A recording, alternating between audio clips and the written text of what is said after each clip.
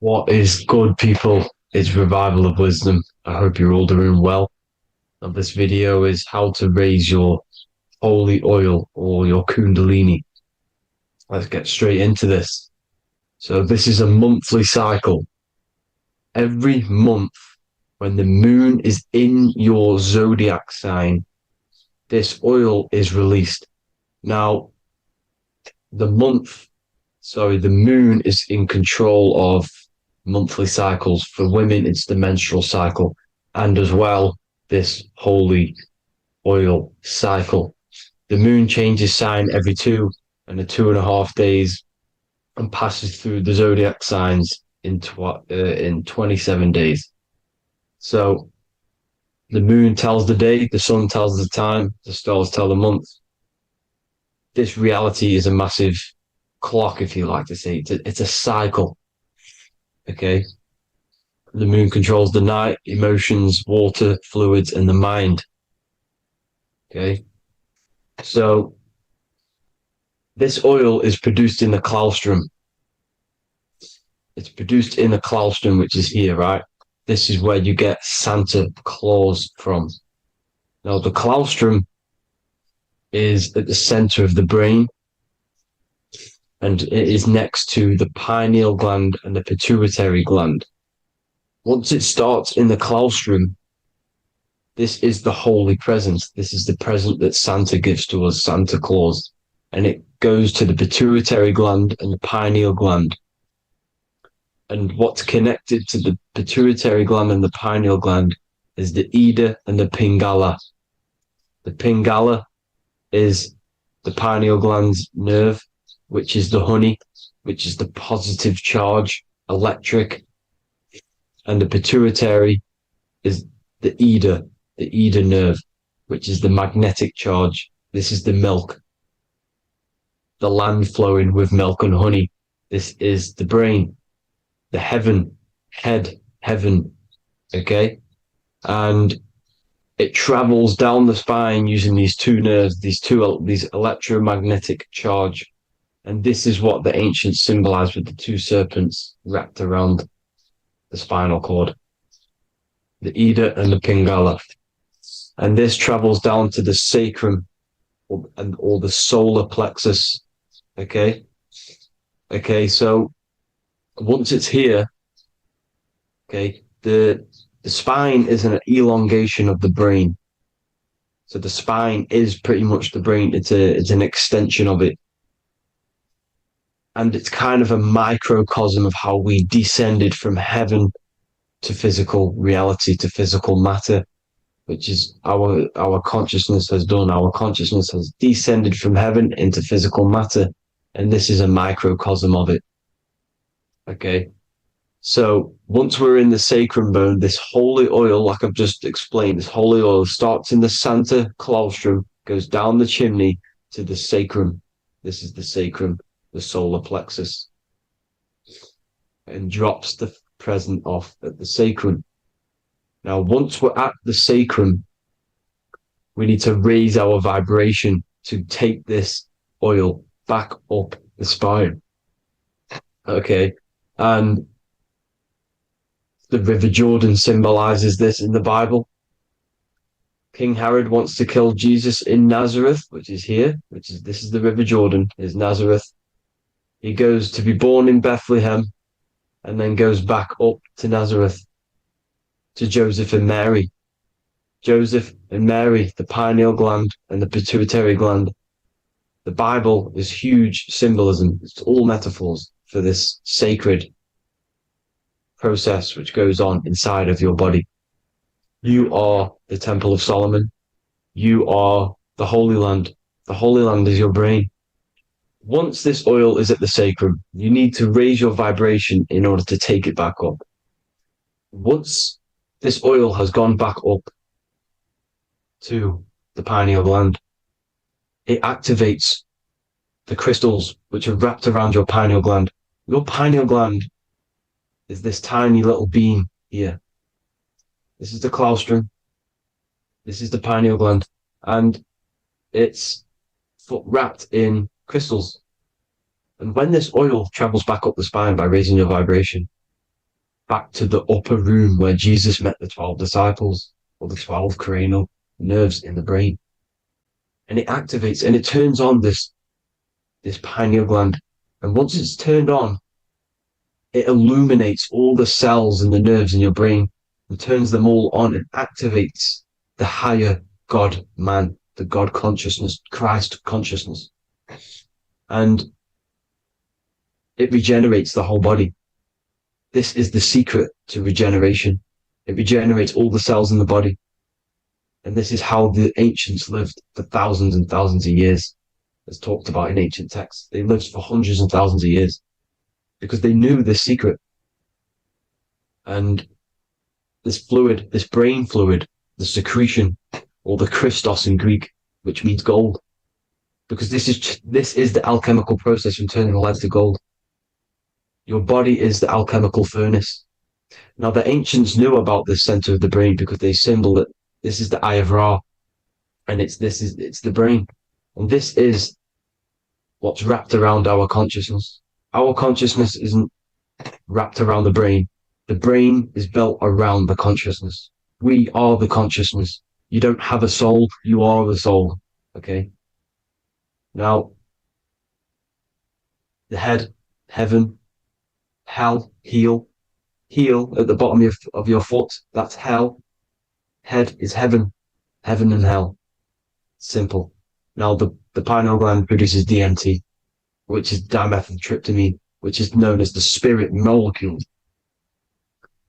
So, let's move on.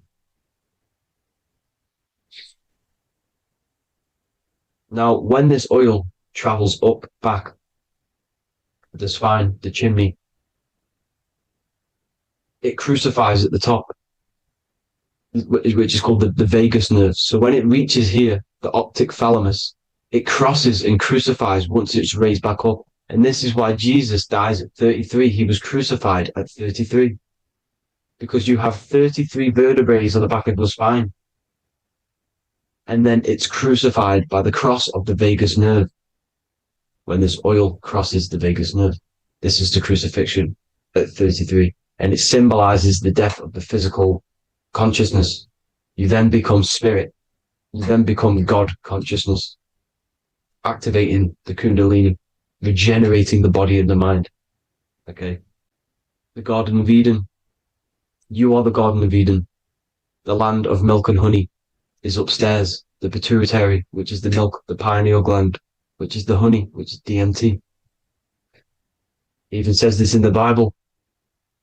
As he brought us into the place, and he has given us this land, a land flowing with milk and honey, which is also symbolized as the sun and the moon.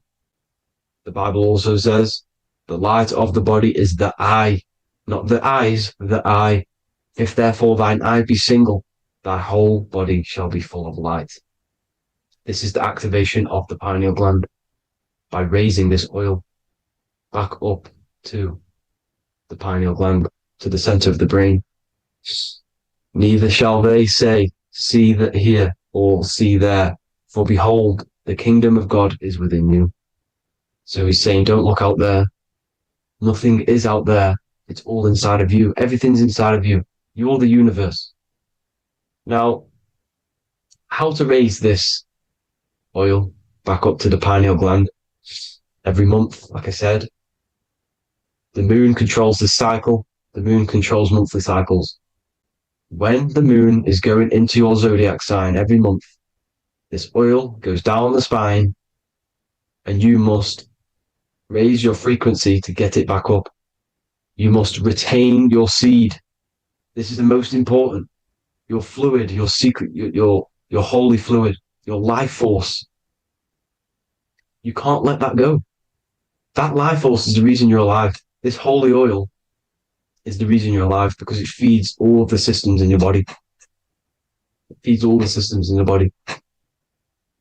You have to retain your seed, alkaline diet, positive thinking and meditation. Okay? When you retain your seed, you will live longer. The moment you release it, you're killing yourself. You're killing a piece of yourself every time you release your seed. Every single time. You're killing a part of yourself. Okay.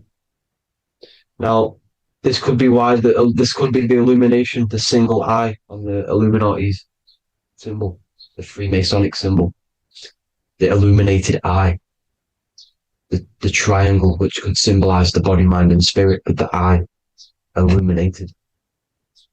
Now, in the Bible, it talks about the two trees, the tree of knowledge and the tree of life. The tree of knowledge is the tree of good and evil, which is the most important system in your body, which is the nervous system. The nervous system, the most important. The tree of good and evil, and the tree of life, which is the cardiovascular system.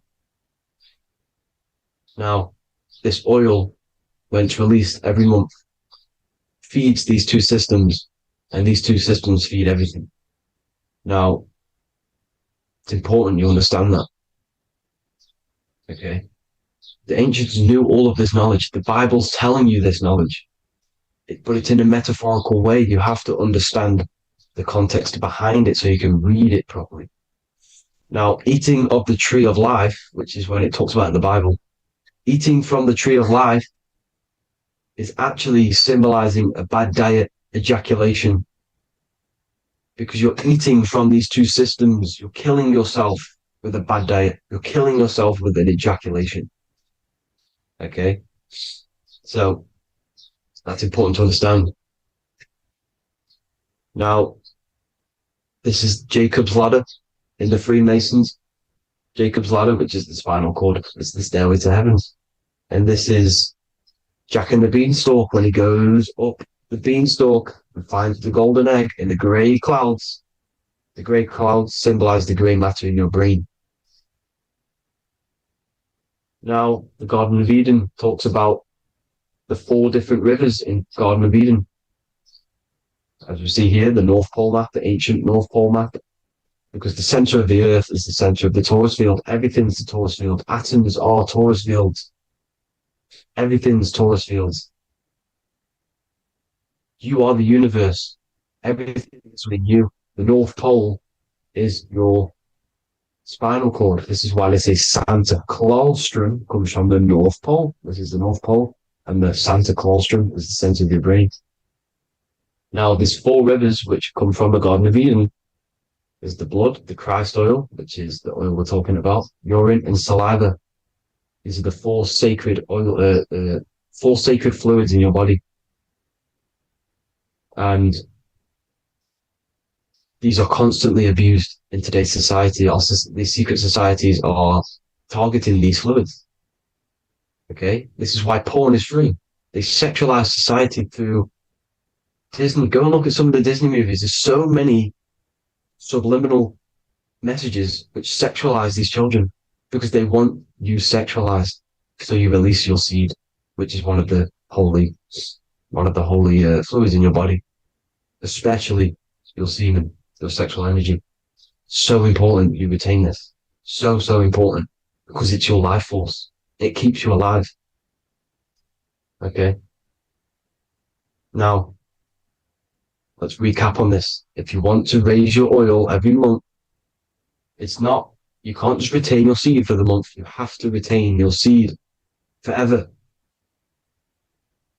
Don't just do it for a couple of days. You have to do it. It's a lifestyle. You want to become God consciousness, you got to do what it takes. It's hard in this society because this society is it's designed to kill you pretty much. It's designed to keep you in these lower states of consciousness with all the bad food, the chemicals in the food, the chemicals in the water, the sexualized TV programs, sexualized adverts, sexualized TikTok and apps, videos, subliminally stimulating you because that is your weakness, sex. It's your weakness. Now, you have to retain your seed, meditation, and an alkaline diet. Why alkaline?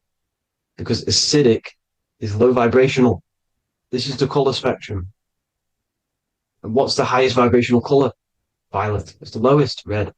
You have to have an alkaline body in order to raise this oil.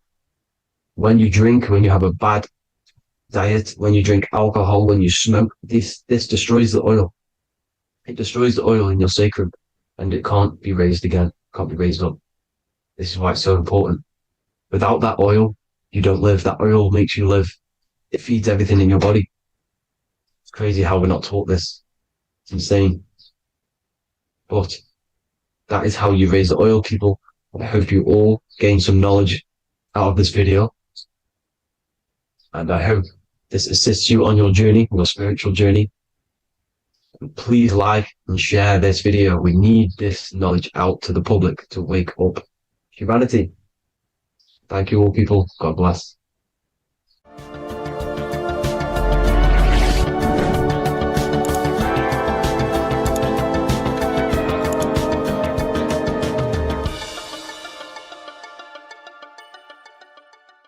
There is a secret meaning behind the number 666. 666 is 3 sixes. The number 3 in occult and esoteric numerology represents the 3 aspects of human consciousness. We see this symbolism in the all-seeing eye with the light and the triangle. The triangle is the number 3. The eye represents consciousness, observation, and the light represents the light of consciousness, because consciousness is pure light. The 3 aspects of our consciousness is thoughts, emotions, and actions. Every thought creates a feeling, and the feeling creates the action. All physical manifestation is driven from these 3 aspects of our consciousness. All physical manifestation comes from thought. Every object you see around you, this screen, the phone you're on, the laptop you're using, or the iPad, was a thought in the invisible realms of consciousness.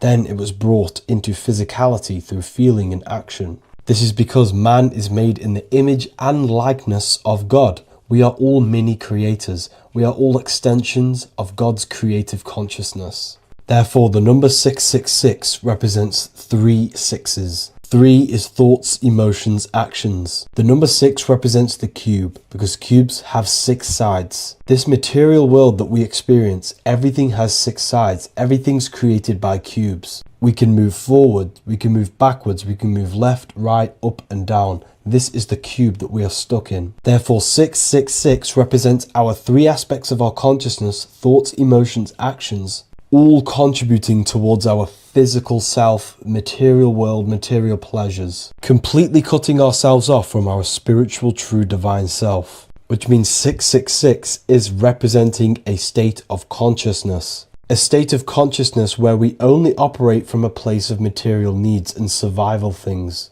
As humans, we possess a physical material body in the physical material external world, but we also possess an invisible inner world, which is what we call spirit. When we disconnect ourselves from our inner world, we become lost in this materialistic way of thinking and acting, which can lead to no life purpose, a feeling of emptiness and voidness in our hearts. Humans possess the ability to transcend our animal instinctual natures and turn to the divine mind, to the spiritual inner world. It is our inner world that is projecting our outer world. The outer world is just an effect of our inner state of consciousness. It's important as we go through this human life to not lose ourselves and look for our validations outside of ourselves. The external world is simply just a mirror, mirroring with mathematical precision what happens inside our consciousness. When we change our inner world, we produce effect in the outer world. To get back on track about this number, this represents when we are lost in our material self and we are completely cut off from our true divine self. The devil is always having goat horns, which represents a ground animal. This is the lower animal self of man. He's always red. The frequency of red is the lowest vibrational color, and it also represents the root chakra. This is all to do with survival mode and our physical needs and physical self. Red represents chaotic and intense emotions like hatred and anger. This is why the devil is always red, because it represents anger and an uncontrolled state of emotion and consciousness. You see, we've been taught in the church and all through religion indoctrinations that the devil is an external deity which influences humans. And in fact, this is nothing but a metaphorical story. The devil is a character which represents an aspect of the human mind, the lower aspect of the human mind, a facet of our own consciousness and psyche. The voice that we have in our head that tells us to do these negative things is not an external deity pushing us to do something bad. This is an aspect of our own mind. Jesus and Satan are just two characters which represent the two voices that we have in our own consciousness. In fact, the word devil was never present in the early Gospels. Instead, what was mentioned was a spirit of evil.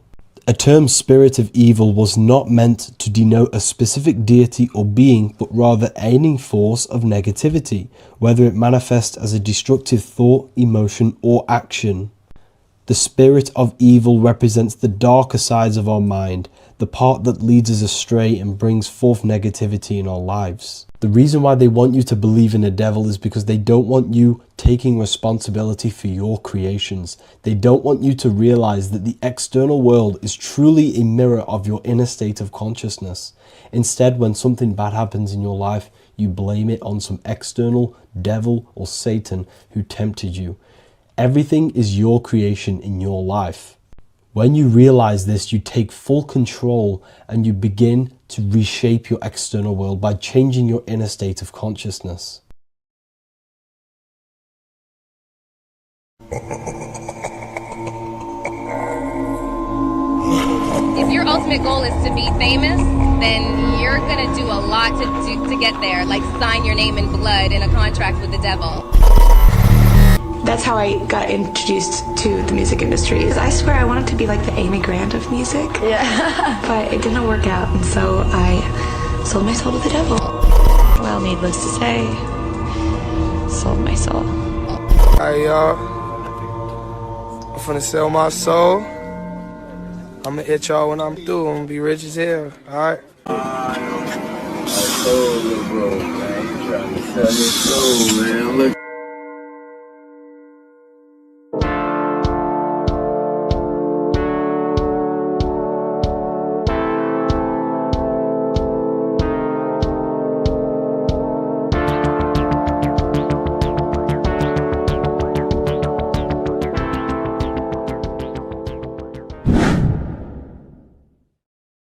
So what exactly is selling your soul? In order to understand this to its full potential, you have to understand the spirit world and the occult world which our eyes cannot visibly see. The physical world we see is nothing but an illusion and a product of the higher planes of existence. For example, you can see someone's physical body, but you can't see the complex structure of the consciousness and the thinking behind that being. With that being said, there are forces and entities not attached to physical bodies, which they exist on the astral and etheric plane behind the physical plane. Now, there are numerous videos and music with artists talking about this. For example, I sold my soul to the devil and the price was cheap. Why do you still do it? Why are you still out here? Well, it goes back to the destiny thing. I mean, I made a bargain with it, a long time ago, and I'm holding up my hand. What was your bargain? To get where I am now. Should I ask who you made the bargain with? with the chief commander. On this earth? And on this earth, and then in a world we can't see.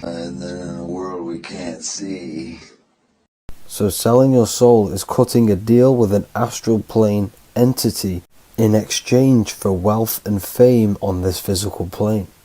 This is classed as black magic because you are bending reality against your intuition. Now, making deals with entities beyond the physical plane, you always have to give something in exchange. When it comes with demonic entities, it always involves some sort of sacrifice, bloodshed, or humiliation. Now, there are countless of rappers who someone close to them have died just before their career takes off to the next level.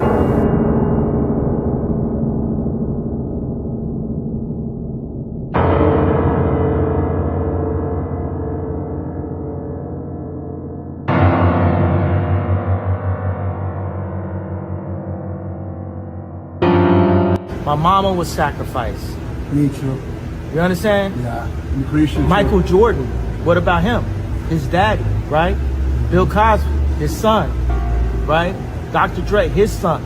You're out in Hollywood, a lot of people come up missing.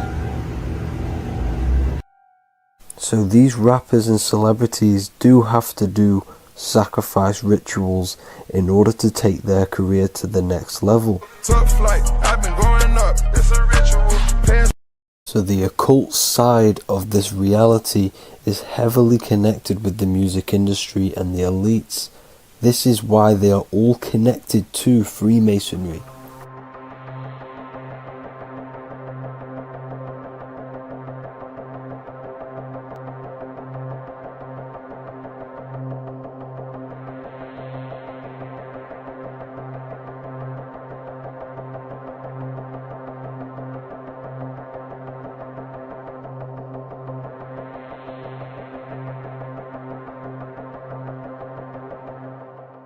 Now this is why the music industry is one of the most important industries for the elites to stay in control and keeping the masses on low states of consciousness. Frequency is one of the most powerful things in reality because it's the only thing which can enter your soul and body without consent.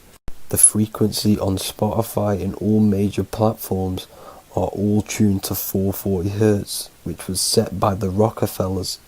440 Hz turns off the whole right side of your brain, and the right side of your brain is to do with critical thinking, imagination, and your intuition. Music has the ability to influence your intent, your emotions, your thoughts, and your actions just by frequency itself. By controlling the music the celebrities put out and the things they talk about, they're actually molding society because of the celebrities' huge amount of influence over the younger generation and cultures within society. This is why the music industry is mainly talking about sex, guns, violence, and hating other people. These are all very low vibrational acts and things to do which destroys humanity and societies, keeping us all conquered and divided in order for them to stay in power. Music can actually reprogram your subconscious mind, and it is a form of MK Ultra, which is mind control. It's in my brain. Do you know that? It's living rent free. I can't get it out. You did that. Yeah, it's hypnosis. Yeah, it's hypnosis. You're so awesome and dope. You do need to be very careful with what you're listening to and what frequency it's playing at, because all of this has an effect on your electromagnetic field and your state of consciousness. Now let's go back to selling your soul. When these rappers and celebrities sell their soul, they now gain eternal life on this physical plane. When you do sell your soul, you are allowed to live forever. And these people that are called youngins, rookies, new booties, like I was, had no idea that these people still live. They will prey, haunt, kidnap, anything to stay on top. This is their world. They have nothing but time, is what they believe. Now this explains why there's so much Saturn worship, because Saturn is the father time. He's the god of time and crystallization in the physical realm. If you want more information on that, go to my previous video. Now here is A$AP Rocky standing inside of a pentagram, but notice the way he's standing, it's an inverted pentagram. The pentagram is associated with magic, however, the upright pentagram is the 5 elements with spirit on the top. It's either called spirit or ether. It's at the top because it rules the other 4 elements, because it's the baseline of reality, which is spirit and matter. Spirit is behind the physical reality. However, when it comes to black magic, they invert the pentagram, so spirit is at the bottom because they worship the physical world. This is why the Baphomet is the inverted pentagram. These people are operating off their animal instincts. They do not want anything to do with spirit. These are antichrist. All of these celebrities know full well the effect that what they're doing on the rest of the world. They have sold themselves out, and the elites use them as puppets to push this new world order and mould society in the way they want it. This is why all the celebrities are linked to Freemasonry, because in Freemasonry you have to take the oath of silence, where you can't speak on anything that they learn inside of Freemasonry. This is the symbol of silence.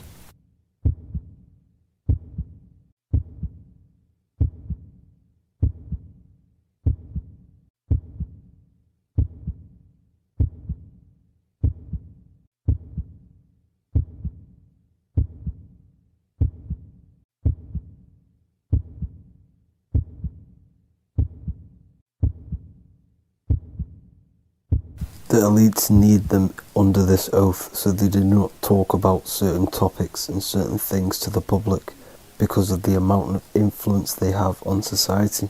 Now, even the name Hollywood is an occult term, because back in the ancient days when they used to create wands, they used to create them out of holly wood, out of the holly tree, because each wood has certain attributes and virtues when it comes to magic. And the holly tree was known as the holy wood, and they used to create the wands out of it to cast spells. And Hollywood are still casting magic to this day through the films and through the music to the masses. That's it for this video, people. Hope you enjoyed. Please like and comment and subscribe. Peace and much love.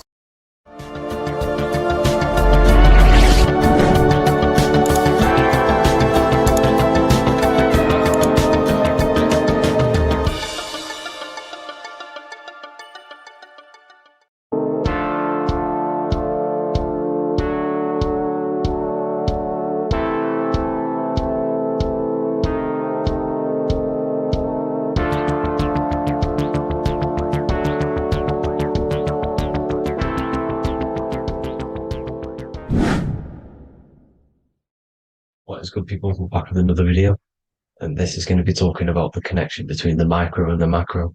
You know, you are the universe, everything is inside of you. So the first thing you need to understand is that the law of mentalism, we are a thought in the creator's mind, everything's being thought into existence. We have a spark of this mind, this same mind of the creator, and everything is a state of mind. Particles or atoms, whatever you want to call them, are a mental thing. They're a product of the mind. Everything's thought into existence. Thoughts influence everything. Thoughts are energetic effects which send out waves into the quantum field around you. And your consciousness is actually the universe experiencing itself, expressing itself, and viewing itself. So we are the creator, but viewing itself in separate bodies. And this is why they call the material world the world of illusions. Because everything's separate here, but we all forget that we are all one. We've all been brainwashed to think we're all separate, but we're all one. We're all the same mind, the same consciousness, everything. So everything's created out of toroidal fields. God created the toroidal field. That's the only thing that exists because the atoms are toroidal fields. And it's the basis behind all creation. As you can see it in the owl's eyes. It creates the infinity symbol. And this was the apple. That apple is a toroidal field. And the toroidal field is made out of dielectricity, which is ether. Ether is black light, and this is counter space. This is another realm. This is what creates God to be omnipresent, to be everywhere at one place at all times. He is everywhere because ether is everywhere. And ether is infinite potential. It connects everything together, and that's what energy moves through. It moves through the ether. And that's black light. Everything is light, as it says in John 4:2. God is light. Everything's a vibrational state of light. So the torus field is made out of dielectricity, ether, black light, magnetism, which is white light, which is the center of the toroidal field. And magnetism radiates, it has no vibration. And then when white light splits, it turns into electricity, which is physical material, and that has a vibration. This is the Holy Trinity. The sun, the moon, and Saturn. Saturn, the god of materialism. If you've watched my videos on Saturn, you know that Saturn is crystallizing everything into physical matter. And that's why his old name was El. The ancients called him El. And this is why we get El electricity. This is where electricity comes from. because electricity is only a product of the physical world, which is redshift, blueshift, Adam and Eve. And this is what creates the redshift, blueshift is what is a product of magnetism. When magnetism, white light splits, and this gives us vibration. And this what creates the toroidal field, which is the basis of all physical creation. The sine wave is created out of the magnetic wave and the electric wave. The electric wave is the blue wave, and the magnetic wave is the straight wave, which is radiation. This is vibration frequency. So the magnetic wave is straight, and then you have longitude and amplitude, which is depth, which is dimension. You see how the electric wave has depth and a dimension. This is why you get the cross. This is the cross of Earth. This is the symbol of Earth, of bondage, of physical matter, because it consists of magnetic wave and depth, which is electric wave. I mean, this is where you get the sun cross or the earth cross, whatever you want to call it. It's the cross of physical matter, and the ancients knew this. This is why they used that symbol. Redshift, blueshift, which is the toroidal field, is the basis of all creation, physical creation. And this is why you have the police siren is red and blue. The Matrix movie, red pill, blue pill. You have red blood and blue blood in your body. The Democrat and Republic, the two parties, red and blue. Like your taps on your taps, you have a red and blue tap. One's generative and one's destruction. Fire, destruction, water, generative. So this is the basis of all things. And electric wave has dimension, like I've already said, depth, material, and it's measured in hertz. It's measured in hertz because it hurts you. It decays because the electric wave has a vibration, and vibration always has to go back to a standstill point. This wave cannot go forever, but the magnetic wave will go forever. It's radiation. Magnetic is radiation. It radiates forever. It pulses. But the electric wave will at some point come back to a standstill point, and that's why it hurts. It decays. That's why our physical body decays, because we contain of electricity. This body is an electric body, and it will return back to stillness like a guitar string. If you vibrate a guitar string, you pull it, it will vibrate, make a sound, and then go back to a standstill point. It's the exact same with every single toroidal field within the body. It will decay, and this is why our bodies decay, and everything in creation decays. So we're born into sin. The sin of Eve. The sin of Eve is us biting into the tree of knowledge of good and evil, which is the systems in the body. And the sin of Eve is biting into the sine wave. We bit into the sine wave. The sun moves in a sine wave. Our DNA is a sine wave. Time is a sine wave. Everything in this creation is a sine wave. This is why the dollar bill is a sine wave. Magnetism and electric waves in one.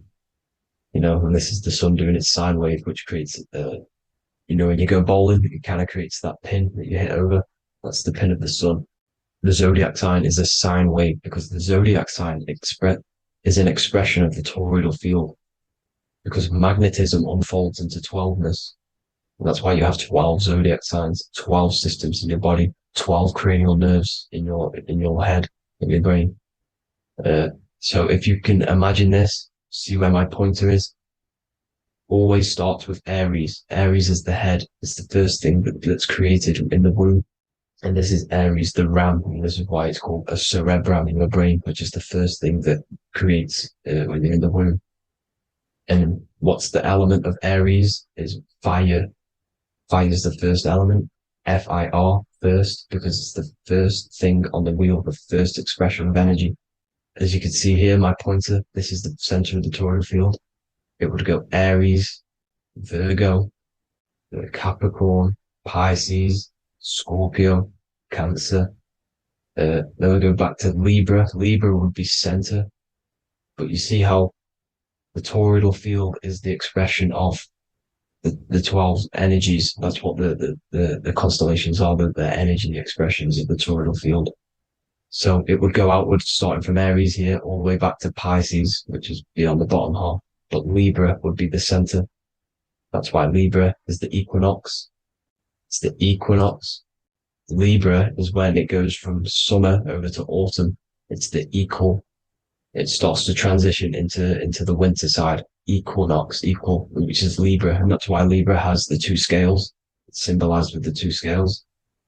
That's because of, the sun moving over. It's being judged. It's equal now, but then it's going to tip over into the winter. That's why Libra is here, the center of the sine wave. And like I said before, magnetic energy unfolds into 12ness. Magnesium is number 12 on the periodic table. It's the sacred number. And this is why the scientists are NASA is trying to bring in another constellation to destroy the holy science of astrology. So Aries rules the head, which is Mars. Taurus rules the neck, the lower head. Gemini, the two twins, which is your lungs, your two twins, your arms, two twins. Cancer, the breasts, or the chest area. Leo, the heart, which is the sun, which is fire, the center of the toroidal field. Virgo, the belly, which is the intestines. Libra, the kidneys, the two scales, the kidneys, balancing out everything. Scorpio, the sex organs. Sagittarius, hips and thighs. Capricorn, I've missed that out, which is the kneecaps. Capricorn, kneecap. Aries, which is the ram, which is the cerebrum in your brain. And then Aquarius, the calves and the ankles. And the Pisces, the two fish, the 2 feet. So everything corresponds, as you can see here. This is an ancient way of depicting it, of the folded human. And this is everything. Each constellation rules that part of the body, gives energy to that part of the body, makes you do certain things. So magnetic energy unfolds into 12ness, electricity unfolds into 7s. That's why when you get electric, the light spectrum that we see, it consists of 7 colors. Why we have 7 planets. The 7 planets give us our 7 metals and the 7 solfeggio scale frequencies. So the rotor, this is the rotor, and rotor is an anagram for Torah. The Torah, which is I think it's the Hebrew Bible. Don't quote me on that, but it's one of the holy books. Which is the Torah, the Taurus. Everything goes back to the Taurus field because it's the basis of all creation. So the chief cornerstone, it says in the Bible that the builders rejected the chief cornerstone. The chief cornerstone, you are the builder. You decided to incarnate into the physical world, into the electric world, the world of Saturn. When you are created in the womb, it takes you 9 months for you to be created. So for example, if you went into the womb here, it'd take you 9 months. So let's say you're born in Scorpio. So you'd go back 9 months, 1, 2, 3, 4, 5, 6, 7, 8, 9. You consist of all of these 9 energies because it takes 9 months or however long you took to be born. Some people are born earlier. You'd have to find out how many months you were in the womb for. But you consist of these 9 energies, and each constellation has a cell salt associated with it. And these cell salts are vital for your health and your cells and the optimal health of your body. So the chief cornerstone that you rejected is these 3 cell salts, these 3 constellations. So you're mineral deficient in these 3 constellations. For example, fluoride, magnesium, phosphate, and potassium sulfate. So that's the chief cornerstone. And a cornerstone, people always get it rejected with the cornerstone. The cornerstone is not, it doesn't say the cornerstone in the Bible. It says the chief cornerstone. The cornerstone is a cornerstone of a building, but a chief cornerstone is the top of the pyramid. This is where we get the pyramid of the wheel. So you're mineral deficient in one of the 3 zodiac signs. You're not. You were not in the womb for. This is the chief cornerstone you rejected. So the human body is the micro. It is the universe in a physical form. It consists of everything in the universe. Just like your consciousness is the universe watching itself, experiencing itself. Your body is the whole universe. 12 systems in the body, 12 zodiac signs, 7 chakras are the 7 planets. The Holy Trinity of you is your Temple of Solomon, the soul and the mind, the sun and the moon. Everything is in you. You consist of everything, all the energies, everything. Heaven and hell. Heaven and hell is a mind state. It's a state of the mind. Head, H-E-A, which is heaven, and the heel, the bottom of your foot, is hell. And the bottom of your foot is the soul. So they're basically saying, well, it's wordplay. They're saying that your soul is in hell because, with the elites being in control. So they call the bottom of your foot the soul, trying to say that you're in hell. The Christ is in you. And this Christ is Greek for Christos. And Christos is Greek for the oil. And this oil is produced in the cerebrum, the areas, the ram, the cerebrum. It goes down the pineal, the pineal and the pituitary are underneath the cerebrum. Goes down the pingala and the ida. The pingala being the positive charge connected to the pineal gland, pin, and the ida connected to the pituitary. And this is the two serpents going down the spinal column. And this is why Jesus goes from Nazareth to Bethlehem, and then Joseph and Mary are waiting for Jesus in Nazareth. Joseph and Mary are the pineal and the pituitary gland waiting for Jesus to come back up the River Jordan, your spinal column. So this is the oil. This is the story of Santa as well. Santa comes from the North Pole. Why? Because the North Pole of the Earth is the center of the toroidal field, and the North Pole of you is your spinal column, which is the North Pole of the toroidal field. The North Pole. He comes from the North Pole. This is the North Pole. This is the South Pole of the toroidal field. Comes from the North Pole, which is your mind. And he goes down the chimney and then back up the chimney. This is the chimney. And he drops off the present, which is the Christos, the oil. And this is why Jesus is crucified at 33, because he crosses over the vagus nerve at the top of your spine. When this oil comes back up the 33 vertebrae, these are your vertebrae here. When it goes up to the 33 vertebrae, it gets crucified at 33 because it crosses the vagus nerve, and he's crucified on a cross at 33. This is the story behind Jesus and Santa. The Ark of the Covenant in the Bible is the two hemispheres which cover the vital parts of your mind, the brain side, which is the cerebrum, the pineal, the pituitaries, etc. So the two hemispheres are the two angels, the Ark of the Covenant.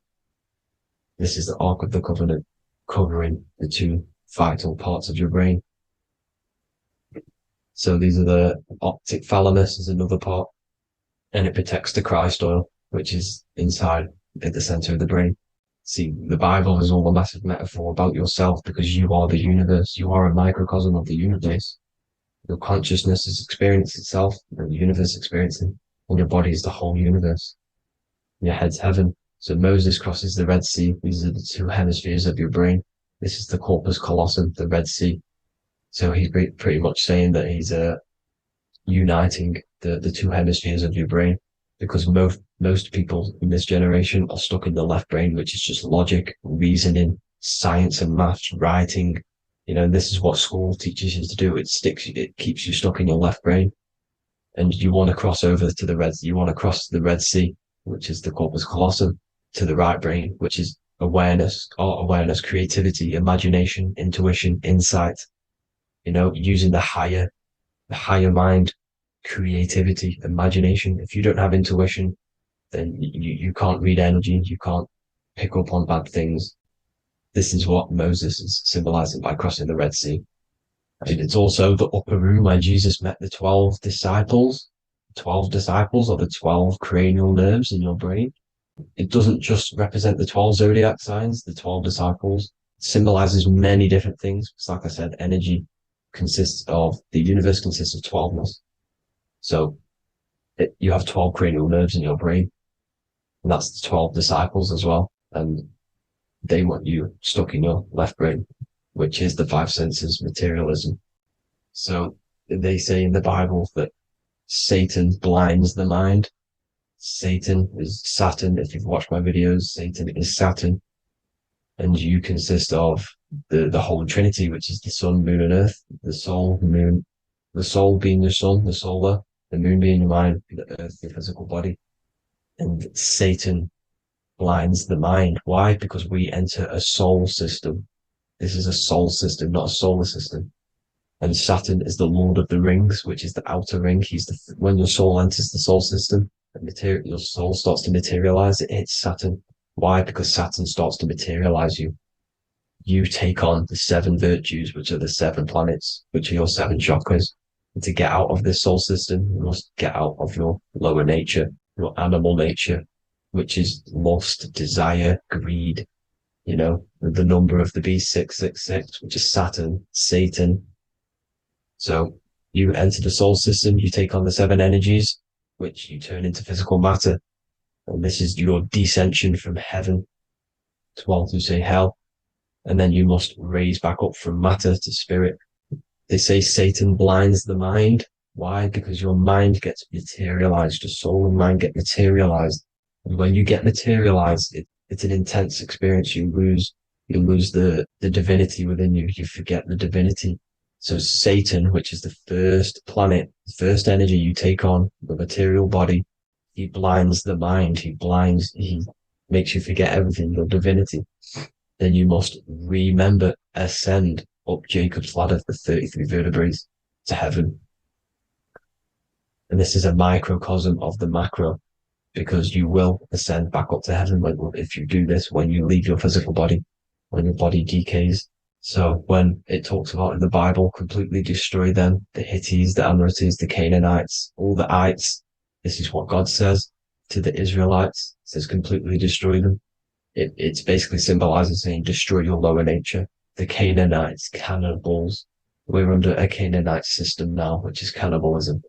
And this is flesh eating, lust, greed, all the demonic stuff, all the lower vibrational stuff, the lower nature, eating, sex, and survival, the lower three chakras. You must get out of these lower three chakras and return back to spirit, which is heaven, which is spirit, love, being holy, being truthful, being passionate. Going back to Satan blinding the mind, all of the planets are made out of these three symbols. Satan blinds the mind, and that's why Satan's symbol, this is the symbol for Saturn, Satan, the symbol for Saturn is the cross, which is physical matter, the earth, over the moon is your mind. So the Saturn symbol saying matter over mind, he blinds the mind, Satan blinds the mind once you enter the soul system. And you must remember, in the Bible, it talks about the Genesis, which is Eve, the sin of Eve, which is biting of the tree of knowledge, with the serpent, which wraps around the tree. It says the serpent placed himself on the tree. Well, the serpent is the spinal column. It's the serpent telling you eat from the tree of knowledge of good and evil, which is your nervous system. And eating from the tree of knowledge of good and evil is doing bad things. For example, over-sexualized, overeating, eating the wrong food. That's eating from your nervous system. It's decaying you, and it's preventing you from achieving the God self, the God consciousness. This is the symbolism of, the tree on the serpent, telling you to eat from the left brain, with the left brain being the sinister. Sinister is Latin for left. That's sin. Sin is left. And left is lefty Lucy, Lucifer, right, righteousness, right, God, godly. The tree of knowledge of good and evil, which is your nervous system, because it determines good or bad. That's the only thing you experience in this world is your nervous system. And then the tree of life is the cardiovascular system, and the Garden of Eden is your body. So that's it for this video, people. I hope you've got a greater understanding of how you are the universe and everything is inside of you. Just keep in mind you are the universe experience in itself, and your body is a reflection of everything. The 12 constellations, the 7 planets, everything's inside of you. This world is an expression from the inside outwards. You can't affect the outside world to manipulate reality. Everything's inside of you. I hope you got a greater understanding of this. God bless.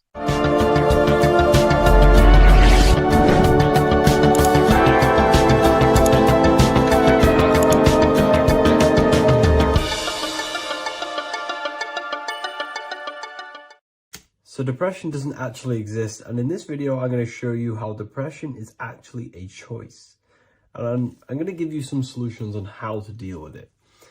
And this is probably going to change your life forever just by doing this alone.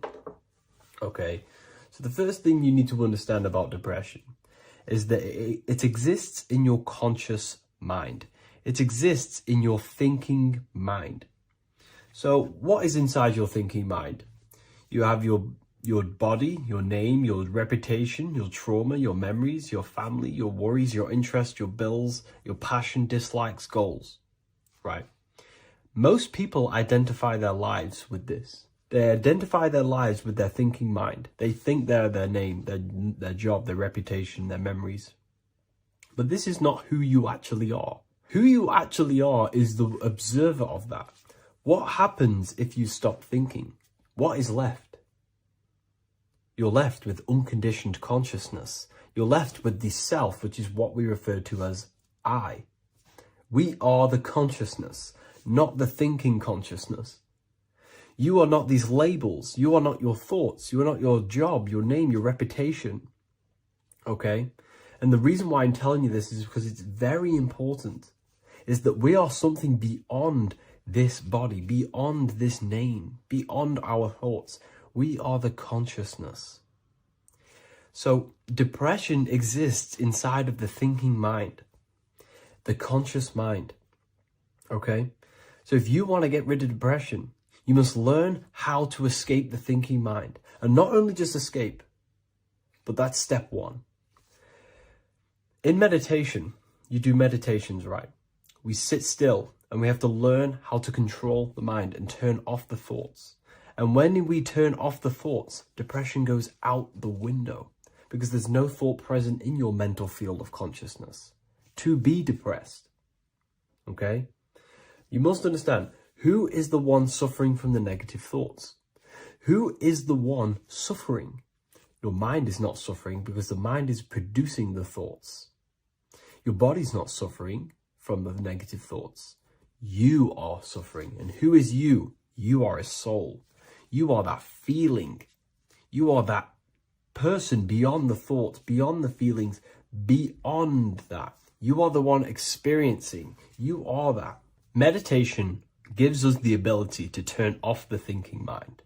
This allows us to escape our thoughts. Okay? And it gives us, over a long period of time after meditation, you'll be able to turn this switch. And this switch will be able to turn off your thoughts. And by doing this, we will be able to control our conscious mind directly by the hand. So when you notice yourself gaining them negative thoughts, we can then turn off the switch of turning off the conscious mind and rising to our authentic self and knowing the thoughts are just illusions. Now, let me tell you something that's very powerful. Most of your thoughts are coming from beliefs. Most of your feelings are coming from beliefs.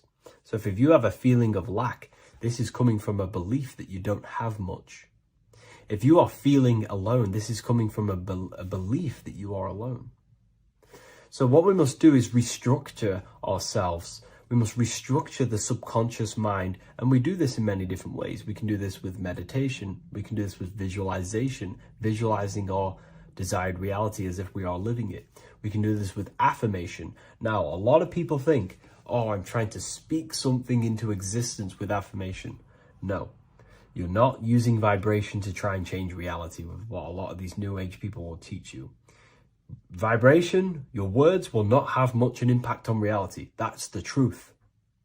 But what they do have an impact on is reprogramming and recrafting and refining your mind. If you repeat, I am wealthy all day long, your subconscious mind, that word will be lingering inside your subconscious, and you will start to mold that into your conscious. You'll start to be consciously thinking about this. Most of your thoughts are coming from your subconscious. So if you want to get rid of depression, you got to figure out the trigger. What are you depressed about? What are you feeling? What are the beliefs that are making you feeling and thinking this way? And that's what you must restructure. You must restructure your subconscious mind through visualization, meditation, and affirmation. You do these all the time. You do these every single day, and you will slowly, if not surely, restructure your subconscious mind. While by doing the practice of meditation, you'll gain the off switch as well. Sometimes depression comes from not living in your authentic self. You're not doing the things that your soul is telling you to do. We all know what we should be doing at all times. I don't care what you have on. We all know we should be doing something. We all know that we have there's a higher aspect of our mind that tells us, oh, we need to be doing this, but I'm actually sat here on my phone. Oh, I shouldn't be eating this, but I'm doing it anyway. There's always that higher voice. And that is the voice that has to be connected to. And when that voice, when your body's not acting out the voice of the soul, then the soul becomes sadder, and suffers more and more and more. There has to be a connection between the soul, the mind, and the body. They have to work in unity. Okay? So I hope this video helps with depression, with whatever you're going through mentally. Hello and welcome to another lecture from Harry B. Joseph, also known as Revival of Wisdom, the author of the Book of Wisdom series from revivalofwisdom.com. In this lecture, you will learn how to decode Freemasonic symbolism, gain a deeper understanding of yourself, expand your awareness of consciousness and reality, and receive guidance to navigate life with greater clarity. So today we're going to be breaking down this particular piece of artwork, this Freemasonic artwork, and how this relates to you and reaching a higher consciousness. Because ultimately, this is what it's about, okay? Freemasonry is considered a craft, and this craft is crafting a better brain and heart, crafting a higher consciousness, crafting a better self. Why? So we can operate in the world at a higher degree, operate in the world more efficiently, live a better experience in the world, and getting to know thyself. Okay? So we're going to start from bottom to top because this is important. Every placement of this symbolism is on purpose, has meaning, especially the placements of the symbols. Okay? So we're going to start from the very bottom of the artwork, which represents lower down. When we're looking at symbolism, especially occult symbolism, that's what the word occult means. The word occult means hidden, hidden from the eyes. It has its roots in the word oculus. I'm pretty sure that's Latin, which means eye. So the word occult comes from oculus, which means eye. And the word occult means hidden from the eye, the unseen, studying the unseen aspects of self. We're studying the brain. We're studying consciousness. We're studying the body, the heart. We're studying the self, the hidden aspects of the human psyche and the hidden aspects of self. Okay? Because ultimately, this is what gives you power in the world, depending on how you use that power, whether for good or bad, depending on the consciousness wielding that power. This is why we say knowledge is power. But I would actually say knowledge of self is power. Because when you know how you function, you gain power. You gain personal power. You gain mastery. Ultimately, this is what Masonry is about. Self-mastery. Crafting a higher consciousness. So at the very bottom of this artwork, we have a checkered board with a coffin. The coffin is the beginning of the artwork. The very base. This is the foundation of consciousness. The coffin symbolizes unconsciousness, the state that myself was in, maybe yourself, before we woke up and before we came conscious of our spirit, before we came conscious of ourselves. That ignorant state of acting without purpose, acting unconsciously, experiencing the world and not actively living in the world, simply reacting to external circumstances. This is an unconscious state where one is ignorant. 80% of the world is in this unconscious state. And this is symbolized as the darkness, the tomb. Look at how the tomb is fully blacked out, representing dull, no emotion, it's dark. This represents the darkness of self. The spirit is buried. The spirit is in the tomb. They're not even aware that they possess consciousness. They think they're the material body flying on a ball millions of miles per hour through space, and the sun is, they think they're a monkey evoluted. They've never questioned themselves. They stay in ignorance. They're in the spiritual darkness, okay? and they're furthest away from the light. Look at the top. This is the light sources. They're in the darkness.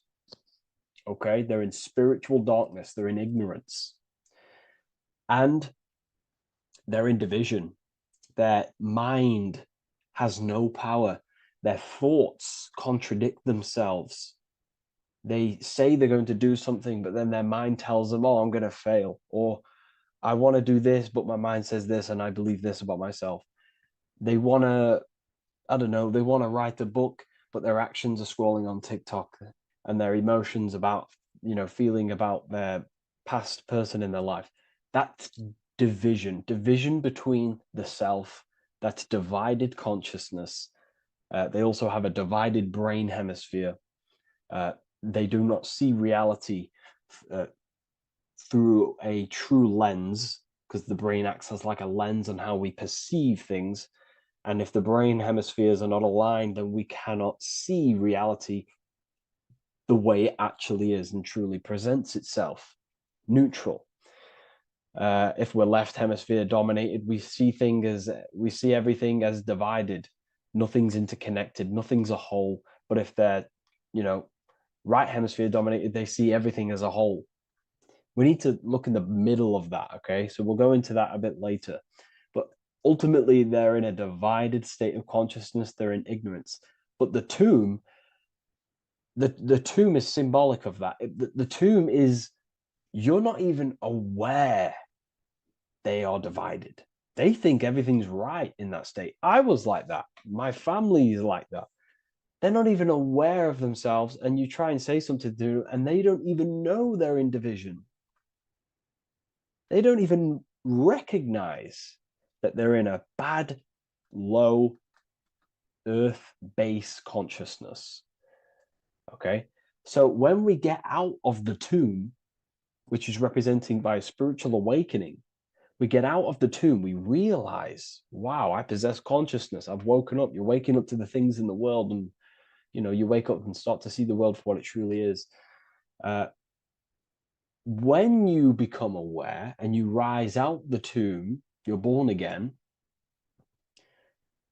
You start looking within. You start to become conscious of your thoughts. You start to become conscious of your actions. You start to become conscious of the evil in the world. You start to become conscious of the things. You rise out the tomb. You start to become conscious of your intuition. You then step on the checkered board. The checkered board is now you realizing you're in a divided state. Okay, so you're now putting down the ego, because remember, when you're in the tomb, the ego is fully in domination over consciousness, over your consciousness. It doesn't allow you to say that you are wrong. It doesn't allow you to think that there's evil in the world. It doesn't allow you to believe you have a spirit. It doesn't allow you to see that there is maniacs running the world and trying to control you. The ego is so stuck. But when we start to realize this is part of our awakening, we start to realize that the ego is trying to keep us safe at all times and keep us locked in that state of thinking and believing that we were in before. It's always seeking safety. Okay? So when we come out the tomb, we start to put down the ego and start to, how do I say this? We start to acknowledge that we were wrong about the world. And that is a lot about awakening. You have to acknowledge that you do not know everything. There are people with such higher knowledge. Okay? So when we come out the tomb, we put down the ego. We start to actually say, I was wrong about the world. I was a victim of mind control. I was in ignorance. I was in darkness. Spiritual dark. I'm divided. My thoughts, emotions, and actions are not aligned. My intuition and my action are not aligned. I'm not taking action on what I know is good. I'm taking actions against what I know is good. That's a sin. That's a sin against the spirit. Okay? So when you acknowledge this, you acknowledge you're in division, you then take the first 3 steps, which is the Freemasonic Blue Lodge degrees, these 3 steps. Okay. Ultimately, this checkerboard represents illusions as well. You're in an illusion. Okay, this is why we see it heavily used in the music industry.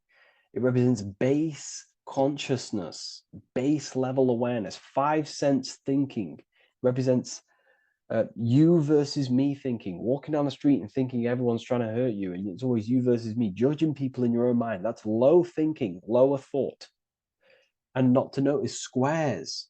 Squares are an unnatural state. They're an unnatural shape. We do not see squares or 90-degree angles in nature. It's the lower mind. So it represents base consciousness, base level awareness, only aware of the physical body, only aware of the 5 senses, never looked within. That is the base. And this is the foundation we have to rise up to the light from, up to higher consciousness. So this gives us a strong foundation when we realize this about ourselves, that we were in division. Our thoughts, emotions, actions were not aligned. Our brain hemisphere was not aligned. I'm not thinking with love in the heart. Okay? So that is the state we're in. Now, hopefully that's cleared things up about the chessboard. Before we move on, please leave a like, maybe a comment if you wish for me to discuss anything in the further lectures. Please smash the like button, and it would really help me out. And share this with a friend who is interested in the occult. Okay, so the steps are the first steps of the Freemasonic degree, the 3 Blue Lodge degrees. Now, this can be represented as the number 3, a very powerful number, a very symbolic number. Number 3 is the 3 expressions of consciousness. How do we express consciousness? How does consciousness express itself? Well, there are 3 ways. We think, consciousness thinks, consciousness feels, and consciousness acts. They are the 3 expressions that we express our awareness and consciousness. So we're looking at thought, emotion, action. We're also looking at the 3 brains: the reptilian brainstem, the mammal limbic brain, and the neocortex.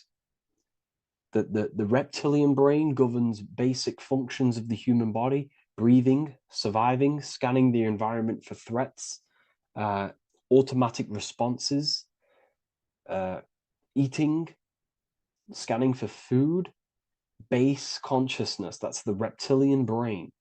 That's what most people operate their lives in, including myself before I woke up. I'm not trying to sound big-headed, but this is the truth.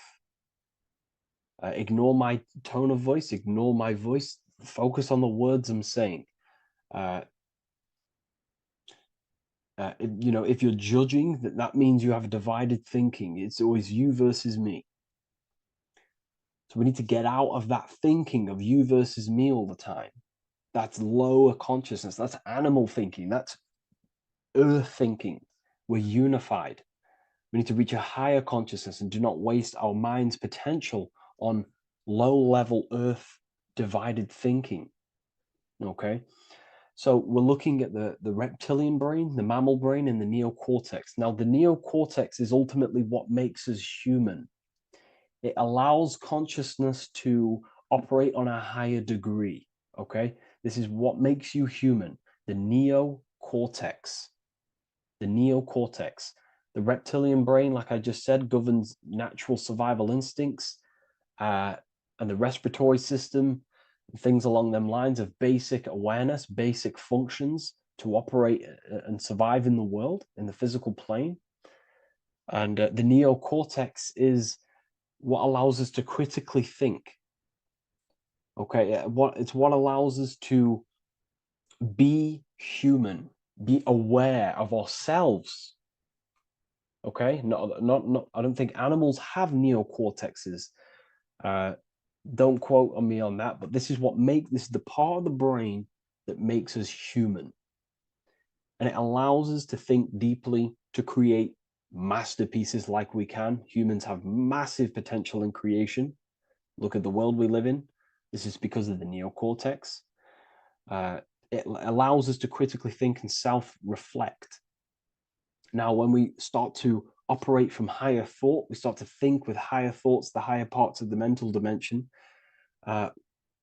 we ultimately start using this brain more. We start functioning from the higher brain. Now, this is why Neo from the Matrix is called Neo, because he uses he was in the reptilian brain. If you watch the film The Matrix, if you notice, he gets plugged out of the Matrix and he's plugged in on the back of his neck into the brainstem. And when he's plugged out, his name's Neo, which is neocortex, using the higher brain. It's what awakens the self. It allows consciousness to function on a higher degree compared to animals. Okay, so we're looking at thought, emotion, action.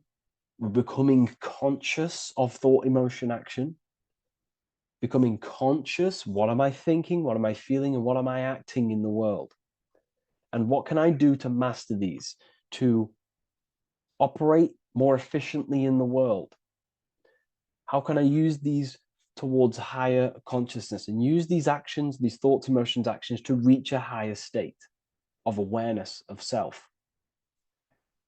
So when you go through the first 3 degrees, you enter the doorway. Now, this is symbolic of a doorway.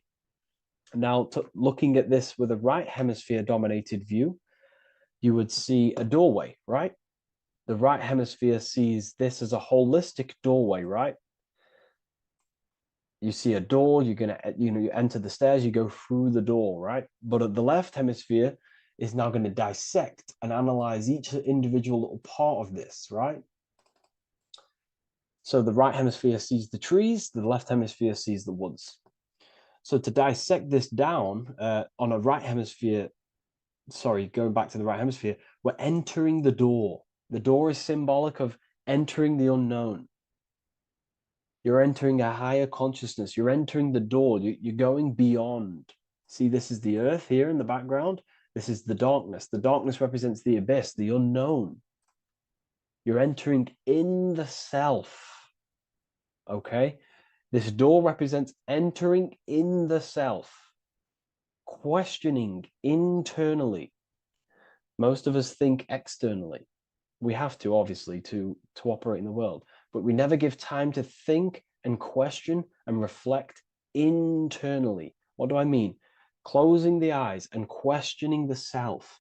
Who am I? Where am I from? What's the voice in my head? If the voice in my head stopped using the language that I speak, what is it then?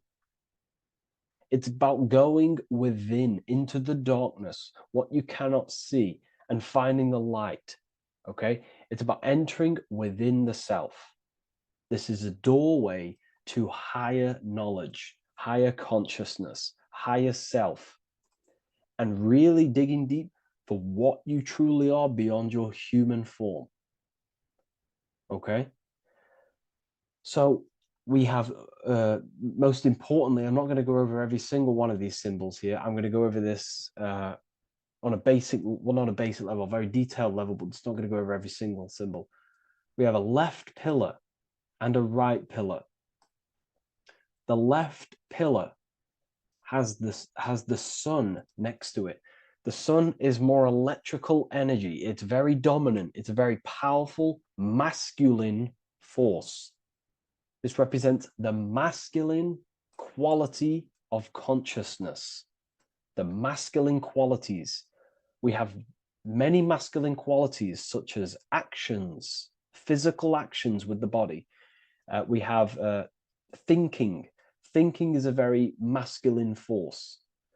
We have the left brain, analyzing brain, the brain that's very logical, that's trying to figure things out. That's the masculine pillar. Okay? So this is the masculine qualities of consciousness. It also represents what we can see, the sun. The sun allows us to see, to visually see in the world. So the sun represents the external world, the world outside the self. When we close our eyes, we have a self. an internal dialogue, an inner voice. We have an inner world, outer world. This represents the world we take physical action in, the material external world outside you. Okay? The world we can see. And then on the right pillar, we have the moon, which is associated with feminine qualities of consciousness. Now, the moon is in the night, what we cannot see. The moon is the nighttime.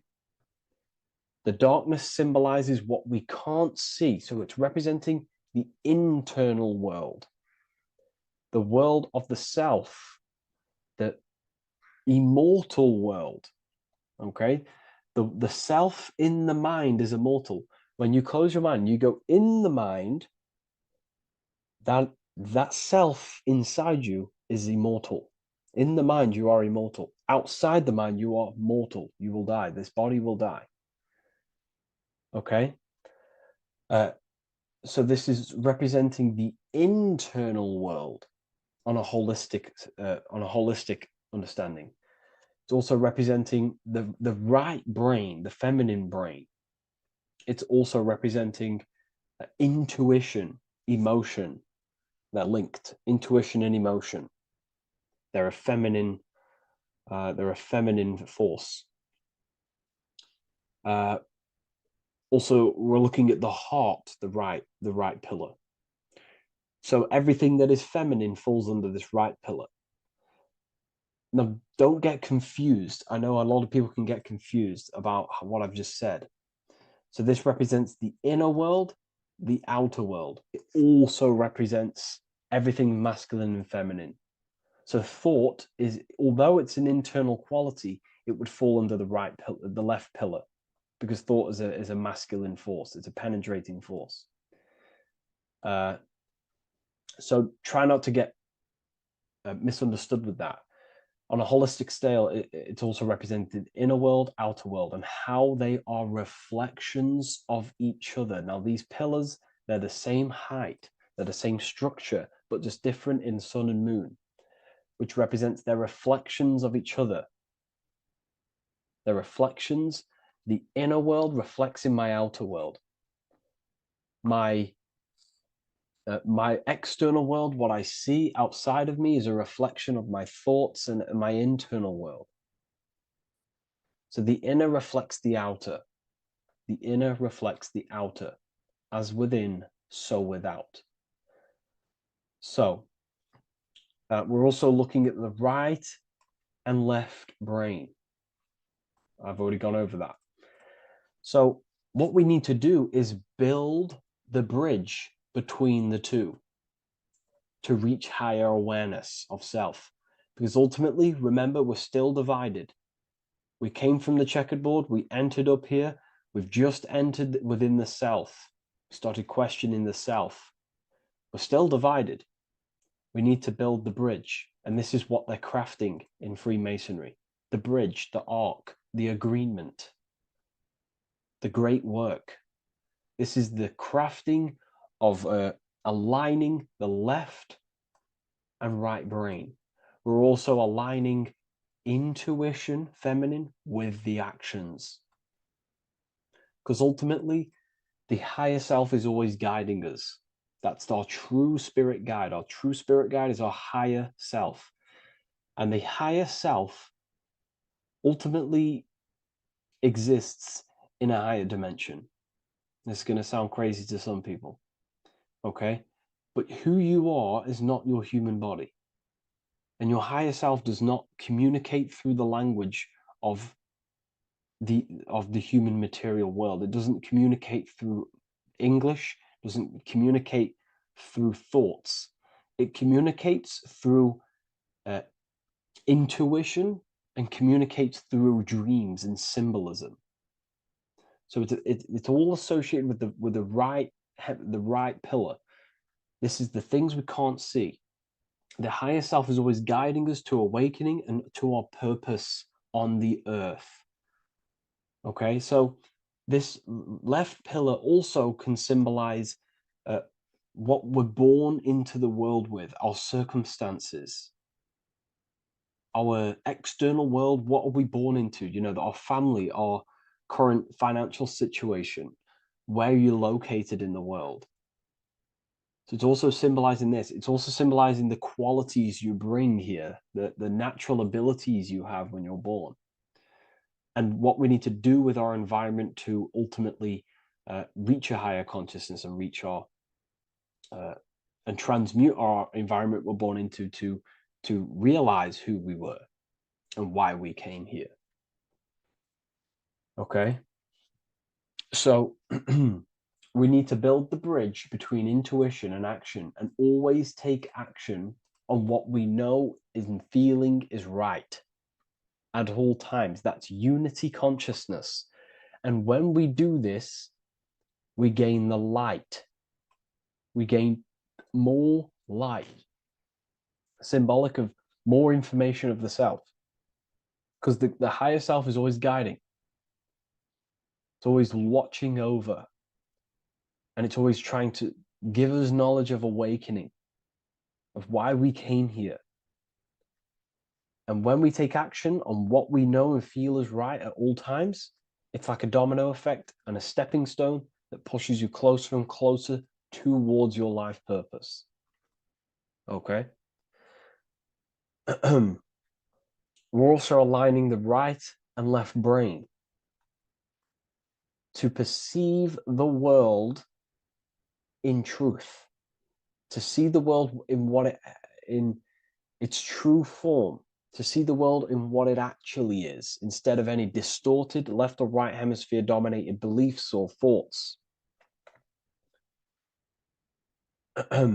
We ultimately do that by acknowledging that, yes, you have a self, you have, you know, the left brain is more ego, this like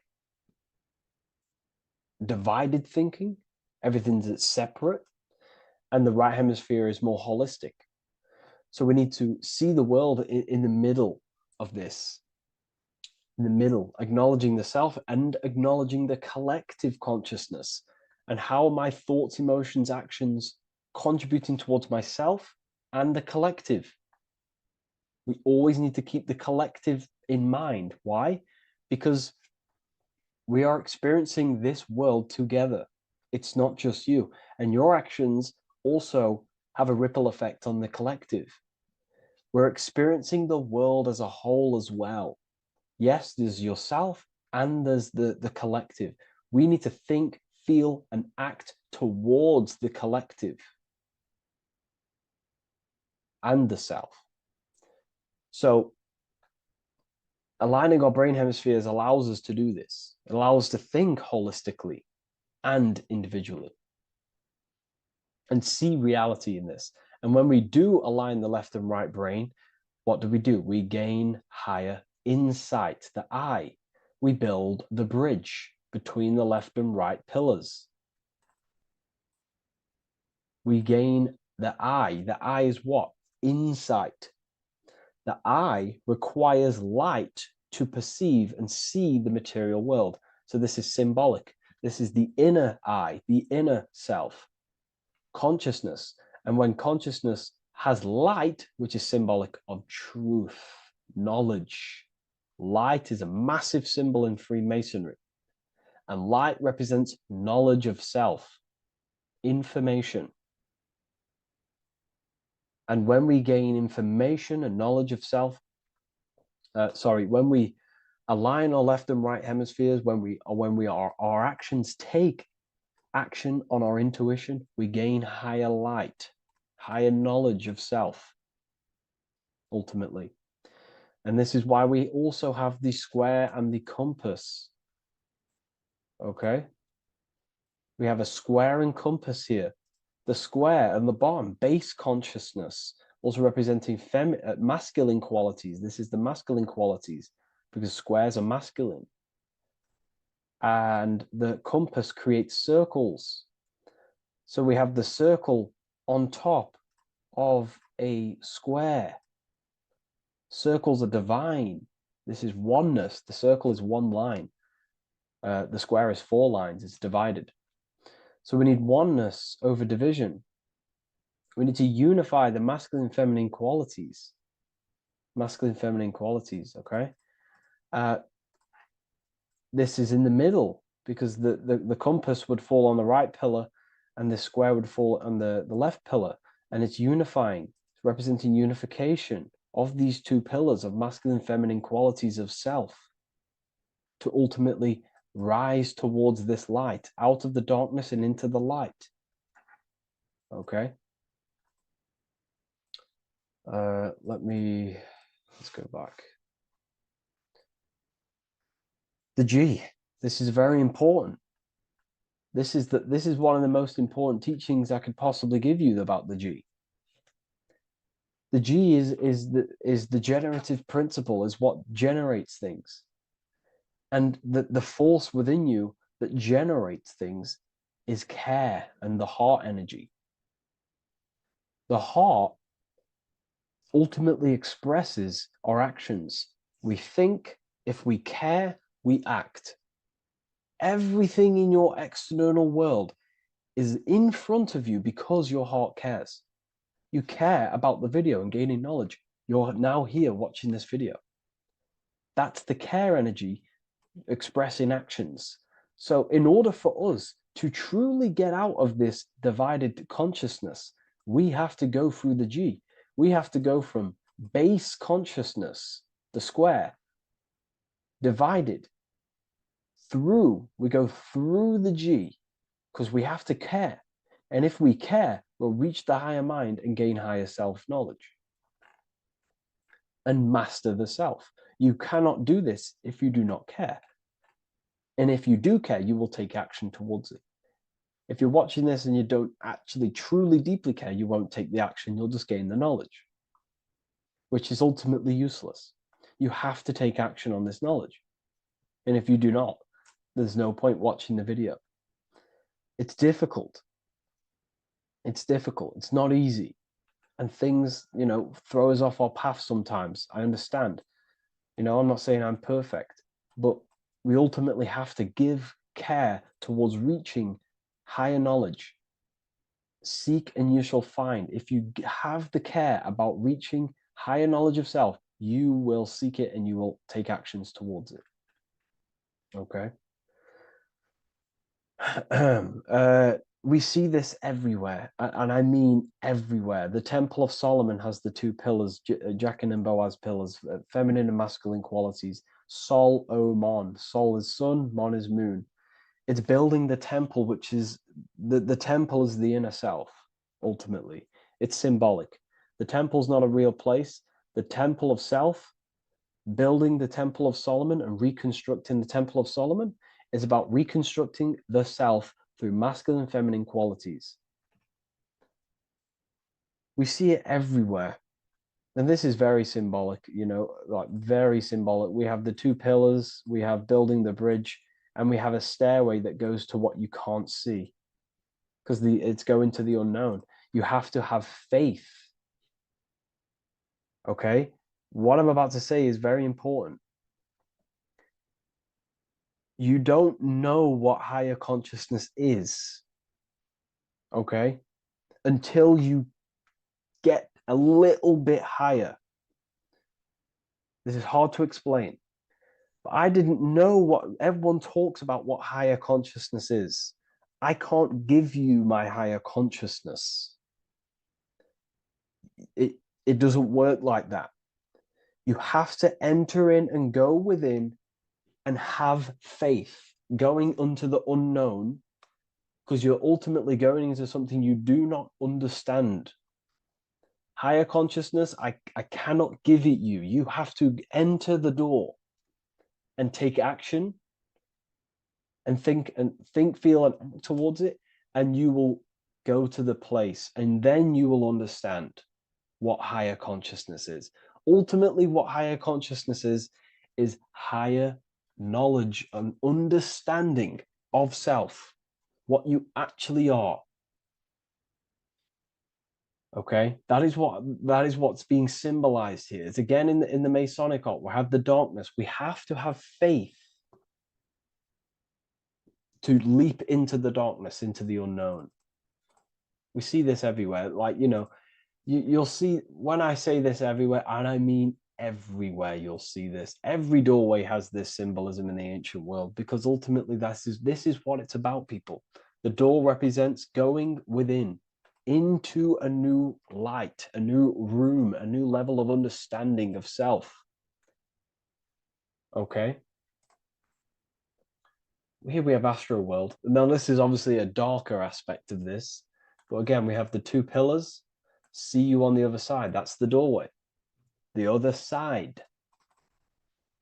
And I'm not going to break down, this ritual, but you can guess what I'm on about here. That's for the university, of course. I can't break that down on YouTube. It's way too deep. But there's knowledge out there that is so deep you couldn't even comprehend it with the current mind, even for myself. And this is the power of symbolism. The more you learn about yourself, the more these symbols reveal to you. It is a journey of self.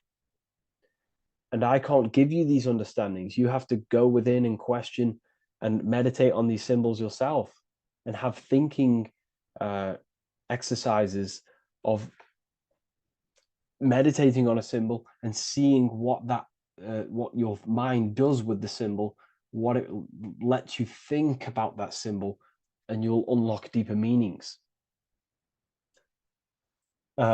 I'm going to go over one more symbol before we end this. This is the hourglass, which represents time. Time, a very overlooked thing in today's world. We do not have unlimited time in this body. You have limited time. You will die. You will die. You have limited time in the external world. This is why it's on the left pillar, located on the left side, the external world. You are limited. The scythe represents you will be harvested. Your body will die. It'll be harvested. You will die, and you need to fulfill your mission here. You came with a purpose. You have to find that purpose by going within the self and questioning and taking action on what you know and feel is right. Unity consciousness, aligning thought, emotion, action.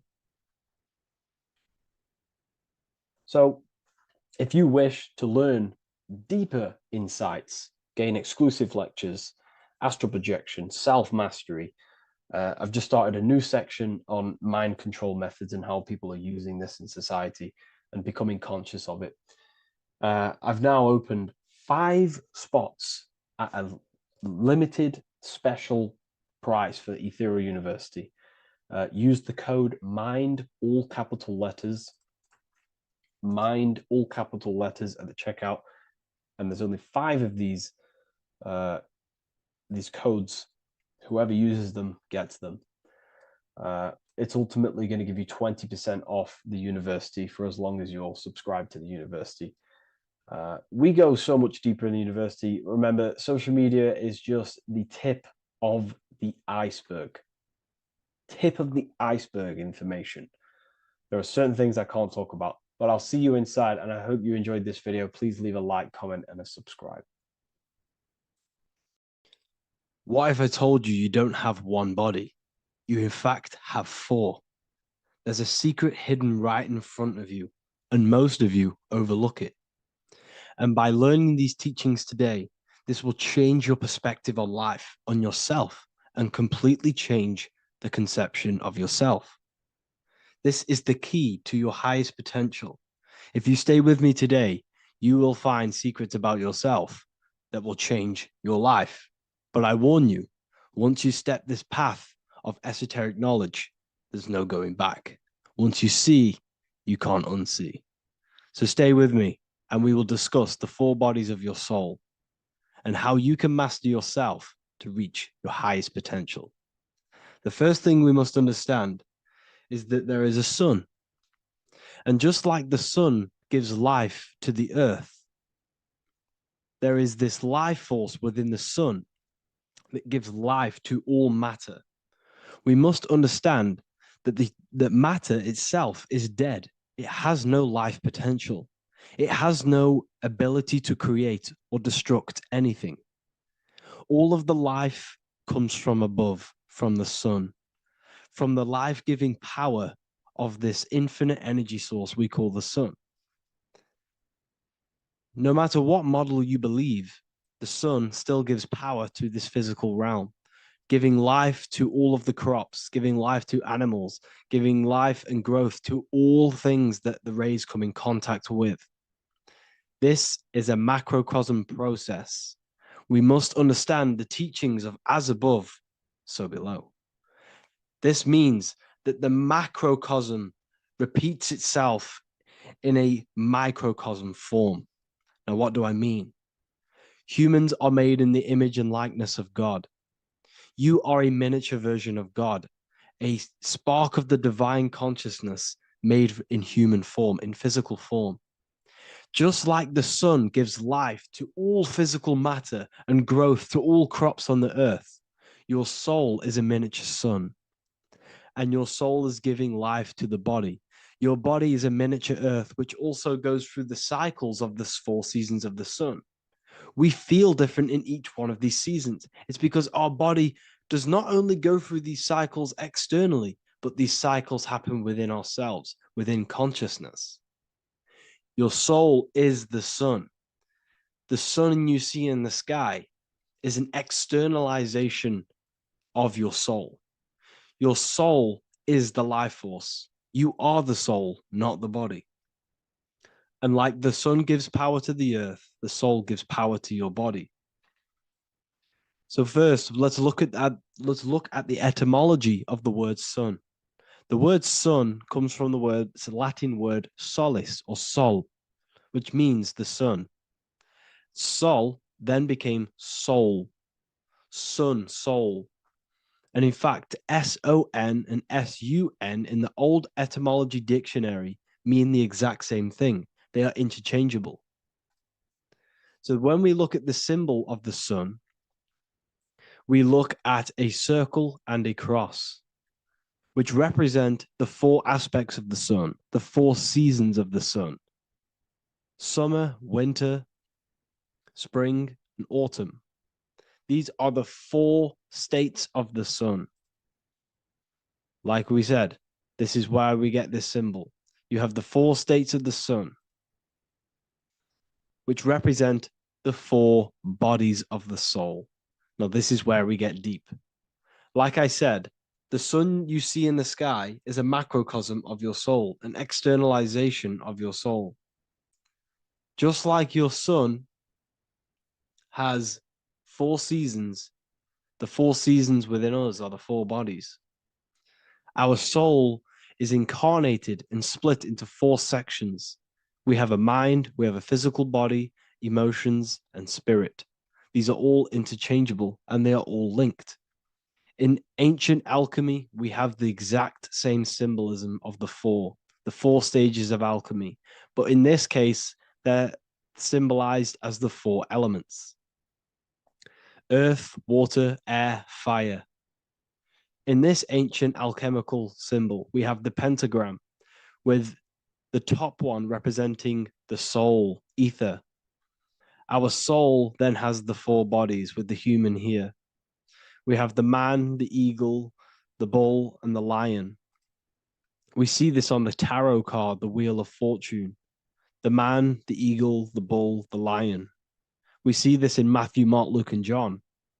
The lion, the bull, the man, and the eagle. We see this with depictions of Jesus. Jesus, the man, the bull, the lion, and the eagle. These represent the 4 fixed signs of the zodiac: Taurus, the bull; Scorpio, the eagle. Scorpio was symbolized as an eagle. It's an ancient symbol. Now it's been changed to a scorpion, of course. Leo, the lion; Aquarius, the man. These represent the 4 fixed signs, which are 4 different elements. Taurus is an earth sign. Scorpio, a water sign. Leo, a fire sign. Aquarius, an air sign. Taurus is the earth. As above, so below. The earth is the physical body. Leo is fire. Fire is the spirit. Scorpio is water, which is the emotions. Aquarius is the mind, which is an air symbol. Air is the mind. That's why we call people airheads. Okay. So what we're actually looking at here are the 4 aspects of our soul. We have the sun in the middle and the 4 bodies of the soul. This is what Jesus is symbolizing. Jesus represents you. God made flesh with the 4 aspects of the soul. The 4 gospels are all depicting Jesus in 4 different ways according to the different body of consciousness. The wheel of fortune are representing the 4 bodies of the soul. This represents the 4 bodies. Now, how are they 4 bodies? They are 4 dimensions of consciousness. The mind is not made of the same substance of the emotion. The emotion is not made of the same substance of the physical body. The spirit is not made of the same substance as the physical body also. They exist in 4 dimensions of consciousness. They are 4 bodies of our soul. And the most important teaching here is what I'm actually getting to, is the powerful one. This is what gives you power. Most of us live in chaos. Our mind is thinking of doing something. Our emotions are feeling something else. Our body is lusting and wanting to do something else. And our spirit's energy is completely off. Most people live in unbalance. None of these 4 bodies are working together. This is why we produce chaos in our lives. When these bodies are in balance, are not working together. So in alchemy, they symbolize the 4 elements, which are the 4 bodies of consciousness. These are the furnaces with the fire. They represent transmutation of each body. We have to sync these bodies. We have to sync the mind with our emotions, and our emotions with our actions, the physical body, and with our spirit. These 4 key bodies need to be in line in order for us to create consciously in our life. Because each one of us is a creator, a miniature version of God, creating our own earth, creating our own material reality. And in order for us to create consciously and with effect and power, we must have these bodies unified so that we can create consciously and not create chaos. So this is very, very important. And this is a secret teaching found in all ancient societies. But this is what the hidden symbolism of astrology actually is. The sun is our soul, and the 12 zodiacs are 12 aspects of our soul. And we have the 4 aspects of the 4 main bodies. This is what we're looking at. We're not looking at the sky. We're actually looking at aspects of ourselves, aspects of our soul that we must master and transmute in order to become our highest potential. So I hope this makes sense. And it may take a while for you to fully understand this, but the key knowledge in order for you to understand any of these teachings that I've gone through today is the major, major teaching of as above, so below. What is above is below. What is within is without.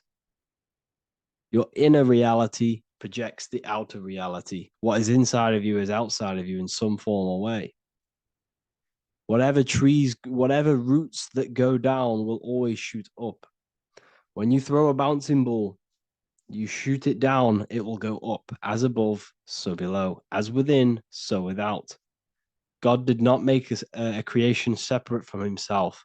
We are all extensions of the divine made in physical form. And we are incarnated into 4 sections. Our soul is separated into 4 sections. These are the 4 corners of reality. These are the 4 pillars of reality that we must control. So in order to access our soul in meditation, we must turn off these 4 things. Turn off the mind, the emotion, the spirit, and the body. And then we access the soul. So I hope this video helps today. And you can learn all about this in the Book of Wisdom, Volume 2. This book is a revolution in consciousness. I do not recommend everyone reads this book. This book is only for people who are serious and want to transform their lives. This book is a book that will change the scope you see reality. It will change your perspective on yourself because you will resonate with this. This book does not just give you information, it gives you a sense of well-being. It gives you truth, and you will find your power from this information. This information is not just information, it's a key to your path of enlightenment and transformation. So you can find this book in the description of this video. And if you are part of the university, I will see you on the live calls. Thank you, everyone. Please leave a like, subscribe, and a comment, and let me know whatever videos you want me to make next. Anything that you fail to understand or have any confusion with, I can make a video on it. So let me know in the comment section any reviews or anything I should do. Thank you all, people. Have a great day.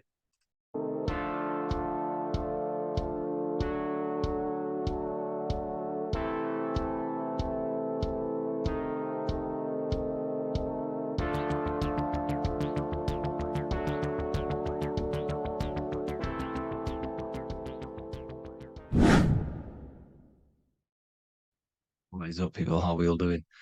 Today, we're talking about the flat earth cosmology. So let's jump straight into this. Please drop a follow and leave a like to help the algorithm.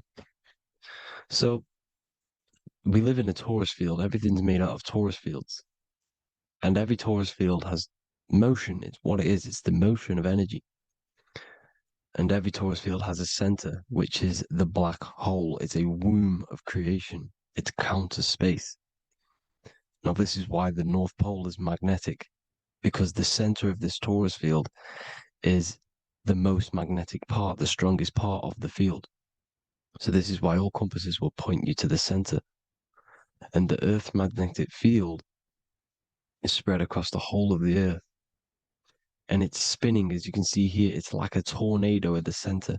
And this tornado is the force which is spinning the sun and the moon around us. You got the sun, the moon, Polaris, just like in the Masonic cosmos here. The sun, the moon, Polaris, the all-seeing eye. Now we'll get into Polaris a bit later, but the sun is the magnetic force. Sorry, is the electric force, because every field is electromagnetic.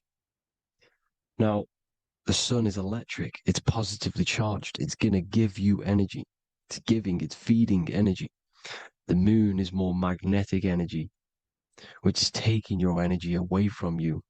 And this is why you become sleepy when the moon comes out, because it's taking away your energy. So these two forces is the balance. It's the yin and yang. It's the balance. Everything in this creation is balanced, because the torus field is the Earth is the plane of inertia, the 0 point within the field, because physical matter is a result of two opposing forces equalized on the plane of inertia. And that is where matter crystallizes into physical results. And this physical plane is the plane of inertia, planet Earth. And at the center of this plane is the black hole, the womb of creation. And outside of this black hole gives birth to light. So the torus field is constantly rotating, going into counter space, the black hole, and then out of counter space gives birth to the white hole, white light. You see?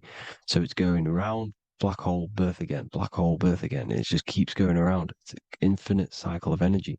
And this is where the infinity sign comes from. This is the motion, this is the force which is creating everything to spin inside of this circle. Okay? And it's making the stars spin. It's making the sun and moon spin around us, around this center point. Now here you see Horus and Set putting their feet inside of this dome. This is the royal arch, the arch of the dome above us, which is like you see in the Masonic cosmos, the royal arch of Freemasonry. This is the dome above us, the firmament that the Bible talks about. You see, they're putting their feet in because Set symbolizes the moon and Horus is the sun. Horizon, Horus. Horus is rising, the sun. So they're both putting their feet around the center magnetic pole, which is the pole, North Pole. And above the North Pole, you have Polaris, the pole of electromagnetic energy. You see? And this is how we get the sun and the seasons. Because the sun, for us, when it becomes summer, it's on the Tropic of Cancer. Then it spirals outwards, going out and out and out, then goes to the Tropic of Capricorn. That's winter for us. Then it comes back in and creates summer again. So it's constantly spiraling around this center magnetic North Pole. You see? So this roof above our heads is the firmament, and this is what they've taken off of us. They haven't physically taken it, but mentally they have taken this away from you. It's a female energy, and this is what the Egyptians called Nut, the sky god Nut. And this is the womb. We are inside God's creation, God's womb. And the woman's womb, when she has a baby, is a microcosm of this, because everything inside of this creation is macro. It's a reflection of the bigger things, as above, so below. So the dome above our heads is the dome we are in when we are a baby. And you can see the sacred geometry of it is the exact same. It's the dome. And when we are inside of the womb, the woman, the sacred maker, which is the M, the Masonic M, this is the Gmail symbol. The Masonic M is maker, mason, matter, male. She delivers the male, you see. She delivers the male because it's the maker, the female, the magnetic. The woman is magnetic in nature. The male is electric in nature. So when we are in this womb, the female, we are being fed by the center umbilical cord, by the center of the mother's stomach. We're connected to the center of the woman's stomach, just like we are when we are in the earth. The center is where the aurora borealis is being emitted from, the electromagnetic aurora borealis, the northern lights. This is our spiritual umbilical cord, connecting us to counter space, connecting us to the realms beyond this world. Because at the center of every torus field is counter space. And at the center of the earth is our spiritual umbilical cord. And this is the earth's belly button, as you see. As above, so below. We had a physical umbilical cord. We have a spiritual umbilical cord. And this gets cut when we die, when we're cut away from the physical reality. You see, here's the ancient Egyptian tablet showing this female. You can see the hair. It's a female above us because the female energy is nurturing, helping, looking after. And that's exactly what the dome is. It's protecting us. It's the Ark of the Covenant, the Ark covering us. You see? And this is what they've taken away from us. By you believing in space, it completely destroys the idea of this being a sacred creation. They've taken the roof off your head, whether if you believe in space, you believe that there's chaos, there's planets, there's asteroids about that could kill us at any moment. But this isn't true. They've made you fear your own creation that you're inside of. They've made you fear what's above you. You see, and it's to hide the power of astrology, the power of the lights in the firmament, which are constantly flowing through the ether. These powers which are above us are sending rays down to the earth, which are influencing our psychology and how we behave. And this is what astrology is. It affects human consciousness. It interacts with our consciousness. And there's a different energy every day because the planets are in different houses, different alignments. And this is, we'll go into this a bit deeper later on. So the world tree, this magnetic North Pole, the pole of electromagnetic energy, was symbolized as a tree, the great tree at the center of the earth. You see? And this tree is symbolized everywhere. You can see here how the center person, this Egyptian person, is holding up the sky. This is the North Pole, the hyperboloid, at the center of every torus field. And this tree was in the Mayan cosmology. This is an ancient depiction. This is the torus field. Here's the plane of inertia. Here's the center tree. Here's the tree in the center, the magnetic North Pole, the woman holding the stars. Here's the Hindu with the two birds symbolizing the sun and the moon revolving around this center tree. The Mayan tree, his Horus and Set around the North Pole. They all knew this flat Earth cosmology. They knew these secrets. It's so sacred you understand the creation that you're inside of. Because if you don't, you'll be led astray. You don't know where you are. You're lost. You see? And here's the Masonic art with the rays of the stars coming down with the tree in the center. So it was personified as a tree. And we are in Asgard, Midgard, the middle garden, where there's good and evil. So the 7 layers of heaven, which is talked about in the Quran. Each planet has a different layer of the firmament, and this is the 7 layers of heaven, and these are our 7 layers of the energy centers in our body. So we start in the stars, so we are stars in a physical body. And this is why we say Mr., Sister, Fraudster, Sinister. Stir is star, and we are in the stars, and our star descends into the soul system, not solar system.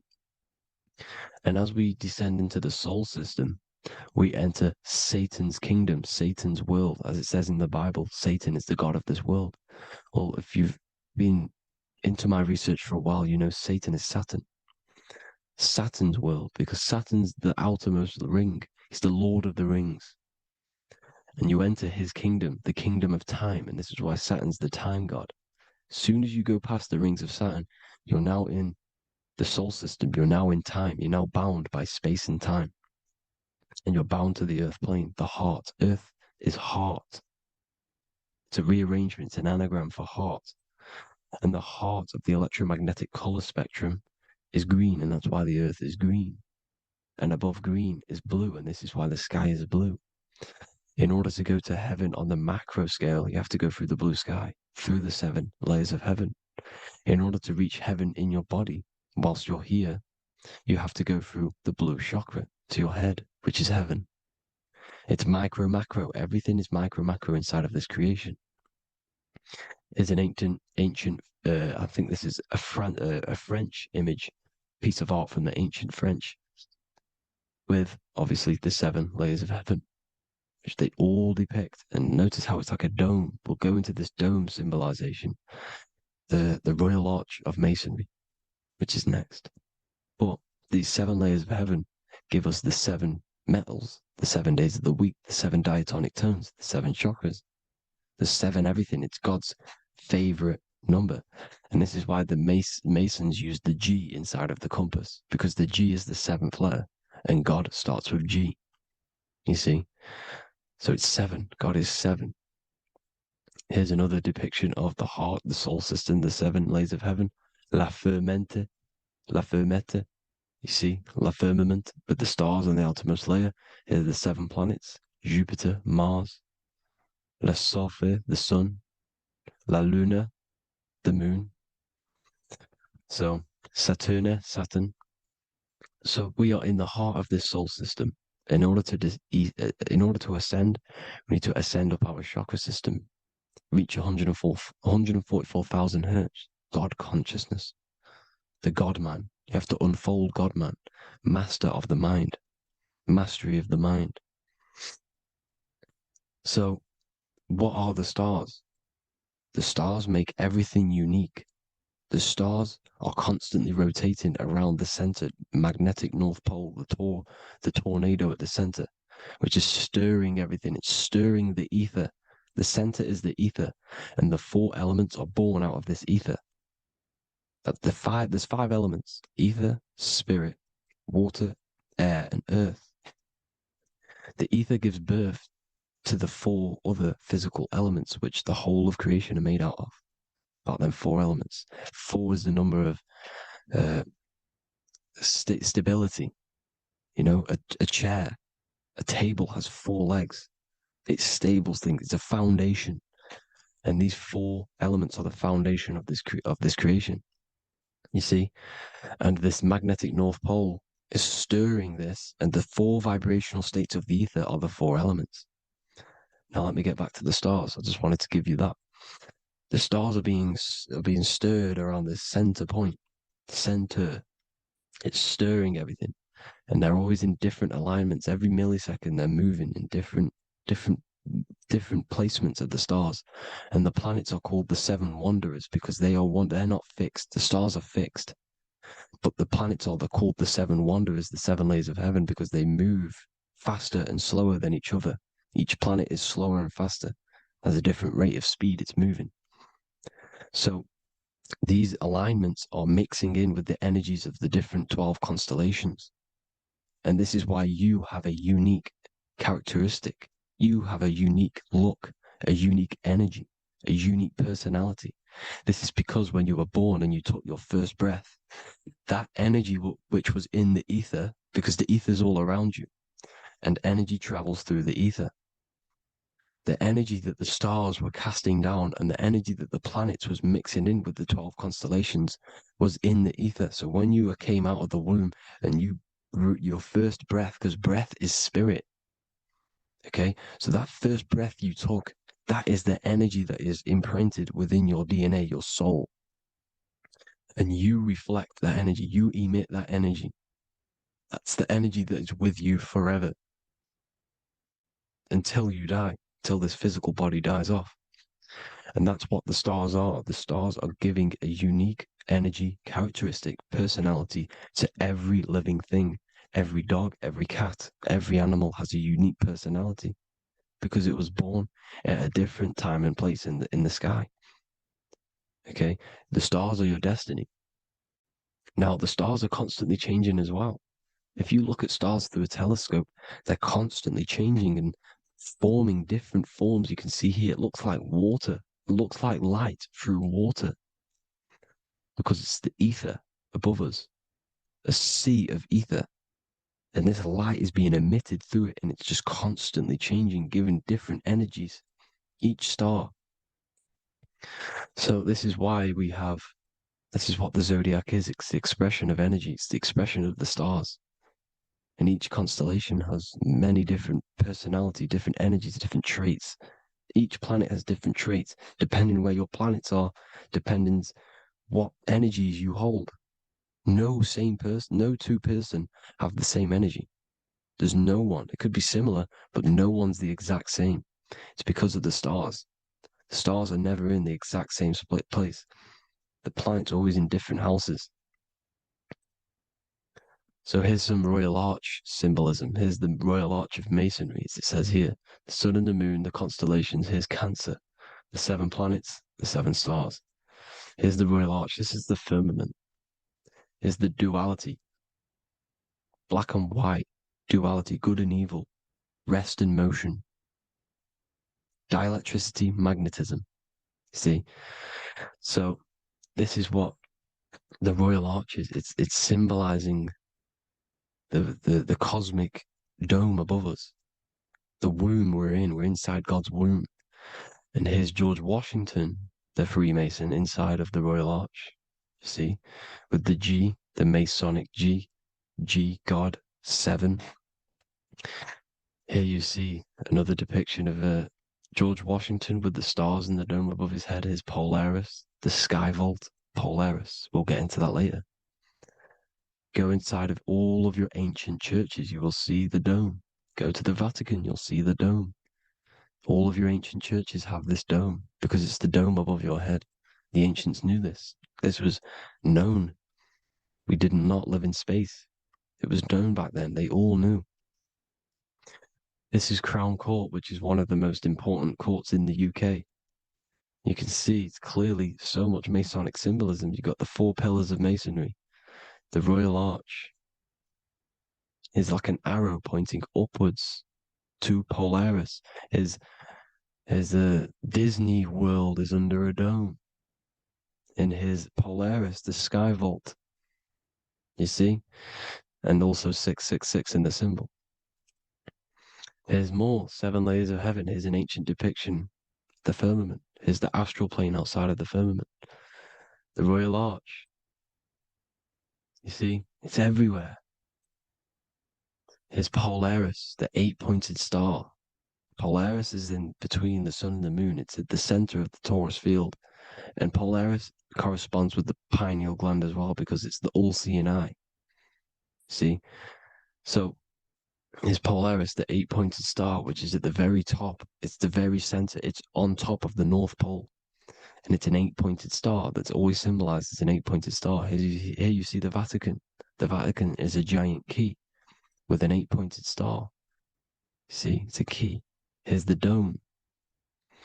Here's the Space Delta, the USA Space Delta logos. Here you see the Egyptian god looking from the center of the North Pole, looking upward to an 8-pointed star, Polaris. An arrow pointing up to Polaris. Here's another, the bear holding a key with an arrow up to Polaris. 7 holds the key to Polaris.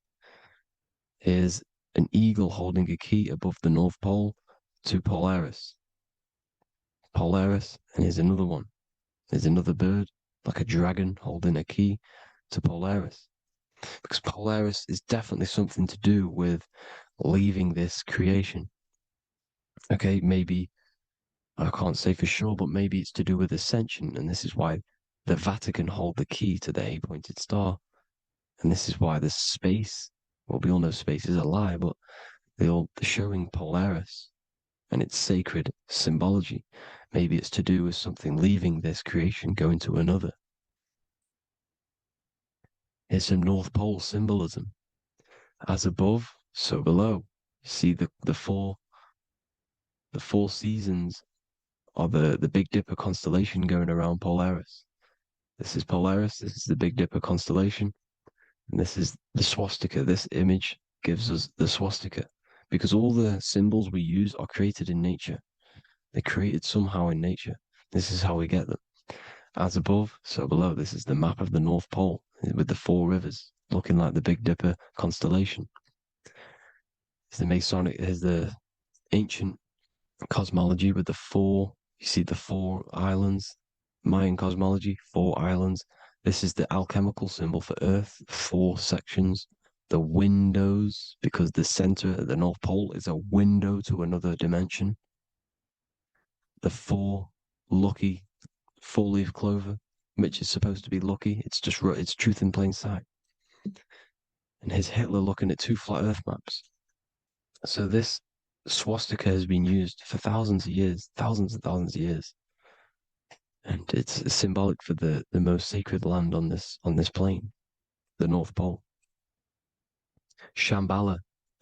Do some research on Shambhala, people. It's a it's a Hindu mythology about the sacred lands at the center of the earth. And it's known to be full of enlightened beings. And it's all symbolized at the center. You can see their paintings of Shambhala. It's all at the center, the North Pole. And it's known to be the most godly place ever, because it takes you to a portal to the higher places. And maybe this is something to do with Polaris, connecting you to this sacred lands at the very center. But anyways, people, thank you all for tapping in. Hope you all learned something. Have an amazing day. Please follow, subscribe, like, all the links in the description for the courses, the PDF. Please have an amazing day. God bless.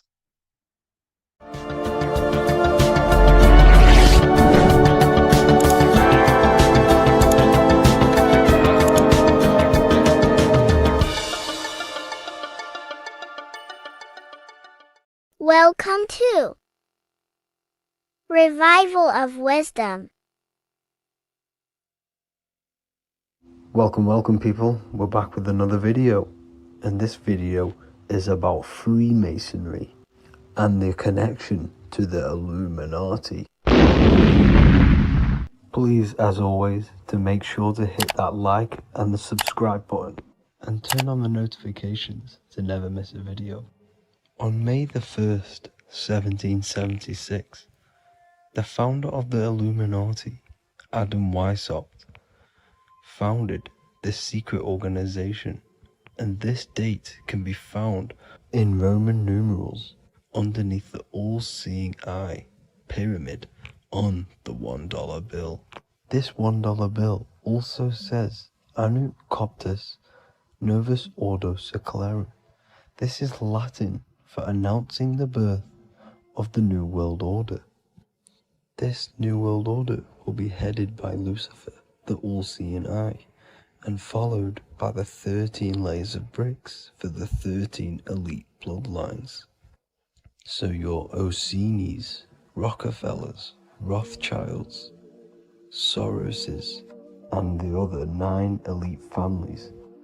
So when Adam Weishaupt created the Illuminati, he made it consisting of high-level degree Masons, French and Latin philosophers, and many more powerful people to all become one society. So this is why you see Masons using the same symbol of the all-seeing eye inside the pyramid. But not all Freemasons are part of this Illuminati secret society. As the 33rd degree Freemason Manly P. Hall said in his book The Secret Teachings of All Ages, Freemasonry is a fraternity within a fraternity, an outer organization concealing an inner brotherhood of the elect. So what he's saying here is that Freemasons have to go up the degrees of Freemasonry, and once they hit the top, they either get elected or not into these secret societies like the Illuminati, Skull and Bones, and Knights Templar. So when you see celebrities doing this one-eye symbolism, either covering one eye, doing the triangle, or doing 666 over one eye, this is showing and reflecting the symbolism of Freemasonry. They have taken the oath to never speak on anything they learn about Freemasonry. Duncan's Ritual of Freemasonry book states the oath they have to take. Quote, I ... of my own free will and accord, that I will ever conceal and never reveal any of the secrets, arts, points of Master Mason's degree to any person whomsoever. All this most solemnly, sincerely promise and swear. Now, this is what happens when they break the oath, stated in this book, quote, myself severed in two, my bowels taken from thence, and burnt to ashes. So this states that Freemasonry comes first, before any law of the land. It has the right to kill you if you break your oath. This is the hand gesture they have to do every time they enter the ritual room inside the Masonic lodge. This is the cutthroat symbol, showing you and reminding you of the oath and what will happen if you break it. Now in this book, Richardson's Monitor of Freemasonry, it states, if you break your oath, binding myself under no less penalty than to have my throat cut across, my tongue torn out by the roots, and my body buried in the rough sands of the sea. If they do not decide to kill you, this book states this by pointing him out to the world as an unworthy vagabond, by opposing his interest, by dearranging his business. In other words, they have the power to frame you and destroy your reputation to the world, and destroy your business if you break this oath. So yes, they do kill to keep this truth hidden, because this truth of this reality is what keeps them in power. They have the ability to manipulate people, because people do not know what manipulates them. This is why they call themselves the government. They govern the ment, which is the mentality, because the mind is the root cause of reality. They control what you perceive to control what you manifest. By knowing the truth, you are set free, and you no longer need no controller above you. So this is why they are willing to kill and do whatever it takes to keep the truth concealed within these high-level degrees of masonry and these secret societies. However, going back to Manly P. Hall's book, it states, Part of the symbols are displayed here to the initiate, but he is intentionally misled by false interpretations. So this is saying even Freemasons are intentionally misled and told lies to conceal the truth, to make sure the truth is hidden in the high degrees of Masonry. So that's it for this video, guys. Thank you all for tapping in. Please leave a like and a subscribe. God bless.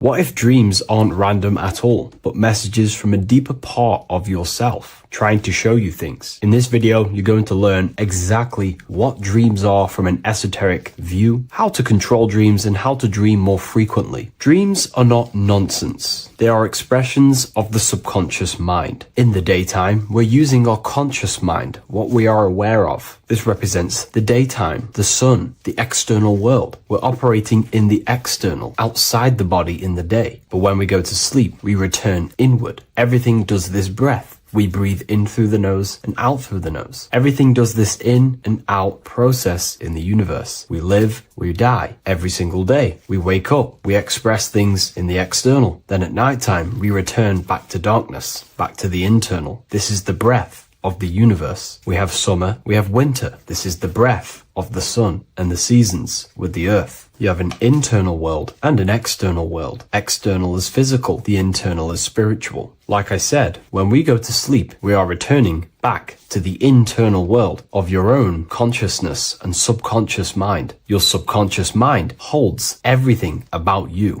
your memories, your traumas, everything you've ever learnt, your language, your name, your job, everything you identify with is stored within this vast network of the subconscious mind. It is your own personal consciousness. Therefore, when we dream, we return back to the subconscious mind, and we are in fact thinking, but in a subconscious way. The subconscious does not speak the same language as the conscious mind. The conscious mind uses language, thoughts, and all things that are very logical and very easy to understand. The subconscious is the complete opposite. It is very indirect, metaphorical, and symbolic. The subconscious communicates and works in symbols. Ultimately, symbolism is the language of consciousness. This is why in occultism and esotericism, it is filled with occult symbols, because symbols are used to communicate directly with the consciousness within, the subconscious mind. And the subconscious mind is ultimately connected to the collective consciousness. We are all connected and tapping into the mental plane, where we receive thoughts, ideas, depending on what we attune our mind to. That's why we call it a mindset. But getting back on topic, the subconscious mind is your own personal network. It is like a net, an interconnected web of your thoughts, memories, traumas, emotional blockages, and all the things you identify with and have experienced in your life is stored within this network. It can be seen as a web. One example of the subconscious mind using symbolism is this next story I can tell you. Let's say I was in a very traumatic car crash as a young child. I experienced a lot of emotional trauma in that car, and that deeply impressed my subconscious mind with that trauma of emotion that I felt. Therefore, every time I see a car in my external world, that car is now a symbol that represents the state of consciousness I was feeling in that particular time of the traumatic car crash. The car is a symbol for a state of consciousness within my subconscious mind. Just like when you see a word, that word triggers what you believe that word to be in your subconscious mind. Symbols are the language of the subconsciousness. Therefore, when we dream, we are basically seeing symbols of our own personal subconscious mind. Our higher mind, which is basically our subconscious, the higher version of you that exists beyond your human thinking mind, communicates using symbolism. The higher mind does not speak human thoughts, human language. It speaks the language of symbolism. Therefore, when we dream, every event, every person, everything that happens, and everything you see is your own personal subconscious mind materializing within the plane of the astral plane. This is a dimension that sits just above the physical world that everything is pulled out of. For example, look around you. Everything you see around you was thought, then imagined. Imagination is the astral plane, and this astral plane sits above the physical world. As above, so below. These objects were thought, imagined within someone's mind, and then pulled into a physical reality. Therefore, the imagination is what you're experiencing within a dream. It is your subconscious mind thinking and materializing within the imaginative plane. For example, let's say you are a Christian, you believe in Jesus your whole life, you have lots of emotion towards Jesus. This deeply impresses your subconscious mind. You believe in him so much, you go to sleep, you have a dream that you meet Jesus. You did not meet directly with Jesus. You met with your own belief. It was your own belief materializing within the imaginative plane and revealing itself to you. Dreams are materializations of your memories, your subconscious beliefs, traumas, and anything that could be inside the subconscious mind. It is your subconsciousness revealing itself to you in a material form. Let's say you have a nightmare. There is a big dark figure chasing you and you are running away in fear, away from this dark figure chasing you. That dark figure is not an external entity. It is not a spirit or a jinn or a demon. It is in fact an aspect of your own mind. It is a symbol that represents maybe a fear, a trauma, or something you are running away from internally, inside your subconscious mind. Something that you are not addressing, but something that is fearful, something that can be controlling you on a subconscious level. Let's say you have a fear to address something in your personal life. You want to address someone who is getting on your nerves at work. You continuously put this off and you fear doing that situation. Over a long period of time, this can slowly control you subconsciously. You start to avoid the person, avoid any contact. It is subconsciously controlling you. This is not the best example, but you can see what I mean. Hidden fears and traumas in the subconscious mind can subconsciously control your actions and ultimately lead you to low states of consciousness, keep you from reaching your higher potential, and ultimately create blockages within your own consciousness. That figure in the dream is a materialization of something that you are fearing and running away from and not addressing. This is why people always have dreams of traumas that they have experienced as a child or when they were younger, or maybe from a year ago or two. It's because that emotion is deeply impressed in the subconscious, and the subconscious is always trying to reveal things to you, communicate to you that you need to change, purify, and maybe heal within your own consciousness. This is how the higher self communicates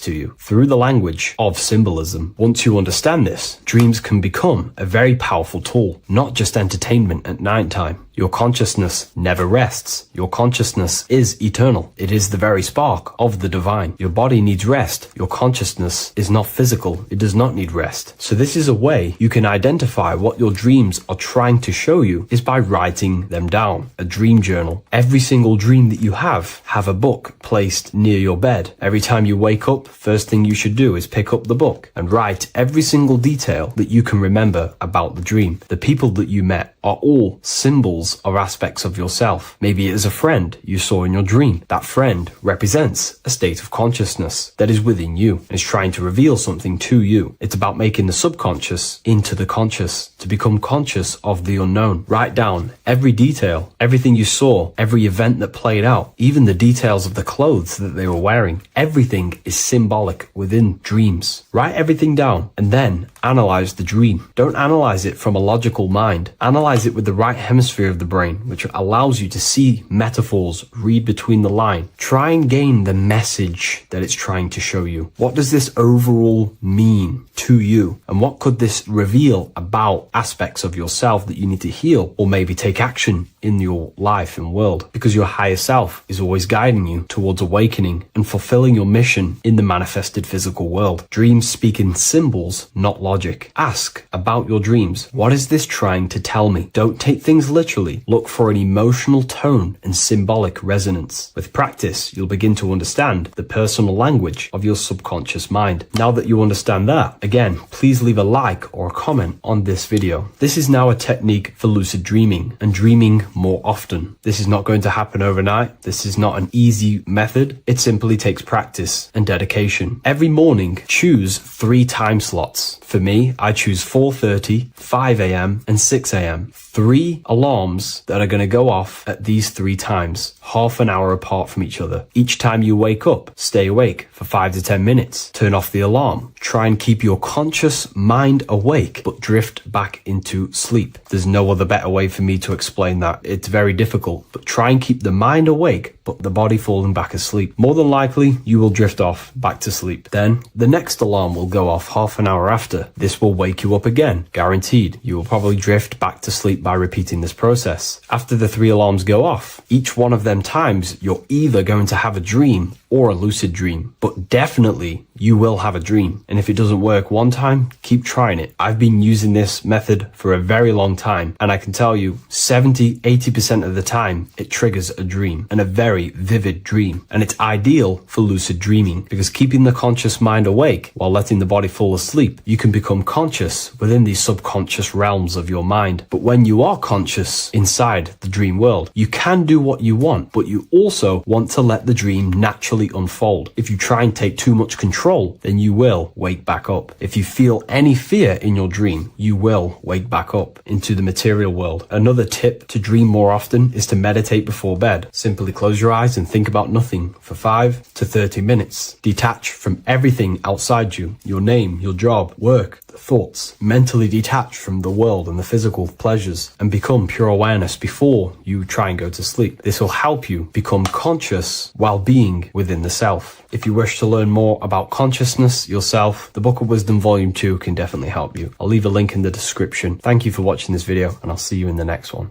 Welcome to Revival of Wisdom.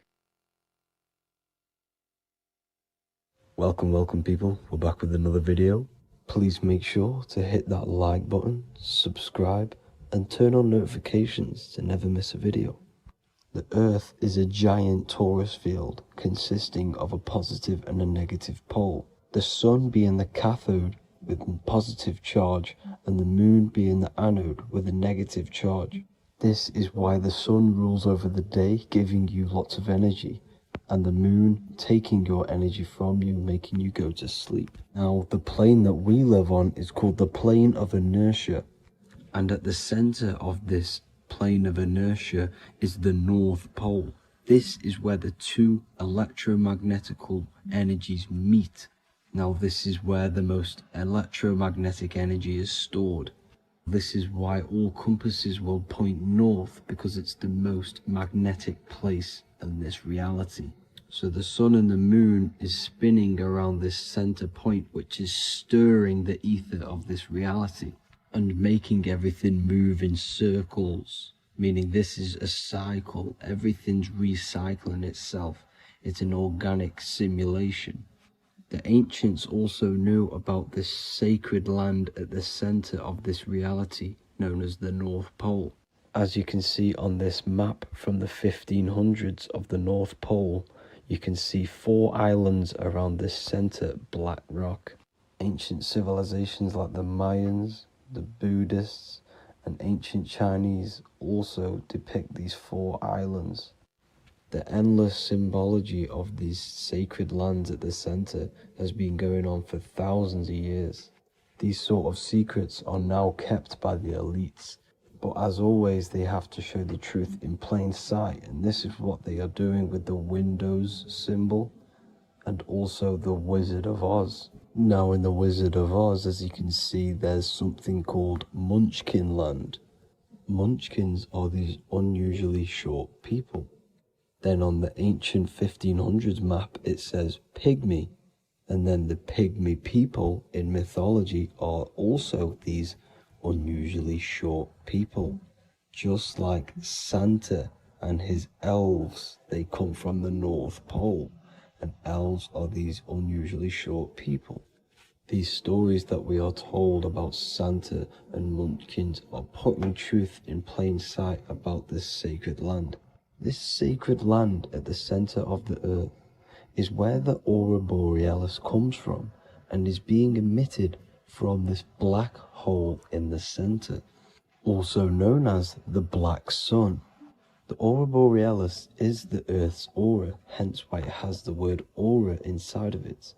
It is the life-giving essence to all life within this realm. As this dualistic reality we live in consists of both physical and spiritual. The black sun is like our sun for the spirit. It's our spiritual umbilical cord, connecting us to the spirit realm. And the rising sun is the opposite. It's our sun for our physical 666 carbon suits, known as our human body, our physical aspect. As it states in the 40,000-year-old emerald tablets, deep in Earth's heart lies the flower, the source of the spirit. The flower of life is as thine own place of spirit, and streams through the earth as thine flows through thy form, giving off life to the earth and its children. So the North Pole is the core of this spiritual reality, and the closer you get to it, the more spiritual and lucid it becomes. So the elites have covered this up in order for us to forget the true nature of this reality. And they did this cover-up by introducing the globe model. Nicholas Copernicus was around in the 1400s, and he introduced the globe model. As you can see, he is a Freemason. He depicts himself with a globe and a Masonic compass in all of his paintings and portraits. Galileo was also a Freemason, as you could see in all of his portraits with a globe and a Masonic compass. He was also a massive part of introducing the globe model after Nicholas Copernicus. So yes, the globe model was a spiritual and political move to gain more control over the masses. After the globe model was then introduced, they introduced the theory of evolution by another Freemason, Charles Darwin. See how these two theories go hand in hand? They both degrade humanity, and they make you confused of where we actually came from. By hiding the true form of this divine creation and hiding the true power of each and every one of us, they maintain control over the masses. Now this is order out of chaos, known to be the 33rd degree slogan of Freemasonry. Now this is the Masonic cosmology, and as you can see, you have the checkered board for the duality, the 5-pointed star for the 5 elements, the 4 corners for the 4 pillars, the all-seeing eye, which is Polaris, the sun, the moon, and the 7 stars. So even Freemasons are taught the flat earth cosmology and the true form of this reality. Now the true nature of the sun, the moon, and the earth is shown and reflected through the Masonic compass. The Masonic compass is the sun, the moon, Polaris at the top, and the black sun at the bottom. It makes sense why all the scientists who introduced the globe model all used the compass and the globe together, because it's truth in plain sight. As I explained in my other video, all Freemasons have to take the oath, so it goes to show, why are we all learning these theories from Freemasons who can't talk about certain topics that they learn about? Why should we believe their theories when they're holding back the real truth about this reality? Now going on to NASA. NASA means to deceive in Hebrew, and they are also funded by the government. They are not a private company. The old owner of NASA, Werner von Braun, on his grave has the Bible verse Psalms 91. The heavens declare the glory of God, and the firmament showeth his handiwork. Now why would the owner of NASA put this on his grave? Seems a bit suspicious to me, alongside with the NASA astronauts are all Freemasons. And not to mention the countless mistakes they've made on their live videos in space stations, the moon landing, and the CGI footage of the Earth, which is obviously photoshopped. Just by tricking the masses that they live on a spinning ball, the elites gain the perception of the masses. Not only does it hide the divine creation we're inside of, it hides the divine spark within you. It hides the creator, the source. And by believing in space and we live on a spinning ball, it makes people come to the interpretation of that we are a coincidence and we do not have any purpose. And of course this is false. When you come to realization that we are all a divine creation and we can create our own divine life in this reality. Life becomes more sacred and you start to enjoy little things. The elites want you to believe everything exists only in the five senses. They want you constantly looking outside of yourself because they know that will keep you on lower states of consciousness. Now this brings me to our next point. By tricking the masses into the heliocentric model, the elites started to advertise aliens in the movies, in cartoons and magazines in the late 1940s. Now this is subconsciously programming us about aliens and extraterrestrial threats, which then they can use to their advantage. And this is something called Project Bluebeam. They are more than likely going to fake an alien invasion to push this 2040 agenda, which is for one government and one ruling currency. That's it for this video, guys and girls. Hope you all enjoyed. Please make sure to leave a like and a comment. God bless you all. What if I told you the devil is closer than you think, and it's not actually a real person, force, or spiritual entity outside of you, but a being and an aspect of your own mind and psyche? In this video, you will learn exactly what the devil is and the true esoteric meaning of the devil. The first thing we need to understand is that the universe is a mental universe. Look around you. Every action, every building, everything you see around you was begun first as thought in the mind, then manifested. We use the mind to build and shape our reality. The universe, the world, only exists inside of our mind. Therefore, God and the devil exist inside of our own psyche. So first of all, the devil is not a literal being, but a symbol of the lower self. It represents the unmastered, ego-driven part of the human mind, a symbol of destructive thoughts, emotions, behaviors, lives in realms of chaos, fear, hatred, lust, and ignorance. This is why we see the devil as red, because red is the lowest vibrational color on the color spectrum. It also corresponds with the root chakra, which is all to do with survival instincts. Red represents chaotic and intense emotions like hatred and anger. When we are angry, our face turns red. The devil represents our animalistic fundamental needs, our instinctual needs, our survival state of consciousness. We have a survival state of consciousness and a godly state of consciousness. Our godly state of consciousness is creating, not just experiencing in the animal state, but consciously creating reality.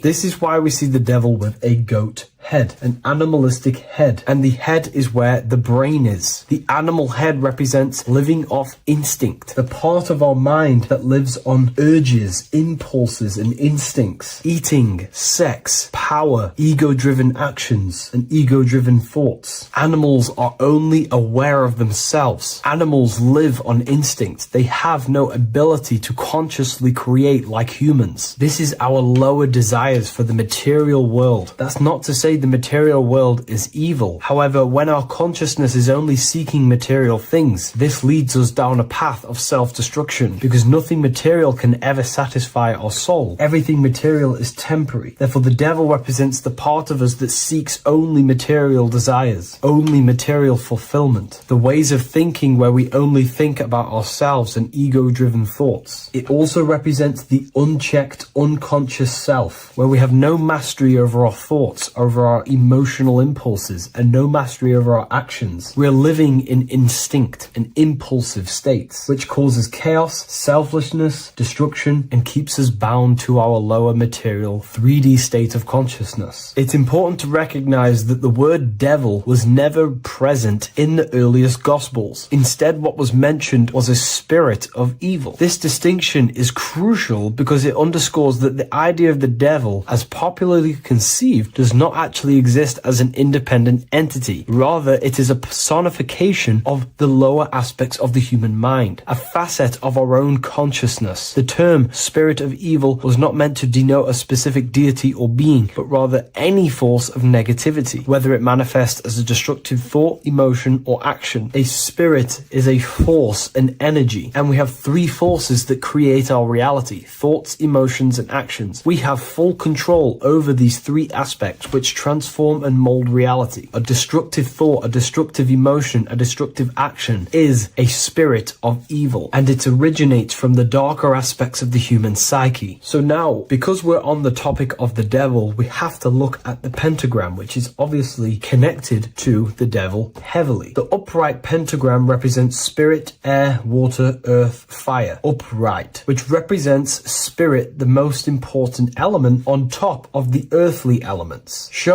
spiritual principles over material principles. As spiritual beings as we are, we have to put our spirit first, our higher self first, and material things second. Why? Because material things never satisfy us long term. Seeking material fulfillment will leave us feeling unfulfilled in the long run and very unhappy, and we can lose ourselves in illusions. We have to put our spiritual principles first. Seeking wisdom, knowledge, connection to the divine, and connection to our higher self is what gives us true fulfillment in our hearts and souls. But when we see this pentagram inverted, we now have spirit on the very bottom, which now represents earthly principles on top of the spiritual principles. We're putting our earthly elements on top of our spiritual element, which this inverted pentagram represents no longer caring about spirit, no longer caring about our invisible internal world, and only caring about this external body, food, sex, material things, cars, money, and all the things outside of us, the world outside of our mind. This is what true Satanism is. Satanism is not worshipping an external deity, but it is worshipping the self, only fulfilling the ego's desires. This is what true Satanism is, and we have all been conditioned to live in this state. Satanists want us to believe that there is an external deity called Satan or the devil, and the reason they do this is because they trick us, making us believe that we are not Satanists, while they are actually conditioning us to be self-seeking, ego-driven people, where we only care about sex, food, material things, and money, which is actually conditioning us to be Satanists. 80% of the population today are unknowingly involving themselves in Satanism, which is ego-driven thoughts, actions, and emotions, dwelling and living in this state where we only care about ourselves. When we are spiritual, we realize we are all one. We are all one consciousness family, and we need to do things that help and contribute towards our collective experience, helping others instead of seeking to serve only the self. The angel is depicted with wings, which represents elevation, higher self. The devil is represented with an animal horns, which is on the ground. A goat is on the ground, which represents the lower self. This is the elevated mind and the lower material mind. Horus, the bird, higher self. Set, the ground animal, lower self. Jesus and Satan. These are two forces, two characters that exist within the human psyche, not real entities. They are forces of our minds, and there is a battle between our higher self and lower self all the time within our own minds. There's always a part of us that's telling to do one thing and another thing, to do something bad and to do something good. There is this battle inside of our own consciousness. Here we have the human spinal column. The human spinal column is showing you the higher and the lower self. The higher self represents the head. The head is where the mind is. This is the creative essence of the universe. This is where all material things begin as a thought in the mind. We create with the skull, with the brain. This is our higher self, the heavens, connected to the heavens, the sky. And the lower end of the spinal column is where our reproductive organs are, where our gut is. Our reproductive organs and our gut is all to do with survival. The lower end of the spinal column, lower instinctual 3D based consciousness. The lower end of the spinal column is where our lower self dwells. Eating, consumption, power, and sex, lust. These are all emotional forces and instinctual based organs that are not inherently evil, but when we dwell and live off this lower end of the spinal cord, it keeps us in low states of consciousness. Our goal to raise to our higher mind is to balance this, not to overeat, not to abuse power, not to abuse sex and lust, but to master these organs and gain the ability to say no to these organs so that we can raise to our creative side of consciousness. Instead of dwelling in our instinctual nature, we can turn to our creative nature and consciously become a builder and constructor of reality. This is the true way of raising consciousness. This is the stairway to heaven, out of the animal consciousness to the higher consciousness. To wrap all of this up, it's all about gaining control over our instinctual lower nature and allowing our spirit to rule over our body and not our body ruling over our spirit or mind. The moment you let a thought become instantly an action is the moment you are an impulsive person. We are all trained to be this way. It is okay if you are in this state. The moment you let a thought turn straight into an action without questioning, that is the mind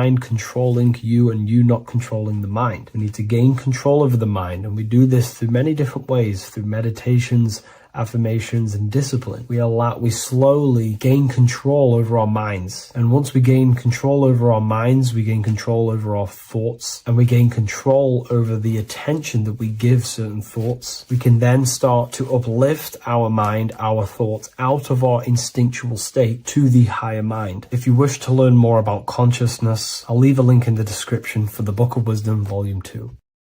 Hello everyone, and welcome to another lecture inside Ethereal University. In this lecture, you will learn about the death process and how to prepare for it, and why that preparation is so important. So let's get straight into this.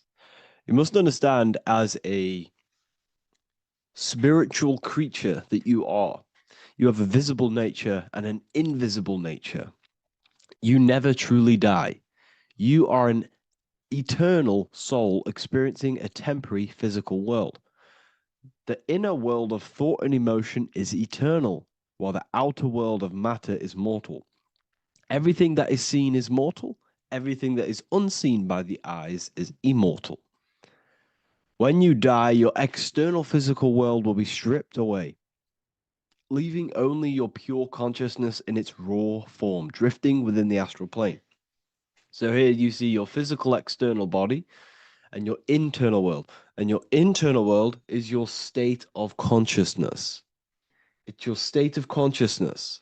Your thought and emotion is one overall state. Okay? So you must understand these planes. You have the physical body, the etheric double, an astral body, a mental body, and the Buddhic body. When you die, you leave the physical plane. Then you will more than likely leave the etheric plane, because the ether acts as like a portal. Everything comes out of the ether and returns back to the ether. I can break that down in another video in electromagnetism. But electromagnetism is ether, energy coming in and out of the ether. You will, every single day you die, every single day. There's a cycle of life and death occurring all the time. Every single day, you go to sleep, you go back, your consciousness slips back through the ether, and then when you wake up, your consciousness comes back through the ether into the physical plane. Death is just a bigger macrocosm of the microcosm cycle of life and death.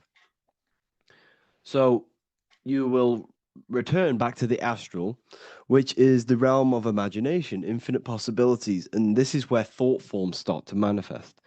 Okay, so depending on how advanced you actually are mentally and emotionally will depend how long you stay in the astral. Now, what we must understand is that there is many different components to the astral. We have the higher astral, the middle astral, and the lower astral. These are all vibrational states. So if your mind and soul is operating in lust, lust, desire, hate, food, physical addiction, smoking addictions, then these are quite heavy. These are quite heavy attachments to your consciousness, and they're quite low level desire, which means they have a low vibration. You will manifest in the lower astral when you're stripped from your physical body. The lower astral is not inherently evil. However, there's just low vibrating things going on there. Low vibration does not mean evil. Okay? So, just like bad doesn't mean evil. Okay? In the lower astral, you are going to see lower astral beings. You're going to see spirits, souls with low level desire. Okay? people who are attached to the physical plane, people that lust, people that do these things. Technically, this is hell, but you can escape it by escaping yourself. Now we're going to break all this down. I'll break all this down properly once you understand the full context. So depending on your level of desire, you will manifest in a corresponding layer of the astral plane. If your mind is still attached to the low physical desires, you will find yourself in the lower astral realms. But if you have few desires and have detached from the worldly attachments while you are encased in a body, then you will rise into a higher or middle astral plane, mainly the middle. Okay. The higher astral plane is very formless. So as I broke down here, this is, well, the physical plane is the lowest dimension. This is the most form, the most matter. It's quite heavy.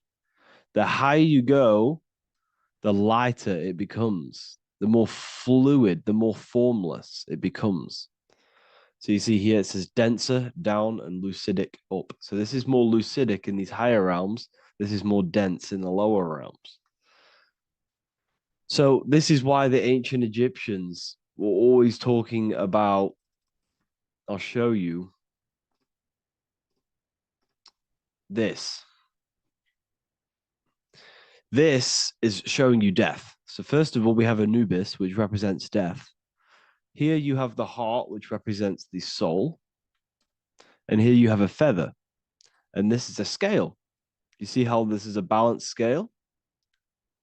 So what this is symbolizing, this represents death. This represents your heart, and this is a feather. So when you die, your heart must be as light as a feather, which means your emotions, your soul, should have no attachments to the world. It should be light. It should be detached. This is why the word light and light are the same. Light is in heavy and light is in very bright. Because when you're less attached to the things, your soul shines. You're authentic. You're light. You're very bright soul. And you have no attachments. Your light is in not heavy. So you must detach from the worldly desires. We have to detach from the smoking, the food. This is why we should fast. Smoking, this is why we should detox. We should also meditate. We should also be able to sit with ourselves for long periods of times. Okay, I'm going to break all this down properly. But that's why the Egyptians show you the symbolism here. Okay. So you're stripped of your material body. So that state of consciousness you're in right now, your inside world, if you shut your eyes, that state you're in, that is what you're going to experience when you die. Okay. And you're going to be manifested into the astral. In the physical plane, you can mask or hide almost anything. But in the spiritual realm, you cannot. The astral body, your thoughts and emotions directly shape your spiritual body, your astral body, revealing your true inner state. So your desires that you can hide in the physical plane, your emotions, your thoughts, you can't hide any of that in the spiritual plane, in the astral plane. That will directly shape who you are, your color of your astral body, and your astral body as a whole. So here we have Kim Kardashian. If you could see this lady's astral body, you would run so far that you would be horrified for the rest of your life. If you could see their spirit, their astral form, it would be horrific, because their mind is so attached to, physical things, so attached to desire, money, fame, worship, power. These people do not want to die. These billionaires and millionaires will never want to die. They will do whatever they can to stay alive, because they understand that when they die, they have to face themselves. They have to face their inner world. And their astral body, their true authentic self on the inside, is horrible and horrific and so low vibration. So this is where it comes in. You must be as light as a feather. This is what the Egyptians are showing you in their artwork. Your soul must be as light as a feather. In order for the soul to ascend to a higher plane and not look at that physical plane and say, I want to go back or I want to desire things down there, you must detach now and prepare for death. Hell is not a place, it's your own personal suffering born from within. If your mind and soul are deeply attached to mental fixations, emotional wounds, and physical addictions tied to the material world, that pain will follow you into the astral. This is your true judgment day. You judge yourself when you die. You see your authentic self. There's no hiding. Right. Imagine right now that you that everything you cling to was stripped away. No matrix, no electricity, no food, no TikTok, no phone, no possessions, no distractions, no one else. Could you sit alone with yourself for just 1 hour? Could you sit alone with your thought and emotion? That moment of truth is what you must begin to prepare for. Could you sit alone with yourself? Can you sit alone for long periods of time and just think? And if you cannot, then you're running from your internal world. You're running from your thoughts. You're distracting yourself from your thoughts. This is what we must address. Now, don't feel bad if this is you. We've all have problems. We all have internal problems. But this is what we have to face directly in order to prepare for life after death. We must meditate for long periods of time. Not even meditation. We should be able to sit with ourselves with no distractions and just think. This is what the people of the past used to do when we had no technology. People would sit and think for hours. This is what we need. Because if you cannot sit with yourself, imagine sitting with yourself with no physical body. That's the level that's going to happen. And we need to prepare for that.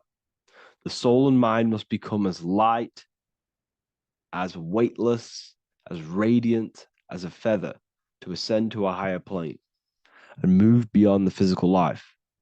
To rise, they must release heaviness, attachments, burdens, fears, and desires. The lighter and brighter your inner being becomes, the more freely it can rise into a higher state of existence. Ascension is not about going somewhere, it's about becoming something pure, clear, and luminous. Okay, this is very important. Very, very important. We must detach from the worldly things. So enough of that. How do we do it? How do we attach? How do we prepare? Number one, you must detach from the material things.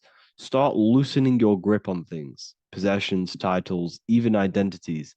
They are temporary. Appreciate them, but don't let them define you. Let nothing outside of you define you. Nothing. Your name is not you. Your job is not you. Your reputation is not you. Your bad past is not you. Your good past is not you. Your business is not you. Everything outside of you is not you. Now, what I'm saying is, I'm not saying go full right-hand path and never care about anything physical, never care about your family, don't love your family. I'm not saying that.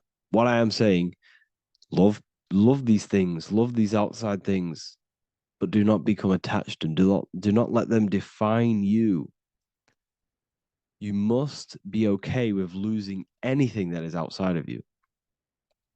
You must be okay with that, because you must understand the physical plane it's promised that everything is temporary. Everything is temporary in this plane. So don't ever think it's going to be there forever, because it's not. And you must remind yourself, not remind yourself, but I think about this sometimes when I start becoming a bit attached to work and stressed. I just remind myself that this is temporary. I'm going to leave this world one day and I'm not going to care. So you must have the balance. Okay. The balance is key. You can go down that right-hand path and just fully cut off from the world like a monk and shave off your hair, disconnect from the physical world. You can do that. That's not wrong. Where there's different paths in life. You have the left-hand path, purely physical. You have the middle path, which is balance between the physical and spiritual. Then you have the right-hand path, which is monk mode, where you fully disconnect from the world. They shave their hair off to disconnect from the physicality. They meditate for long periods of time. This is what they're doing. They're preparing for death. Monks prepare for death. They understand this. They understand that you don't die. Your inner world is the true world. The inner world is the only world that exists. Everything outside of you is an extension of you. Number 2, cleanse the mind. Watch your thoughts. Are they rooted in fear, anger, regret, or craving? Meditation, mindfulness, and inner reflection help purify the mind. The cleaner your thoughts, the lighter your spirit. So your astral body is formed by your thoughts. It's formed by your emotions. If you sit around thinking about eating all day, you're going to have a very heavy astral body. It's going to manifest in the lower planes. But if your mind is thinking about good things with good intentions, love, knowledge, expansion, you're going to manifest even the middle or the higher. And there are ways to even ascend out of your astral body. Yes, you can ascend out of your astral body and out of the mental body, but that's all very advanced, and I'm not going to teach that yet. I'll make another video on that, but you can ascend from them bodies. The astral plane is not the end. You can keep ascending as a soul until you're left with just the pure essence of the soul. But we're going to, anyways, cleanse the mind, reprogram the limiting belief systems, let go of mental attachments. And the way you do this is by getting a piece of paper and writing down every single attachment that you have. And you're going to realize that there's more than you think. Okay. We have to detach from these. We have to. 4, practice presence. Can you sit in silence with yourself? The more at ease you are with your own inner being, the less you'll feel death. The afterlife is just an extension of your inner world. It's so important. This is so, so important. Can you sit with yourself? If you cannot sit with yourself, you have some inner work to do. You have some thoughts to address, some beliefs to address, and some feelings to address. Okay, so practice sitting in the present, meditation, or just literally sit there and try and be okay with yourself. And if you can't be okay with yourself, then there's something you need to address, whether it's a belief system, whether it's an emotional trauma, or something. This is what we must reshape, refine, and let go of. Live truthfully. Speak and act from your soul, not from fear or ego. The more authentic you are, the more aligned you become with your true self, which carries beyond this life. The ego is your mind's perception of itself while being incarnated in this world. It's been shaped by your experiences, your thoughts, your beliefs, and your emotions. So your ego is basically this false thought form that you've created. It's a false layer of yourself that sits on top of your true authentic self. It's basically your physical character. When you were young, you had no ego. You were pure. You had a pure consciousness. But then as you grew older, your ego started to grow, and it still is growing because it was shaped by experiences, things you've gone through, things you said, things you believe, things you think. It's created by you, by your mind. And the ego is close to the word echo. The ego is the echo. It's an echo. It's a layer. It's a false identity. It's a false layer that sits on top of your soul. And if you don't get rid of that ego, if you don't know how, well, not get rid of it, but balance it. If you don't know how to rise above that ego and you die, it's that ego that's going to be pulling down when you die. It's that ego that's going to be your suffering. Okay. 7, connect with the divine, whether through prayer, meditation, tune into something greater than yourself. The connection is the soul's compass beyond this world. If you can meditate and rise above them clouds of thought, that's the soul, that's the observer. we must connect with that. Okay, this will definitely help with just allowing yourself to connect with your true self. Meditation's great because you can just fully detach from the world. And the more you meditate, the more you can prepare for death. A powerful way to cultivate detachment is through daily detachment meditation, done either at night or in the morning or the first breath upon waking. Or do this as many times as possible per day. Start by physically grounding yourself in the present moment. Say out loud, I am here right now, nothing else matters. Let that phrase draw your awareness into the now. Just keep saying it until you're present. Then begin to slowly list everything you identify yourself with, one by one. I am not your body. I am not my body. I am not my name. I am not my possessions. I am not my house. I'm not my children. I'm not my everything. I am not my thoughts. Release each layer gently. Imagine, if you want to, if you have a good imagination, imagine placing these things into a big box. Placing your body, placing your name, placing your possessions, placing your house, your car, your thoughts, your beliefs into a box, and then shut that box. If you have a good imagination, do that. That can help. And you'll be left with yourself. And you're not even that. It goes even deeper. Eventually, you'll reach the mind itself. Detach from the language that the mind is even using. Now, that's very difficult. And not many people have ever thought about that, and they've ever even been there. Detach from the language that the mind is using. Think about that for a second. Your mind is not what you actually think. It goes very deeper. Your mind is not that little voice. It's that voice that the language is using. So even the language is a spell on your mind. Okay, it's an attachment. Eventually, you'll reach the mind itself, detached from the language it uses, the voice in your head, the need to define. What remains is something beyond thought and beyond words. I can't even describe what's left because words, once the language is gone, it's purely metaphysical. All I can say it is pure awareness, and it's symbolized.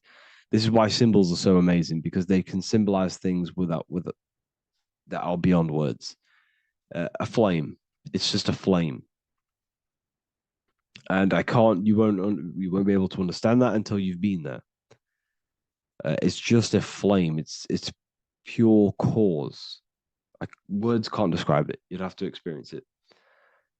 Connect with this essence daily. This is truly who you are.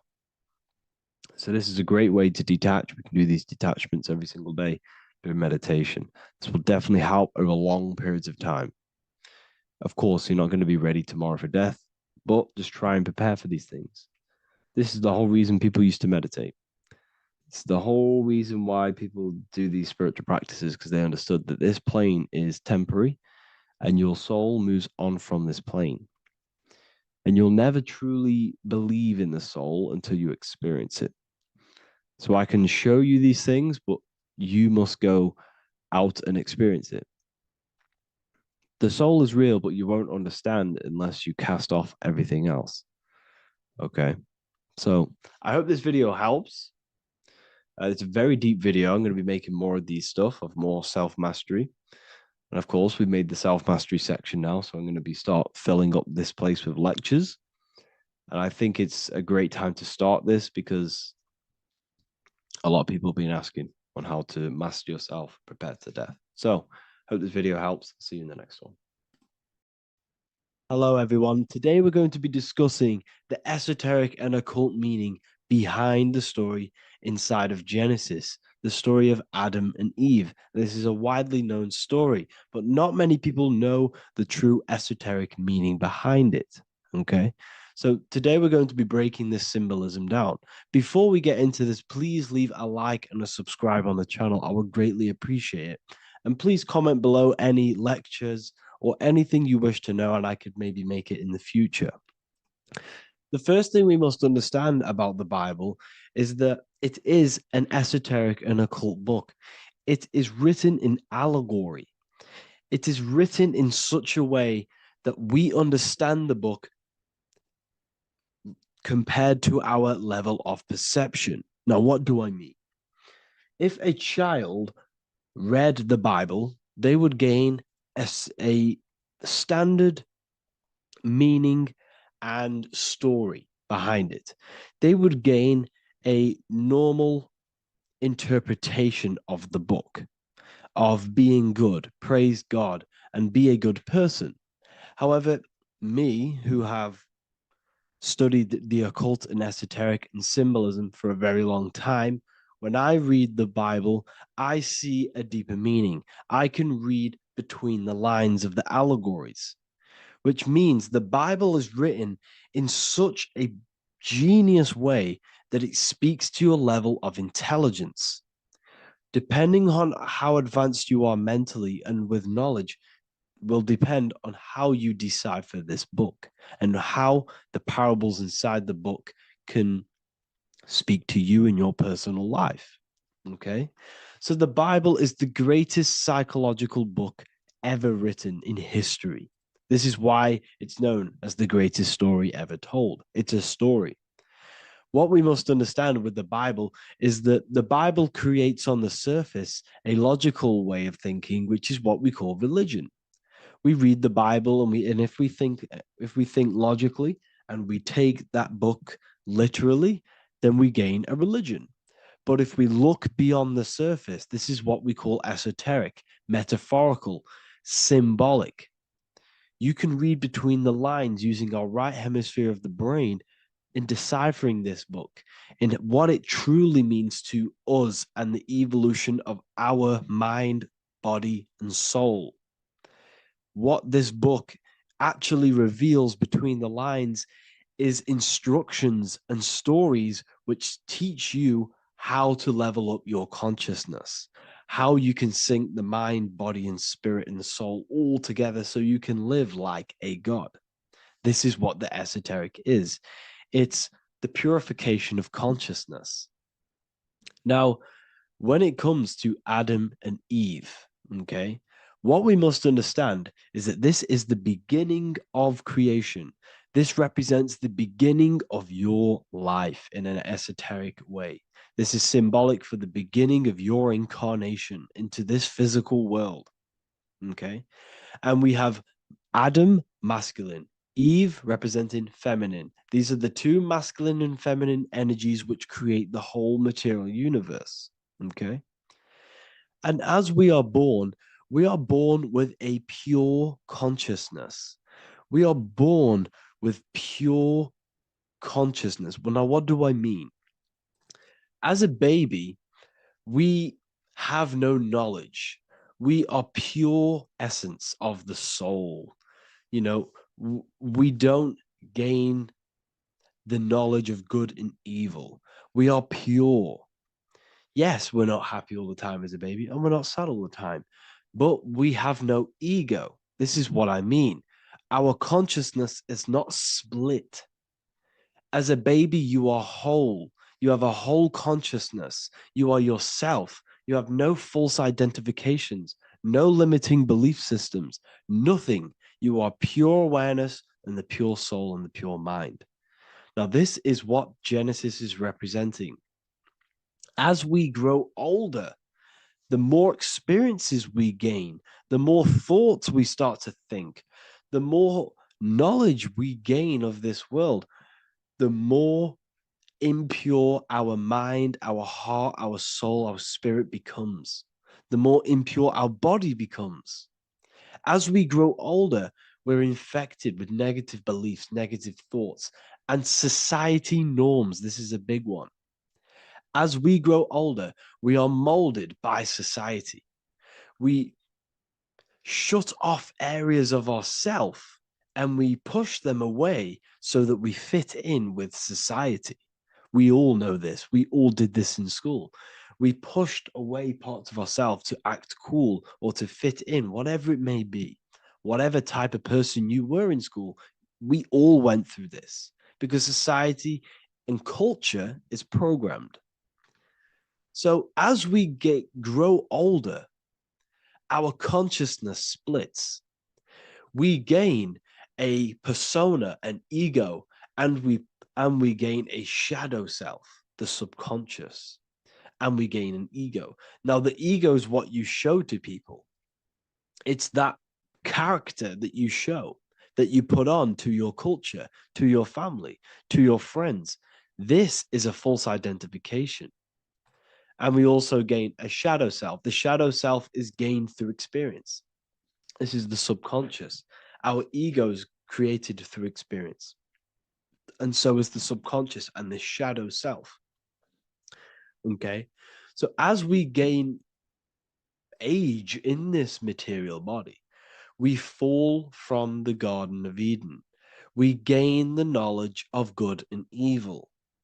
This is what the symbolism represents of us leaving the garden, us eating from the fruit. Now, the fruit represents the knowledge, it represents the insight, the experience, which splits our pure consciousness. Our soul splits. Okay? We lose connection with the divine. We lose connection with our pure self through material experiences. We may lose ourselves in material experiences. We may lose ourselves in lust and material gain, wealth, and all of these lovely things that the material world offers. We lose ourselves in this. Okay? And not only that, there's another symbolic thing that we're missing with being a child. There's another symbolic meaning behind this tree in this story of Adam and Eve. And this is sexual energy. Okay? As we are a baby, we have no ability to create another human life. We have no sexual urges. We have no desire for the material things as a baby. Nothing. As we grow older, our sexual energy cultivates around the age of, it's like 10, maybe earlier for some people or later for some people. This is what we call puberty, when our sexual energy activates. This is when the masculine and feminine energies are present within the body. And we are now given the ability to create human life. We're now given the ability to bring in a soul into the material world. Now, this is what we believe and know in the esoteric world. That is what sex is. You're bringing a soul from the astral into the physical. Okay? So, as you grow older, you gain this ability to use the power of creation. You gain this force within you that allows you to open a portal in the astral and bring in a soul to the material. Now, this power can be misused. This power is very powerful and should not be misused. In occult and esoteric teachings, we teach and learn sexual transmutation, how we transmute sexual energy into different areas of our life so we can grow and create. Because sexual energy is creative energy. It creates a whole new human being. So if we retain it, we can transmute it into creativity. So this energy is kind of corrupting us as well. And now I'm not saying growing up is evil, all this thing is evil. This is a natural cycle that we must go through. The soul of us must go through this cycle so that we learn, so that we overcome it, so that we gain mastery over ourselves, so that we expand ourselves. I recommend you watch the Evolution of Consciousness lecture that I did on my YouTube. An amazing lecture. It talks about the evolution of consciousness and how we're on a never-ending cycle of life and death and expansion. So leaving the Garden of Eden is symbolic. You see, Eve represents emotion. She's feminine. Adam represents action. That's why he bit the apple. You see, Eve takes the apple and tempts Adam because she's the emotion. She's the sexual desire. And Adam eats it. He releases. He misuses the power of his creation. He misuses his consciousness because of material illusions and material desires. This is natural. Okay? As we grow older in this life, our soul has to experience sin. We have to experience negativity. We have to experience evil. Okay? And we have to misuse this power within us to learn about it so we can overcome it and gain control over it. Now, this is why the Bible says in Genesis 3:6, "For God doth know that in the day ye eat thereof, then your eyes shall be opened. Ye shall be as gods, knowing good and evil." This is very, very, very symbolic.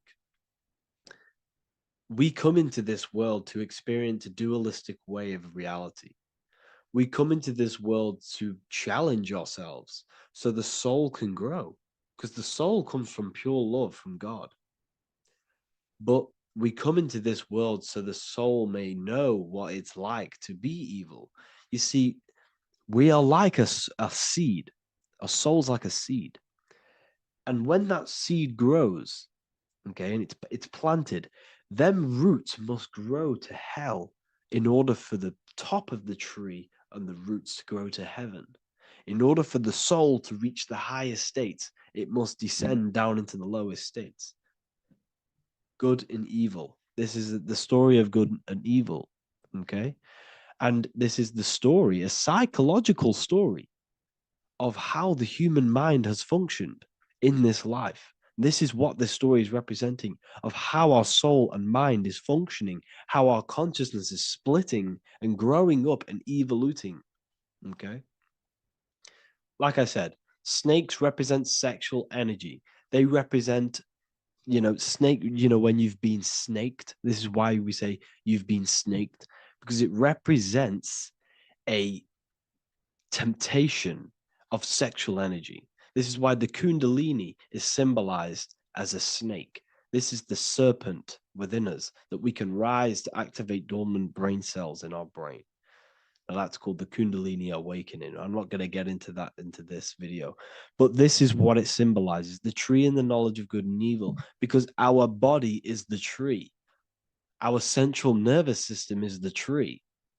The snake is our sexual urges and this false temptation that tempts us to interact with sin, the material world, okay, and go against our higher divine self.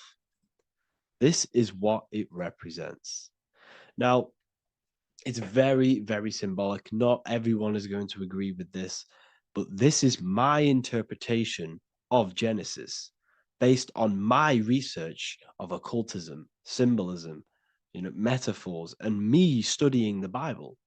This is my interpretation, and I hope it resonates with you. It might not resonate with you, but this is what makes sense to me, and this is what has made sense to many other occult researchers who are in this space as well. Okay, so please leave a like, leave a comment, leave a subscribe. I'd greatly appreciate if you could, just give me some support on this channel. We're nearly at 100,000 subscribers, which is insane. I just want to say thank you all. And yeah, I will see you inside the university. If you join, I'll look forward to mentoring you, connecting with you on the live calls. There's a new symbolism course, which is going to be available very, very soon. And yeah, if you join the university, you also get a 30% discount on all of my products, astrology readings, one-on-one calls, all of my books. Yeah, so I hope you gain some insight on this video, and I'll see you in the next video, and I'll see you inside the university. Have an amazing day.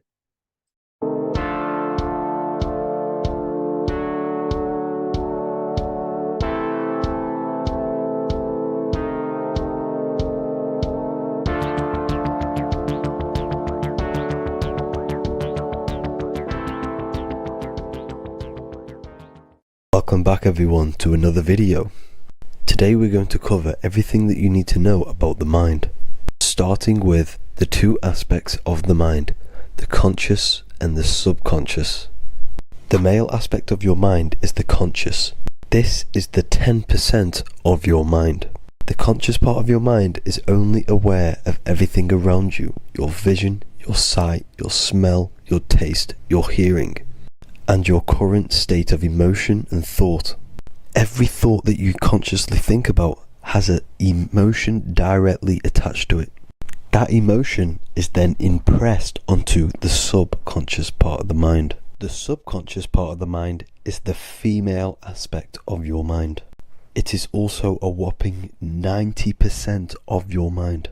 Subconscious mind is controlling all of the subconscious processes which happen within your body. For example, your subconscious mind is controlling your heartbeat, your digestion of food, and all of the things that you do not have to tell the body to do. It is the hidden part of our mind which is controlling all of the hidden things. The subconscious mind is like a recording supercomputer. Everything that you have experienced in your life is all recorded and stored within the subconscious mind. One of the most important things about your subconscious mind is that it stores your mental programs. Everything in the subconscious mind manifests into behavior and actions within the body. Your daily basis routine and habits are all mental programs within your subconscious mind. These mental programs are created by mainly two ways. 1, repetition, and 2, emotional impact. The repetition is fairly simple to understand. The more you do something, the more it impresses onto your subconscious mind and becomes a program. That program will then manifest into your behavior. However, with the emotional programs, they work a bit different. The stronger that you feel an emotion, the stronger it is impressed onto the subconscious mind. And then that emotion becomes a program. For example, you had a very traumatic moment happen when you were a young child. The emotion that you felt was so strong in that moment that it impressed into your subconscious mind so hard that you can recall that moment like it was yesterday. That traumatic event that happened to you when you were young will still manifest into your daily basis behavior even to this day. However, it manifests subconsciously. For example, if you were in a car crash, you will be wary to enter cars with certain people. All because of that traumatic emotion that you felt and impressed onto your subconscious mind. Another example of the subconscious manifesting into our behavior is posting on Instagram.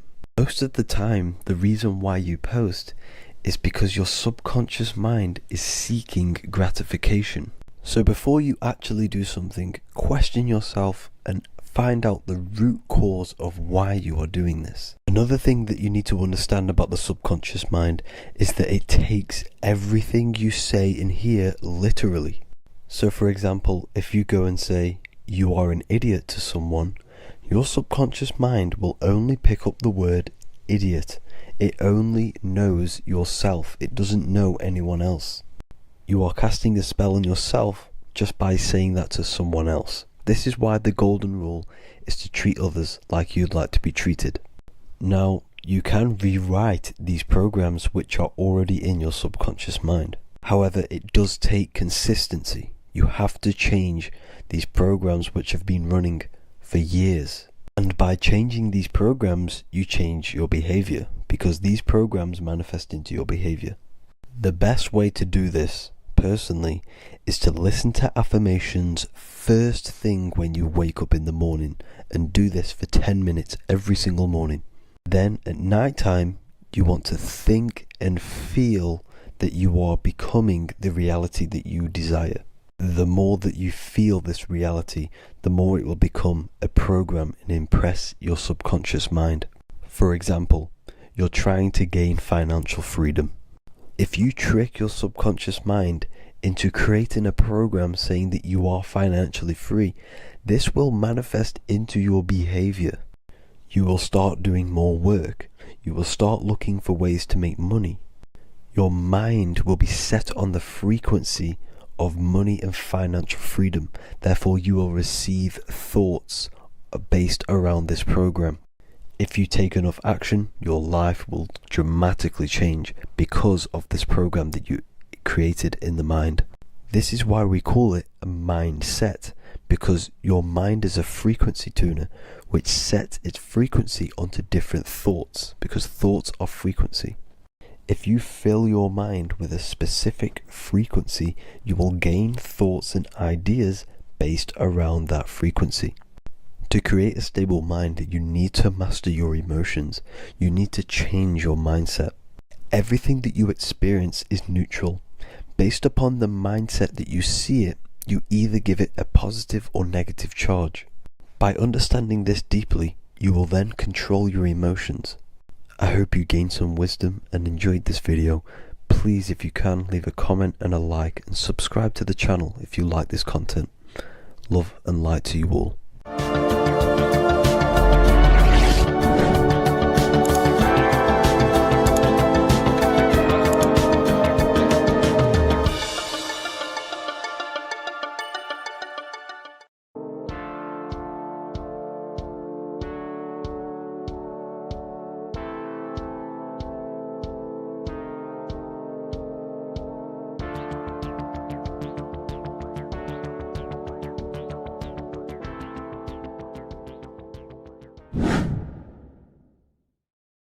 How are we doing, people? It's Revival of Wisdom. We're back today talking about sun worship. Okay? And please enjoy, sit back and enjoy the video. First thing we need to understand is that the sun is the risen savior. It's the light of the world. Without the sun, we have nothing. Now, the sun is the Son of God. We didn't make the sun. No one owns the sun. But who created the sun? Obviously, the Creator created the sun. Therefore, it is the Son of God. And that is what Jesus is symbolizing in the Bible. The Bible is a metaphorical story. That's why it's called the greatest story ever told, because it is a story about the sun, the zodiac. It's about you, the systems in the body. It's about everything that is sacred in this creation. Now you can see the suns behind Jesus' head in all of the ancient portraits, even the ones that are more modern. You still see a sun on the back of his head because he is the sun. He's the light of the world, our risen savior. And this is what Christians are lost because they don't realize it's a symbolic story and they think Jesus was a historical person. He's not a historical person. Okay, this is what we need to get out of our mind. This wasn't a historical person. It's the Son, our risen Savior. The Son is the soul. It's the soul of this creation. Because what is a soul? A soul is pure life force, pure energy. Whatever a soul inhabits, it gives life to. Like our soul feeds our body. The sun feeds the earth because the sun is a soul, and that's why the ancients called it Sol. Because it's the soul and it's in you and it's the light of the world. It's the light of everything. It gives life to all things. Here's Jesus and his 12 disciples. The 12 disciples symbolize the 12 zodiac signs. Aries, it rules the head region because the 12 zodiac constellations rule specific regions of your body. Aries, the ram, you have a cerebrum in your head. This is Aries on the head of the table. His Gemini rules the arms and the lungs. The two twins, Gemini. He's holding up two hands for the two hands and arms. The twins. Cancer has a knife in his hand. It's not so clear, but he has a knife in his hand. Cancer is the crab. Crabs have claws. And he's pointing at Virgo's Adam's apple, saying there's no Adam's apple there. It's a woman. Who's the sixth sign? The sixth sign is Virgo, the Virgin, the only woman in the painting. Now notice how there are 3 people in 4 groups for the 4 seasons and for the 3 months and 3 zodiac signs in each season: spring, summer, fall, winter. Matthew, Mark, Luke, and John with the suns on the back of their heads, because it's the 4 states of the sun. The 4 states of the sun. Now, 6th sign, Virgo, the Virgin, the only woman in the painting with no Adam's apple. Then we have the sun, Jesus, red and blue, red shift, blue shift. Electromagnetism. The ancients knew this. He's got one hand open, one hand down, because the sun gives and retrieves. The sun rises and it falls. It gives, then pulls away. That's what the sun does, and that's what he's doing. His arms are out, symbolizing the rays of the sun, casting down onto the earth, giving and then receiving. Libra is two hands are equal, holding his arms out equally, because Libra is the two balanced scales. Libra is when the sun is balanced between the summer and the winter. It's being judged. The sun isn't balanced. That's what Libra is, the two scales. Capricorn is the goat. Goats have two horns, and you can see the two horns on his head here. See? So this is astrology. This what Leonardo da Vinci is depicting here. It's astrology. He knew the story of the Bible is all astrology. It's all based on astrology. The Son of God, the real Son. Now here are some Bible verses. I am the light of the world. Obviously, that's the sun. What other light is there that lights up the world? The moon can't do it. It's the sun, the one and only Son, our risen Savior. Because if the sun didn't rise, we'd all be dead. So it's our risen Savior. And it dies for our sins every night and then gets reborn every day. Now, Jesus calms the storm. Mark 4:35-41. The disciples are all on a boat and there's a heavy storm. But Jesus is asleep. The disciple says, Jesus is asleep. We need to awake him. They wake up Jesus, and Jesus got up and rebuked the wind and said to the waves, quiet, be still. Then the wind died down and it was completely calm. Well, when Jesus was asleep, this is the sun not being risen. It's not risen yet. Because in the night times, that's when the storms happen on the sea and the ocean. And when they awake Jesus, Jesus rises because he's the sun. He rises and everything calms. Because when the sun comes, the storms go. You see? So it's the sun. It's all about the sun. Here's another, Luke 22:10. A disciple asked Jesus, when will we know it's the end times? And Jesus says, as you enter the city, a man carrying a jar of water will meet you. Follow him to the house that he enters. Well, this is clearly talking about astrology, the topic that Christians think is satanic, when they don't realize the whole thing's based on astrology. Because the end times is the end of Pisces, which is the two fish, which is the age we've just gone out of. And you can see all these ancient churches here with two fishes, because they knew it was the age of Pisces. There's an ancient photo, ancient artwork with the two fish, Pisces. And the end times, as it talks about in the Bible, when Christians think the world's going to end or something. But no, it's just the end of Pisces. As you enter the city, a man carrying a jar will meet you. Follow him to the house. The house is the zodiac sign that he enters. And the zodiac sign is Aquarius, because that's what it is, a man carrying the water. We know this is astrology because a woman, that is a woman's job in the ancient times. In the ancient times, the woman used to get the water. You would never see a man collecting water back then. That was the woman's job, whilst the man builds the houses, for example. You see, so we know it's talking about astrology because astrology is the man holding the bucket of water. It's the end of Pisces. Now we are in Aquarius. And of course, Luke 24:36, the risen Savior, the Son. Now, the Son is also born on the 25th of December, a virgin, just like Horus, Mithra, Buddha, Krishna, Hermes, and thousands of other gods, all born on the 25th of December. Well, it's because the sun moves 1 degree northward on the 25th of December. And on the 22nd to the 24th, it stays in the same degree because it's moving south. But then on the 22nd, it stays in the same degree on the Southern Crux constellation. And the ancients called this the sun dies on a cross, because the cross is the Crux constellation, the Southern Cross. And it stays on that same degree for 3 days on the cross.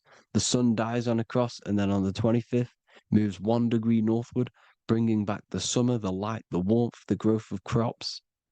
And this is the sun being reborn again, a virgin, because it's pure. And here's Mithra, another sun god before Jesus was around, before Christianity. It was Mithraism, and Mithra, Ra is Ra, the sun god, Egypt. It's all about Ra, the sun. You see the crown of thorns on Jesus' head, symbolizing the rays of the sun. And here are the rays of the sun on the back of Mithra's head. Krishna, the sun. Buddha, the sun. Horus, horizon. All born virgins, all did miracles, all resurrected. Dead for 3 days. Well, here he is, dead for 3 days on the cross. And resurrected.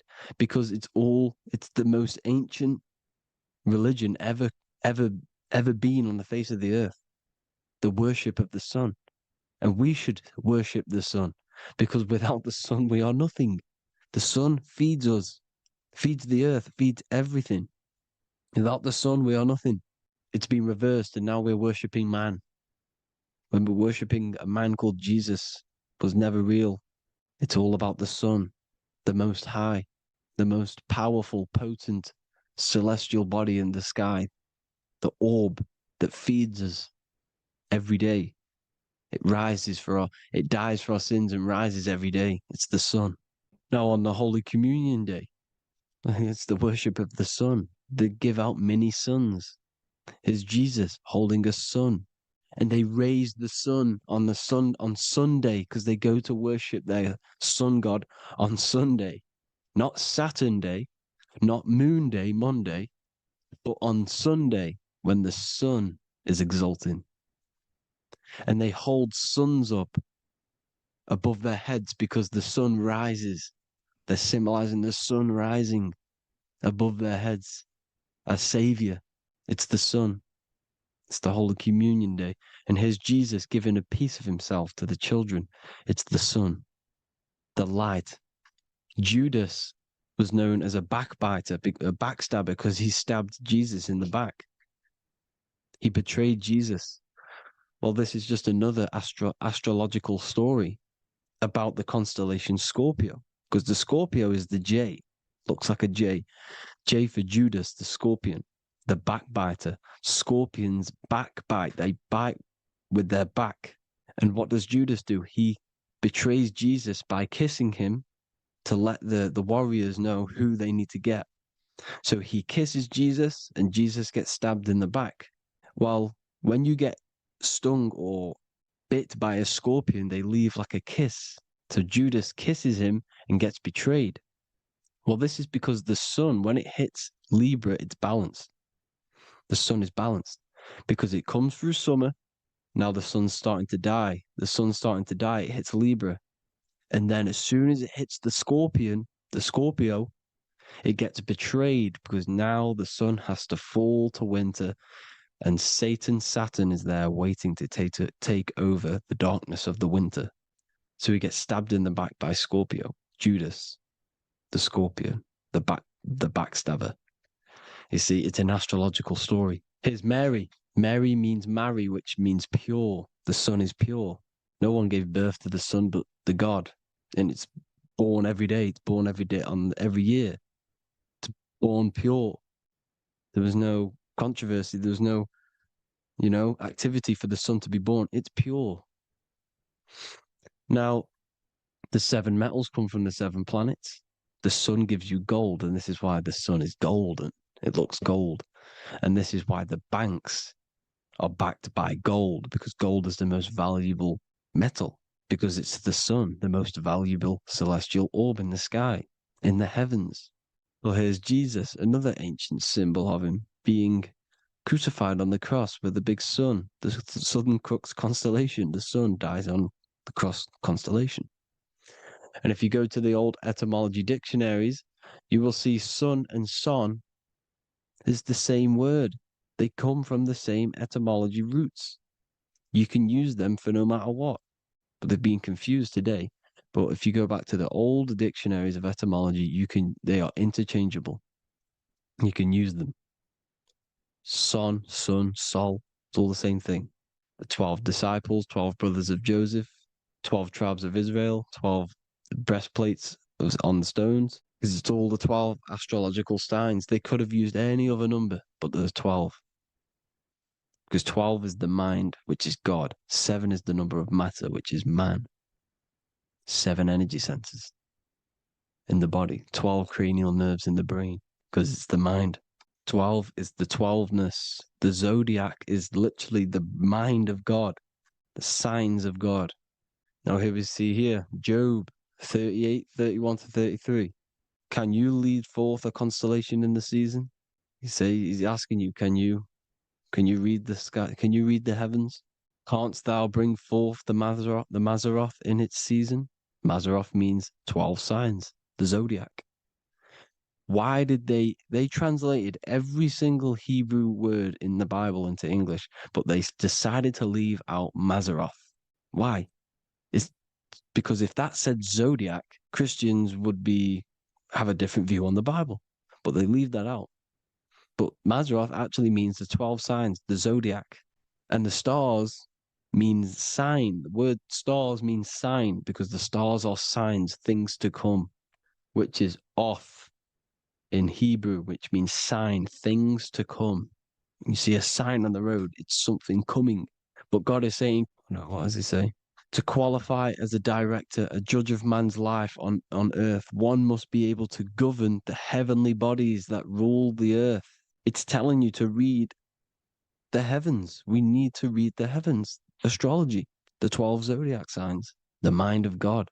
It's telling you, read the Mazzaroth, read the zodiac, because they are things to come in your life. They are signs.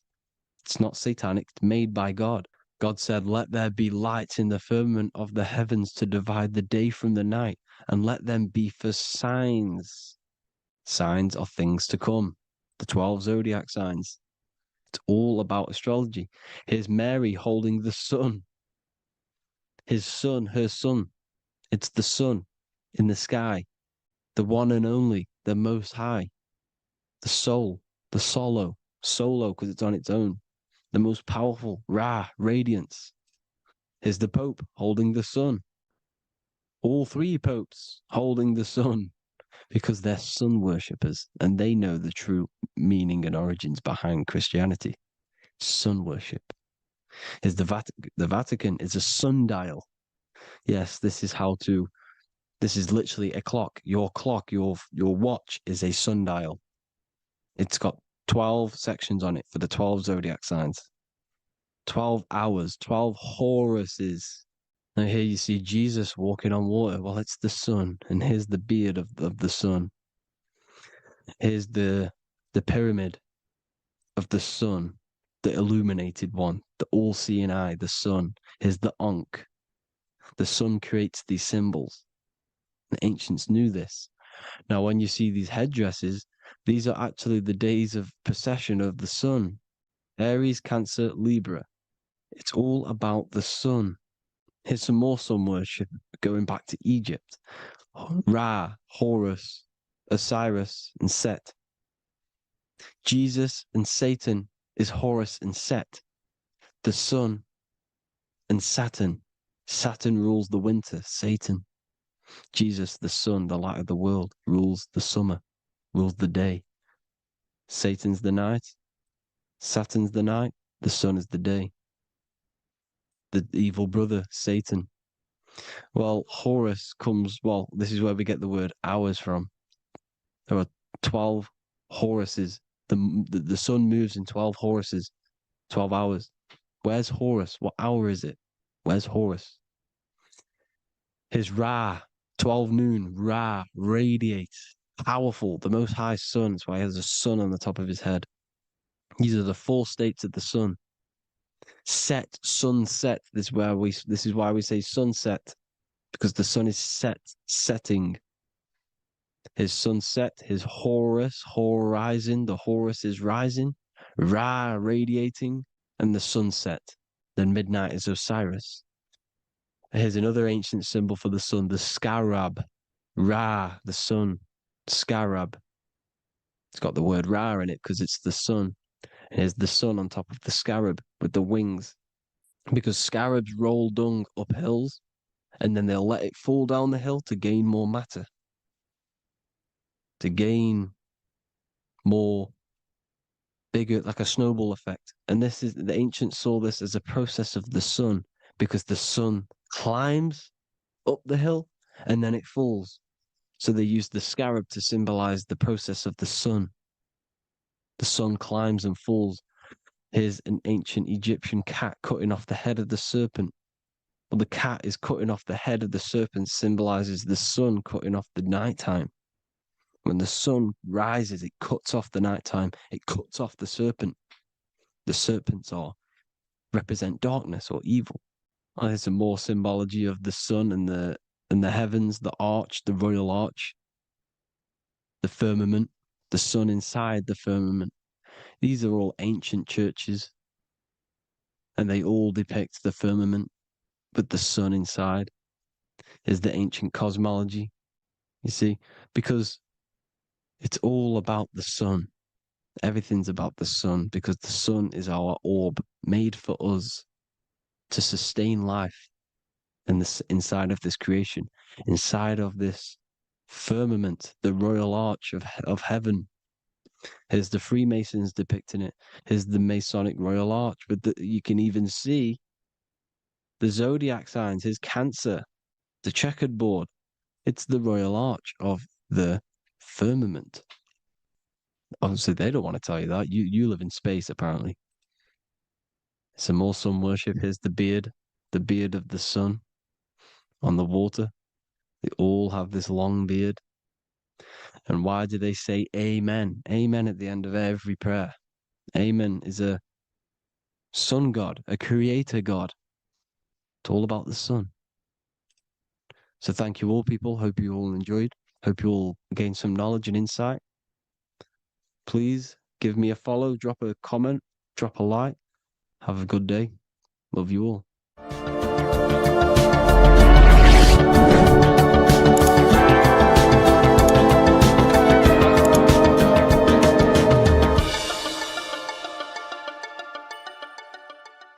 Welcome to Revival of Wisdom. Welcome people, we're back with another video. In this video we're talking about how Jesus Christ and Christianity is all sun worship. The Holy Bible of Christianity is not meant to be taken literal for history. It is a story and has lots of metaphors. Starting with the symbol of the cross of Jesus. This cross originates from this ancient cross of the sun. This symbol has been used for thousands of years, way before Jesus was a thing, in Europe, America, Asia, and all around the world. In fact, this symbol is still being used by Christians today, not knowing it represents the sun. This is a 4,500-year-old artifact, a golden plate with an equal-armed cross found in England. The gold to symbolize the sun, and the equal-armed cross for the 4 equal seasons of the year. So this is why in the Bible you have Matthew, Mark, Luke, and John, symbolizing the yearly cycle of the sun and the 4 equal seasons. Also in the Bible, Jesus is referred to as the light of the world. So yes, Jesus represents the sun. He is a metaphor for the sun. Hence why in all of these pictures and images and paintings of Jesus, there's always a sun behind his head, and some even with the sun cross behind his head. Jesus also has 12 disciples, which represent the 12 zodiac signs and the 12 months of the year. This is the Last Supper by Leonardo da Vinci. As you can see, the sun, being Jesus, is in the center, because the sun is in the center of the zodiac signs. There are 4 groups which symbolize the 4 equal seasons. Each group contains 3 people symbolizing the 3 months and the 3 zodiac signs in that season.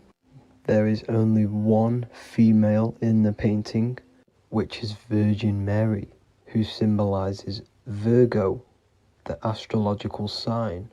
So yes, Jesus symbolizes the sun with his 12 zodiac signs and 4 gospels for the 4 seasons of the year. However, there is another phenomenon The 25th of December is known as the birth of Jesus Christ, which is known as Christmas today. Jesus symbolizing the sun and is born on December 25th. This is the day the sun moves 1 degree northward, bringing back the warmth, the growth of crops, the life and light back to the northern hemisphere. Everything is springing back to life, as we call it, spring. So it is said that the sun is born again on the 25th of December, and Jesus is known as the risen Saviour, because the sun is our risen Saviour, because it gives life to the whole of this realm, the warmth, the crops, and without the sun rising in the morning, we'd all die in about 2 weeks. And we all know how Jesus died on a cross. The sun also dies on a cross in the southern hemisphere. It dies on the Southern Crux constellation. And on December the 22nd, 23rd, and 24th, the sun remains in the same position. So the sun dies for 3 days and it is born again on December 25th. When it moves 1 degree northward. And this is when the sun is born again, or resurrected, just like Jesus. Constellation Virgo is prominent in the spring sky in the northern hemisphere. So therefore, the sun is born a virgin, Virgo. And as you see in this image, you see Virgin Mary holding the sun. Us as humans do not own the sun, so therefore God owns the sun. So yes, the sun is the Son of God, and this is what Jesus is symbolizing. And just how Jesus sacrifices himself for humanity, that's what the sun does. The sun gives out all of its energy so we can live. There are many other Bible verses which represent Jesus as the sun. Now in Matthew 8:23-27, his disciples are in a boat and there is a massive storm. Jesus is asleep, meaning the sun has not arose. And the disciples say, "Save us, Lord, we are perishing." Quote, "Then he rose and rebuked the winds and the sea, and there was a great calm." End quote. Now this is a metaphor for the sun rising and calming the storm, because in the ocean, when the sun is down, that's when there are great storms. The worship of celestial bodies go back thousands of years, and it's called astrotheology, and it can pretty much be traced back to all ancient civilizations. Now going back to the ancient Egyptians, the god Horus, the god of war, and he symbolized the sun in the morning. Ancients used to say that he walked over the sky in 12 steps. Yes, this could symbolize the 12 zodiac signs. It also symbolizes the 12 hours of daylight. So we have 12 hours of Horus, but now they've rearranged the word to hours. Horus and hours. And when the sun rises, Horus rises, we say horizon, which is Horus is rising. That's the etymology of horizon.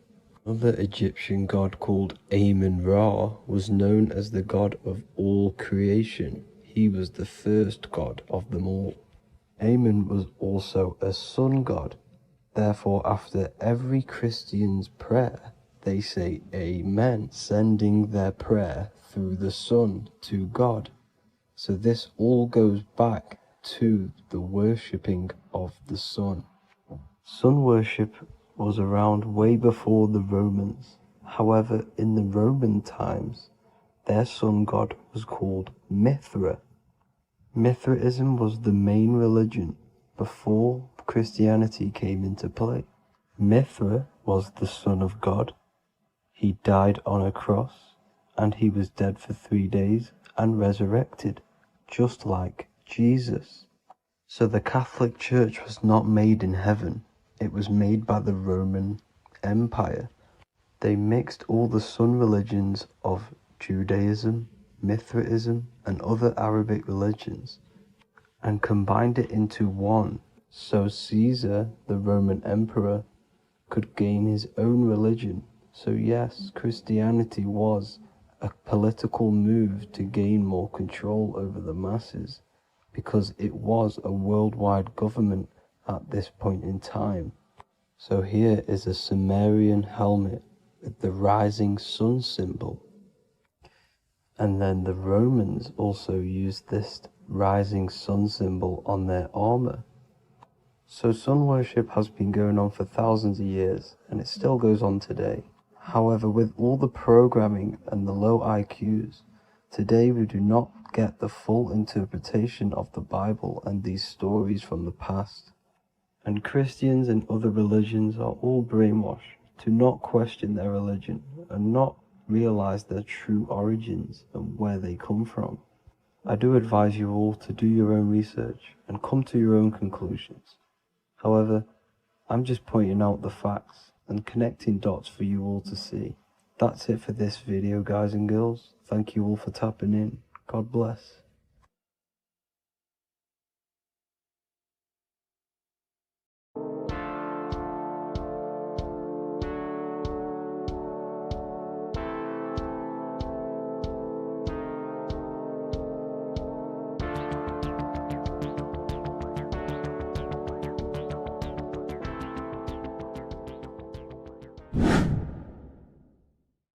What is good, people? It's Revival of Wisdom. Today we're going to be talking about Saturn. I've done this video in the past. However, this video is going to contain a lot more in-depth explanation of Saturn. So the 33rd degree Mason, Manly P. Hall, said, Saturn is the key to crystallization, physical matter. Light is matter, matter is light. They are interchangeable. Low vibrating light turns into matter, high vibrating matter turns into light. And Saturn is the god of this world, this physical world. He crystallizes light into matter. This is symbolized as the Masonic checkered board, matter and spirit, matter and light, light and matter. He's also the god of time, destruction, justice. He creates and destroys, because all things in time die. He creates and destroys you. So, because we live in this physical world, which is the electric world, this is why we say electricity, because it comes from the root word of El, Saturn. They used to call Saturn El, E-L. This is why we used to say Elohim is God. The real God of this world is Saturn, but it's being hid. This is being hid. Jesus is Saturn. All of this is Saturn. It's all Saturn worship. It's the real God of this world, So, physical matter is a result of two opposing forces equalized on the plane of inertia, because everything is created out of electromagnetic toroidal fields. And these two poles equalize on the plane of inertia, which gives you planet Earth, plane of inertia. The plane of inertia is what Saturn is. It's the ring around the center of the plane of inertia. Thank you to Walter Russell saying, physical matter is a result of two opposing forces on the plane of inertia. This is what Walter Russell says, so please check out his work. He's got many books, many books on light and electromagnetism and stuff like that. So I advise you to check him out. So the torus field gives you the binary code 0 and 1, the female vagina and the male phallus. This is the code for this world. Saturn crystallizes physical matter. Now Saturn is the most outermost layer of the 7 layers of heaven, where it says in the Quran, it says, Allah, it is He who created the 7 layers of heaven. Saturn is the outermost layer. He's the top. He's the most high. So when we say the most high, we're referring to Saturn. He's the most high before the firmament, before the stars. So Saturn is the god of this world. He's the Lord of the Rings. He wears the crown. The crown is the rings. Crown, Kronos. So the planets are luminaries. They are lights. They are beings. They are energy, conscious energy. And we're in the heart of the solar system. Saturn is the outermost layer. He is the one of this world. He's the god of this world. Now, on the North Pole of Saturn, you have the hexagon. Add up all the sides, it creates the six-pointed star. Or it can be created as a cube. The cube is very important. The six-pointed star is very important. 6 points, 6 triangles, 6 side, 6, 6, 6. Black cube adds up to 6 in gematria. Now, what did I say in the beginning? Saturn crystallizes the physical world. He creates physical things out of light. You are a light being. This is why we say human. Hue means the light spectrum. Hue, man, we are light manifested into physical forms. Human. And we are incarnated through Saturn. Satan, same thing. The number of the beast is 666, and the 666 comes from the 6.6 triangle, 6 sides of Saturn, 666.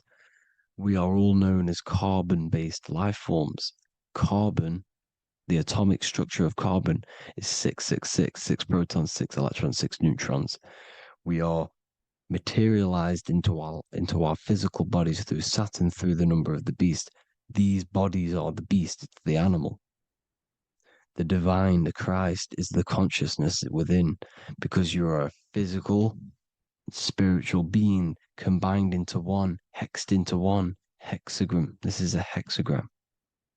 You're hexed into physical matter, spirit and matter, light and dark, combined into one.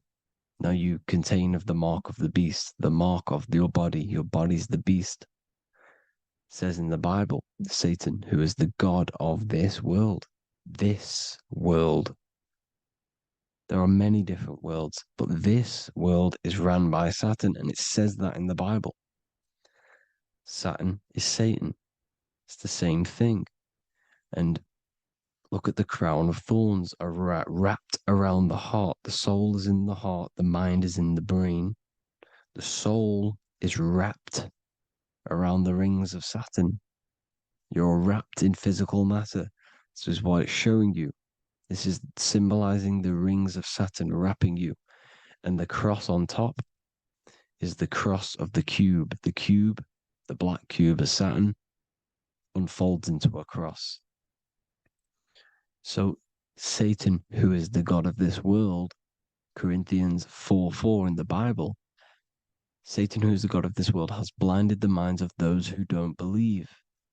Satan blinds your mind because the god of this world materializes you, and he blinds your mind when you incarnate into physical matter. When you enter this soul system, not the solar system, you hit Saturn first. He materializes you. And look at the symbol for Saturn. This is the symbol for Saturn. All of the planet symbols are created out of the Holy Trinity. The earth, moon, and sun. Body, mind, and soul. The sun is your soul, the moon is your mind, the earth is your body. Your body's made out of the 5 elements. The sun is your soul because the sun is life force. Gives life to everything. Your sun is a soul. Your soul is the sun of your body. The moon is the mind. The moon is the moon of your body, the mind of your body. Intelligence. So all of the symbol of the planets are created out of these. The Saturn symbol is created out of the Earth cross, matter, and the moon crescent, moon, mind, matter over mind. This is why Satan, who is the god of this world, has blinded the minds of those who don't believe. He blinds your mind. Look at the symbol, it's showing you. The Saturn symbol is matter over mind when it should be mind over matter. So we descend into a soul system, into our 666 Saturn carbon suit bodies. and we are matter over mind. Then we have to move up the spine to go back up to spirit, to mind over matter, where you manipulate your own reality. Now look at this. It creates the number 5. 5 is the number of change. You're moving from this side of the number sequence over to the right side. You're moving from the spiritual into the physical world. You're incarnating into the 5 elements, the 5 senses. So the cube, the black cube of Saturn, is another major symbol. Very important symbol. Here you see the cube, and the color black is associated with Saturn because Saturn's associated with death. He creates and destroys, light and dark. Death is associated with black, spirit, because you can't see spirit, which is blackness. So the black cube is black because Saturn rules the nighttime, which is dark, blackness, and he rules the winter, which is death, blackness. So Saturn is the black cube. Cubes have 6 sides: up, down, right, left, back, and forward. Cubes are 6-sided. Everything is 6-sided inside of this creation because you're incarnating, you're materializing, crystallizing into the cube, the world of the cube. Everything's a cube. Everything's got 6 sides. Here's Leonardo da Vinci showing you that you're in the cube. Leonardo da Vinci did this famous painting. You're in the cube, you're hexed into physical matter, where you're incarnated into the 3rd dimension, the 3-dimensional world, which is a cube, 3D. And black cube adds up to 6 sides of the black cube. The Kabbalah means cube god in Arabic. And look at what they do. They worship the cube, the black cube, and they stand in rings like the rings of Saturn. Australia, Denmark, Manhattan, Santana all have these black cubes. You go to New York, you will see the black cube there as well. These black cubes are everywhere because it is the real God of this world, So look at the cross. The cross unfolds into the cube. Xbox, Nintendo GameCube, Sega Saturn, anything to do with a simulated gaming reality, they put Saturn in it because we're in the simulation of Saturn. This is a simulation. And this is why they reflect this through the Xbox, GameCube, Sega Saturn, anything to do with gaming, simulations, is all Saturn. Because we're in the cube of Saturn, the black cube. We're in the GameCube, the Xbox, the Sega Saturn. As above, so below. So they reflect it through the simulations that they create inside of this simulation. Cubes have 8 points for the 8 points of time and space. 8 is the number of time. Everything's cycling, infinity. So look at the cube. The cube is symbolized as in Judaism. The Judays have the black cube. They wrap themselves in a black band and they cover their eyes into blackness. The black cube, for the black cube of Saturn, they use the star of Saturn and they worship their god on Saturn Day because it's all Saturn worship. Look how the Saturn god is wrapped around with these thorns or leaves, just like Jesus is wrapped around his heart. And Jesus on the cross is us on the cross. We are in the cross. We are in the cube. The cross is the cube. And the cross is even in the Saturn symbol. This is another symbol for Saturn. There's 2 symbols. You got this one, the one I've just broke down. And there's this one. This is the cross of Saturn, the cube god, the simulation, the game cube. Now, Chronos is another word for Saturn. Chronos means time. When you clock into work, you go to the Chronos machine. Well, I did anyway. And I'd tap my card on the Chronos because Chronos is time. Anything to do with time is Saturn. He creates and destroys. Look at the artwork of Saturn with the sand, the time. Look at this, how he's cutting off the baby's wings. He's crystallizing the spirit into matter. He's cutting off your wings. Satan, in the Bible, he falls from heaven into earth and he loses his wings. He becomes a serpent. You see that's it's all symbolic for us. We are the fallen angels, fallen angles of light. We're fallen angles of light. We are light beings. Now we're fallen into physical matter. Saturn's chopped off our wings. He's chopped off our spirit wings because when you astral project, you can fly. You will fly around. He's got the Reaper staff here, always depicted with the Reaper staff. Now look at the clock. Saturn day is the 6th day. The number of the beast, 666. Look at the clock. 6 take away 12. Sorry, 12 take away 6 equals 6. 7 take away 1 equals 6. 8 take away 2 equals 6. 60 seconds in a minute. 60 minutes in an hour. 24 hours in a day. 2 plus 4 equals 6. That's 666. Everything's 666 because it's time. Saturn. All goes to Saturn. He's the god of time. We're in time now. We're in time. We're in the time, which is God, the god of this world, the god of time. Now look at this. The Reaper is also depicted as the Reaper with the staff, the black cloak, black symbolizing death, spirit. Judges wear black because Saturn is the law. He's the god of this world. He's the law. This is why they wear black cloaks. When you graduate from university, you wear a black cloak and a black cube on your head. You've been hexed. Funerals, you wear black because it's all to do with Saturn, Father Time, Father Crystallization. Now, Saturn, here's another one of him cutting off the wings of a child. Because he cuts off the wings. He creates and destroys your body. We're in the electrical world. Everything that is electrical vibrates. All vibrations have to come back to a standstill point, which is death. This is why your body dies. Your atoms stop vibrating. Corona. Look at the crown. The crown is the corona. Corona means crown. And look at this is an alcohol brand for beer. You can see the staff of Saturn in the symbol with the moon crescent. Corona, which is the crown, Saturn, the crown on Saturn, the rings.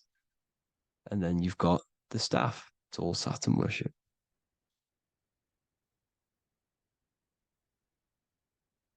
Is the black cubes of 9/11. 2 black cubes. This was a ritual for Saturn. It's all ritualistic. And look at the Star of David, the Star of Saturn. It's not the Star of David. Creates IXXI, the sigil of Saturn. IXXI means 9/11 in Roman numerals. 9/11. It's all a ritual for Saturn, and they have the 2 black cubes of Saturn. Now look, XX. There's more symbolism of Saturn now. We're going deeper. XX is more symbolism for Saturn. The sigil of Saturn is XX. As above, so below. Same with the Star of David. You split it in the middle, as above, so below. As above, so below. XX. This is a Knights Templar Cross of Lorraine. XX. Knights Templar, high order of masonry. They all worship Saturn. Well, Saturn's the real god of this world. X Eon with the XX. XXL magazines, which is all to do with famous rappers and stuff like that. When you die, you put XX on the eyes because it's Saturn. He's the Reaper. Is Jesus with the XX crown with the thorns around his heart, around his soul, with the cube on the top, the cross cube. Lil Uzi Vert with the XX Cross of Lorraine. Jay-Z with his alcohol brand, XX Cross of Lorraine. The X Factor with the rings of Saturn. All Saturn worship. The seal of Melchizedek is also Saturn. This is the cube. This symbolizes the cube with the 8 points for the 8 points of space and time. And this is the cube. It's another ancient symbol for Saturn. Here you see the star of Saturn with the Melchizedek symbol around it, which is all to do with Saturn. Here you see an altar, the Holy Grail, the Melchizedek symbol on it, and they're worshipping it. This is why we wear rings, wedding rings for the rings of Saturn. It all goes back to Saturn. Earrings. The 8-pointed star of the ancient Sumerians is all Saturn. It's all Saturn. So the ancients, the symbols of Saturn goes on forever. It's in all of the major corporations. You can see it everywhere, the rings of Saturn. Toyota is an obvious one. Internet, Nike, Target, Sega, Saturn. All Saturn worship. All Saturn worship. Because he is the real god of this world. Here's Kanye West's album with a Saturn here. Here's Michael Jackson's album saying X, escape. There's the X again. The X, escape. You have to escape this reality. Maybe that's what he's pointing at. Here you see it on the dollar bill. The star of Saturn. Here you see it again on the dollar bill. So that is it for today's people. I hope you all gain some insight on Saturn. Please like, comment, and share if you can. Subscribe if you like the channel. Please have an amazing day. God bless.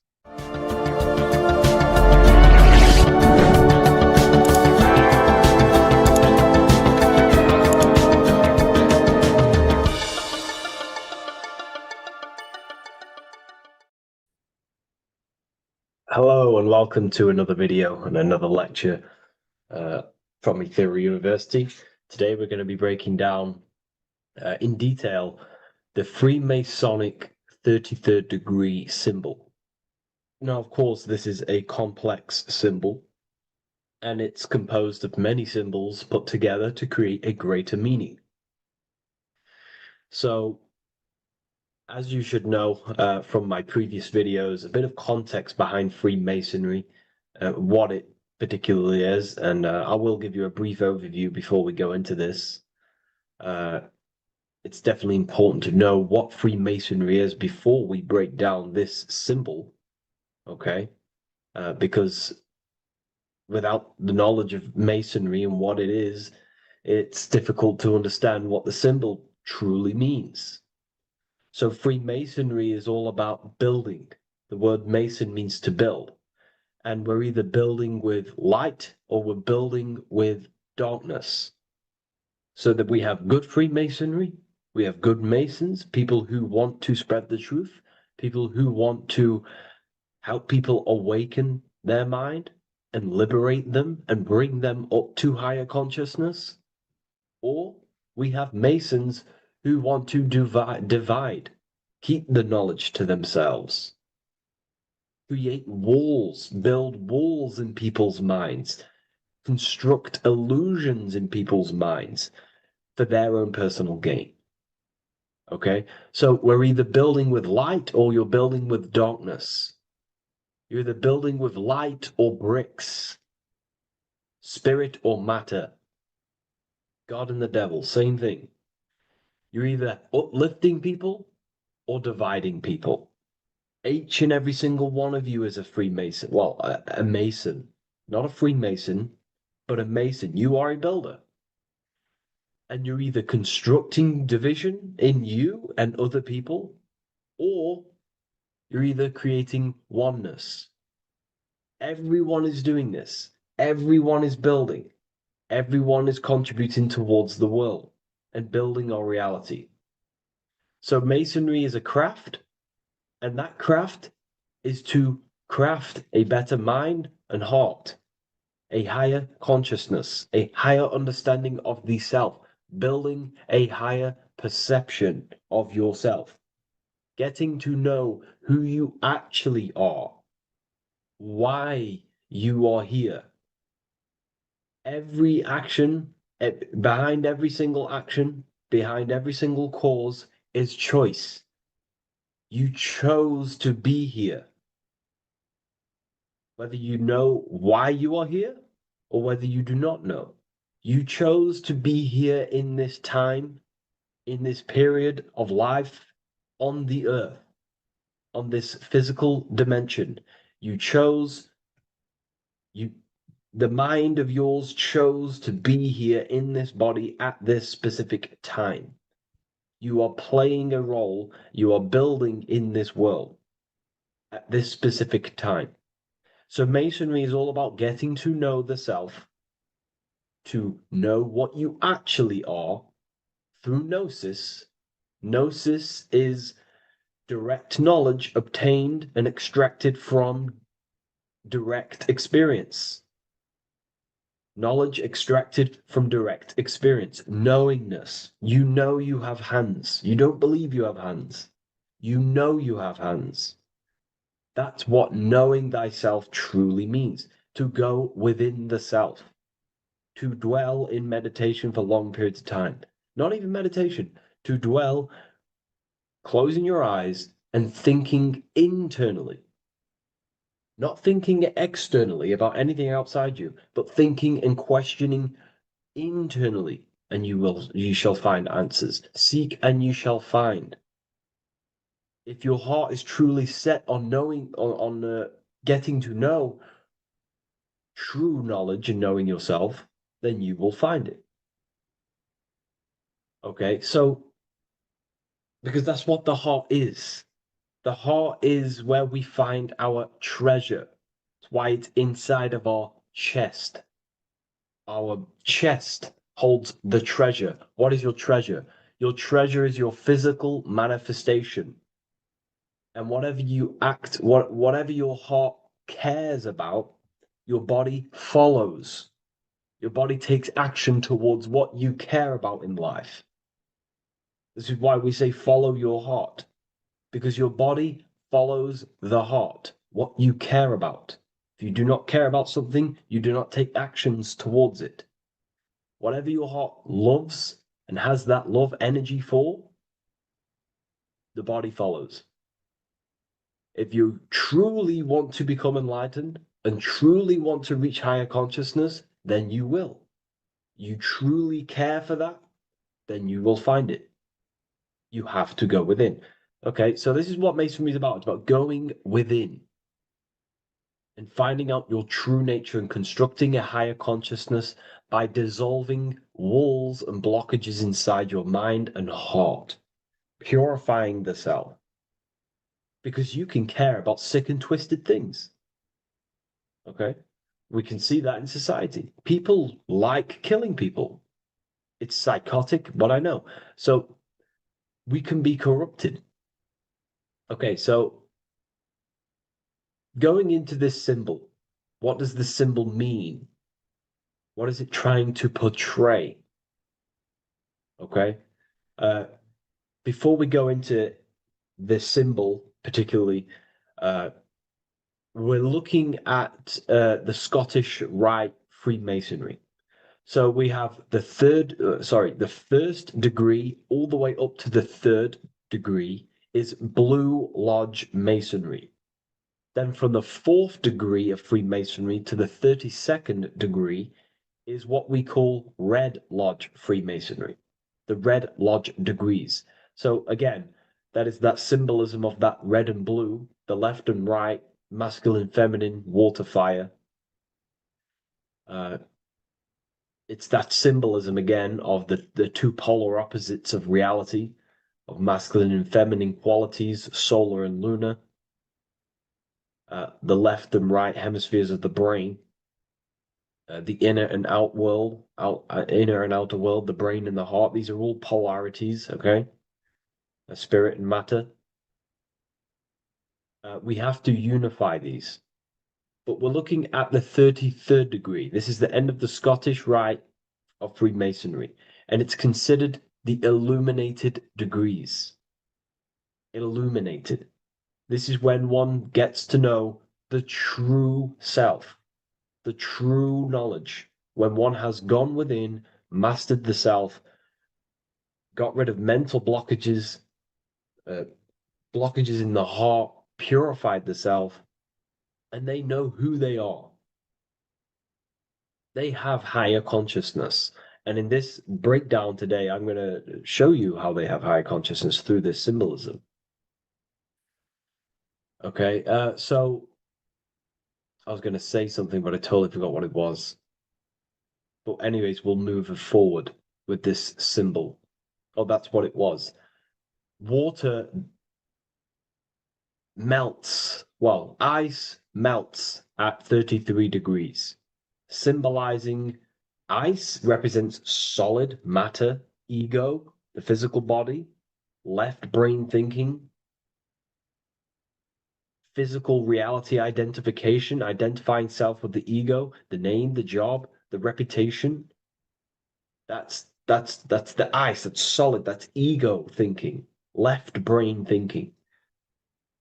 When we identify ourselves with the body, our ego, our name, our job, our reputation, our family, that is ego. That is pure earthly survival base level consciousness.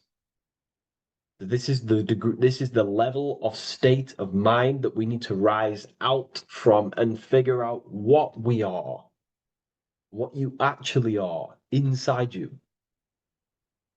When you turn off your thoughts, what are you then?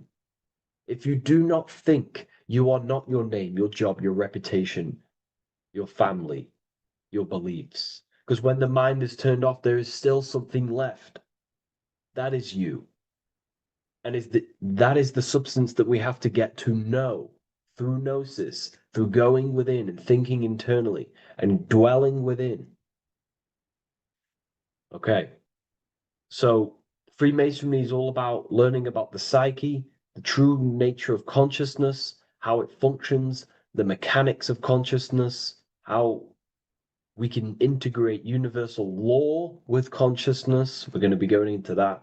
Natural law. How we can become one with God's law. We can become one with the universe and integrate universal consciousness into yourself. Okay, so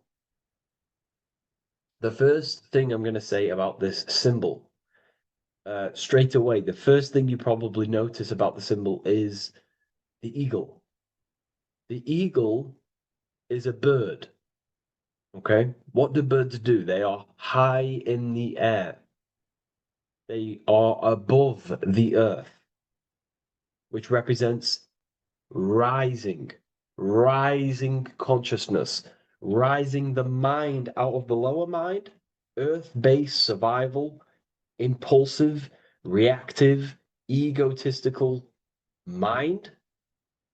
And we're pulling us up, we're rising from that. The earth represents that lower base survival consciousness, ego-driven thoughts. And we're rising up. The bird is free. It's free from the earth. Okay? It's free. It's elevated. It looks down upon the earth. So the eagle is a bird which represents higher view of self, a higher understanding of the self. It's elevated. We have a higher view of myself when I reach the 33rd degree. That is what it's showing you. That is what it's symbolizing. Okay? It's above the earth. It is free. It looks down. When you have higher consciousness, you become enlightened. It's impossible not to look down. You do look down on people, but not in a bad way. Not in a bad way. That sounds bad. I understand if that sounds bad, but that's not a bad way. I don't mean that in a bad way or a bad-hearted way. I mean that as when you have higher consciousness, you can see people who are living and dwelling in zombie mode, low level earth based consciousness. They think they're the body, they think they're their name, their job, their reputation, their family. So it represents looking down because I have higher awareness of myself. I know what I truly am. The water is flowing at the 33rd degree. The water melts at the 33rd degree, representing the flowing of consciousness, the flowing of the mind, flowing of light energy entering the body. Because when we reach higher consciousness, when you raise your consciousness, which is just an easier way of saying mastering thoughts, mastering yourself. We no longer give attention to negative thoughts because we understand what thoughts are and why would you let your own mind take away your own power? So again, Freemasonry is about gaining personal power, not in a bad way. Well, it can be used for bad. Gaining mental power, a strong mind. Most people have very, very, very weak minds in this world. Very weak minds. This world is a mental world. We have to gain strength in the mind. It's a mental universe. The stronger the mind, the better your reality. The less affected you are by external things. Nothing external should ever bother you. Okay?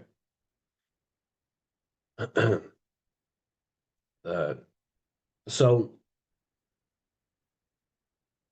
it's about gaining mental strength, mental clarity. So again, the bird is elevated, it looks down, it has a higher awareness, it sees things from above, it sees the world for what it truly is. That's the eagle. Okay? It's the higher view. This is the illuminated degrees. So we're looking at now the sword. The bird, the eagle, the double-headed eagle is standing on the sword. Very symbolic. The sword is not above the eagle. The sword is below the eagle. The sword moves through the air. On a basic breakdown of the sword, it represents power. Power. Because if I have a sword, I hold the power over you. That's what it symbolizes. In war, you have a weapon bigger than someone else and more destructive than someone else, you hold the power. So it's a power symbol. To go even deeper on this, on its true meaning, the sword, I've already broke this down plenty of times. It moves through the air. It cuts the air. It's the mind. Air represents the mind. Water is emotion. Fire is the spirit. Earth is the body. So we're looking at the mind, the power of the mind. And the eagle is standing on top of this, representing, I am conquering my own mind. I am conquering my mind. My mind does not conquer me. My mind is truly mine. I hold the power over it. I stand on top of my mind. The mind does not rule me. Thoughts do not enter my mind that take away my power. I think it, I feel it, I act towards it. It's unity. My mind is the monarch. It is the command center. It is mine. I'm above the mind. That's what it's showing here. I hold full control over this mind. I hold the power. Okay? And I have an elevated view of the mind. The eagle is elevated. It looks at the earth from above. It's the higher perception of the mind. The mind has a higher view of the self. It is conscious. Most people are not conscious. Okay? Most people walk around, they act unknowingly, they don't even know they exist. They don't realize they have consciousness. They think they grew from a monkey. They're born on a spinning ball in the middle of space. and they think they're the body. That is the level of a, earth-based consciousness. And it's saying, I hold the power. I hold my mind to what I want to direct the mind's forces to. I create with my mind. I carve reality. I shape my reality with my mind and thoughts and my intellect, my communication. Okay? That is what we're looking at here with the sword. It's on top, meaning I control it. When you stand on top of something, you are the top. You are on top of it. You hold the power. You rule over it. When you are the boss of your business, you rule the business. That's what we're looking at here. The sword needs sharpening. It always needs sharpening. You can't use a sword forever. You need to sharpen it. The mind will not stay powerful and strong and and aligned with what you actually want unless you continuously refine the sword. The mind needs to be refined or reminded.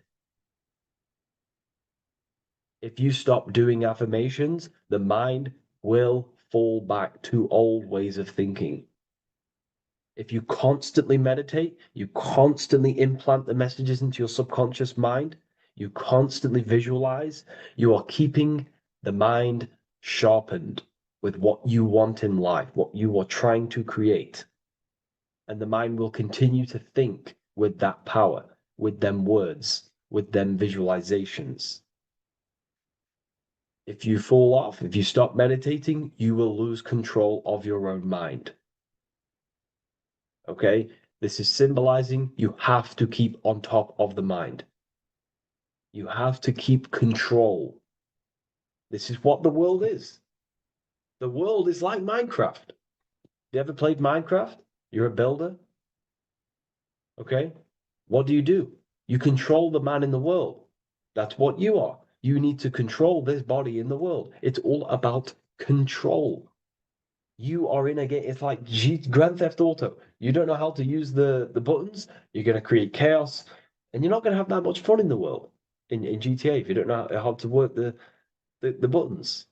Same with this world. You are in a world, and you need to learn the buttons of the body, the mind, the soul, the heart. How will these things function so you can actually live a better life and create what you want in the world? Aligned with natural law, of course, unless you want to walk down the path of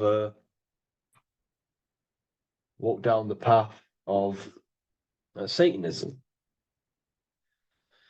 So this is what we're looking at with the sword. Now, moving on, we're looking at this little banner here. This says "God and my right" in Latin. God and my right. What is your right? Natural law is your right.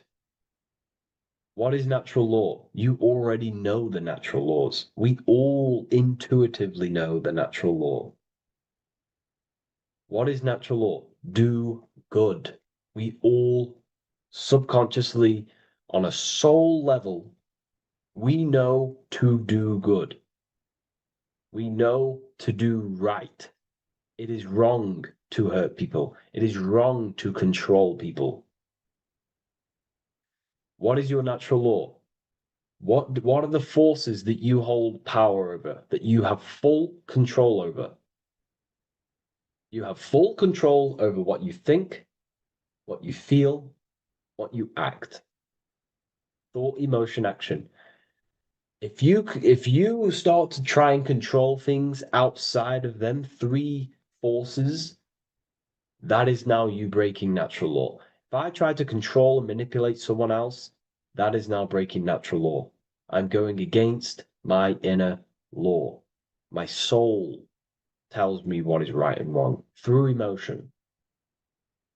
So it's about aligning the self, my actions, my thoughts with my emotion, my intuition, my natural law. These are your rights. Your rights is to think, feel, and act with the law, with good, with God, with love, with care for one another. Am I building with light to bring good things to the collective? You see, most people are stuck in their left brain, and the left brain only sees me, me, ego-driven thinking. That's why they trap us in our left brain. They train us to be left brain. They tell us to write with our right hand to strengthen the left brain. They call it writing. Everything in this matrix is to activate your your left brain. Why? They need you in ego consciousness so you can be controlled and manipulated. So you do not recognize patterns. That's the right brain. The right brain recognizes patterns, symbolism, metaphors. They don't want you reading between the lines. They want you logical. They want you divided, because the right brain sees the whole.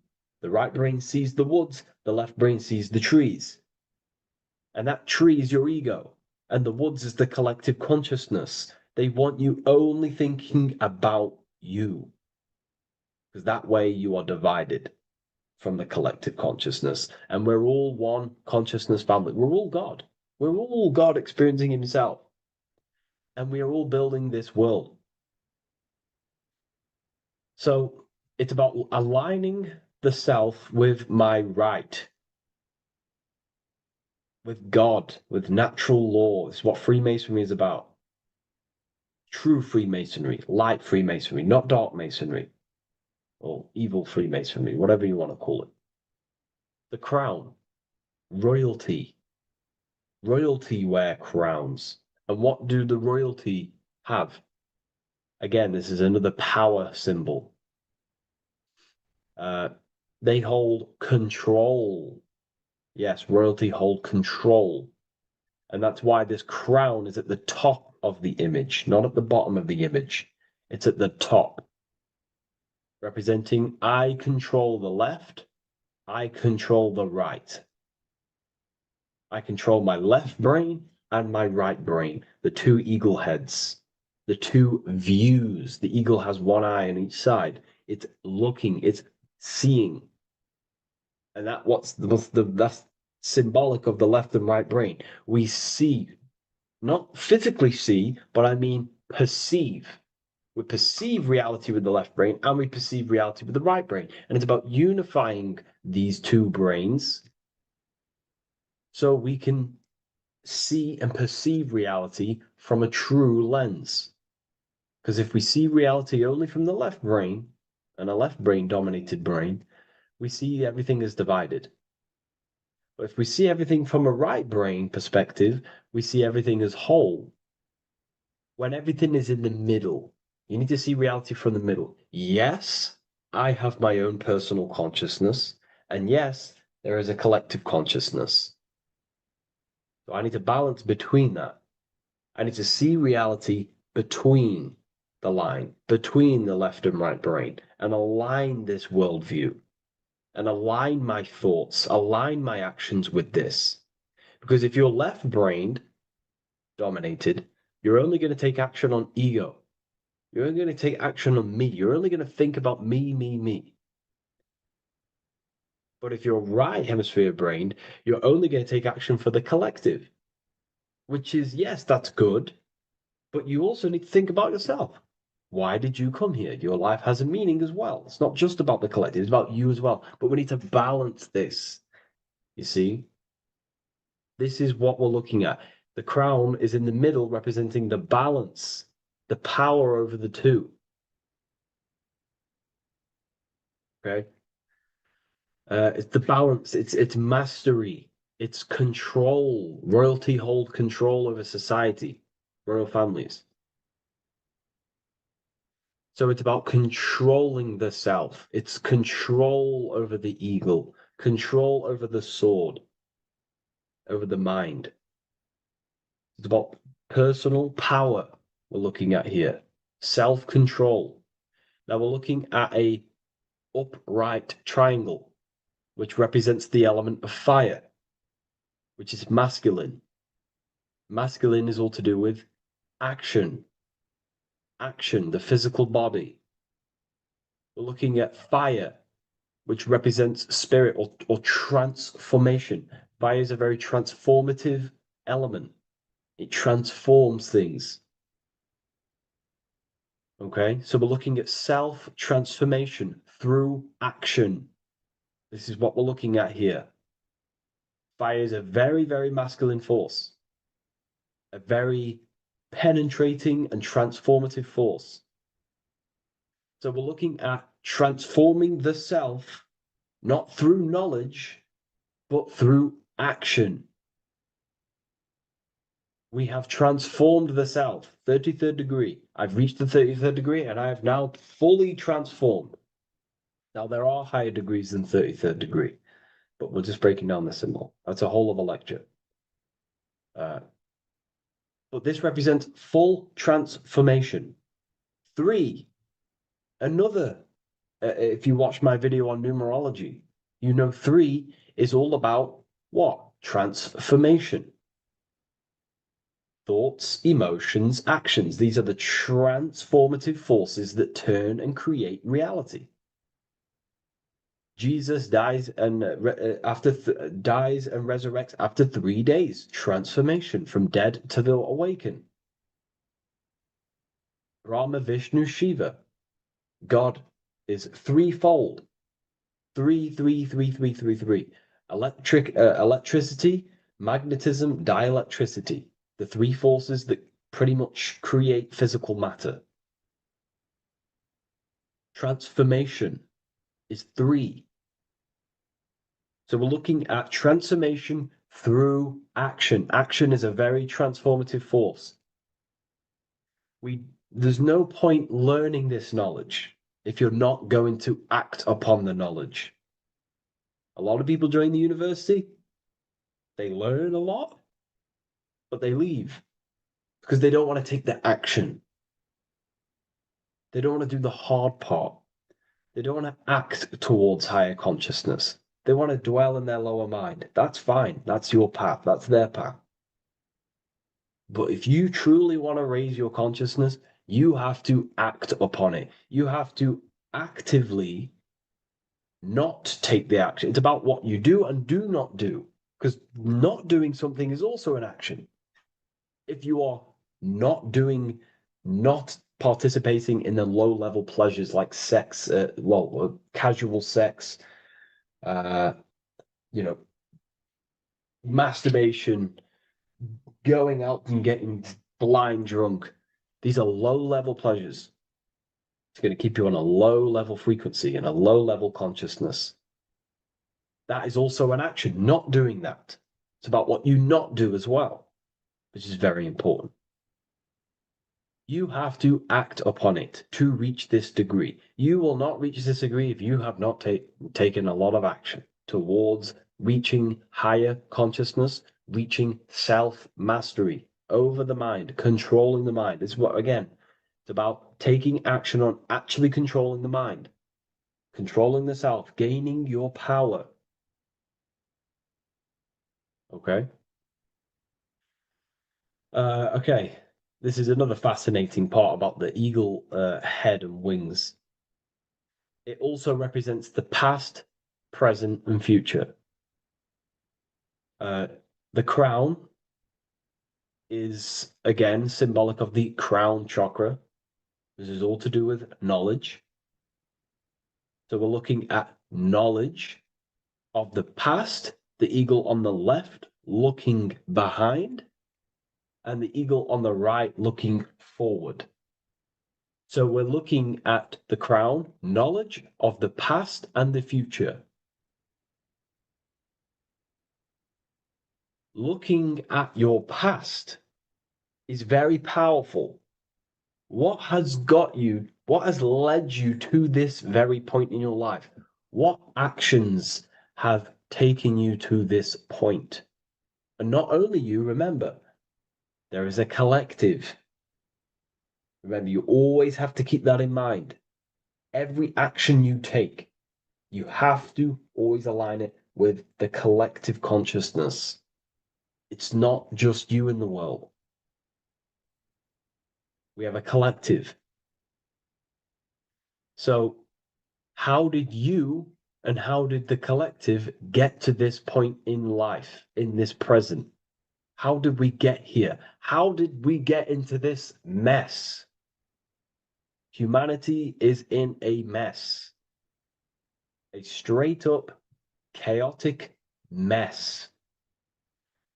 And if you think everything is perfect and everything's divine and everything's just, there's some people out there in the spiritual community saying, everything's divine, everything's meant for this purpose.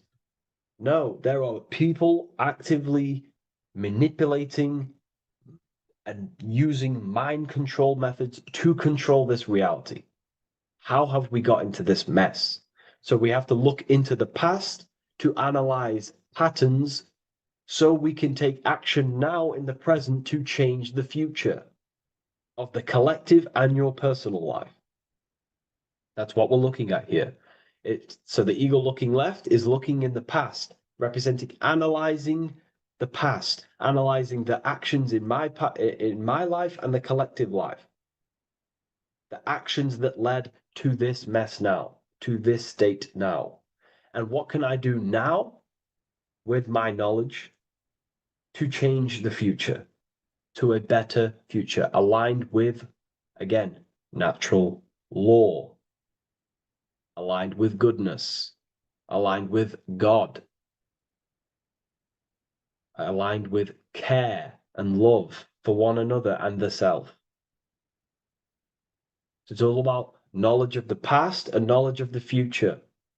And what I can do now to take action, the triangle pointing at the middle, which is the present, what can I do now to change the future?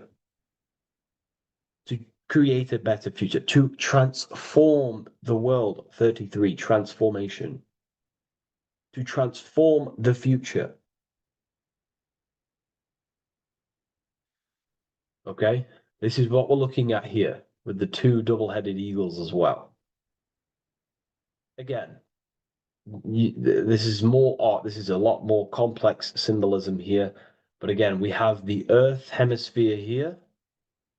And what? The eagle above. It is raised above the earth, above material pleasures, above the material thinking self, above the ego. Not to say get rid of the ego. We need the ego, but balancing, control, power over the ego, power over the two hemispheres of the brain, power over my past and my future, power over time. What am I using my time towards? Time is your spiritual currency. Okay? It's elevated. It sees things from a higher perspective. It is higher consciousness. We're also looking at the astral body. Birds on a deeper level represent the astral body. So symbols have layers of meaning. The deeper you get into the occult. So when you join the first degree, you get, a good interpretation, and the higher degree you go, the more deeper the symbol reveals. As the more deeper you know yourself. So we're looking also at the astral body, the light. What is the light? Light is a massive symbol in Freemasonry. It's knowledge, gnosis. When you're very intelligent, you call someone, they're a bright child. They have enlightenment, light in the mind.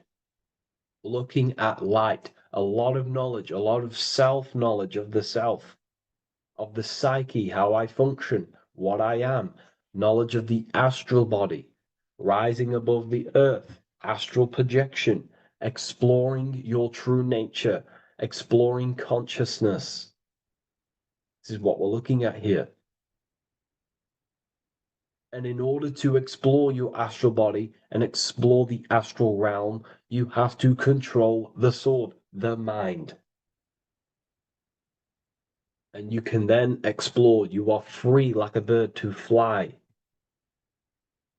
This is all symbolic of rising consciousness. All symbolic. So I hope this video has gained a bit more clarity on this symbol and given you some insights. And I will see you in the next one. Thank you for tuning in today.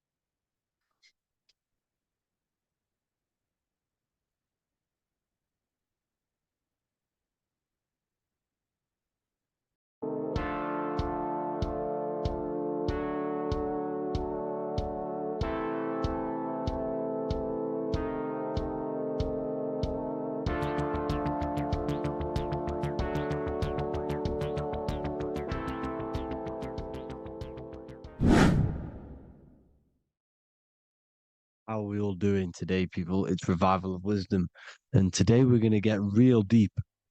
This video is going to get real deep. A lot of people are not going to be ready for this sort of knowledge. Okay, you really have to do is to really deprogram the mind, because everything we've been taught is a complete lie, is to keep us trapped.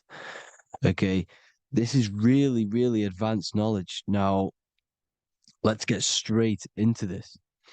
All of the ancients depicted other worlds, and they called this place Midgard. Midgard is the mid garden, the middle garden.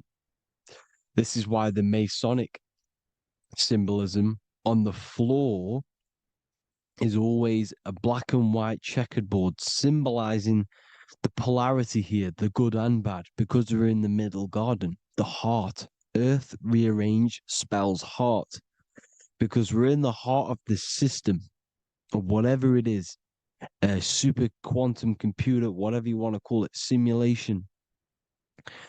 Now, in the Quran, it talks about the 7 layers of heaven. All of these ancient artworks are depicting these different layers of reality.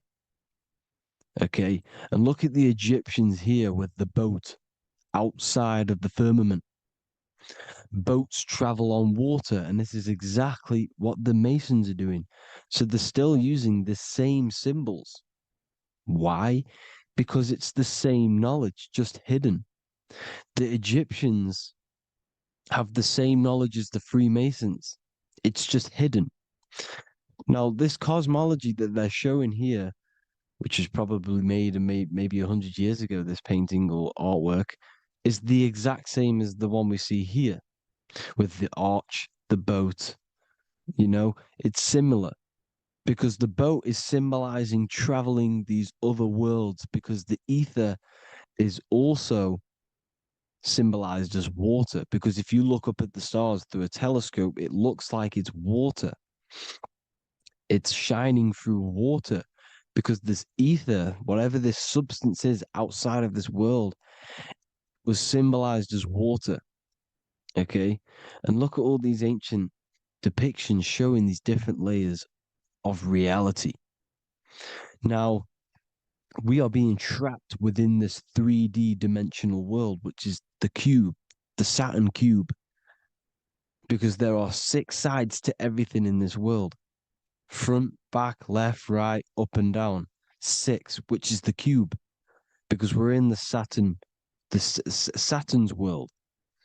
Okay, now, always been depicted as a tree of life, the tree of the universe has always been depicted as this tree. Because let's get a bit deeper. Now, the cosmology of this reality is the sun, the moon, and Polaris, always in the Masonic art. the sun, the moon, and Polaris, the all-seeing eye. If you go inside of the temples, of the Masonic temples, they always have this star in the middle, shining light beams. Okay? Look here. The light beams coming from the big star in the middle, which is Polaris. This eye is God. It's God's light shining down from his abundance. Now, when you astral travel, you will see this big ball of light above you, and this big ball of light is God. But you cannot travel towards it until you are pure. Doesn't work like that. You have to become formless. You have to become pure before you can become one with the light. In all these Masonic artworks, it's all depicting the star in the center. This star is Polaris, because Polaris is the way out of this place. And this is why you see the stairway to heaven all the way up to the light beam, the light source. What does it say in the Bible?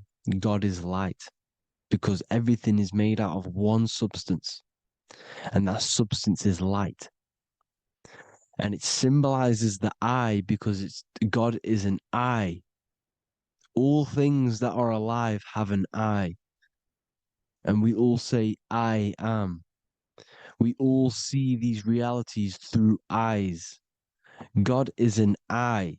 He's the all-seeing eye. He sees all things at all times. And he is projecting this light. And this light comes down to create all the different levels of the worlds.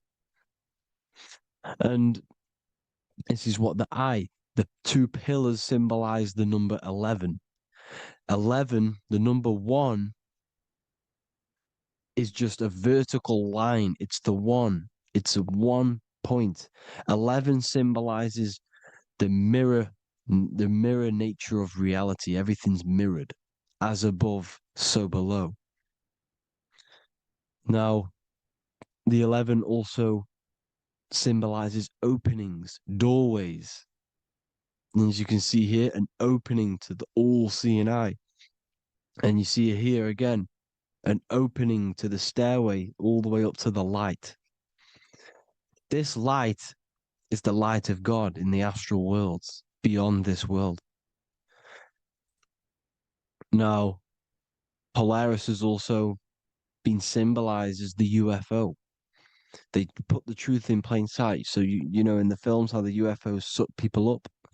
That's what Polaris is doing. If you ascend beyond this world, if you do not ascend beyond this world, you will be reincarnated in this world. The whole thing is to outgrow this consciousness to the plane above. And I'm not just making this up. I'm going to be bringing in scriptures after this. But you can see with the Christmas tree, we always put a high, big star at the center, at the top, which is the star of Polaris, which is exactly what the Masons are doing here. The star at the top. And it's on top of our Christmas trees. And all of these symbolize the other stars, because Polaris is the most high star. And all the other stars are wrapped around the firmament lower than Polaris. And that's exactly what the Christmas tree is. And it's a triangle. It's a triangle, just like light beams travel from one point in the triangle, just like the all-seeing eye. It's a triangle. The light is coming from one point and sending its rays downward. You see, it's kind of like you see here with the water. And the lower you go, the darker it gets, the more evil it becomes. And this is what the ancients would call hell. Now, this all-seeing eye is Polaris. And below Polaris is Mount Meru, the North Pole, the magnetic North Pole. The Tower of Babel, which is in the Bible. The etymology of the word Babel, Ba meaning spirit, which gives the ability to move the soul through the worlds, which is that's the ancient Egyptian description of the word bar, meaning of the word bar. You have the ka, the bar, the ak, but the bar is the one that gives the ability for the soul to move through the worlds. Your soul can't speak into a world without incarnating into it. Now, the Tower of Babel symbolizes Mount Meru because it's the word Ba is the spirit which gives the ability for the soul to move through the worlds. The Tower of Babel is the magnetic North Pole, Mount Meru, which gives the ability to move through these different worlds. And you can see the ancient Tibetans always showing this depiction of these different worlds coming from the center. Because we have to ascend our consciousness. It's not about how good you are to reach heaven. It's about how you expand your consciousness, you expand your mind. So they teach now that you have to be good in order to reach to heaven. It's about expanding the mind, expanding your consciousness to these different planes, these different realms. So that's what it's about. And Jesus was known as the fisher of man. Now, Jesus is a massive part of this. He was known as the fisher of man because he was fishing. He could have been fishing. He could have been one of these deities that had come down from these different higher realities and pull people up. So they would so they called Jesus the fisher of man. And he says unto them, follow me and I will make you fishers of men. So these deities that we see in the past, like Buddha, Krishna, Hermes, Thoth, Jesus, could all be these entities who were coming down to pick up the minds that were worthy enough to see the higher planes of reality. And this is why they called him the fisher of man. Now, when Jesus walks on water, there is a parable of Paul. And he says, but Jesus immediately said unto them, take courage, it is I, don't be afraid. He's talking about astral travel here. He's talking about leaving the body. Because when you leave the body in astral travel to see these alternative realities, you can't be afraid because fear is a bondage, which is what the Emerald Tablets talks about. Lord, if it's you, Peter replied, tell me to come to you on the water. The water. Come, he said. And Peter got down from the boat, walked on the water, and came towards Jesus. But when he saw the wind, he was afraid and began to sink. When you become afraid in astral travel, you sink back into your body. Lord, save me. So this is talking about Jesus pulling people up into different realities. And you can see the fish is the symbol of Jesus, is another symbol of Jesus, a fish. Because fish symbolize deep occult knowledge, because fish travel the depths of the ocean. And they symbolize us because we are fish underneath the ethers. And Jesus was pulling people up. You see, so the Bible is a people today believe the Bible is a book telling you how to reach to heaven, how to become godly and reach heaven. But you've got to become the Jesus Christ to see these alternative realities. Now look at the Emerald Tablets is a massive part, and it speaks so much about these different realities. Look what it says here. This is in Emerald Tablet 3. Then in my heart grew a great longing to conquer the pathway that led to the stars, which is exactly what the Masons depict in all of their art. Look, the ladder to the stars. And then he goes on to say, Years after years, I sought after wisdom, seeking new knowledge, following the way, until at last my soul, in great travail, broke from its bondage and bounded away, broke from the bondage of the body. Free was I from the bondage of earth men. Free from the body, I flashed through the night. The stars. The stars are a massive part in the astral world. Each star is a different reality. And the true astrology is the star that you came from. You came through a star to reach this, to reach here. There is a reason why you are here. There's a reason why you have the personality traits, because your soul came from a specific star. This is why we call them stargates, because they are gates in and out of this reality. And Polaris is the way out to the higher worlds. Now look, far into space, my soul traveled freely into the infinite circles of light.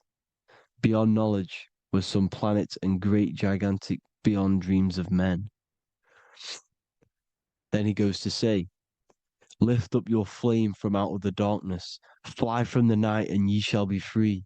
Lift up your flame. Your flame is your soul, because it has to be lifted up out of the darkness. This is the darkness, this world, this body is the darkness. Because it's a bondage. You need to break free. You need to learn how to astral travel, people. You have to learn this. If you want to get out of this world, you have to learn how to astral travel and see the other realities. Traveled I through space-time, knowing my soul at last was set free, knowing that now I must pursue wisdom until at last I pass to a plane hidden from knowledge, known not to wisdom, extension beyond all that we know. So he's talking about he went to a place where we cannot even comprehend here, a place that is not even known to Earthmen. He's telling you he's ascended out of this world to the planes that are beyond. And it says here in the Emerald Tablets, man is in process of changing to forms that are not of this world. Grows he in time to the formless, a plane on the cycle above. Know ye must be one, ye must become formless before ye are one with the light. The light, the same light that I was talking about, the Masonic light, with the triangle, God, the one source. Ye must become formless before ye are with the light. Formless, you have to leave the body. You have to leave the body. You have to gain the ability to leave this body and travel to these other worlds. Now, it says here, not as man am I, for free have I become of dimensions and planes. In each I take on a new body. In each I change my form. Know I now that the formless is all there is of form. You see, all things created come from the things that, all things that you see come from the things that you cannot see. All of us have the same spark of consciousness, the same I am. Every dog, every animal, every human has this same I, this same thing which sees through the eye. It's formless. It takes this formless entity is the same entity of us. We are all the same entity in different bodies. And this entity it was represented as the flame, the cosmic flame, which is inside of all of us. And this is why the Masons depicted your spine as a candle or the Holy Grail.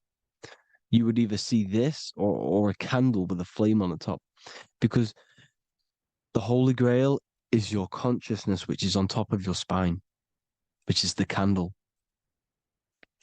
Now, Jesus, Thoth, Buddha were all these deities which were coming down to lift people up because they were fishermen of men.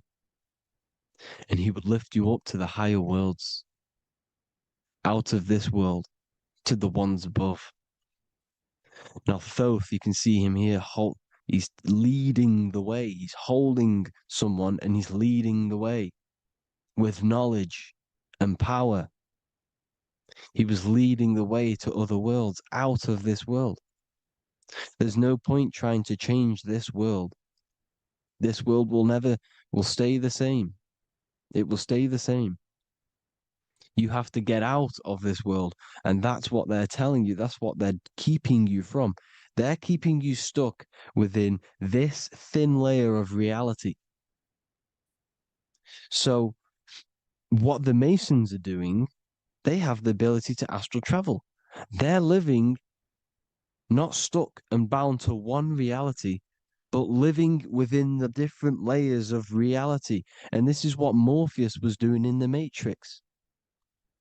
Morpheus was going into the Matrix to go and get Neo, which is exactly what Jesus was doing, pulling up people out of this world to the ones higher. And that's exactly what Morpheus is doing in the Matrix. If you haven't watched the Matrix, go and watch it. It will blow your mind. Everything I'm saying in this video, you will see it. Except that you don't need to use a machine to enter the Matrix. You just use your body. Well, you use your consciousness to leave this body.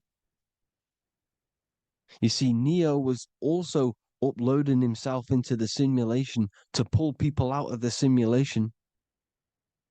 And this is exactly what all of these gods were doing. The Fisher of Man.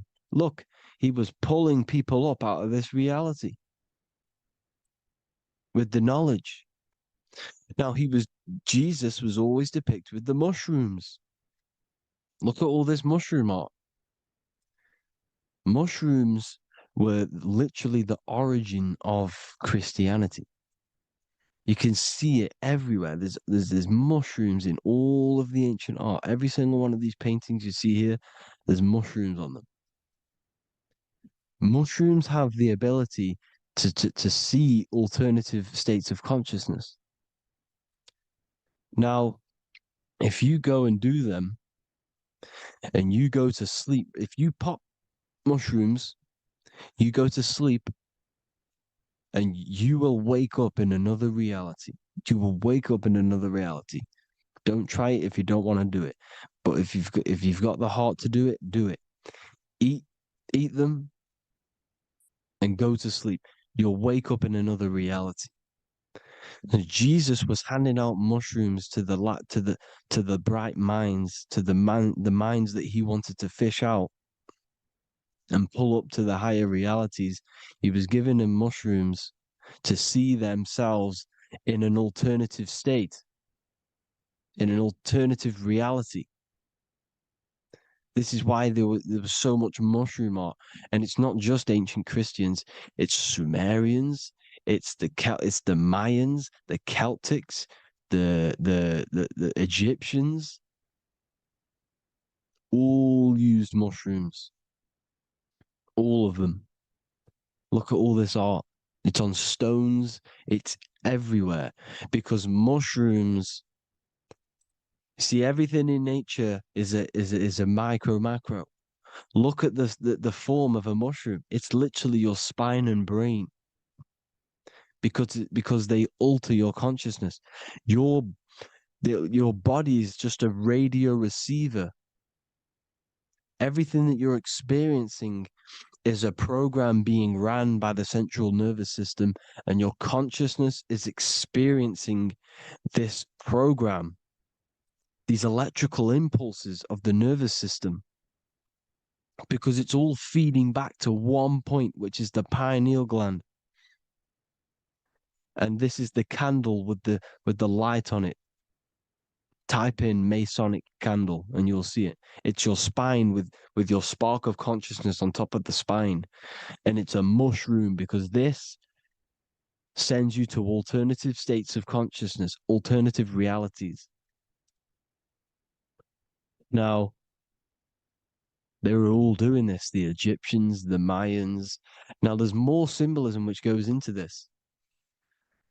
Look at the Christmas trees we use. The Christmas tree with the presents underneath them. Magic mushrooms grow under trees. And these are the presents under the trees that we symbolize today with Christmas. Santa's red and yellow for the red and yellow mushrooms. The same mushrooms Mario has to collect. And when he gets enough mushrooms, he levels up.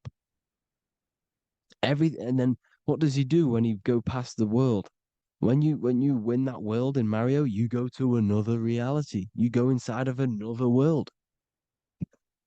It's truth in plain sight. And it's using mushrooms. It's using mushrooms. Everything, all of the characters in Mario, well, a lot of them are mushrooms. Look at this one. The presents, black, yellow, and red and white. Red and white mushrooms. And the bow on the top is the mushroom head. That's a bit of a reach, but you know, the symbolism never lies, is what you need to understand.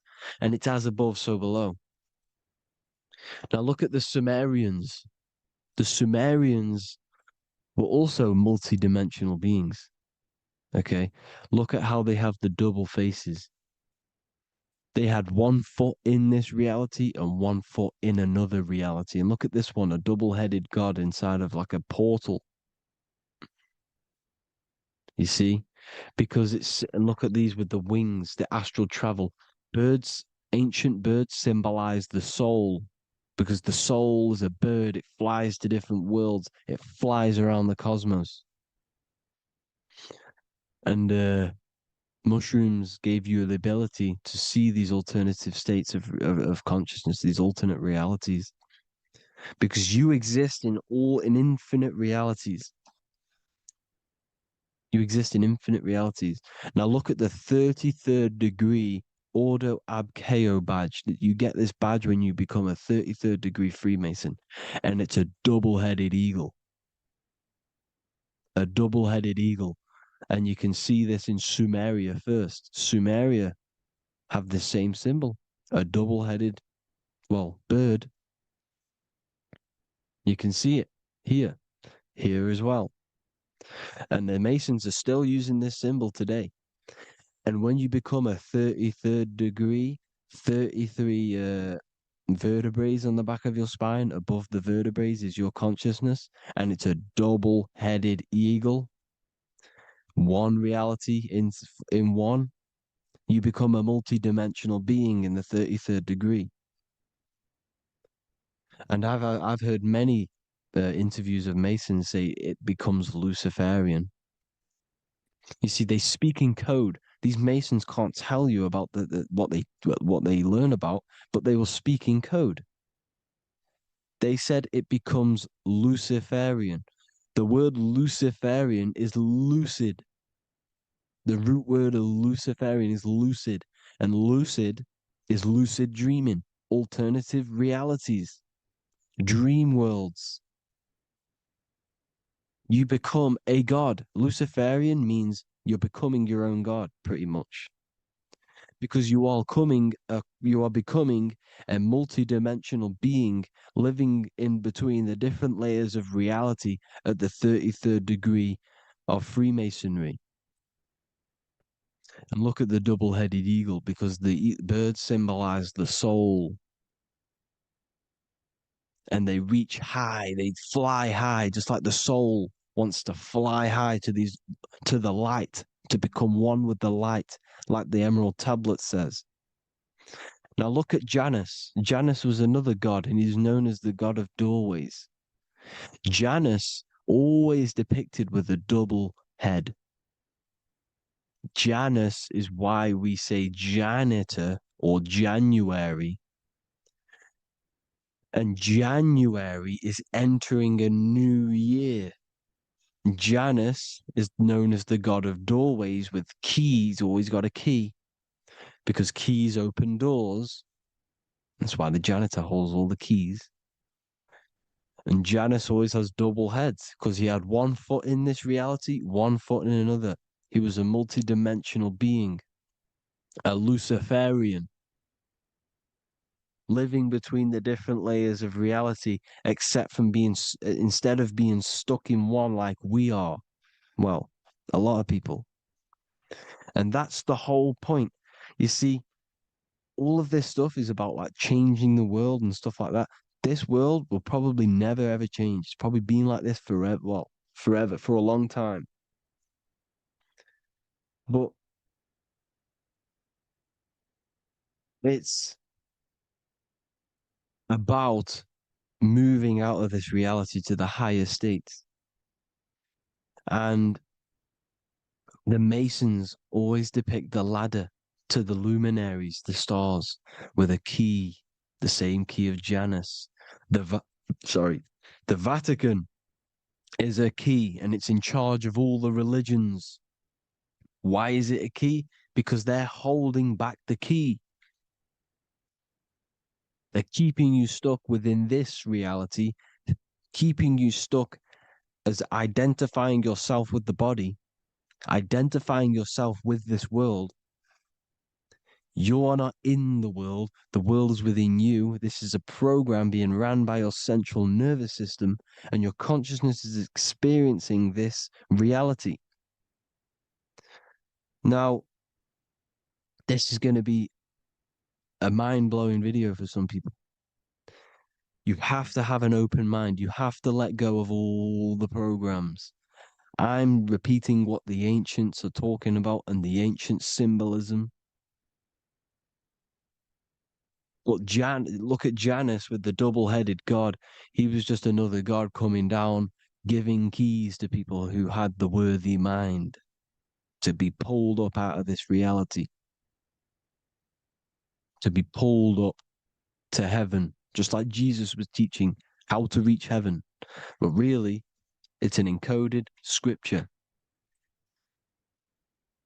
But anyways, hope you all gained some insight on this video. Have an amazing day. Please like, share, comment. All the links are in the bio for the PDF, for the Manifestation Mastery course, and all the other amazing stuff. And if you want to support the channel, I'd greatly appreciate if you became a Patreon member. Hope you'll have an amazing day, people. God bless.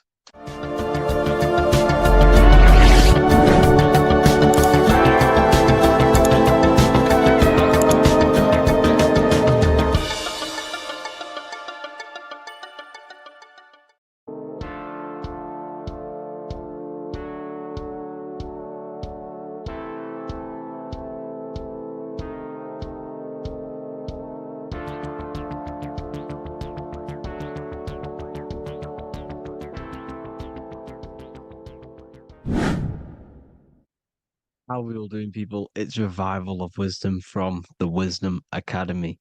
Today we're going to be breaking down God, consciousness, and the higher and the lower self, and how to overcome the lower self. Now, the first thing you need to understand is that you are the invisible intelligence within the brain, within the body. This invisible intelligence is known as the mind. But you are not the mind. You are the observer of the mind, which is the soul, the invisible entity. The mind is your intellect, your intelligence. Now, the mind is, it's hard to put this in words, but the mind is something that gives you the ability to explore the universe. And this inner self is the I am. It's the quiet, the inner self, the voice you see in you hear in your head. This is why within spells high twin, inside, internal. The I is also the number one, which is one line. Because the one and only, is the inner self, which is the I am. This is why you say, my name is Harry. You are not Harry, you are the I, the inner self, the intelligence. Okay, this is why Jesus in French is I am. You look with the two eyes and you see with the inner eye. I and I, the same thing. Okay, because the I inside is what gives you the perception of what you're looking at.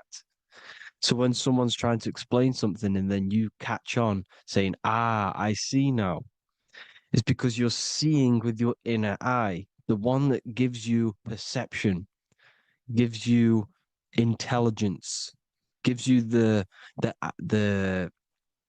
the ability to understand things. This is the internal eye, the invisible self, which the physical body is nowhere near as complicated as this inner self. Is in infinite potential, infinite potential. God, God, generator, operator, destroyer, soul, mind, and body. Brahma, Vishnu, Shiva, the Father, the Holy Spirit, and the Son. They're all the reason why you see God is always a triad is because it represents yourself. Your invisible intelligence is God. Me and you are the same invisible intelligence.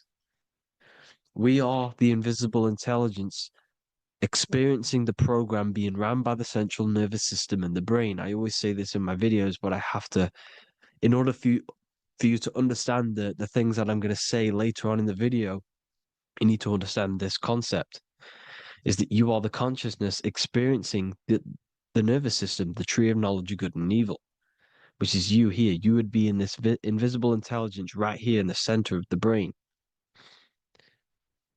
Now, this is why the ancient Christians show God is in the brain. This is the brain stem. This is the brain. This is also the brain stem and the brain. The brain stem and the brain. It's all depictions of the brain because the brain's the computer, the electromagnetic computer, which decodes the demands created by the invisible intelligence, the I, the inner self, you, your true self. The person moving, if you observe what someone moving, this is going to sound, but if you observe someone walking, it's not the body. The body is moving, but the thing telling it to move is the invisible intelligence. Before you kick a football, a decision is made within your invisible intelligence, your mind. And this consciousness, this invisible intelligence, is either stuck between the lower self and the higher self. Okay? When the invisible intelligence, meaning the true self, identifies itself with the physical body, it will trap its mind within physicality. This consciousness that we have is either operating in the lower self or the higher self. It's either feeding the material body or it's feeding the spirit. Okay? But because we are physical and spiritual, we need to be even. We don't want to be meditating all day long because we do have a physical body as well whilst we are here. We are playing a game in physical matter. Okay? Now, the reason that you incarnated here is to learn a lesson because the mind can manifest anything it wants within the astral planes, within the world of imagination. It can manifest anything it likes, but it incarnates into matter, into this game, so we can understand labor, because anything in matter, you have to labor to manifest. But in the astral, you can manifest at the click of a finger. You come here to learn the knowledge of good and evil. And your consciousness, I came out a bit off topic there, but your consciousness is experiencing the lower or higher self. The lower self is manifested in the lower parts of the body. Sex, food, and power, the lower three energy centers. These centers are like mini brains. You are literally thinking with these centers.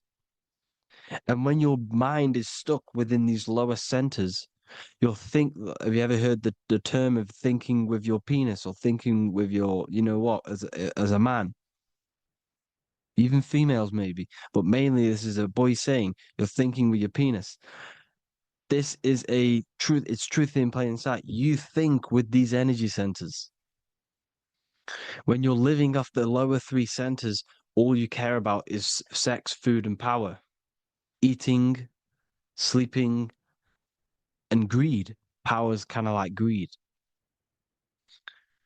Now, when we move up to the higher parts of the body, when we live our life within the higher parts of the body, this is considered heaven. Love, expression, intuition, and wisdom. This is what we need to be aiming to do, moving out of the lower half of the body and living our life within the higher self, the higher parts of the body, thinking with the higher energy centers, thinking with love, expression, intuition, and wisdom, spreading love, expression, intuition, and wisdom to others. Heaven is even. This is why Jesus is pointing at the heart chakra, always pointing at the heart. Earth rearranged his heart because in earth you're manifested as a physical being. You're in the heart, good and bad. You need to be balanced between the good and bad. Because love can be a demon too. That's a whole nother video, but love can be a demon. Now, the seven chakras are known as the seven seals in the Bible. When the Lamb opened the seventh seal, there was silence in the heaven for about half an hour. This is a verse from the Bible. The Lamb is Aries, which is the higher brain, the cerebrum, Ram, Aries. Because when the Ram opens the seven seals, you enter the kingdom of heaven. Because these chakras seal your invisible intelligence. They seal your true self. You are behind these seven seals, your true invisible self, your true consciousness. Because behind these seven seals, you do not think about anything materialistic. Your intelligence is not material. It's not physical. It's not from the physical world. It does not desire the physical world. The body is the beast. The body's the animal, the lower self, which can corrupt our intelligence. It can corrupt the intelligence. Okay?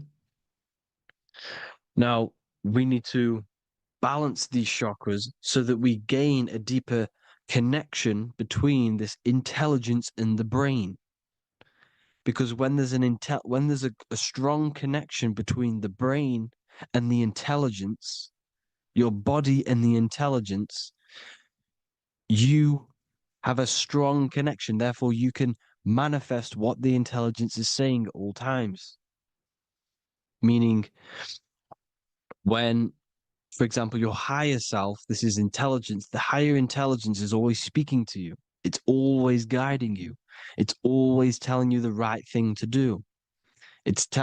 You can feel it when you're doing something wrong. You can feel that you're doing something wrong because this higher self, this intelligence knows what it needs to do here.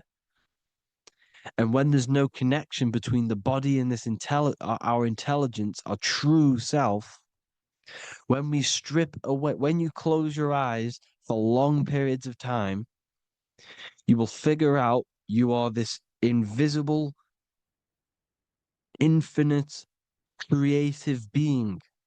There's no words that I can't describe what it is, but it's the voice inside of your head that you can feel when you close your eyes. You are this being inside of the heaven, because this is heaven, this intelligence. And when there's a strong connection between the body, you can manifest everything it's saying. When everything is balanced, when you're no longer thinking with the lower centers, when they're all balanced, you're not thinking in particular with every center, you balance them all, you can manifest everything it says. Your body will act out what the intelligence is always saying. This is God in the brain, the intelligence, trying to touch Adam, representing the lower self. This is why they're not touching. Notice how Adam is resting, but the intelligence is always reaching out, stretching, symbolizing metaphorically saying it's guiding. I'm always reaching out. The intelligence, your intelligence is always guiding you. It's always reaching out to you. But Adam is ignorant of it. The lower self is ignorant of it. And that's why he's so relaxed and God is so stretching out. Because at our highest self, that when you think of when you want to better your life, that highest true version of yourself is God. When you're manifesting this, your highest self, this is God. Your truest form, your most perfect form, that is God. Your highest version of yourself, that is God. Emotions. Emotions are not what you've been taught. Emotions are not something that should be reactive, okay? You should not let the emotion be you, except that you should experience them instead of letting them become you. You need to understand there's a separation in our consciousness. You have the soul, which is the person who is observing your thoughts. When you think a thought, who's the one observing that thought? The soul, you, the I am, the I, the inner self, the one and only. And inside of every single body, inside of me, inside of you watching this video, there is this same intelligence that is inside of me, inside of you. And it's the exact same intelligence, experiencing a different body. And this is what we mean by the universe is mental. We all are all sharing the same ball of consciousness in a different body. The animals, the fish, the cells, all expressing this one consciousness. Me and you are the same. This is why the golden rule is treat others like others should be treated, because I am you and you are me in a different body. Now, going back, you need to identify that there's different levels of consciousness: soul, mind, emotion, and body. Okay? Your emotions are on a separate layer than the body, the mind, and the soul. So when you identify there's a difference between all of these, you do not let them become you. You do not let your mind rule you, because your mind can be corrupted. Your soul is the one that is pure good, pure love, but your mind can be corrupted. Okay? Your emotions can be corrupted. The body can be corrupted, but the soul can never be corrupted, only layered on top. You can only throw piles of programs within the subconscious, layering the soul down, but deep down inside of every single one of you, there is a loving being. Because love comes from the heart. Love is the universal emotion, expression. Now, your thoughts can become bondage, your emotions can become bondage. Now, what do I mean by bondage? By conquering the lower self, we need to conquer our own mind, because the mind is what's manifesting the lower self.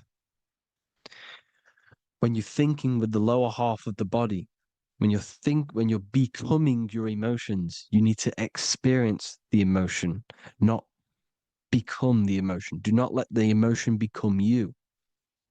Do not let your thoughts become you, because your thoughts are tools that you can manifest. Your thoughts are the idea.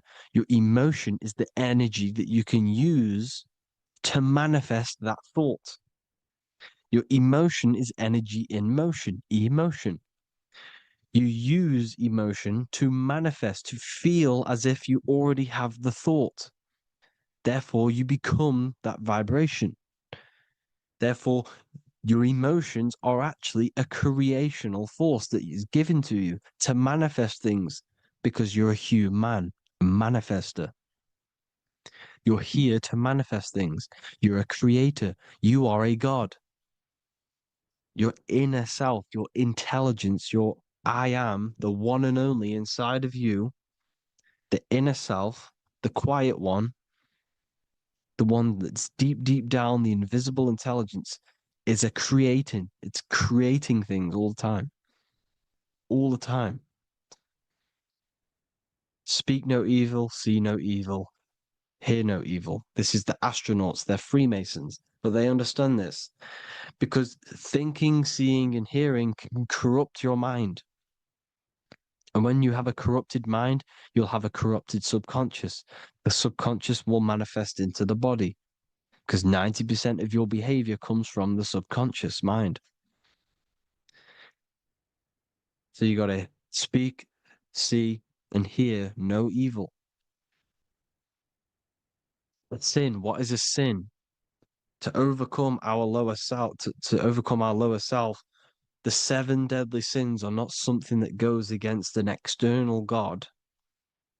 A sin is something that goes against your inner guide, your inner conscience, the inner self that is always speaking to you. It's always telling you the right thing to do. A sin is something that goes against this inner guide. And this is why you can feel something where you can feel you're doing something wrong.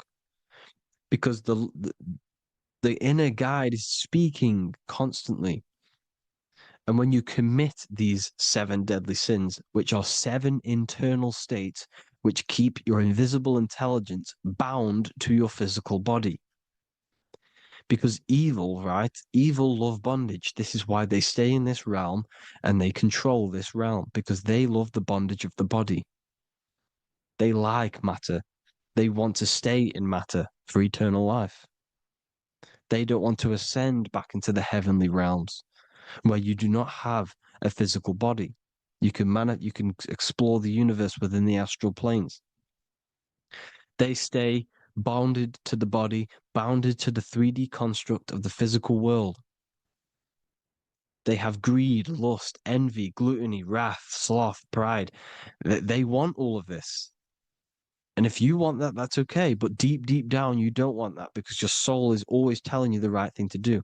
Your soul knows what to do to get out of here. It needs to detach from the external world.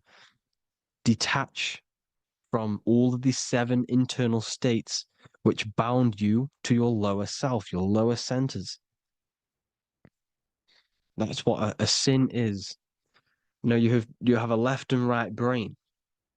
The left brain is always analytic. The right brain is metaphorical. So the right brain is producing a holistic view of reality. Now, what do I mean? And not view, perception. When you see, because your eyes are parts of the brain, so when you look at something and you look, that image is produced in the back of the brain in the visual cortex. And then the right brain produces a perception, a holistic, it breaks down what you're seeing into a holistic image, a holistic perception. So, for example, if you're in a woods, the right brain sees the whole woods as one big woods. The left brain is breaking that perception down into individual trees, branches, and leaves. So the left brain's to do with duality, the right brain's to do with wholeness, unified. The left brain's dualistic, analytic. This is necessary so that we can pick things up and manipulate them and break things down. We need the left brain, we need the right brain. I'm not saying any of them's bad, but the left brain, sinister in Latin, means left. Because when you're left-brained, you see everything in dualistic. You see everything is dual, when everything's actually one.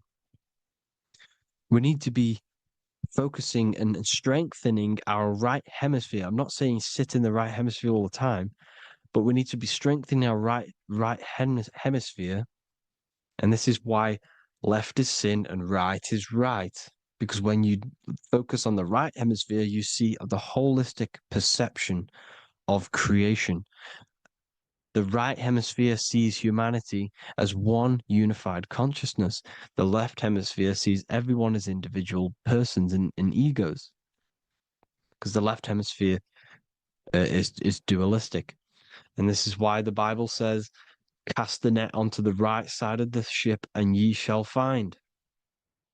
John 21:6. What does that mean? Cast your energy, cast your perception into the right hemisphere of the brain, and ye shall find unified consciousness. You shall find your higher self, the one and only. If then you have been raised with Christ, seek the things that are above, where Christ is seated at the right hand of God.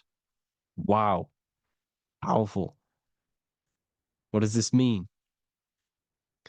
Seek the things that are above, where the Christ is seated at the right hand of God. God is your consciousness, your invisible intelligence between the two hemispheres. The right hand of God is the right hemisphere. Seek the things that are above the heart. Love, intuition, expression, and wisdom. Seek the things that are above the heart, the higher self, the higher part of the body.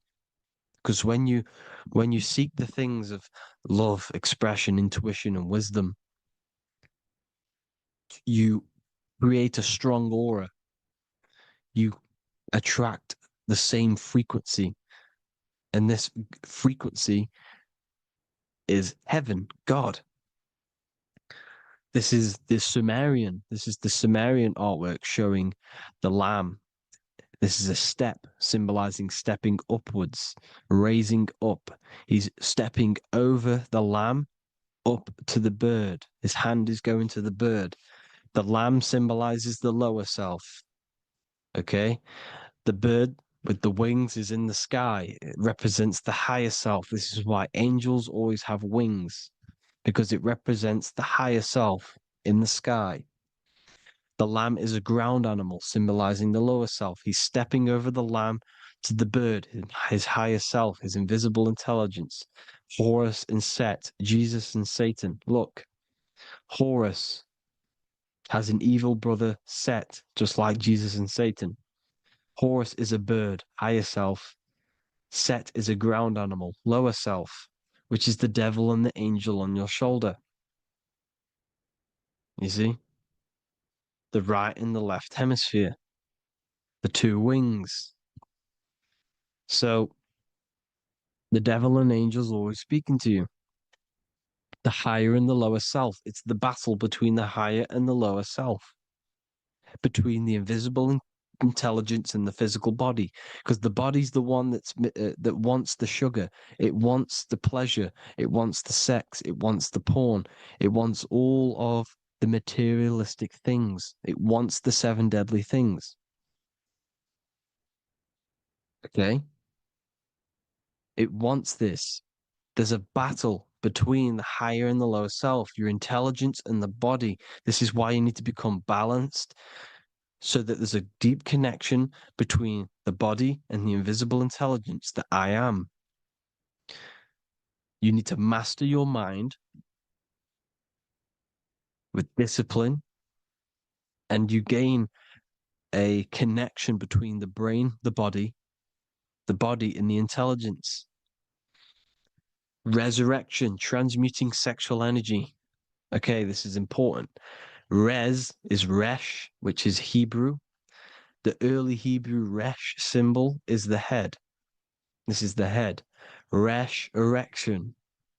Erection is a sexual stimulation. Resurrection is rise erection. You got to raise your sexual energy up the base from the spine to the head. This is the Christ, the Christos.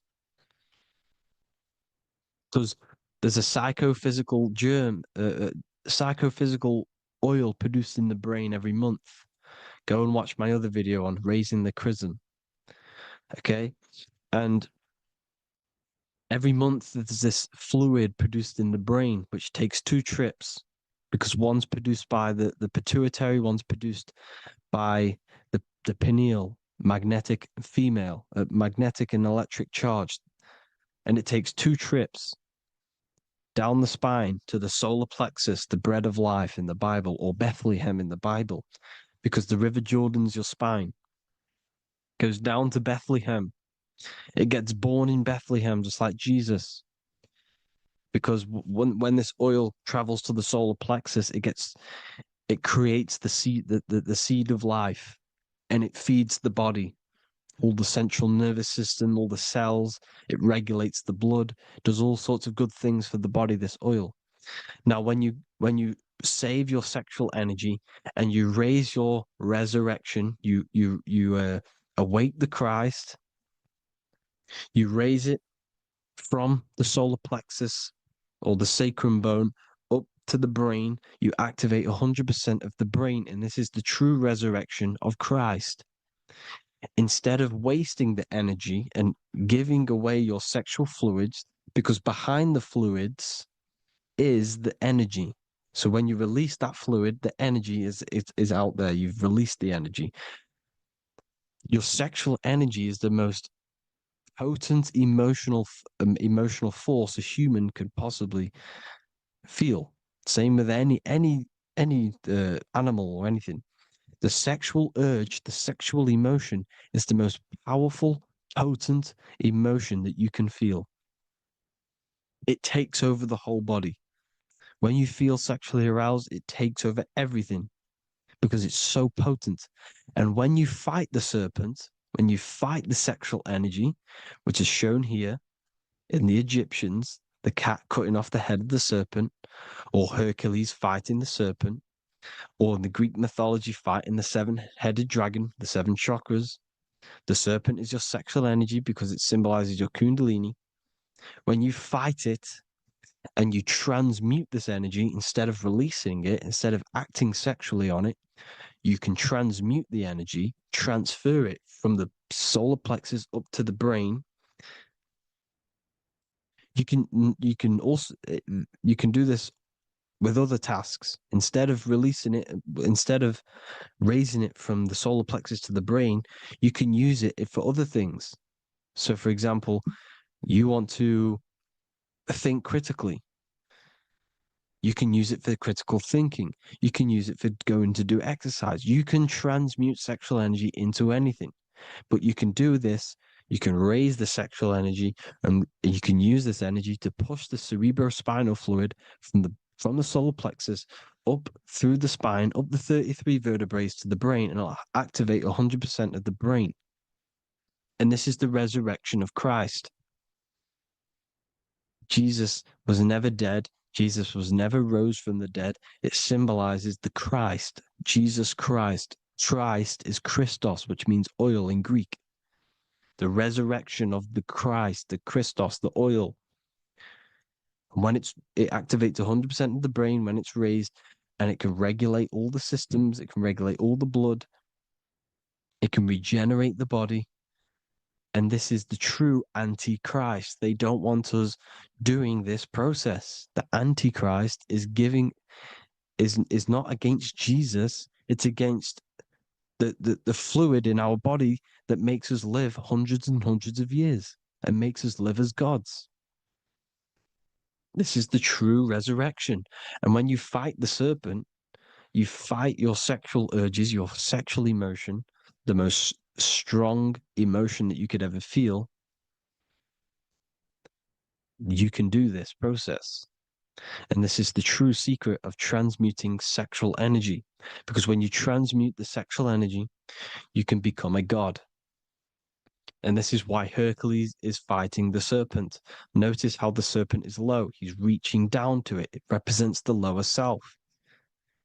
Because the lower self wants the lust. It desires sex. The body desires sex. There's a fight between the higher and the lower self. But when there's balance, there's even. Heaven is even. When there's evenness between these, this is the kingdom of heaven. This is when heaven is on earth. So at our highest levels of ourselves, the highest level of our intelligence, this is God. God is something that we manifest. We need to achieve Christ consciousness by battling the body. There is no battle outside of the physical body. It's an internal battle. Jesus and Satan have been externalized. Nothing exists outside of you, because I explained in the beginning how you are the consciousness experiencing the central nervous system. Therefore, there is nothing outside of you. It's all internal. Jesus and Satan have been externalized. Why? Because it's business. The church is a business. It's all a business. They've They've created these figures to be historical when they're not historical. The Bible's not historical. It's all externalized. It's called exoteric, when the truth is esoteric, internal teachings. So anyways, people, balance the chakras, balance the two hemispheres of the brain, balance the conscious and the subconscious. Balance is perfect, the yin and yang. You are spiritual and physical. You live in day and night. You need to be balanced. Oneness. Seek oneness. And this is the true kingdom of heaven. And when we all realize that we are all the same intelligence, the same consciousness expressed in different bodies, when we all realize this, we all realize we're all one. Doesn't matter what race you are. It doesn't matter what race you are, where you're from, your nationality, because none of you are actually from here. None of you are from the physical world. You're manipulating the physical world through the physical body. You are the I am. We all have a soul. Every single one of you has a soul. We all have souls. The reason why they say some people don't have souls is because they're trying to suppress your mind. They don't want you to know that you have a mind. That sounds crazy, I know. But a lot of people haven't realized that they have an infinite intelligence called a mind. And behind that mind, if you can observe your thoughts, the person who is observing the thoughts, you have a soul. Everyone has a soul. Don't listen to all these people saying some people don't have a soul, some people do. We all have a soul. Every single one of us. So anyway, you need to break the lower nature of yourself. At our highest levels, we are gods. Our intelligence, our universal intelligence, the I am, the intelligence that's inside of the brain, is God. Our minds are being corrupted within believing that you are the body, and by the result of this is a society like today, because everyone thinks they're the body, and everyone's living in the lower nature of self, where everyone only cares about themselves. But when we realize we're all one big consciousness ball, we're all the same consciousness expressed in different bodies, there will be peace. So thank you all, people. If you do want to learn more, if you do want to read my book, it's called The Book of Wisdom. I'll put it in the description. It's an amazing book, people. It's going to give you the best understanding possible about creation, yourself, and the world. It's amazing. The Bible, everything. I have just launched a new cymatic library. A friend of mine has just added this to the website. He creates beats, and he creates the purest beats. So they are actually the frequency that it tells you. Most of the stuff on YouTube and Spotify and Apple Music it says it's a certain frequency, but we know these major platforms are all playing with the frequencies of the apps. So if you want a real binaural beats, solfeggio scale frequencies to meditate on or listen to throughout the day, join the Occult Library. You can get a 2-day free trial. I'll put the link in the description. Thank you all, people. Hope you all enjoyed this video. God bless you all.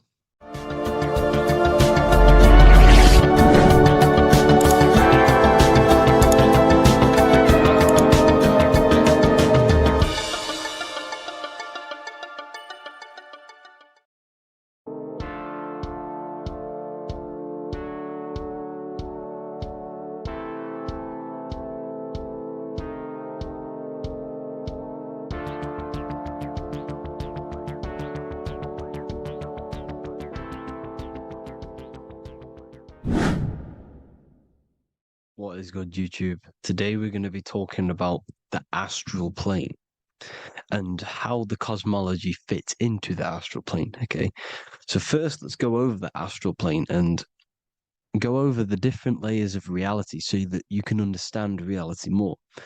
You are a multi-dimensional being. You are not you are in all of these realities at the same time. They all interweave into one big reality. but there are different planes. They are different vibrational dimensions. There are different dimensions of reality. The mind is the root cause of reality. We're living in the mind of God. Everything is being thought into existence from the root cause, from the universal mind. This is why the ancient Egyptians said, all is mind. We're living in the mind of God. And we are a microcosm of this mind. This is why we all have the same mind. This mind is the world of thoughts. Now, this world of thoughts is just the thought alone. For example, it is the thought of a chair. But then when you start to imagine this chair and you start to mentally see the chair, you're now manifesting the thought, the singular thought, into some sort of form. So now you're imagining the chair. You're imagining the form of this chair, which is then manifesting into the astral plane. The astral plane is the world of thought forms manifesting. So when you are imagining something, you are seeing into the astral plane. Okay? Your third eye, it is an eye because it sees the astral plane. It is seeing the other side through imagination, through dreaming. Well, we'll go over dreaming later. So the thought of a chair is a singular thought. The imagination of the chair is the manifestation of the chair. And in the astral plane, it's basically the world of all the chairs that could ever exist. So you're thinking of the chair as a singular thought, which is the mental plane. The astral plane is the imagination of that chair, is the thought, the manifestation of it. Depending on the vibrational state of the thought will depend what level of the astral plane it will go to. For example, if you're thinking about a chair to torture someone on it, it's going to go on the lower astral plane. Or if you're thinking and imagining happy things, it's going to go to the higher astral plane. So wherever your mindset is, that we call it a mindset because your mind is setting frequencies to certain things. Thoughts are frequencies. And a mindset is setting your frequency, setting your mind to a certain frequency. So when you set your mind to a certain frequency and you imagine something in that frequency, you're going to match everything in the astral plane that are on that similar frequency, just like you would in the physical world.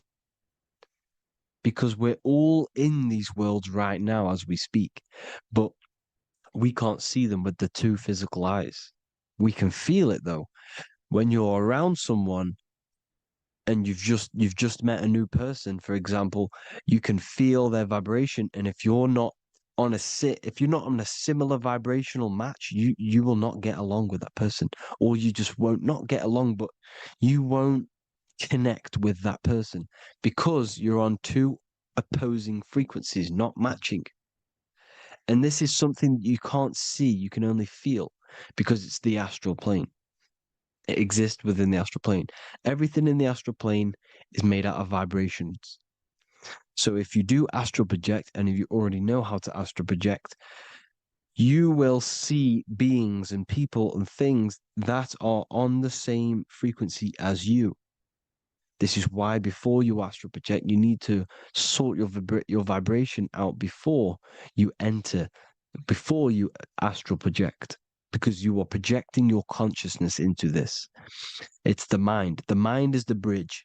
It can move between realities. You are a observer.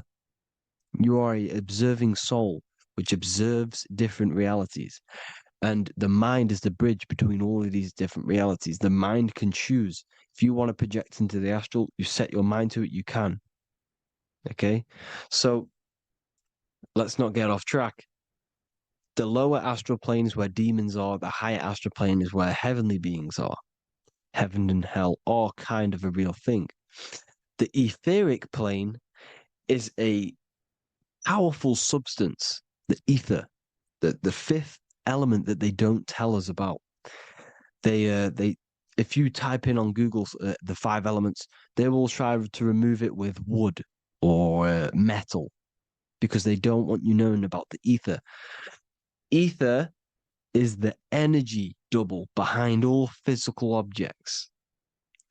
So the ether is very important. It is the 5th element. It is part of the physical world, but it's also part of the astral world. It is on either side. You see how they're showing you the truth in the language? Ether and either are the same word. The ether has 1 foot in the astral and 1 foot in the physical world. It's a substance that connects the physical to the astral world. It is the either. It's on either side of reality. It's on the other side. Other, either, same word. Ether is connecting the physical to the astral plane. It's the world of frequency. Frequencies, EMFs, torus fields are in the etheric plane. It is the energy plane. It's where energy moves through the ether. Okay? So then you have the physical world, the world of effect. Everything you see in the physical world is the effect of the higher planes. Each plane is a product of the plane above. So, and it melts into each plane.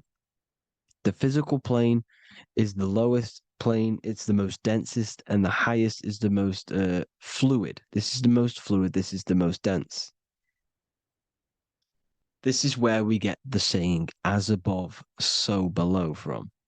As above, so below comes from the different planes of reality. And magicians understand this. This is why magicians always say as above, so below.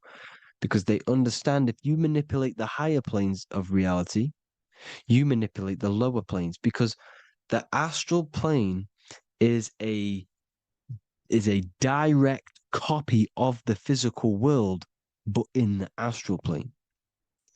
It is mirrored. The physical world is mirrored in the astral plane. They are both the same world, but there's different vibrational states of the world. Kind of. It's hard to put this in words, people. So just try and understand. The astral plane is the double. It is whatever happens in the astral plane happens in the physical plane. This is why magic works. This is why demons work. This is why spirit communication works. Because if you manipulate the higher planes, you manipulate the lower planes. As above in the astral, so below. Leonardo da Vinci showing you to look up, pointing up. You got to look up. He's telling you to change the mind, you change the physical world. You change your emotions, you're on the astral plane, you change the physical world. You change your reality by changing the higher planes. This is the Masonic 11, the 2 pillars. This is the 11 also symbolizing the 2 hemispheres of the brain here. But the 11 symbolizes the 2 mirrors. 11, 9, 11. 9, 11 adds to 11. 9 plus 1 plus 1 equals 11. The Twin Towers were in 11. Flight 11 was hijacked because it's a mass ritual within the astral plane. Now, we're going to go deep into that later, and I'll show you these rituals they do in order to manipulate the astral plane. So, this is what the 11 is. It's the mirroring of reality. If you contact spirits and conjure spirits, you can either summon or attract demons and spirits. Summoning is creating a spirit. You create demons. Okay? Like I said here, the mind is the root cause of reality. If you think of if you think of a traumatic event that happened in your life over and over and over and over again for years and years and years, where attention goes, energy flows. The mind is the director of energy. If you are directing energy into the specific emotion, the specific thing that is torturing you in your mind, that will manifest as some sort of being in the astral plane, which is called an elemental. And this elemental being that you have created through your thought forms and emotions will latch onto you and feed off this energy.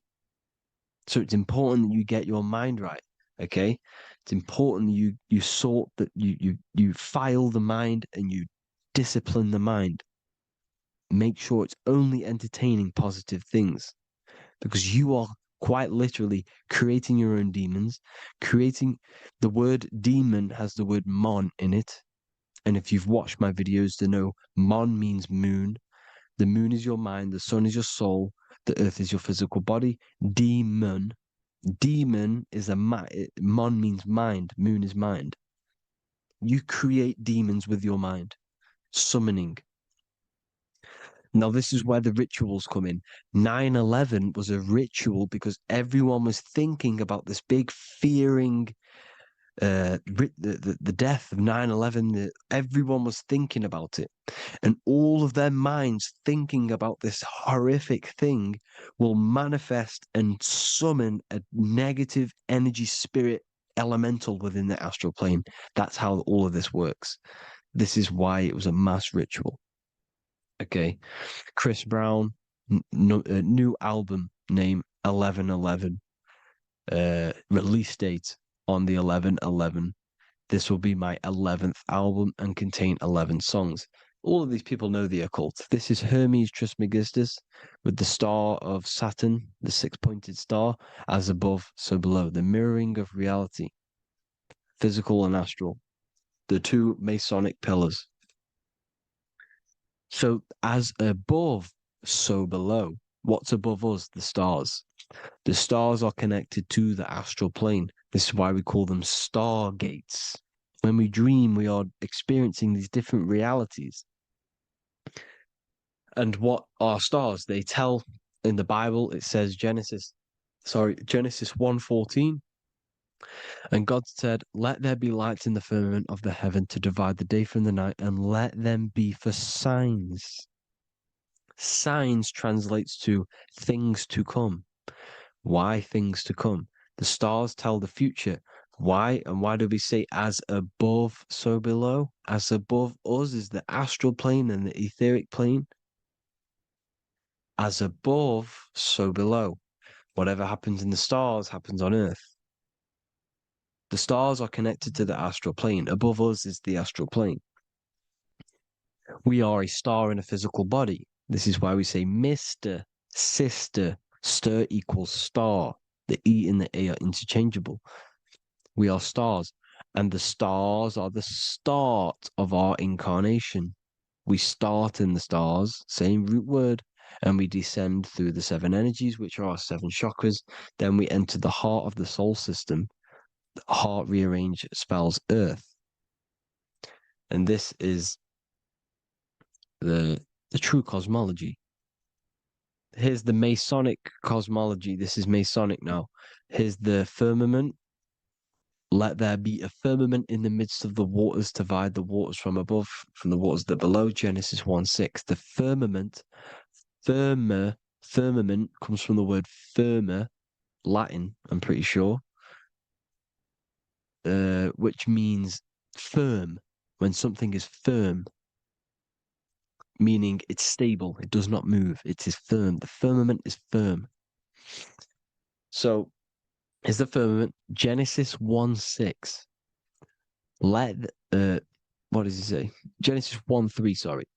Let there be light. This is before the sun and the moon was created.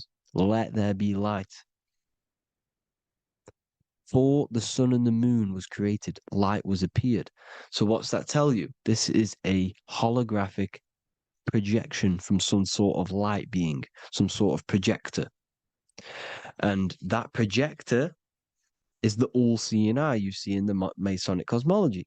This is the all-seeing eye projecting the light beams. Let there be light. Everything is made out of light. The universe is created out of light waves. The torus field is one unit of light. The light projecting this reality is Polaris. Okay, the famous all-seeing eye. Now, what else? Then we have after let there be light in Genesis 1:16, And God made the two great lights. This is the sun and the moon, electric, magnetic, male and female. Then we have the Masonic checkerboard, the black and white symbolizing dualities within the dualistic reality we're in, spirit and matter, light and matter, rest and motion, positive and negative, good and evil. Everything's dualistic here. Okay?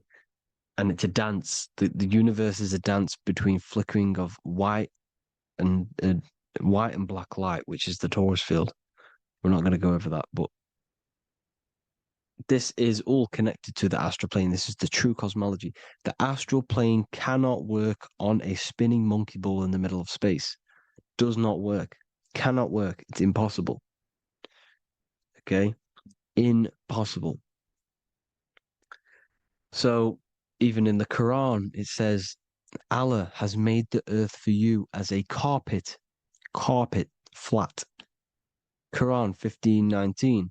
And the earth we have spread out like a carpet, set there on mountains, firm and immovable. It is immovable.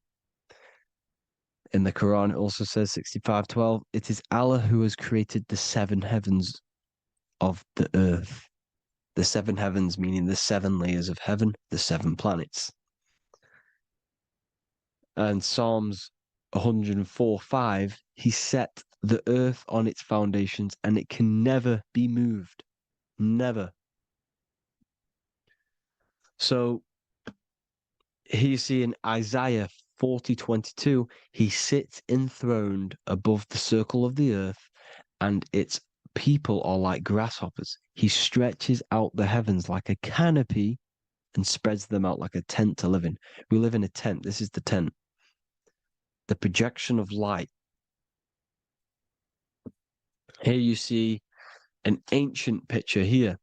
Here you see the ethereal barrier, meaning the firmament, the etheric barrier. And here you see his head popping out. Why is his head popping out? Because your head is heaven. Your heel is hell. Your head has access to the astral plane. This is why your head is heaven. The pineal gland, when stimulated, has access to project itself, project consciousness into the astral plane. Here you see another ancient picture here with the Masonic Royal Arch, with the zodiac here, the zodiac on the top, arching, because there's a firmament above us.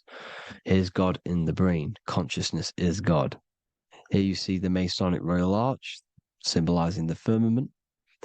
George Washington above the Masonic Royal Arch. These are the stars. This is Polaris projecting reality. Here's ancient churches with the dome. Polaris projecting reality with Jesus. Disney World is under the dome. The seven layers of heaven, ancient paintings, all depict if you go and look at the ancient paintings, they'll all depict the firmament, the arch above us. This is where we get interesting. The Masonic Royal Arch has the 6-9, which is Cancer. The constellation Cancer, which is 6-9 is associated with portals because CERN is the 6-9. Okay, CERN is opening portals. They're trying to create a portal to the other side. Cancer has the word CERN within it, so there is a link between Cancer and the opening, the firmament opening above us to ascension. Here you see the Masonic art with the Royal Arch and the light and the opening. Here you see the light and the opening. This is the opening of the firmament. Here's the Hebrew cosmology with Sheol, the underworld, and the opening. So Cancer is definitely some sort of portal in and out of this reality. I'm just connecting dots here. Now, we're going to go change a bit now. These celebrities that you are seeing they have not sold their soul to Satan, okay? They have not sold their soul to Satan. Satan is a demonic, low vibrational energy that has been summoned over the thousands and thousands and thousands of years of evil occult arts.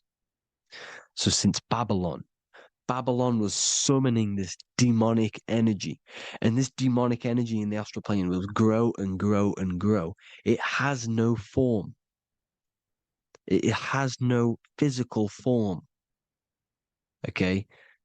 But you can see it in the rappers. If your third eye is open, you can see clearly that these people are demonic. You can sense the energy that they're manifesting. Selling your soul is not what you've been told. It is gaining, because your soul is pure love, okay? Your soul does not want to do anything bad. So when you sell your soul, you're gaining physical gain. You're gaining physical wealth, for example, like for these rappers, they will be given millions of pounds because the people in control of the music industry, which is the dark occultists trying to brainwash the masses, the people in charge, they're dark occultists. They understand Satan and the energy. They are satanic energy, which has been summoned in the astral plane. They see that they have influence over the masses, so they will go to them and say, "I will give you this amount of money forever if you manifest this satanic, demonic energy through the music and through social media to blind the masses, to brainwash the masses into this demonic energy." Because when you listen to music, music is frequency. Whatever you listen to, you become that frequency. So if you're listening to these people, they're throwing energy, this demonic, satanic energy that they sold out to. Soul, same word. When you sold something, you've got your soul involved. They have exchanged money, physical gain, so that they manifest this satanic energy within the astral plane and through the music, through the videos, through social media, to keep us in this vibrational frequency, in this low state of consciousness. This is what it actually is. It's not, you're not selling your soul to some sort of devil. This satanic energy has no physical form it is formless in the astral plane. It's a summoned energy. Now, the root chakra is red. This is why the devil is red, because it symbolizes the animal nature of man. When you are operating off your root chakra, you will kill, you will fight, you will do anything to survive, because it's all about survival mode in the root chakra. They want you keeping in that fighting mode, that surviving mode, so that you are manifesting this low vibrational frequency, this satanic energy, this demonic red energy. This is why the devil is red. And the devil has a tail with the red arrow pointing down, because it symbolizes your light body. This is your Merkaba. Your Merkaba is your light body. Mer equals light, Ka equals spirit, Ba equals body. Merkaba, this is the devil's tail pointing down, the descension, your heel, up to your heel, hell. Ascension to heaven, head. You see, this is the all-seeing eye with the illumination coming off it, your head, when you're illuminated. The Merkaba is your celestial sphere to portray different planes of reality. It is the vehicle of ascension. It's your light body. It's in the word Kabbalah, Kabbalah, Ka, spirit, Ba, body, La, light. Same thing, Kabbalah, Merkaba. Same thing. It's all about the light body. This light body sees different realities. So when you see the goat in the music industry, it's this satanic summoned energy that's been summoning for thousands of years within the astral plane. When it becomes to the physical plane, it will manifest through different things. A goat, an owl, Satan, Moloch, Baal, same deity, same demonic energy that's been summoning in the astral plane. And this is why the Baphomet has a goat head. Drake's new album is the goat. The Polo G, the Masonic G, with the goat. And here's Rylo Rodriguez in the mirror with the goat in the mirror and him in his physical body. It symbolizes, the mirror symbolizes the astral plane because he's manifesting the goat, the demonic energy. He's sold out to the demonic energy, and in the physical plane, he's his physical body. The mirroring, the Masonic 11, the mirroring of reality, the astral and the physical. And what do you call them when they're an amazing rapper, the best rapper? You call them the GOAT. Because the GOAT, you're the GOAT because you're manifesting the GOAT energy, the satanic, demonic energy within the astral plane. So Baal, Moloch, all the same thing. Because in the astral plane, if you want to gain spirits to come to you and communicate you, in the physical world, if you want to communicate with spirits, you have to gain their attention. You can either gain their attention or come together and agree to create some sort of being, which is Satan. Okay. You can, like I said earlier, you can create these beings, you can summon them or attract them. One way to attract them is sacrificing. In order for you to become God, man, to turn to God, you have to sacrifice your life. You have to sacrifice, not drinking, not doing things, not doing anything demonic, not doing anything bad, not eating meat. You have to sacrifice yourself to become the light.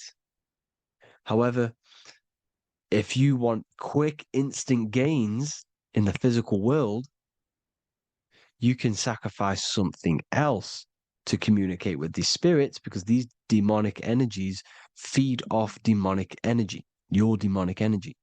So these dark occultists will give away babies, they'll sacrifice, torture babies so that they gain, so that they can communicate with these spirits for physical exchange.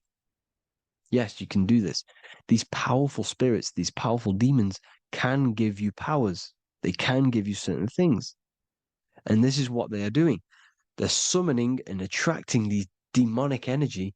This is why, trafficking is one of the most, Balenciaga. Baal is the demonic energy in the astral plane, which requires child sacrifice for his presence. Balenciaga, and they were trafficking children. They were trafficking, killing them, and offering them to the spirits. This is what they are doing. Balenciaga. It's in the name. Here you see, you can see here a stick man with two horns.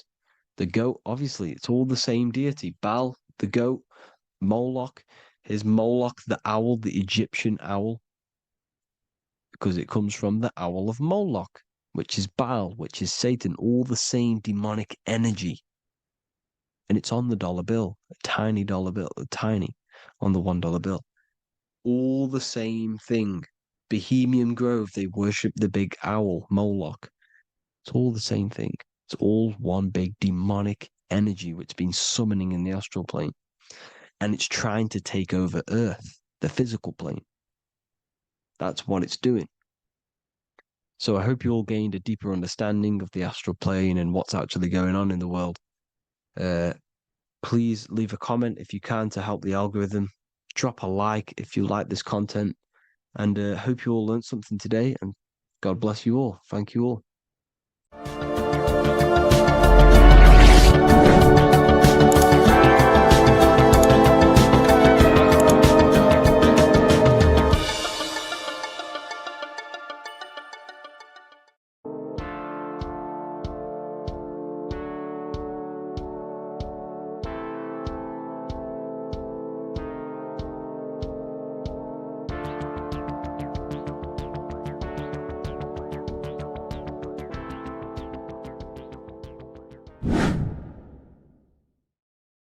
What are we all doing, people? Survival wisdom. Today we're going to be breaking down the Bible and its real, true metaphysical meaning. All of these slides within this video is taken from my book, The Book of Wisdom. So you can get all of these slides. So the Temple of Solomon, you are body, mind, and soul, which is the Holy Trinity, the moon, sun, and earth. The sun is your soul because the sun is its infinite source of energy. It is its own source of energy. And that is what your soul is. It's its own source of energy. The moon is mind. This is why you call people a lunatic. You're a lunatic. Luna means the moon. And inside of your mind, you have a specific mood. Mood is moon. And mind in German is Mond. And the word Mon means moon. And earth is your physical body because your body contains of the four elements, the four physical elements. Well, the Temple of Solomon is the temple of the soul and the Mon, the soul and the Mon, the soul and the mind. And it's the temple of the Holy Spirit in the Bible. Everything leads back to one singular point in the center of the brain. The brain is not the mind. It's mind over matter. Okay? The brain is the physical manifestation of the mind. The brain is the electrical computer which decodes the light waves given to it by the mind. This is why everything in the body leads back to one singular point. And we'll go over this in a minute. But this is controlling the physical body. This is the within. If you rearrange within, it spells high twin because within you is your twin, your true self. And it's just an entity in the center of the mind. And if you shut your eyes, you can feel it. Your awareness is in the center of the brain. So there's just an empty chamber in the center of the two cherubs, the two brains. They are two separate brains. They're two hemispheres. And the empty chamber, when scientists chop it up and see it's just an empty chamber, well, because you can't see in that plane of reality, you cannot see the mind. You cannot see thoughts. It is invisible to the human eyes, to the visible light spectrum, to the two eyes. The reason why we call it the third eye in the center of the brain, it's not the third eye, it's your true self. It's the mind and soul. It's an eye because it does see. It's the all-seeing eye that you always see here. There's some Masonic artwork showing the two pillars, the two cherubs, the two hemispheres of the brain, and the inner eye. This is the eye that sees all things. What do I mean by seeing all things? Not physically. It sees the mind. It's what, because your soul is watching the mind. You can observe the mind. You are not the mind. And if you meditate deeply enough, you can go beyond the mind. It's the all-seeing eye. It sees the mind. It sees what emotions you're feeling. It sees what you're thinking. It sees what you're seeing with the two eyes. It's the all-seeing eye. It sees all things. It's omnipresent. It's everywhere.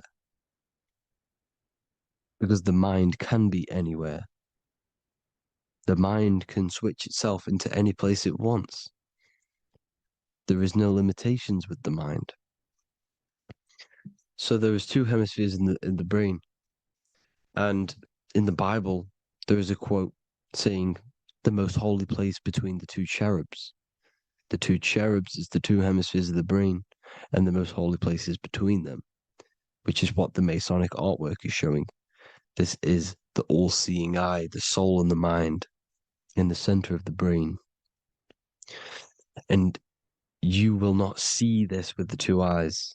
So when scientists come to seeing the empty chamber in the center of the brain, they wonder because they do not understand the occult side of the world. They do not understand the layers of reality.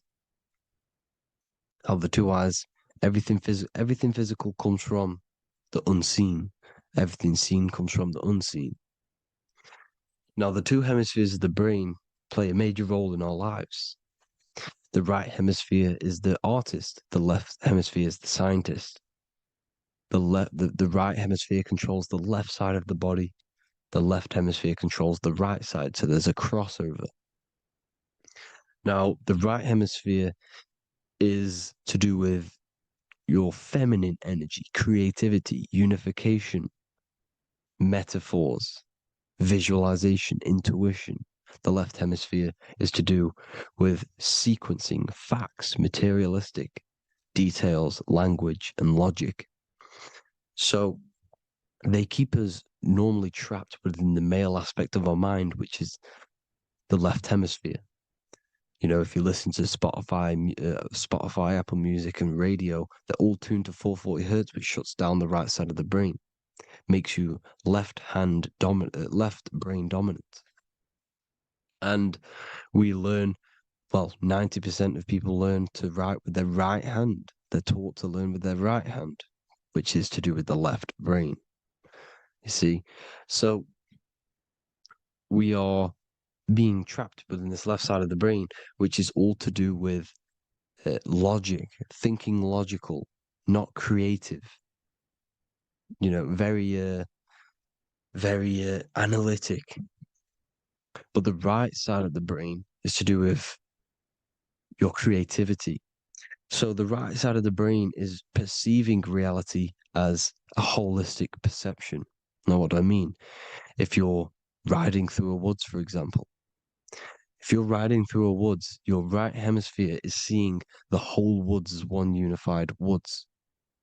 The left hemisphere's job is to break down the perception given to it by the right hemisphere and break it down into individual trees. So what am I saying? The right hemisphere is seeing humans and everything in creation as one unified consciousness. The left hemisphere is seeing individual egos. This is why the left hemisphere is the place of the ego, the right hemisphere is to do with the higher self. They're both needed, though. I'm not saying one's better than the other. It's balance. Now, they don't want you to see the unified picture, perception of creation. They want you to think everything is individual, everything doesn't come from the one, because all things come from the one. And we experience the two in this reality, dualism. In order to understand the one, we have to experience the two to advance. So, anyways, let's get away from the two hemispheres. The right hemisphere, like I said, is to do with the higher self. And this is why in John 21:6, it says, cast the net onto the right-hand side of the boat and you will find fish. Meaning, cast your energy, cast your perception into the right hemisphere of the brain, and you will find God, unification, and higher self. You will see things from a unified perspective. How we are all one, because we are all the same consciousness. The same spark that is in me is in you. This is why I am you and you are me. We are all the all-seeing eyes of God, just split up into individual bodies. We are all made up of the same essence, consciousness. And that consciousness, that mind and soul, is in the center of the brain. You are just in different avatars. And until we see this, we'll forever be divided and conquered. Until we figure this out as a collective consciousness, we will forever be divided and conquered and ruled over. This is why the Bible says, ye are gods. You are the sons of the Most High, because we are. We are the Word made flesh. We are God made flesh. Mark 16:19. So then after the Lord had spoken unto them, he was received up into heaven. Head is heaven, H-E-A, and sat on the right hand of God. God is the consciousness in the center of the brain. Heaven is the head, and the right hand of God is the right hemisphere of the brain, meaning he sees things in unification, creativity, intuition, the higher mind, the higher brain. When Moses crosses the Red Sea is the corpus callosum, moving from the left to the right hemisphere of the brain to see unified perception of reality. Head, H-E-A, heaven, same root word. This is why the ancients always depict God in the center of the brain. Here you see ancient Christian artwork showing God in the center of the brain, the light. Here you see it here. Here you see Ganesh, an Indian god, which is the brain. Here you see the Father, the Son, and the Holy Spirit in the dome, the brain. This is the brain, because you are God made flesh. That's what consciousness is. The upper room where Jesus meets the 12 disciples. It's the upper brain on the upper room. The upper room is the chamber, the empty chamber in the center of the brain. That's the room. And the 12 disciples are the 12 cranial nerves in the brain, which pretty much rule the body, all the cranial nerves. The tree of life, the cardiovascular system. This is why in Genesis it says the tree of life was in the midst of the garden. Midst meaning middle, because the middle of the body is the cardiovascular system, which is controlling all of the systems in the body. The tree of knowledge of good and evil is the nervous system, is the spine and brain. This is what's detecting good and evil. The brain is the electrical computer with the left and the right hemisphere, decoding the dualistic world, decoding the light waves given to it by the external world. It is an electromagnetic computer. It is artificial intelligence. It is very intelligent, the brain and the nervous system, the human body as a whole. But the tree of knowledge of good and evil is the nervous system, because it is the tree that detects good and evil, makes you learn good and evil in this dualistic reality. Here you see Adam and Eve around the tree of knowledge of good and evil. Adam and Eve, male and female energies, with the serpent in the tree, and the tree of knowledge of good and evil. Well, this is the spine, the brain, and the serpent is the kundalini of the spine. The serpent is the S. That's why S, serpent, S, the letter S is the serpent. Sex and serpents make an S noise. You know, the Bible cursed the serpent. So we don't figure out the true religion. The true religion is raising the kundalini and becoming God-man and reaching our higher states, our true God self. Because once the kundalini is saved and hits the pineal gland, it activates 100% of the brain, when we're only using around 20 to 10% as of right now, without the kundalini awakening. So when you use it, you're activating 100% of the brain. You're activating all the dormant brain cells. You're regenerating the body. And this is the serpent in the tree of knowledge of good and evil. This is the spine, brain. This is Adam, Eve, the male and female energies. The light of the body is the eye. Therefore, if thine eye be single, thy whole body should be full of light. Matthew 6:22. This is the single eye in the center of the brain. It is not the pineal gland. It is what's inside the pineal gland. You have to go beyond the physical world, and there are no words to describe things that are not physical, metaphysics. And the whole body should be full of light. Well, this light is the same pyramid that you see. You are the pyramid with the all-seeing eye on top. This is why the ancients built the pyramids with the stairs in the middle symbolizing the spine, because once you open all the chakras and balance them and raise the kundalini, you activate all of the brain, which gives enlightenment. The word enlight in ment. Ment means mind, light in the mind. Enlighten the mind. And this is enlightenment. We are the temple. And Jacob called the name of the place Peniel, for I have seen God face to face.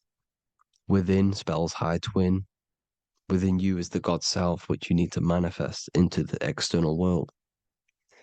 And he's seen God in Peniel, the consciousness. He's seen his true self, consciousness, in the pineal gland. Genesis 28:10, Jacob's ladder. Jacob, he took a rock there and laid his head on it to sleep. Jacob had a dream. He dreamed there was a ladder that was on the ground and reached up into heaven. Head is heaven. The rock he fell asleep on is the sacrum bone. because he's symbolizing the oil that comes down the spine, hits the sacrum bone and rests there, falls asleep, and it looks up and it sees the ladder to heaven. Because when you raise this oil, you become God-man. You become God in heaven. You can leave the body at will. Do you not know that your body is the temple, that your body is the temple of the Holy Spirit? Corinthians 16:19-20. Or do you not know that your body is the temple of the Holy Spirit within you? Your body is the temple of the Holy Spirit, the soul and the mind within, the center of the brain, the temple of Solomon, temple of the soul and the mind. Romans 8:10. Christ is in you. It's not external. When you give where attention goes, energy flows. When you give your energy to external things, your attention, your worship to external things, you're giving energy, meaning it's draining you, and you're feeding something within the astral plane, a mental thought within the astral plane. So with you realizing that the Christ is in you, that you don't have to worship anything outside of you, this means that you're internalizing your energy. You're not giving your energy, because where attention goes, energy flows, which means you become more present. You become healthier because you're not giving off all of your special electromagnetic energy that's charging you. This is why the religions ran by the Vatican is all external. They're exoteric. Exoteric means external teachings. The esoteric is the internal, the hidden teachings. In Psalms 82, I have said, ye are gods, and all of you are children of the Most High, because we are the Most High, split up into individual bodies. That's what consciousness is. Consciousness is the Most High. And we have to raise ourselves to the Most High. Brahma, Vishnu, Shiva, the Father, the Son, and the Holy Spirit. Why is it always a trio? It's a trio because it symbolizes us, the soul, mind, and body. The mind is the bridge for the soul to be in the body. What is the soul? It's the life force. It's the watcher. It's the all-seeing eye. The soul sees into different realities, and it gives life to the body of every reality it goes in. This is why you always see light around the all-seeing eye, because it is the energy, the life force, the light, life, L-I. Life is light, and it's the eye because it sees into the different realities. It sees into the dream world. When you're going to sleep at night and you dream, it's not a dream. It's another reality. You're a multi-dimensional creature. We live in a multiverse. There's infinite amount of yous. And there is a version of you which is the highest self in a reality somewhere. And this I has the ability to switch realities, which is exactly what astral travel is. Astral travel is the ability to switch reality beyond the 3D construct of this world. The Father, the Son, and the Holy Spirit, Brahma, Vishnu, Shiva. Brahma, the soul, inhabits different bodies. This is why they have different heads. Vishnu, the mind, symbolizing gnosis, meaning knowledge. This is the serpent. The serpent symbolized knowledge. Shiva, the body. Father, the Son, and the Holy Spirit. The bird, the soul, because the bird symbolizes the soul. This is why you have here the Egyptians showing you the soul leaving the body. Here you see here with the twin head, the same head, and it's a bird. This is the soul self. This is the ego self. The Egyptians knew this. They knew all of this. Of course they did. Now the whole story of Jesus is all metaphorical for the process which goes on within your body. Your neck and head is the Holy Grail, which the sun and the moon creates. Sorry, the sun and the moon creates the fluid within the Holy Grail, the brain, the skull. And the moon creates the milk. Sorry, the moon makes the milk. The sun makes the honey, the land flowing with milk and honey in the Bible. The land flowing with milk and honey is the center of the brain in the Holy Grail. Here you see the Masonic artwork showing you the sun and the moon creating the fluid in the spine. Here's the serpent. Serpent symbolizing the two Kundalini channels, the Ida Pingala up the spine. Here's the furnace raising the Kundalini, raising the oil, heating it up, and rising it to the crown. You see? So here you see more Masonic art, seeing the sun and the moon creating the holy fluid in the brain, in the cup, filling the cup. This is why it's a cup, because it's the Holy Grail. This is the holy oil in the center of the brain that gets released down the spine, which is Jesus coming down from heaven. It comes down the spine, down the River Jordan in the Bible. This is when Jesus goes from Nazareth to Jerusalem. He comes down the River Jordan, and Joseph and Mary are in Nazareth waiting for Jesus' return. Joseph and Mary symbolize the pineal and pituitary gland, which produce the two oils created by the sun and the moon. And he returns. When he returns, he gets crucified at 33, because there's 33 vertebrae at the back of the spine, and it crosses the vagus nerve. The crucifixion of the oil past 33 vertebrae creates God-man, and it creates your higher self, and it activates 100% of the brain. And you turn into spirit, you turn to your spirit self. This is why Jesus dies. He didn't physically die, it metaphorically dies, and becomes his higher self. The ego self is left behind. It's the same with the whole story of Jesus. Jesus comes down from heaven, which is the oil.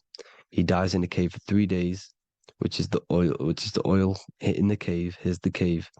And resurrects after 3 days. If you resurrect the oil, comes up and gets crucified at 33 in Golgotha.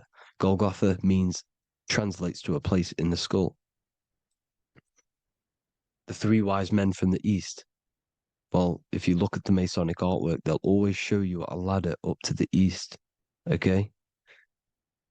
Here you see north, south, west. This would be east. Here you see east here. East here. The ladder up to the east. The east is the top, up. Three wise men from the east. The thalamus, pituitary, and pineal gland in the center of the brain. The most important glands in the body. Here you see the Egyptians with the spine, the sun, and the two hemispheres of the brain. What did I say at the beginning? The sun is the soul. The sun is its own source of energy. It's the life force, which gives life to anything it inhabits. The soul is the same thing. That's why sun and soul mean the same thing. So, what I'm saying is consciousness is God. And this is why when it refers to as God in the Bible, means your higher self, pretty much. And returning back to this higher self, because God is something that you need to manifest. Consciousness is God, and your body is a reflection of the creation by God. This is why everything in the body corresponds with the stars. The stars rule the body. We are an image of the stars. This body is an image of the whole of creation. Aries rules the head. This is the cerebrum, the ram in the brain. Here's the ram, Aries. And we have something called the cerebrum, Aries, the ram. This is the Lamb of God moving to the higher mind. Taurus, which is the lower brain and neck, the cerebellum, the bull Taurus, the lower mind, and the cerebrum and the cerebellum, the ram and the bull, is what makes you ramble on. Ramble meaning walking, The higher mind and the lower mind working together makes the body ramble. Ramble is what makes you walk along. Thank you to Santos Bonacci. Gemini, the two twins, rules the two arms, the hands, and the lungs. These are the two twins of the body. Sagittarius, the horse, which rules the hips. Hips means hippo. Hippo means horse. Hippopotamus means water horse. Hippo means horse, and this is why we call them hips, because horses have massive hips. Capricorn, the kneecaps. Pisces, the two fish, the 2 feet. Then they make us swim. We are an image of the stars, people. Well, the body is anyway. Consciousness is God, and the body is the image of the whole of creation. It's a reflection of the whole creation, as above, so below. 12 systems in the body, 12 cranial nerves for the 12 constellations, 12 cell salts. The body's made out of 12 cell salts. So, this is where it gets kind of deep. You know, this is where we get deep. And he said Jesus was known as the fisher of man. And fisher of man, meaning man does not mean man as in the male. Man means mind. He's the fisher of minds. So the Bible is not patriarchal.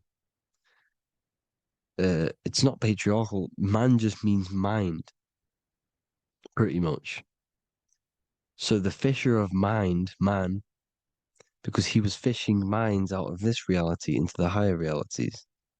He was teaching people how to leave the body when he walks on water.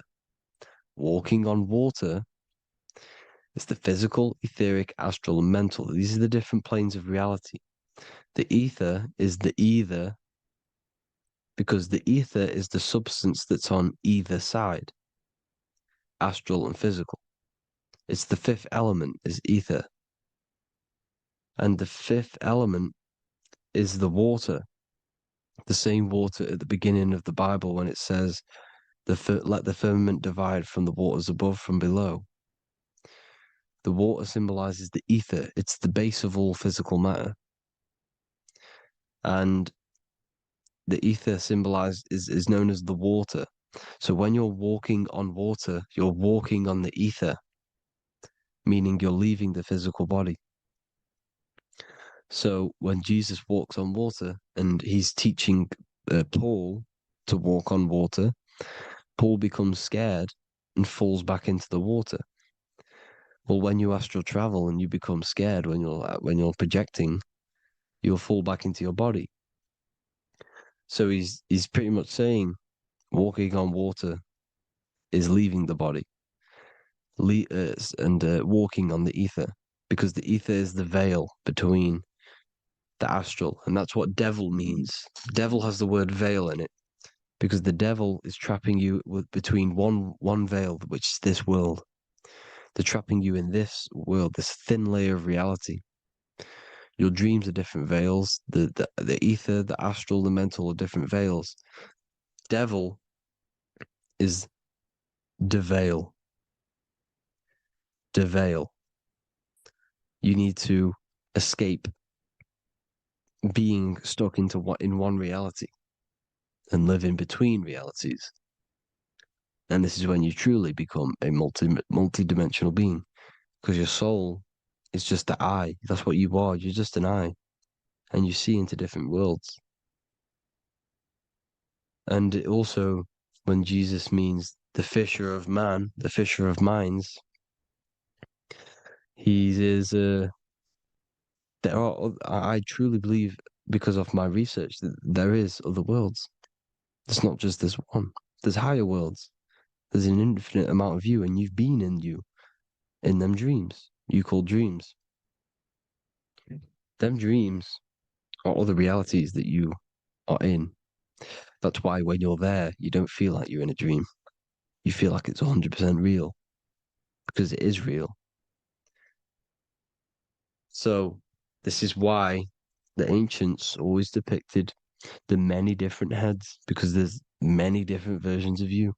And this I, the soul, the watcher, is switching itself into different bodies at all times. Well, when you sleep, when you astral project. And this is what the ancients were doing. They understood the multiverse, and they could switch bodies at will. And this is what the 7 seals are in the Bible, also known as the 7 chakras. These are literally portals within us to these different worlds. We're in the heart at the moment. Earth, rearranged, spells heart, meaning middle. This is where good and evil exist. It's the middle point, the midpoint of realities. So, I hope you all enjoyed the video. All of this knowledge that I've give you in this video is inside of my book, the Book of Wisdom. The Book of Wisdom gets updated every single month with new pages. It's a one-time payment for a lifetime worth of research and knowledge by me. So if you do want to get it, the link will be in the description. But I hope you all gain some amazing insight. Please like, comment, and share to help the algorithm, and drop a subscription. And for more lectures, every 2 days, I drop lectures and knowledge within the Patreon. If you want to support the channel, join the Patreon. Everything's in the description because we are not monetized on YouTube. Thank you all. Have an amazing day.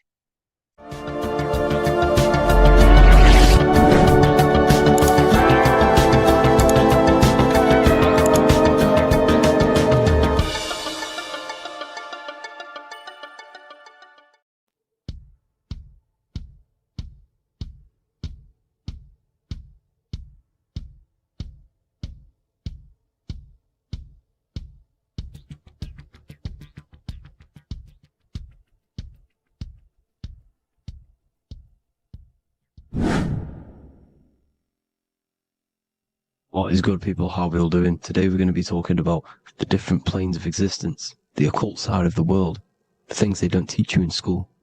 And of course, you can only find that on this channel, so welcome.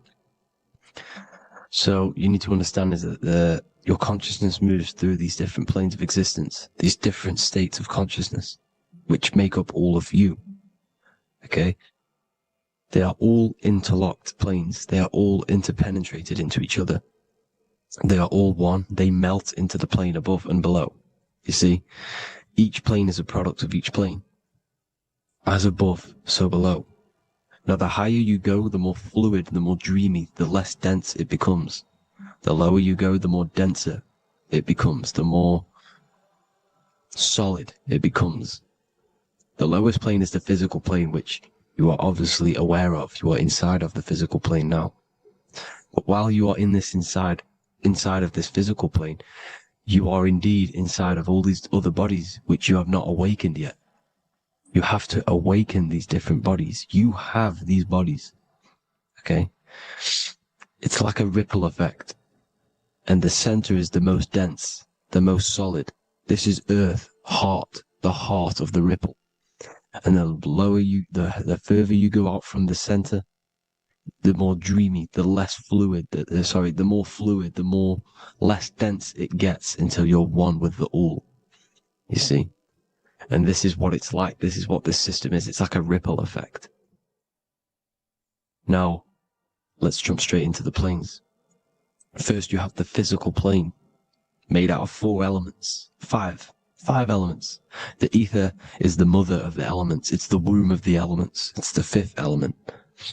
And it gives birth to the 4 other elements. 4 is stability.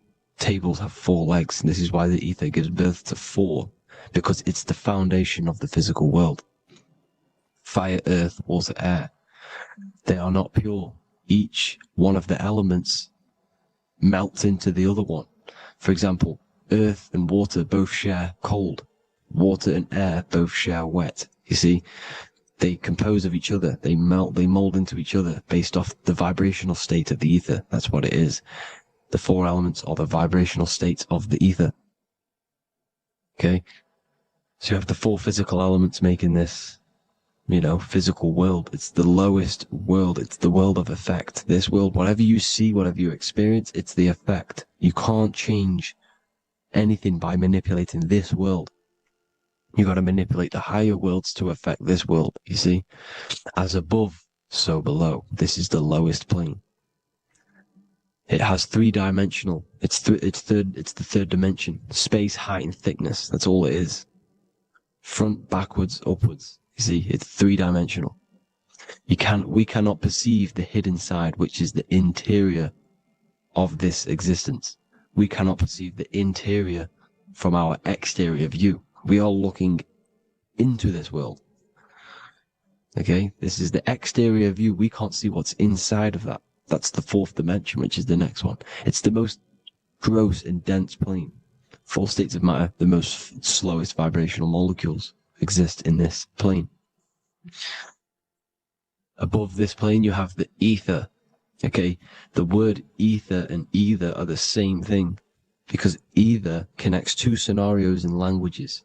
I either support Manchester United or Liverpool.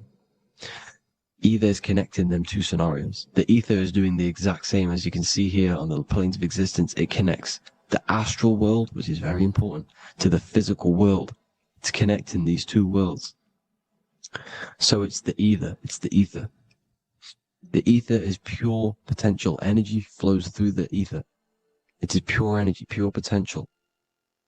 Okay? The physical body is an exact copy of the etheric counterpart body. So every physical object has an etheric energy double. It's like a blueprint of that object. Every single object has an energy double, and that's the etheric double. Okay?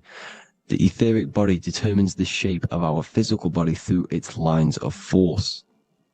All through life, it rebuilds and restores the physical body. Physical problems show up first in the etheric body, because as above, so below. You manipulate the higher planes, it will manipulate this plane. And this is why sorcery works. Contact with astral plane entities. We'll get into that a bit later.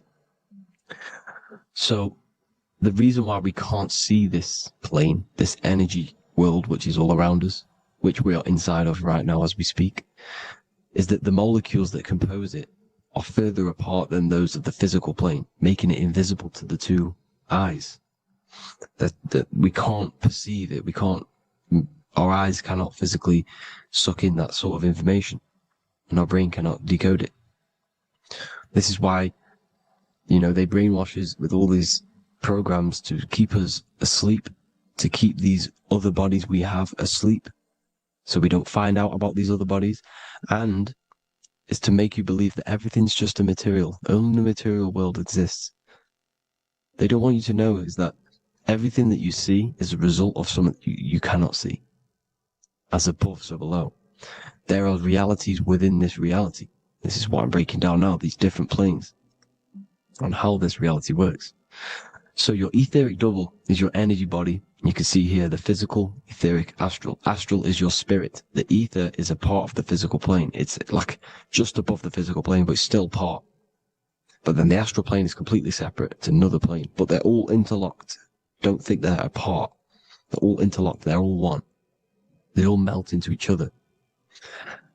The chakras that we have are inside of our etheric body.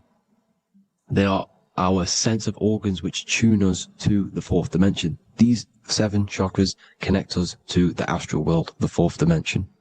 Okay? They are points for the flow of energy from the universe / 7 planets, because the 7 chakras are your 7 planets, and the 7 planets are connected to the astral world. They are feeding these 7 senses in our body. They connect us to the universe, to our etheric counterpart, and then to us, supplying the physical body. Because the energy comes from above. As above, so below. These 7 senses, these 7 etheric chakras, are being supplied with energy from the universe, the 7 planets, the solar system. Then it supplies the physical body. You see? So, the ether is very important. And this is, that the ancients understood the science of the ether, and they could harness free electricity from it, because it's all around us. The ether's all around us. And this is what they were doing. They were harnessing free energy using the ether. The astral plane, the fourth dimension, very important plane.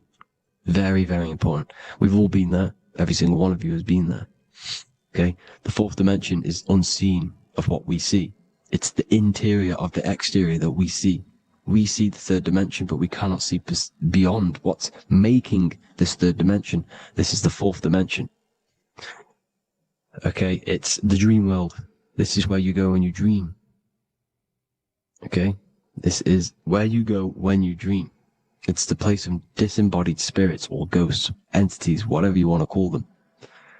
When you hear ringing in your ears, that is not tinnitus. That is an entity around you. Okay? That is an entity around you. The fourth dimension is where thought forms exist. Mental images. Thought forms as in what you see in your mind when you think of an image, because the mind is the highest plane of existence. Mind is the highest plane of existence. And it manipulates all of the planes below. So it goes the mental plane, then the astral plane. So the thought is in the mind, the mental plane. That just the thought alone, no image, but then the form depiction, the thought form exists. It manifests in the astral plane as a sort of image, an entity, a living conscious being. So this is why thoughts are things. You see, thought forms exist within the fourth dimension. So when you imagine something, when you are, for example, right now, look into your hand and imagine there's an apple in your hand. If you can see that, you are seeing into this fourth dimension. You can only see into this fourth dimension using the mind's eye, not the two eyes, the mind's eye. When you shut off the two eyes into darkness, the third eye opens. The mind's eye is open. And you can see, this is astral travel. You got to work on astral travel. And you will see this astral plane, this fourth dimension.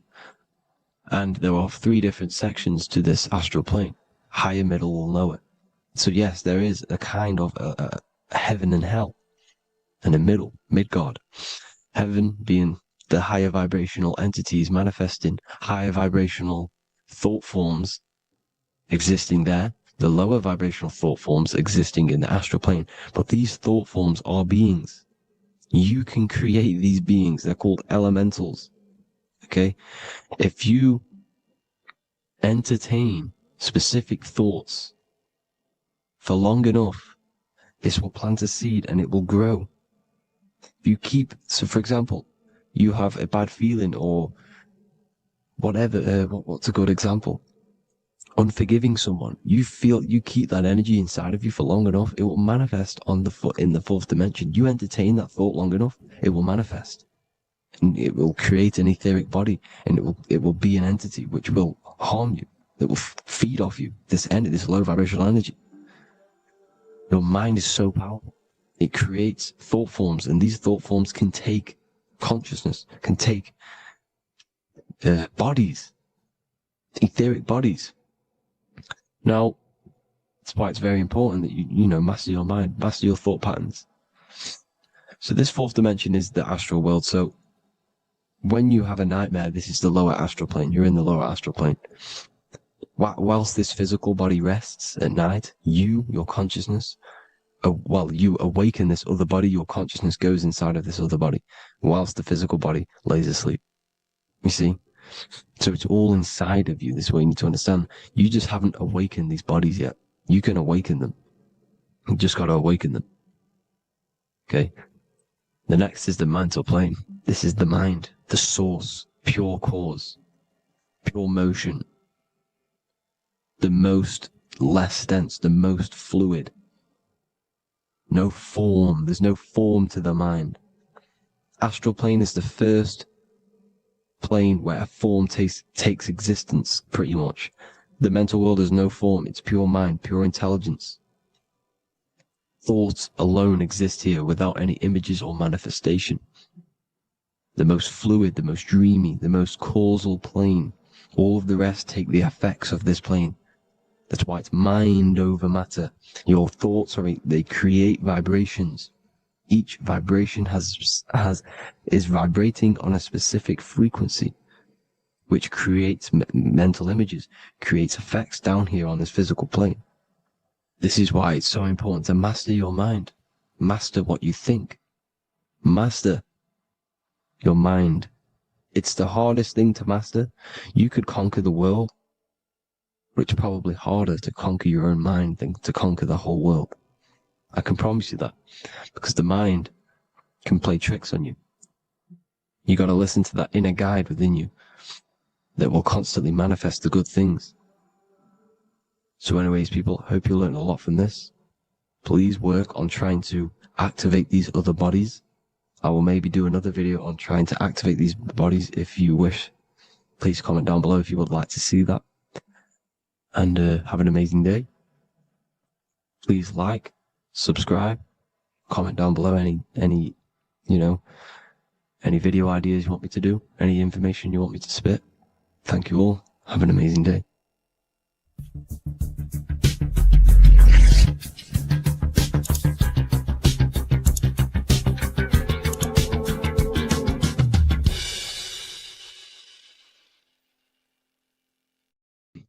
This one secret that is hidden and guarded within secret societies grants you profound power, which can fully transform your life and perspective on reality.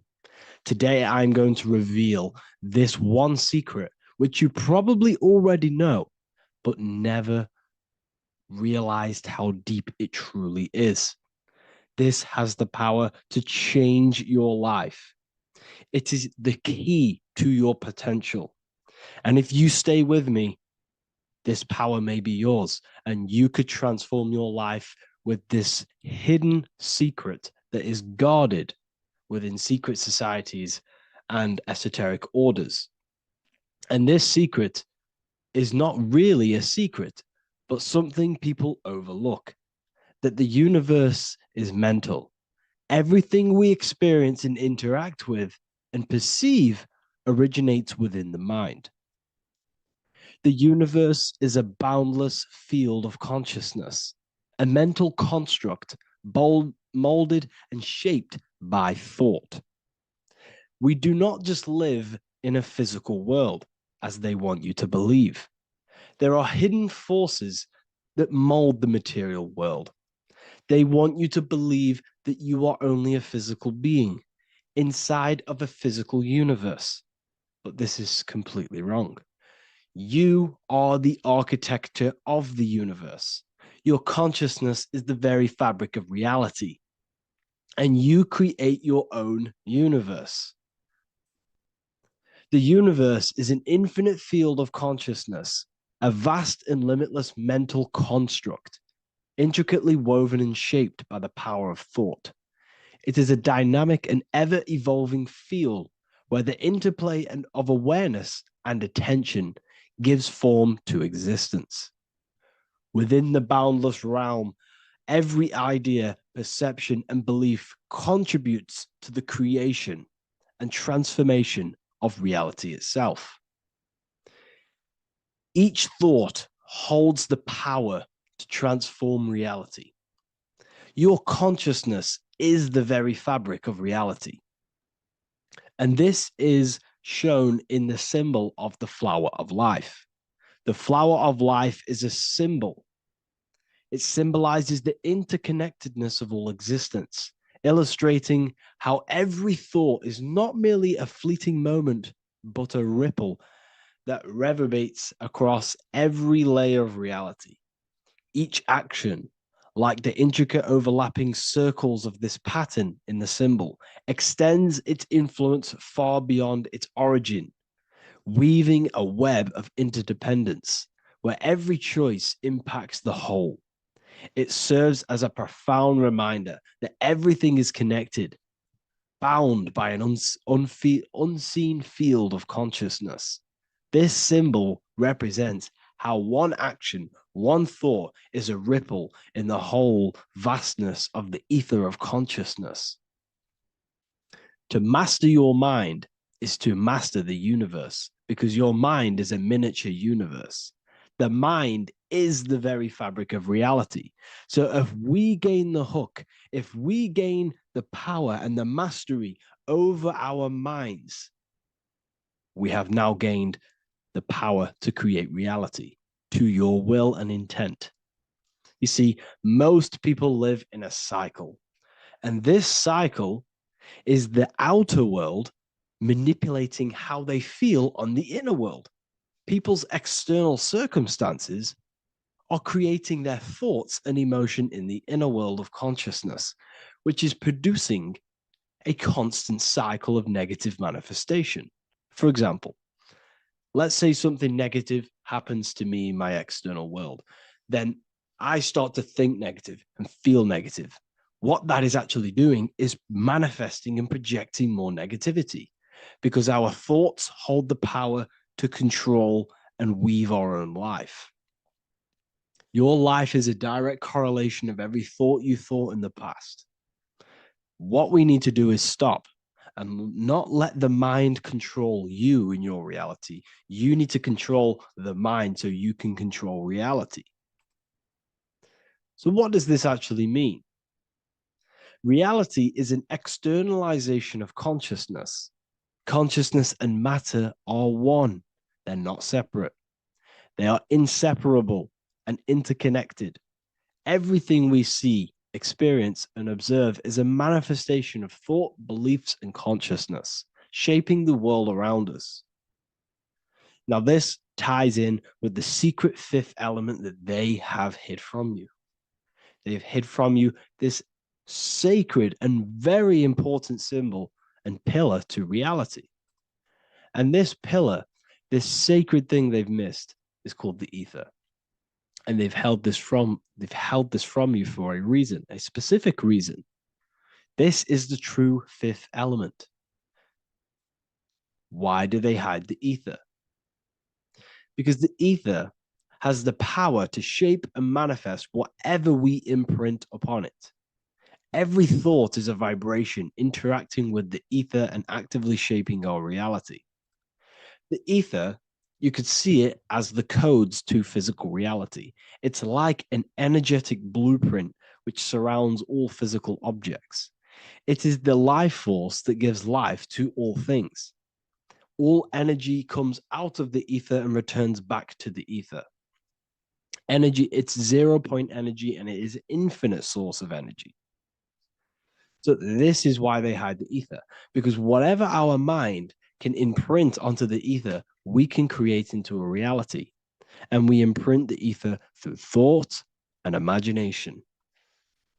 The mind holds the power. The mind is the very source of reality. The material realm is not separate from the mental realm. Rather, it is intricately shaped and influenced by it through the ether. This subtle, all-pervasive medium bridges thought and matter, allowing consciousness to mold and manifest the physical reality. To transform our lives, we must first transform our minds. True change begins within, as our thoughts, beliefs, and perceptions shape the reality we experience. By shifting our mindset, we unlock the power to reshape our world and recreate the life we desire. This is the power of the mind, and this is the power that's been hidden from you. We're not taught these things in schools for a reason, because they don't want us all to be conscious creators.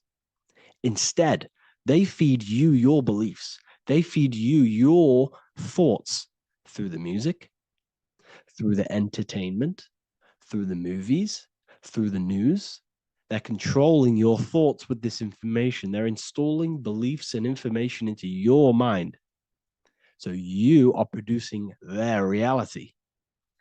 But this is what we need to stop. We need to take control. We need to stop consuming their music, their movies, their information, their news, because all of this is contributing towards your reality.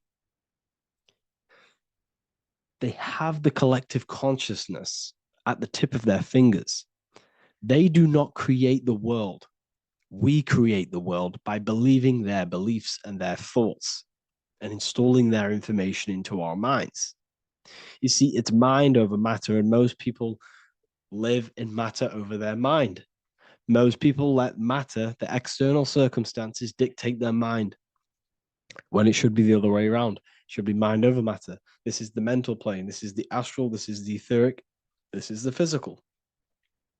The mind holds power over the emotions, over the imagination, over the physical, and over our spirit. It holds power over everything. It's mind over matter. It's the mental body that we must transmute and change. Most of us live in a chaotic state of mind, and this is what we must change. Turn chaos into order. So we need to be mind over matter. We need to install this belief into our subconscious. I, Harry B. Joseph, have created the ultimate esoteric school on the earth. As a member, you'll gain access to live mentoring calls twice a week, along with new lectures, books, and exclusive content released every week. Additionally, you'll have a full access to all my life-changing programs. If you're ready to transform your life and start your journey today with me, join Ethereal University. These are the campuses. We have the real lecture sections filled with lectures that you can watch. Manifestation Mastery, which teach you exactly how to reprogram your subconscious mind so you can live that reality. Sexual Alchemy, the path to empowerment of how you can transmute your sexual energy. The Real Library, where you gain access to powerful esoteric books, PDFs. Symbols of Secrets, an amazing course. The course that allows you to see beyond the veil that has been pulled over your eyes, the language of symbolism that secretly rules the world. I teach you how to read symbolism. Esoteric Exchange, live calls. You get to rewatch all of the old live calls. Mindwave Hub, this is a place of binaural beats where you can listen to infinite amounts of binaural beats. So you can meditate to them. Meditation section, numerology, health section, and electromagnetism. This is a life-changing place. And if you are serious, we only accept serious about changing your life and studying the occult and esoteric, this is the place for you. I've been there. I've been on YouTube looking around for valuable information, trying to find good accounts, good channels. It's very hard. I had to go through years of trying to find good information on YouTube. But what I've done is, instead of you searching around everywhere for bits of information and connecting the dots, I've put it all into one big place. You get your binaural beats, you get all the programs you need to walk the path of enlightenment to transform your life. I will connect with you on the inside, and I hope this lesson, this lecture, you gained some information, you gained some power from it. Please like and comment, or don't. It's up to you. If you have any reviews, if you have any ideas of lectures that you know, if you don't understand certain things, make sure to leave a comment and I can make a lecture about it. I can make a video about it for sure. I don't mind taking recommendations for videos. So I thank you all, people. Have an amazing day. What if I told you that reincarnation is real and that there is a metaphysical, spiritual science behind this?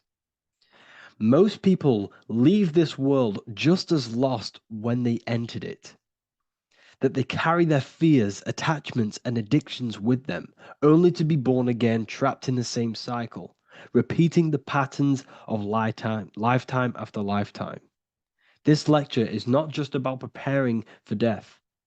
It's about mastering yourself before death, so you don't take them burdens with you.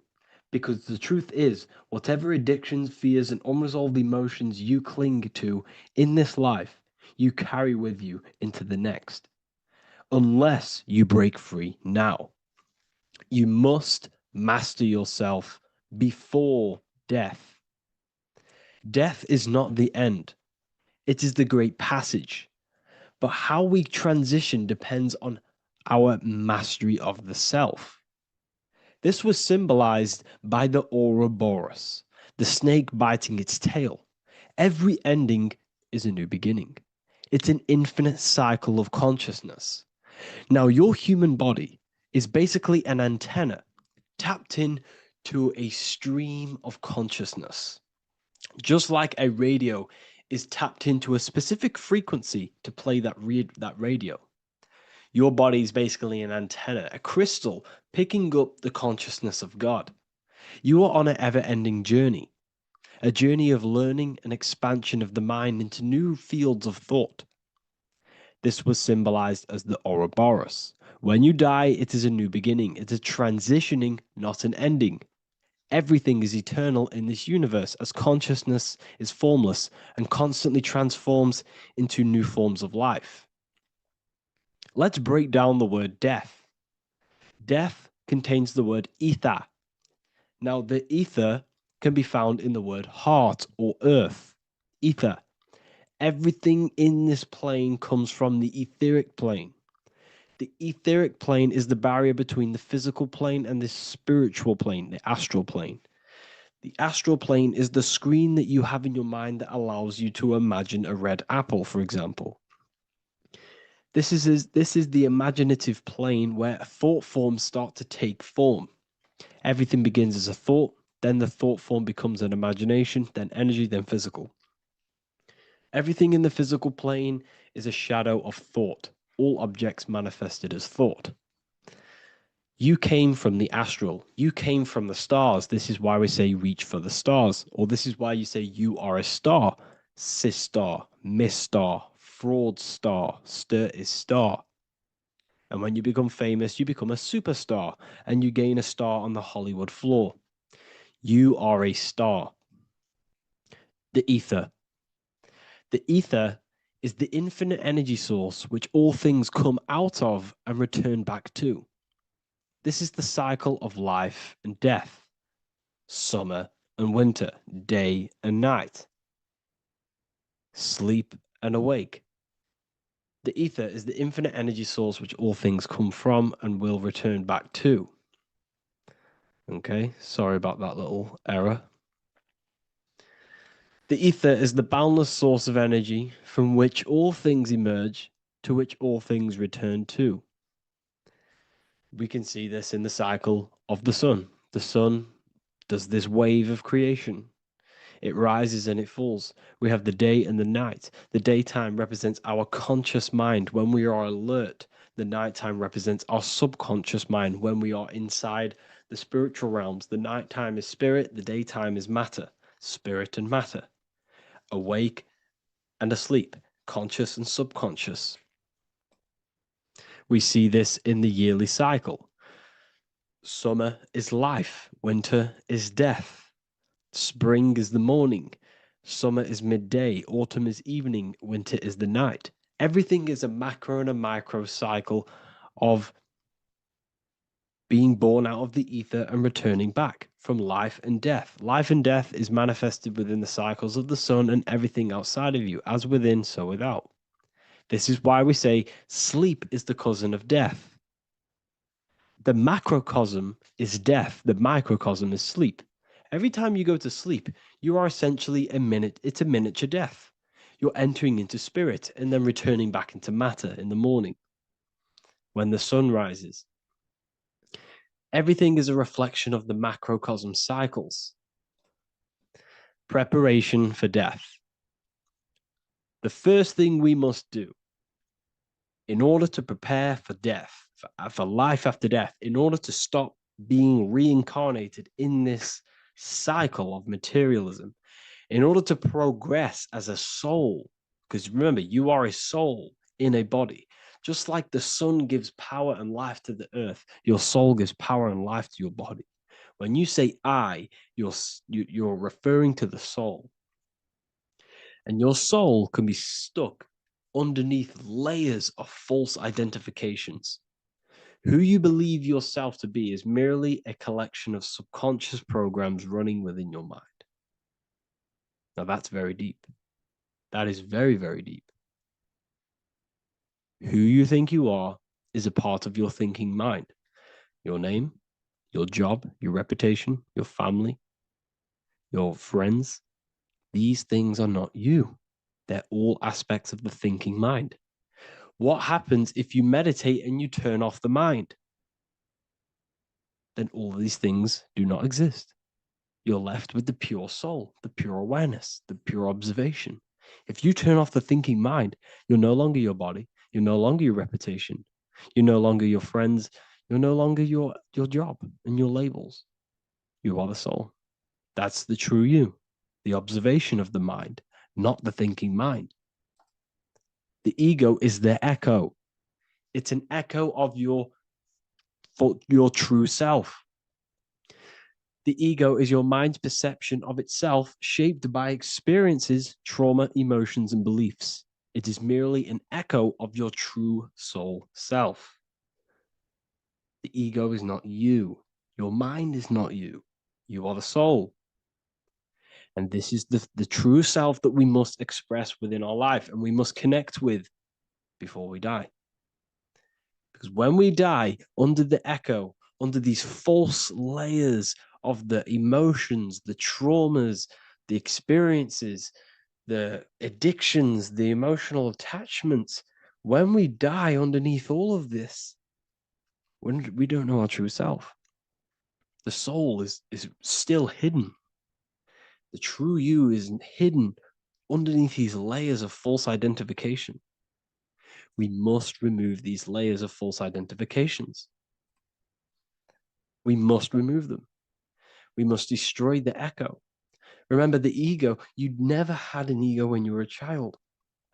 When you were a child, you were pure.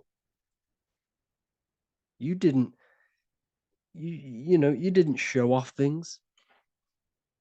When you were a child, you were pure. You expressed yourself freely with you didn't hide anything. You didn't hide any aspect of yourself. You didn't suppress any aspect of yourself to fit in as a child, as a baby. Because the ego was not here when you came here. The ego grows with experience. The ego is a false perception of yourself while being incarnated in this material world. It's your mind's perception of itself and it's created through your experience. Remember, you are unconditioned consciousness, and your experiences, thoughts, traumas, emotions, and beliefs have conditioned your consciousness into believing you're only a physical body, but you are the soul. We have to remove these layers. How do we remove these layers? Like I said, the best thing, meditation. Meditation. There is a great meditation that you can do every single morning and every single nighttime. You can sit there and repeat over and over before you meditate. You can repeat that you are not this, you are not that, you are not this. You can label them one by one. Start with, I am not my body, I am not my job, I am not my name, and then detach from absolutely everything until you are left with nothingness. And when you start to meditate, detach from everything. Nothing matters. I am here right now. And what will be left? The only thing that will be left is the language that your mind is using. Now, this is very deep. Not many people will tell you this, but I've lingered in meditation many times. And I can tell you from experience that the only thing left once you detach from everything is the language that your mind is attached to. So whether that's English, Italian, French. Once you detach the language of the mind that that little voice in your head's using, you're left with the soul. Once the mind is switched off, you're left with the soul, and you have detached from all of these external things. You're left with the soul. That's you. That's the power. That's the source of all creation, where everything you've ever done has come from. Every thought, every idea has come from your soul. Number two, that's meant to say number two. Sorry about that. Mental addictions and emotional addictions. Okay. These two are very important. Mental addictions, this could be thought patterns, this could be the labels that we've just been talking about. Then you have emotional attachments, which is maybe you're too attached to an external thing. Maybe you're too attached to your phone. Maybe you're too attached to family. Maybe you're too attached to loved ones. Yes, I'm not saying don't love them, but what I'm saying is do not rely on anything in this world to make you happy, to fulfill your emotional needs. Everything is found within you. You must look within, and if you're looking without, if you're trying to find yourself in the outer world, you'll never find yourself. You'll constantly be looking around in loops. Because nothing, you cannot find yourself in the outer world. Nothing will long-term give you long-term validation. Seeking validation in the outer world will leave you soulless, leave you feeling empty inside and sad and depressed. You have to find yourself within. You have to detach from everything you are relying on to give you emotional stableness. You have to detach from all. Yes, love your children. Yes, love these people, but do not rely on them. Because everything in this world is temporary. Do not conform to this world. The Bible tells you this. Everything in modern society nurtures the body, but neglects the soul.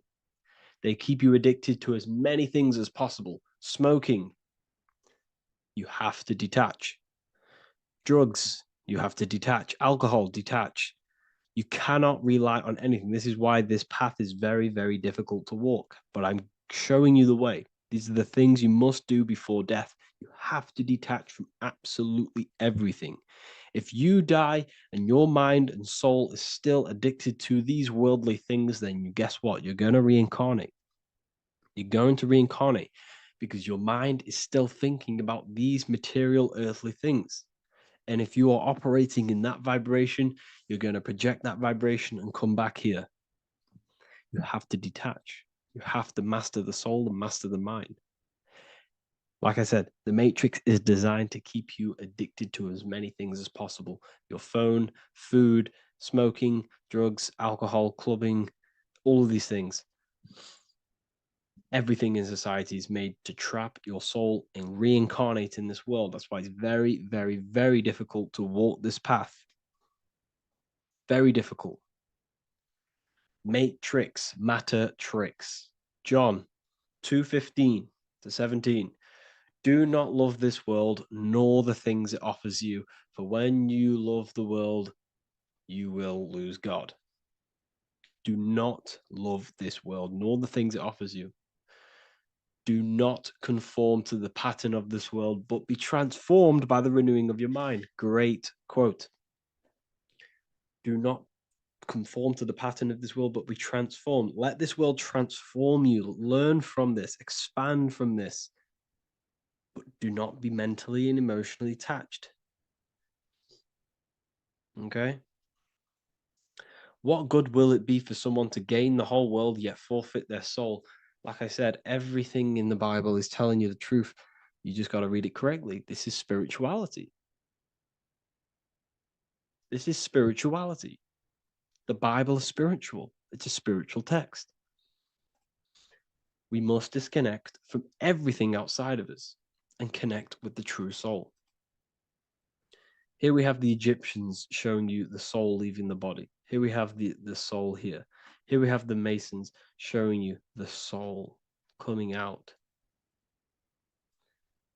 The soul is real. You are the soul. And when you leave this physical plane, you will go into the astral plane. That's where you came from. You came from the astral. You came from the stars. You incarnated into this physical body. Your consciousness fell into this material form to experience limitation, to experience a 3D world. So in order to ascend properly before we die, we have to let go of all the attachments. Every addiction you have, write them down. And one by one, tackle them. Before you die, you have to, or else you will reincarnate. This is the teachings of Egyptians. This is the teachings of Masonry.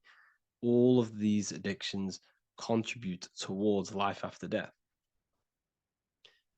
Everything must be controlled, and we must be attached to the soul. I'm not saying I'm perfect. I'm not saying I'm perfect, people. We're all not perfect. We're all under psychological operation by the government. We're all in a very difficult situation with this awakening. I'm simply pointing out what I know from my journey and what I've been learning through occultism and research and reading lots of books and many different things. I'm on this journey just as you are. Maybe I'm further. Maybe you're ahead of me. We don't know. But this is what I'm sharing with the world. This is what I'm sharing with my research. And this is what makes sense. It's common sense. Look at everything around you. Everything's made to feed the body, not the soul. So, my beautiful watchers and fans and supporters, I appreciate every single one of you, and I hope this video has supported your journey. If you're feeling lost in life, if you're searching for deeper answers, whether you're seeking clarity, looking to expand your studies, or ready for personalized mentoring, this is your chance to connect with me live and receive insights tailored just for you. Start your path to self-mastery and enlightenment inside the world's best esoteric school. Your journey starts now. Tap the link in the description if you want to join Ethereal University, or feel free to check out my books. I thank you all, and I really appreciate for 100,000 subscribers on YouTube. I love every single one of you. Make sure to drop a like, a comment, and subscribe to the channel if you're new. Let me know some ideas for, lectures, anything that you want to know. I can make lectures on them. Just drop it in the comments. I appreciate every single one of you. Take care.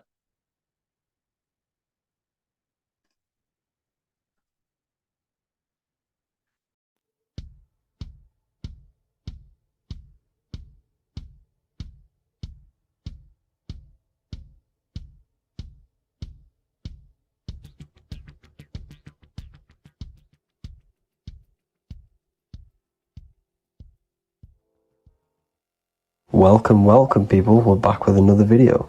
I will now be keeping track of my YouTube and trying to upload every week. In this video, we'll be talking about the chakras. The chakras are the 7 attributes of God, and they are the 7 planets. These are literally vortex portals within us that connect us to these vices and characteristics of God. Each one of these energy centers are a spinning wheel of energy which controls the cells and organs in that particular area of the body. For example, it's literally a mini brain for that area of the body. Each chakra has a vice which you need to turn to a virtue in order to climb up through the system. They work like a stairway system. You have to go through each chakra in order to unlock the one above. This process is turning matter into spirit, as you descended from spirit to matter. Saturn is Satan, that's why it's the lowest chakra, and that's why the devil is red, because red is the lowest vibrational color. When you are in these lower states of consciousness, you are in your animal nature. This is your physical side of your nature, and you are mainly being driven by your animal instincts, or your ego. Moving back to your higher self or your spirit self is not an easy process, it takes a while. However, with discipline, consistency, and motivation, you can achieve this, and this is what the ancients called Christ consciousness. Once you have achieved this, it is basically a state of mastery of the mind. You no longer lust for the lower animal nature things. Now, let's start with the root chakra. This is located at the base of your spine, and you can feel this chakra by tensing your anus.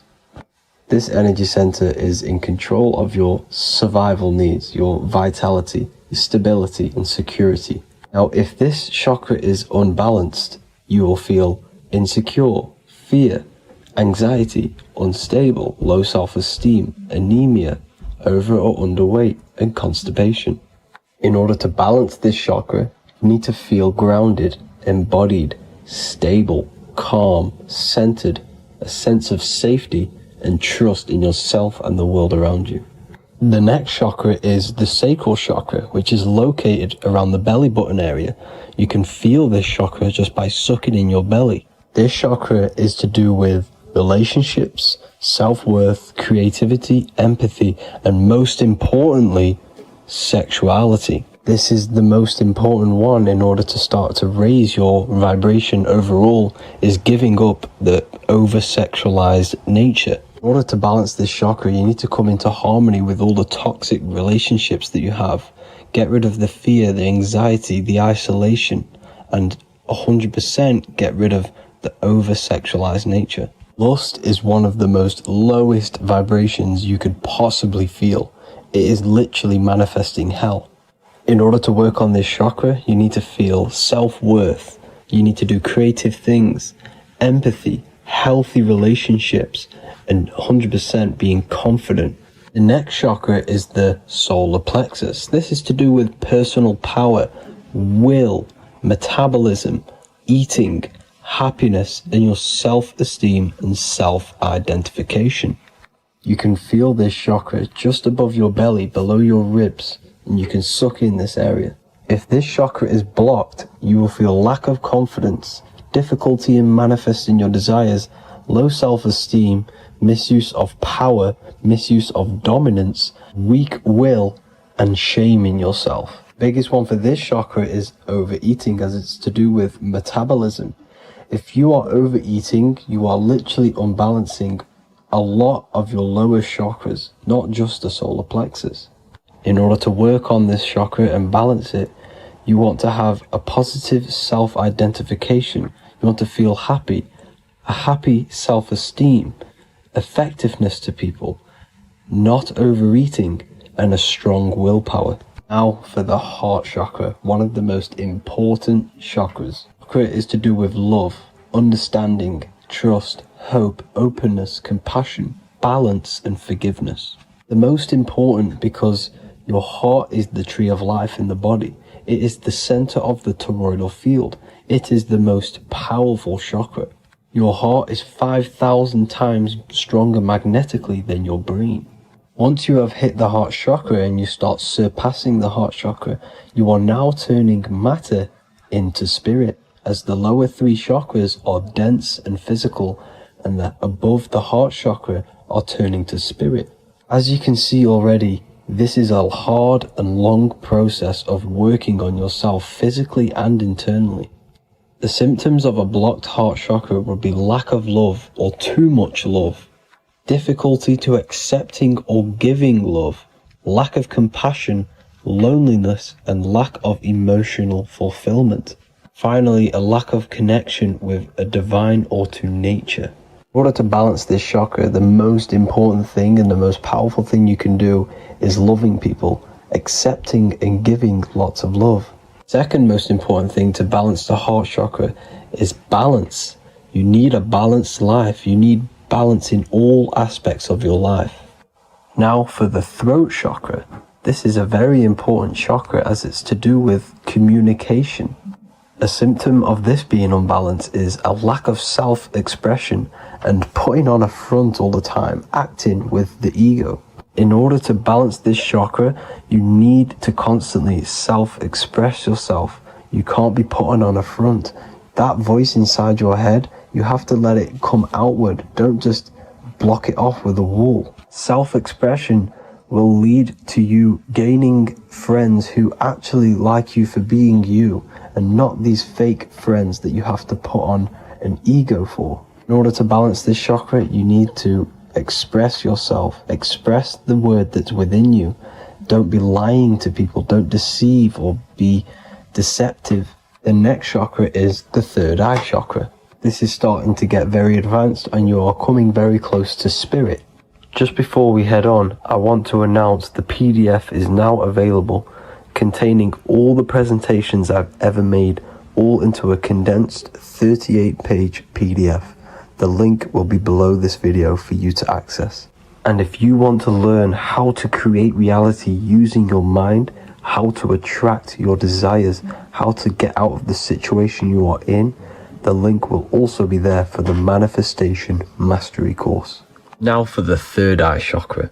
The third eye chakra controls the pineal gland, which is your first eye.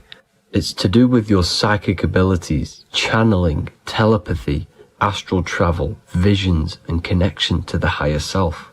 You need all of the chakras aligned to get the full potential out of your third eye or pineal gland chakra. For example, if you're astral traveling and you fear something, you will be instantly shot back to your body.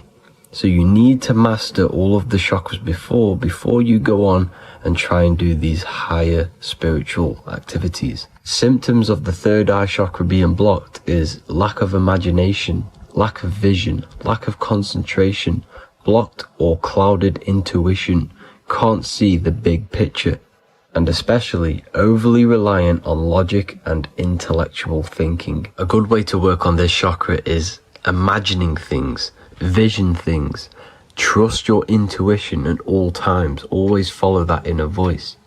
Cut out the tap water which contains fluoride. Fluoride blocks the pineal gland. And cut out all junk food because all of this is affecting your pineal gland. When in meditation, you want to focus your eyes and your attention to the center of your head between the two eyebrows. This is where the pineal gland is located. This will help and awaken the pineal gland over time when you keep doing these meditations. Finally, for the crown chakra, this is to do with universal consciousness, all-knowing, enlightenment, cosmic connections, the God source. This chakra is blocked by being cut off from spirituality, plagued by the senses, being tricked into the five senses and being tricked into thinking you are the body. In order to work on this chakra, you need to feel grounded. You need to know yourself, your real self, the voice within you. Have common sense, have specific decisions that you're making, be very direct. Now we've got out of the way all of the chakras, I can now introduce methods and meditations which will help you unblock them spiritually. When meditating, you want to get into the present moment in a nice, comfortable position. Bring yourself to the present moment by saying, I am here right now, nothing else matters. Keep repeating this over and over with your eyes open or closed. After a couple minutes of bringing your attention to the present moment, you can now start to breathe in through the nose deeply and breathe out through the mouth slower than you breathed in.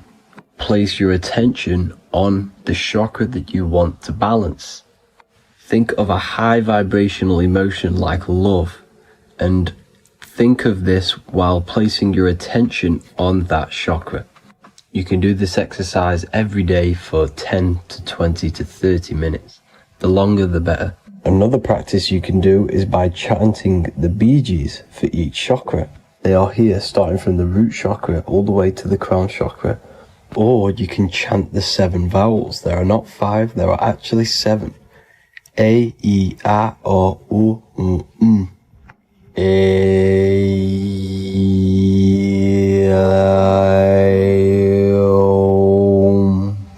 This is the proper way of pronouncing the 7 vowels. These are so powerful because these are the only things that exist. It is literally the sound of God. By pronouncing them right, you can actually create a lot of power within you and align your chakras. That's it for this video, people. I'd appreciate a comment and a like to help the algorithm. I appreciate you all. Love and light.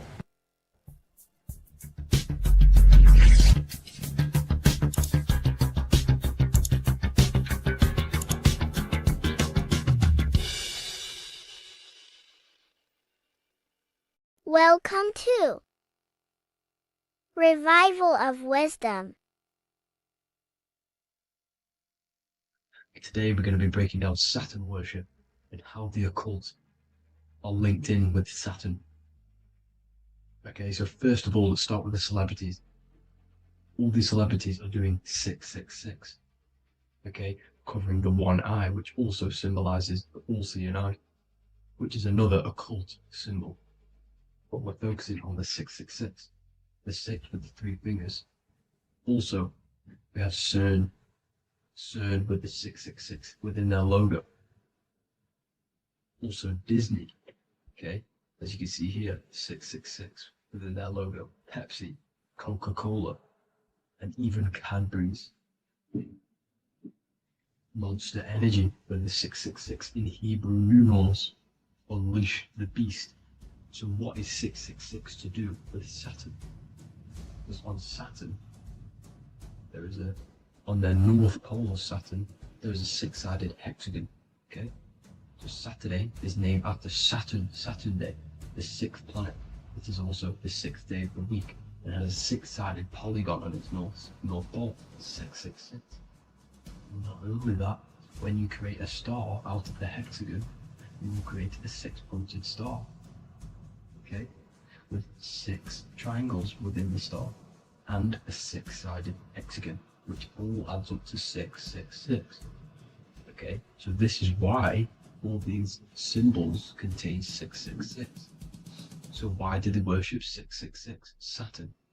Because Saturn is the god of time and death, okay, and order and lessons. Okay, Saturn is a very cold and dry being. That is the 6th planet from the sun. Okay, Saturn represents the winter, which symbolizes death. Okay, because all nature dies within winter because the sun's not there. So it represents darkness and death. It rules the zodiac sign of Capricorn. Okay, so in the celestial cycle, Saturn is always opposite the sun. So it's the opposite of the sun. So they're worshipping this energy which is death-like. Okay, this god which is death and does not bring life. Okay, also is the god of time. Okay, also in the Roman and in Greek it's called Chronos. Okay, which is just a translation for time. It's also known as the Father Time, aka the Grim Reaper. Okay, the Grim Reaper. Keep that in mind. We'll come back to this. Here are some more logos with Saturn. Okay, Nike, Internet, Wi-Fi. Okay, all these occult logos all worship Saturn. They are a satanic occult. They worship this death god, this evil god. Okay, this is where the cube now comes in. Okay, because what color is associated with Saturn? It's black, because it's the absence of light. It's opposite the sun. So black is the color associated with Saturn. Each planet has its own color associated with it. Okay, so when you make the cube, okay, as you can see here, the cube out of the polygon, it creates what? A black cube. Okay, and the Kabbalah, okay, Kabbalah means cube, Allah means the god, the cube god. These religions are secretly worshipping this cube god, the god of death, Saturn, Satan. It's the same entity behind it all. Okay, so also we have these black cubes in Australia, Denmark, all around the world, these black cubes, because this occult is worldwide. It's Saturn, Satan taking over this realm. Okay, also with this black cube, they walk around it like the rings of Saturn. Around the black cube of Saturn with the rings, they walk around in circles. What are circles? Cycles. What is a cycle? Time. The time god. This is why it has a ring around it, because it represents time, cycles. Okay, and this is another depiction. Saturn, always depicted with this Reaper staff. Okay, keep in mind this staff, just like we associated with aka the Grim Reaper. The Grim Reaper also wears a black robe, representing Saturn with the same staff. Can you see it? This is where it comes in. Okay, the same thing. Look, the same staff with the black robe. Black representing Saturn, the god of death. Okay, the Grim Reaper, Satan. Okay. Also, when you graduate from university, what do? You wear a cube on your head, a black cube with a black robe. This is Saturn worship. See, this is how Saturn, Satan, has tricked the world into worshipping him, not God, the sun, which represents God. So what is a corona? Because a corona is a crown, a circle, okay? A set of concentric circles of light seen around a luminous body. So Saturn. So this is why they used to worship Saturn by wearing crowns in ancient days. And we still do to this day. The king or queen has a crown, a corona. Also, corona the dream. Corona adds up to 666, just like Saturn is 666. But like you see in the corona, you see the staff. You see this staff, just like the staff of Saturn, the Saturn god, like the Grim Reaper, with the black robe and the staff, just like the Saturn god. What is the Grim Reaper? It's a killer. It represents death, just like Saturn, the god of death and time. So all these occults and secret societies all worship the 666 god, which is Saturn, Satan. All of our energy is being put into Saturn. Okay, and Saturn, Satan, is harnessing all of this energy. So gradually, this is what the mark of the beast is. Like it says in the Bible, the mark of the beast, or the name of the beast. Here is wisdom. Let it know that you have to understand and count the number of the beast, for it is 6. It is the number 6 of a man, and is 6. 600, 3 score is 6, 666. So this is what the mark of the beast is. They are going to eventually put green chips, just like Neuralink, which is what Elon Musk is pushing. Okay, so this chip is the mark of the beast, and it's going to be implanted to our hands or brains. Okay, and they will manipulate our consciousness, and it will manipulate our DNA, and it will directly connect us to AI, and AI is linked in with Saturn, Satan, as the demons and the people who rule this world are in love with AI. They want to connect humans to AI. And this will control our consciousness completely and give all of our energy back to Saturn, Satan, this deity that they all worship. Just like when you get married, you wear a wedding ring, the rings of Saturn, over the finger, which represents the sun. So you're basically seeing Saturn over the sun. The sun is the son of God. It represents the sun, represents God. So you're putting Saturn over the sun. So thank you guys all for tuning in. I'm going to leave you guys here. Please leave a like, comment some topics that you want me to talk about. And please subscribe for more amazing content. God bless.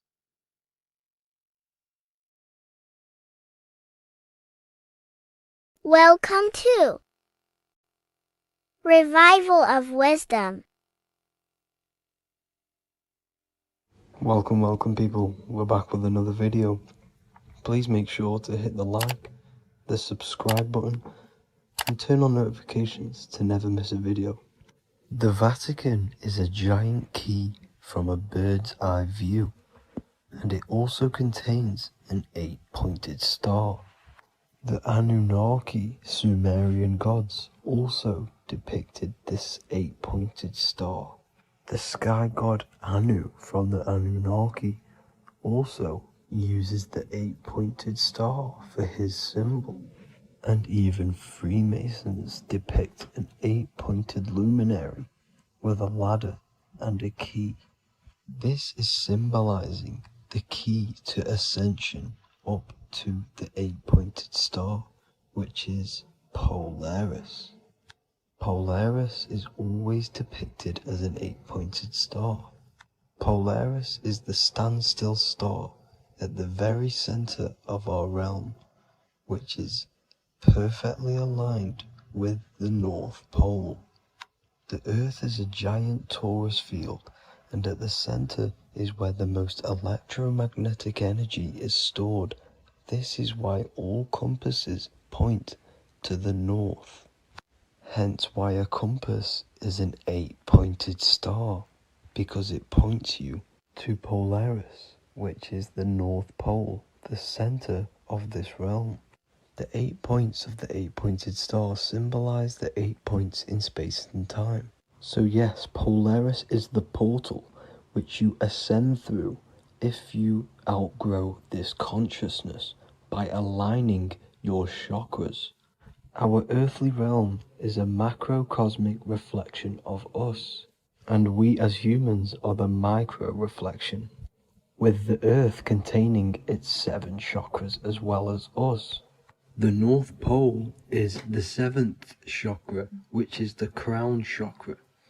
So the key to ascension is held by the Vatican, hence why it's a giant key, because they mislead the masses through their religions, which teaches the masses to look outside of themselves.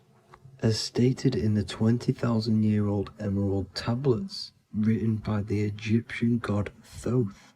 On earth man is in bondage, bound by space and time to the earth plane.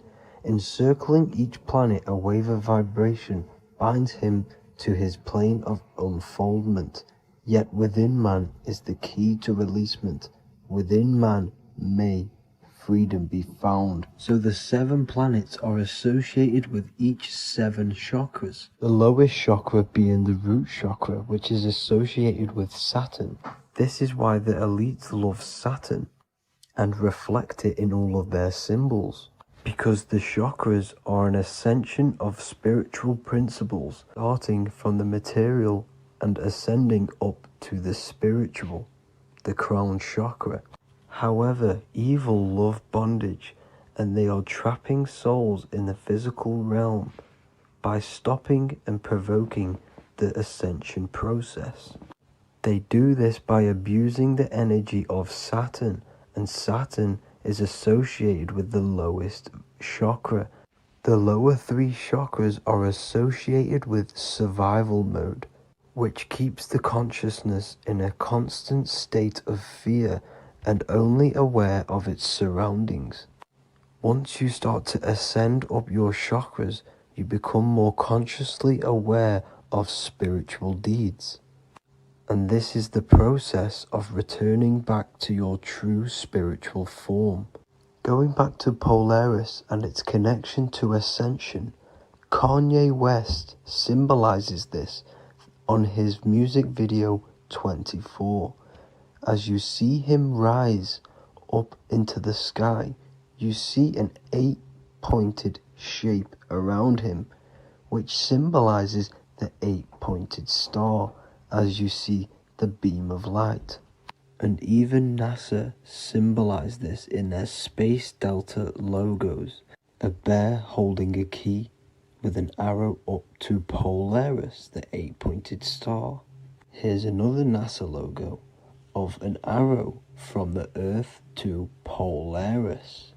The series Lock and Key on Netflix is all about portals and doorways, and they have the Kundalini energy as one of their keys. Kundalini energy is the energy which rises up the spine, the 33 vertebrae, and activates the third eye.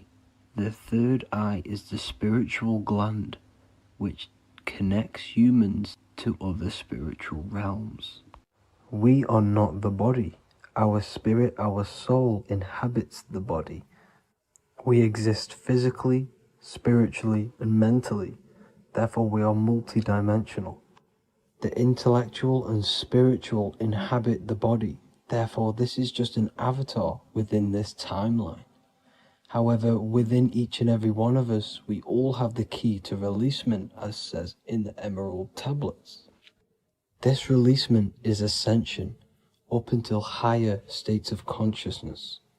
As stated in the Emerald tablets, man is in process of changing to forms that are not of this world. Grows he in time to the formless, a plane on a cycle above. And another one saying, man is a flame bound to a mountain, but we in our cycle shall ever be free. Know ye, O man, that when ye have progressed into the cycle that lengthen above, life itself will pass to the darkness, and only the essence of the soul shall remain. That's it for this video. I hope you all enjoyed. Please feel free to leave a like, subscribe, and comment any subjects you want me to talk about. God bless you all.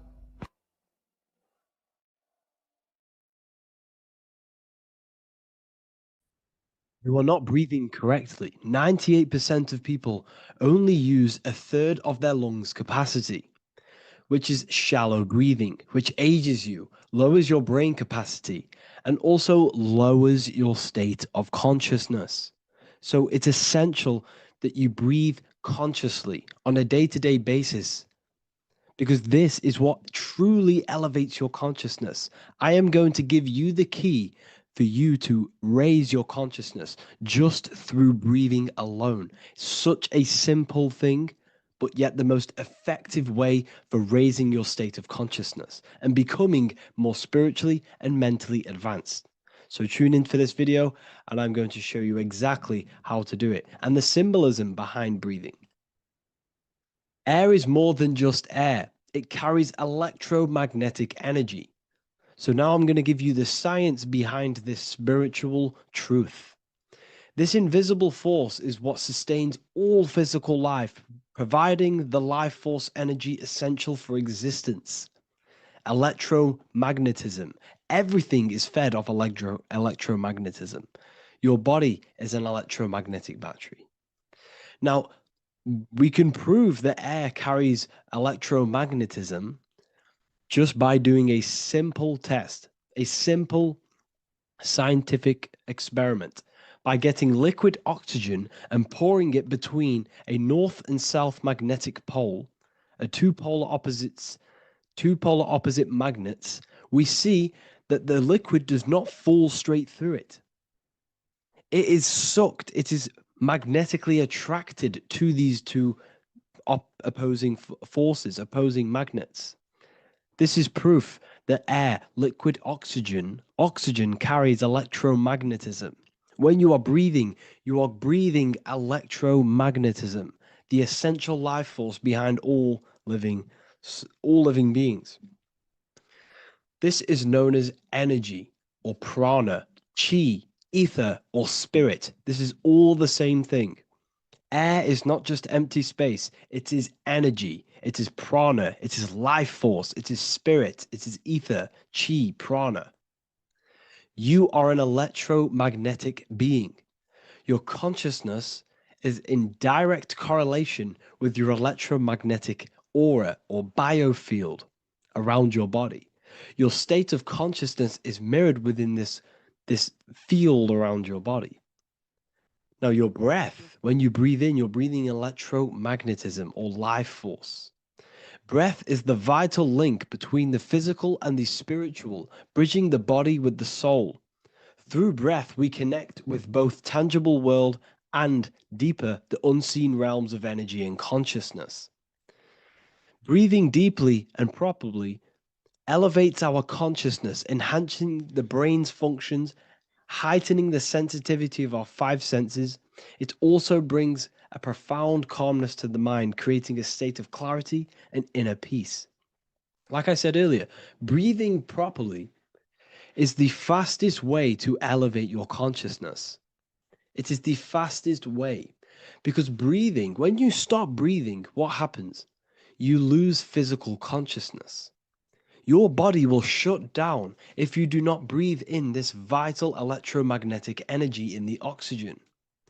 If your body does not get this for 5 minutes or however you can last without breathing, this makes you lose physical consciousness. Your body will not survive without this essential life force energy.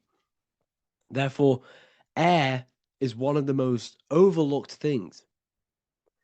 This is why we see the symbolism of Buddha having a big belly. Why does he have a big belly? Because it's symbolizing breath work, proper spiritual breath work, the certain teachings of breath work, of when you breathe in through the nose, you have to breathe in through the nose. You don't want to breathe in through the mouth because the nose acts as a filter which catches dust particles and filters out the air before it enters the lungs. The mouth does not do that. The nose is for breathing inward. We breathe in through the nose, and when we breathe in, we breathe into our belly, not our lungs. When we breathe into our belly and our belly expands outwards, we are then moving this energy down from the nose down the spinal column. And when we breathe back out, the belly goes in, which is raising the energy up the spinal column, back out through the mouth. This is the true way of breathing, because when we breathe, we are moving energy. We are moving electromagnetic energy. When we breathe in through the nose, the energy travels down the spinal column. And when we breathe out, we are raising this energy back up the spine, some of it going out the mouth, and some of it reaching the brain, activating dormant brain cells in the brain. But when we breathe, we need to make sure we are using 100% of our lungs' capacity, because the lungs is what transforms this special energy into consciousness, physical consciousness. So this is why Buddha has a big belly. It's not because he was fat. It's not because he was overweight. It's symbolism. It's symbolism of breath work. So try this. Do this for 2 minutes while you watch this video. Breathe in through the mouth as hard as you can until you no longer can fill any more air into your lungs and belly. Breathe it into your belly, not your lungs. And breathe out through the mouth. Do this for 5 minutes or 2 minutes, however long. I promise you, breath affects your consciousness. You will notice the difference. If you do it quicker, the quicker it'll affect your consciousness, and you might go lightheaded. But that lightheaded is you activating your spirit, your energy body. So try this just when watching this video. When you breathe consciously, you are renewing both your energy body and astral body, aligning your consciousness with a higher state. This practice feeds new life force energy into the body, revitalizing and enhancing your overall well-being. Like I said, your brain requires the most amount of oxygen. When we have shallow breathing, this is reducing the brain's capacity. Because when we are not breathing properly, which 98% of people are only using a third of their lungs capacity, we are essentially only using a third of our consciousness, because your breath is directly correlated to your consciousness, your state of consciousness. When you breathe in through the mouth, out through the mouth, out in through the nose, out through the mouth, consciously and deeply for 5 minutes, you will notice that your senses are more powerful and sensitive. Your brain is quicker.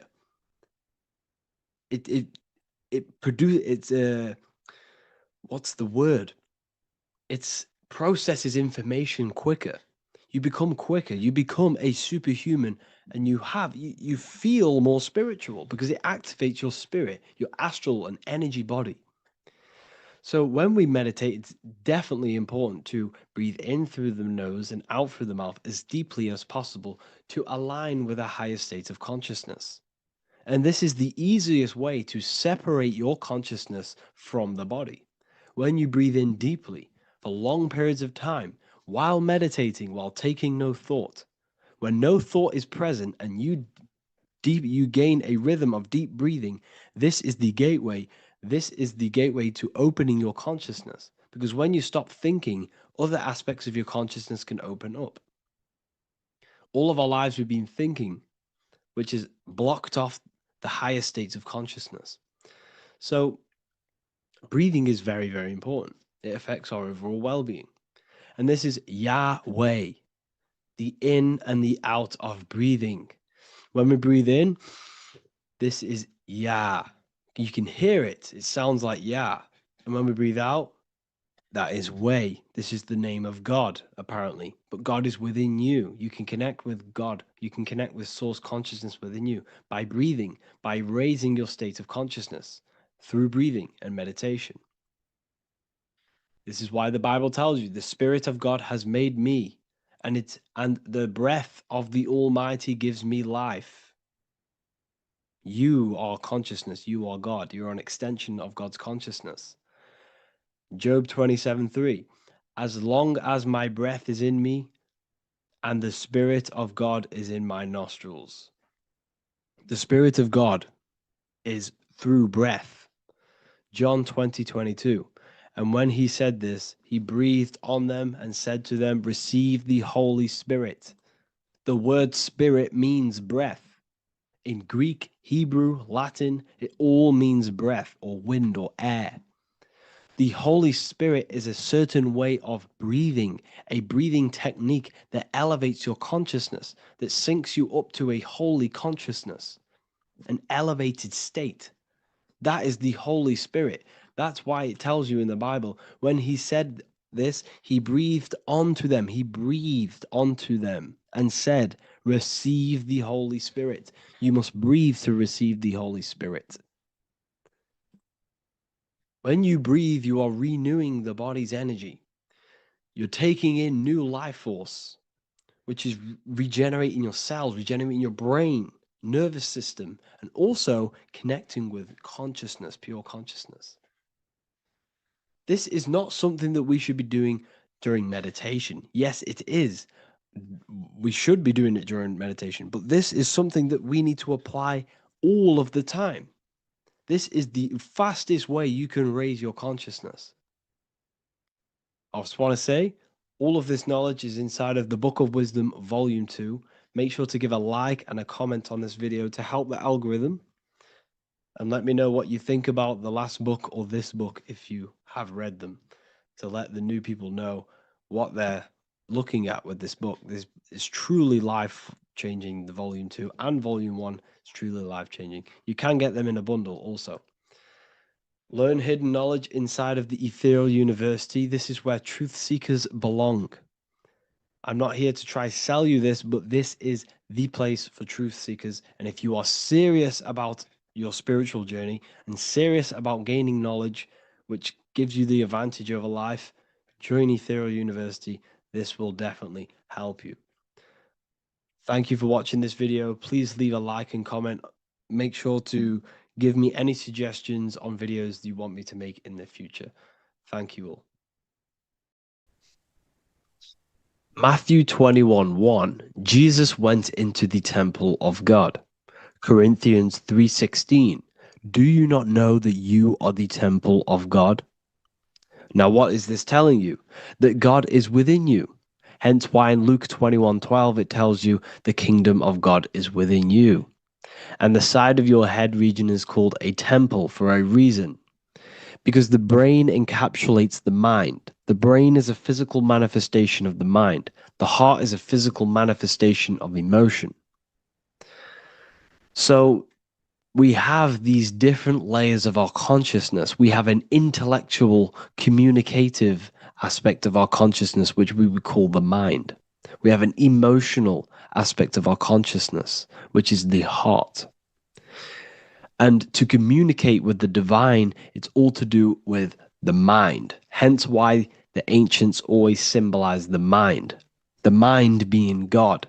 This is why Michelangelo always placed God inside of the brain on top of Sistine Chapel in the middle of the Vatican. He understood that God is in the brain. God is within you, not outside of you. The church tells you that God is in the sky because they are creating a externalization of the truth to create a business and a distraction so that you don't find the divinity within you, so that you don't find your power. Now you have Adam, the physical man, the physical body, the ego, the lower self. And he is resting. He's not trying to reach to God, but God is reaching because the higher consciousness within you is always trying to communicate with you. It's always trying to wake you up to your divinity. But the lower mind, the lower self, Adam, the physical self, is always in ignorance of truth, always in ignorance, and stays in a materialistic way of thinking, which is the lower animal self. And this is what we call a sleep or an NPC. This is the lower mind of man. But all you have to do is to move your finger to touch God. You have to look within yourself, within the brain, meditate, and you can find God. This is why in the Bible we see many references to the human body and anatomy to truly connect with God. Kings 6:8, The door to the middle chamber was in the right side of the house, which is the right hemisphere of the brain. The middle chamber is the pineal gland, where the seat of your consciousness is, where the seat of your higher consciousness is, the mind. And they went up the winding stairs, which is your spinal column, into the middle chamber, and out of the middle chamber into the third. So they went up the winding stairs. This represents raising your consciousness up the winding stairs. Your spinal column acts as a stairway of consciousness. Depending on what sort of consciousness you are operating in, depends on what part of the spinal column you are using. Because the spinal column ascends and descends consciousness. What do I mean? If you are in a reproductive way of thinking and you're always thinking about sex, you're jerking off all the time and you're always eating, all of your brain's power and your mind's power is being descended into the lower aspects of the spinal column, which represents hell, the physical state of man, Adam, the ignorant state. We're basically living off low-level pleasures like an animal. And the stairway to heaven is your spinal column. They went up the winding stairs into the middle chamber, which is your mind, your pineal gland, and out of the middle into the third stage of consciousness, physical, etheric, astral. When you meditate and you start to raise your consciousness during meditation, you enter the astral plane when you turn off thought. But this is the middle chamber inside of the brain. Here we see another painting inside of Sistine's chapel of God inside of the brain. This is the brainstem. This is the brain. This is the frontal lobe. This is the back lobe. This is the back lobe. This is the cerebellum. Here's the reptilian brainstem. Here's the claustrum. This is what we are seeing here. Anatomy. Here is another one in Sistine's chapel in the middle of the Vatican. This is depicting the brainstem. God's neck looks exactly like the brainstem. Here we see a real brain compared to God's neck, because the neck is just below the brainstem. And this is what they are symbolizing, because they knew that God is within you. God is a part of the human body. God is inside of the body, because the body is a vessel for consciousness, for universal consciousness. Inside of you, inside of me, is the same spark of consciousness. And this same consciousness is spread out into every living essence, because everything comes from the one source, the one God, the one consciousness. Matthew 6:22-23. The light of the body is the eye. If therefore thine eye be single, thy whole body shall be full of light. Practicing the single eye. What is this? This is meditation. This is entering within yourself. So the Bible's telling you to practice the single eye. But if thine eye be evil, thy whole body shall be full of darkness. What does this mean?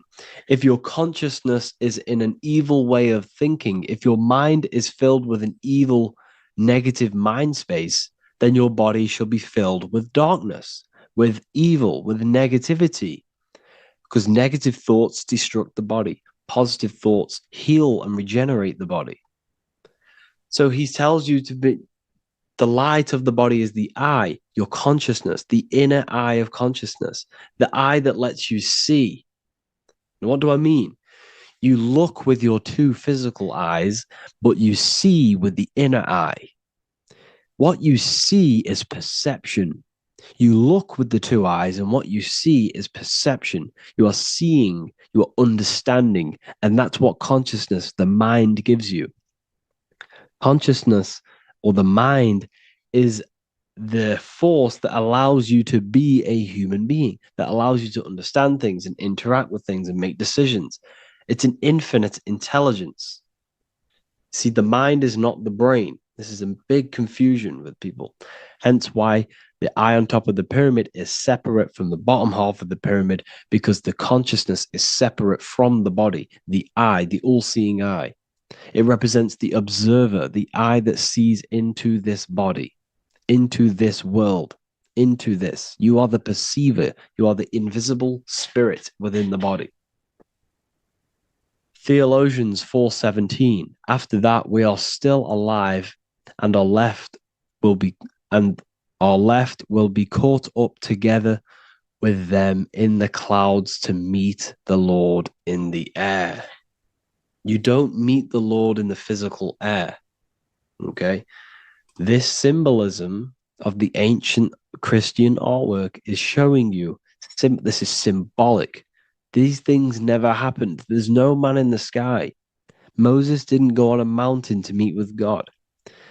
The air represents the mind. This is why you say you're an airhead when someone's very stupid. Earth is your body. Water is your emotions. Fire is your spirit. Air is your mind, the invisible mind. So Anton Mengs, an ancient Christian art worker, is showing you anatomy of God in the clouds. But this is anatomy of the human body, raising yourself to the mind and turning the mind inwards on itself during meditation. And that's how you meet the Lord in the air. You meet the Lord in an elevated state of consciousness.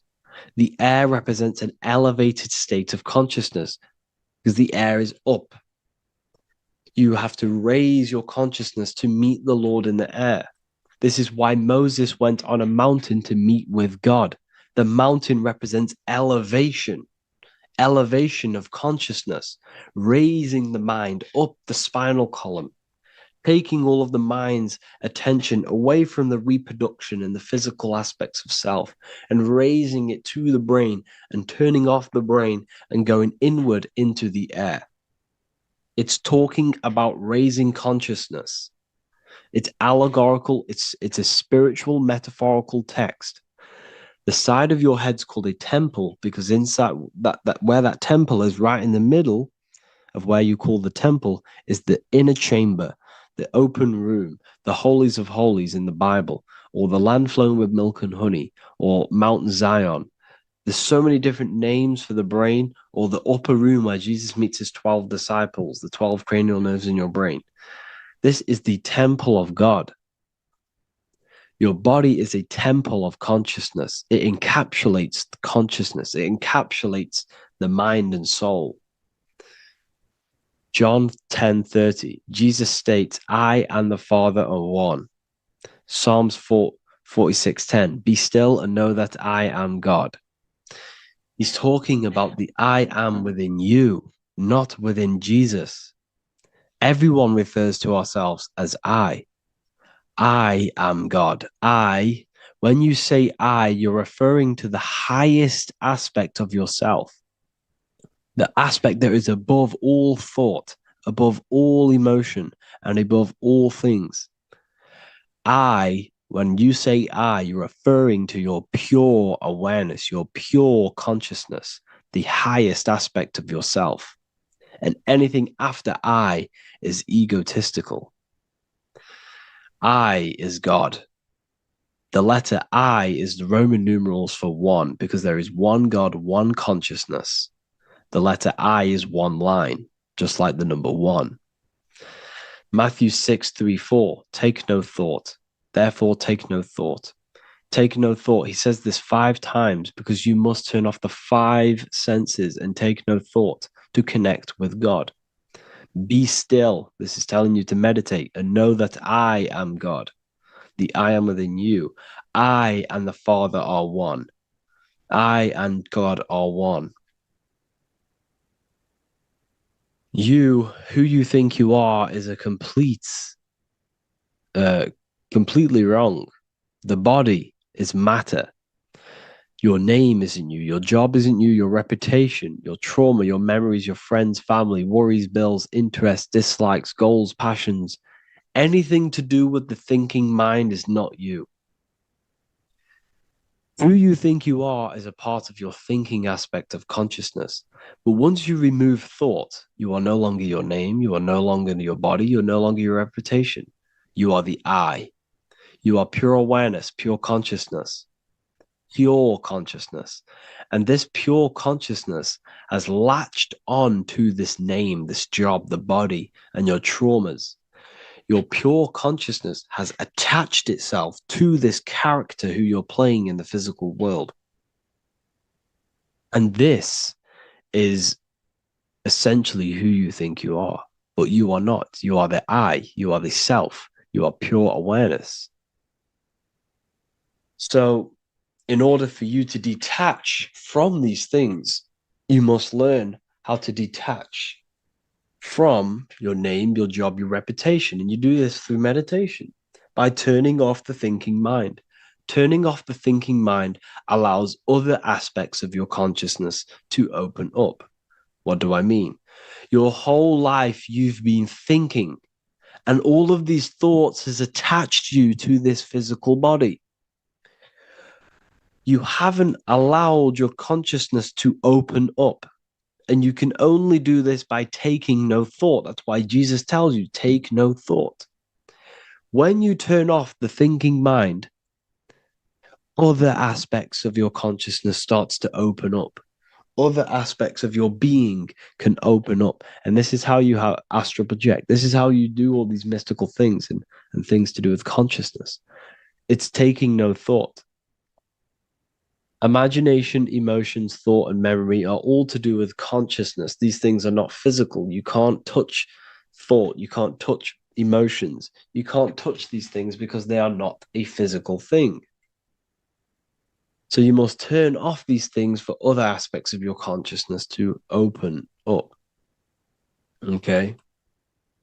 So essentially, the Bible is a metaphorical, astrological, numerological, metaphysical, spiritual, encoded text that talks about human anatomy, spirituality, and the true nature of the human experience.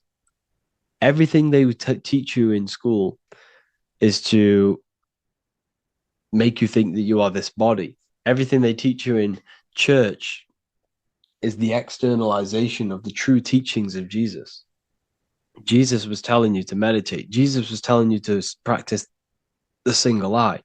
Jesus was telling you to look within yourself and find God. He wasn't telling you to pray to him.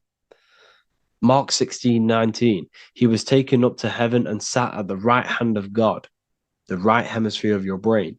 John 21:6, cast the net onto the right hand side of the boat and you shall find fish. Fish is understanding.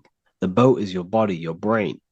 Cast your awareness into the right side of your brain and you will find understanding, because the right side of your brain is all to do with the creative aspect and the intuition and the spiritual sides of your consciousness. This is why God is here. This is why Michelangelo depicted God in the right hemisphere of your brain, because this is all human anatomy. And I speak about all of this in the brand new Book of Wisdom, Volume 2. Which is now available. The start of the revolution has begun. This book is truly going to change the way people see the world. It's got so many more topics than the last one. It's truly a revolution. It's written in so much detail. It's very practical. I cannot wait to share this one with you. I just want to say thank you for the opportunity for me to create this book. Because without you, I couldn't have created this. And I just love sharing my work with you.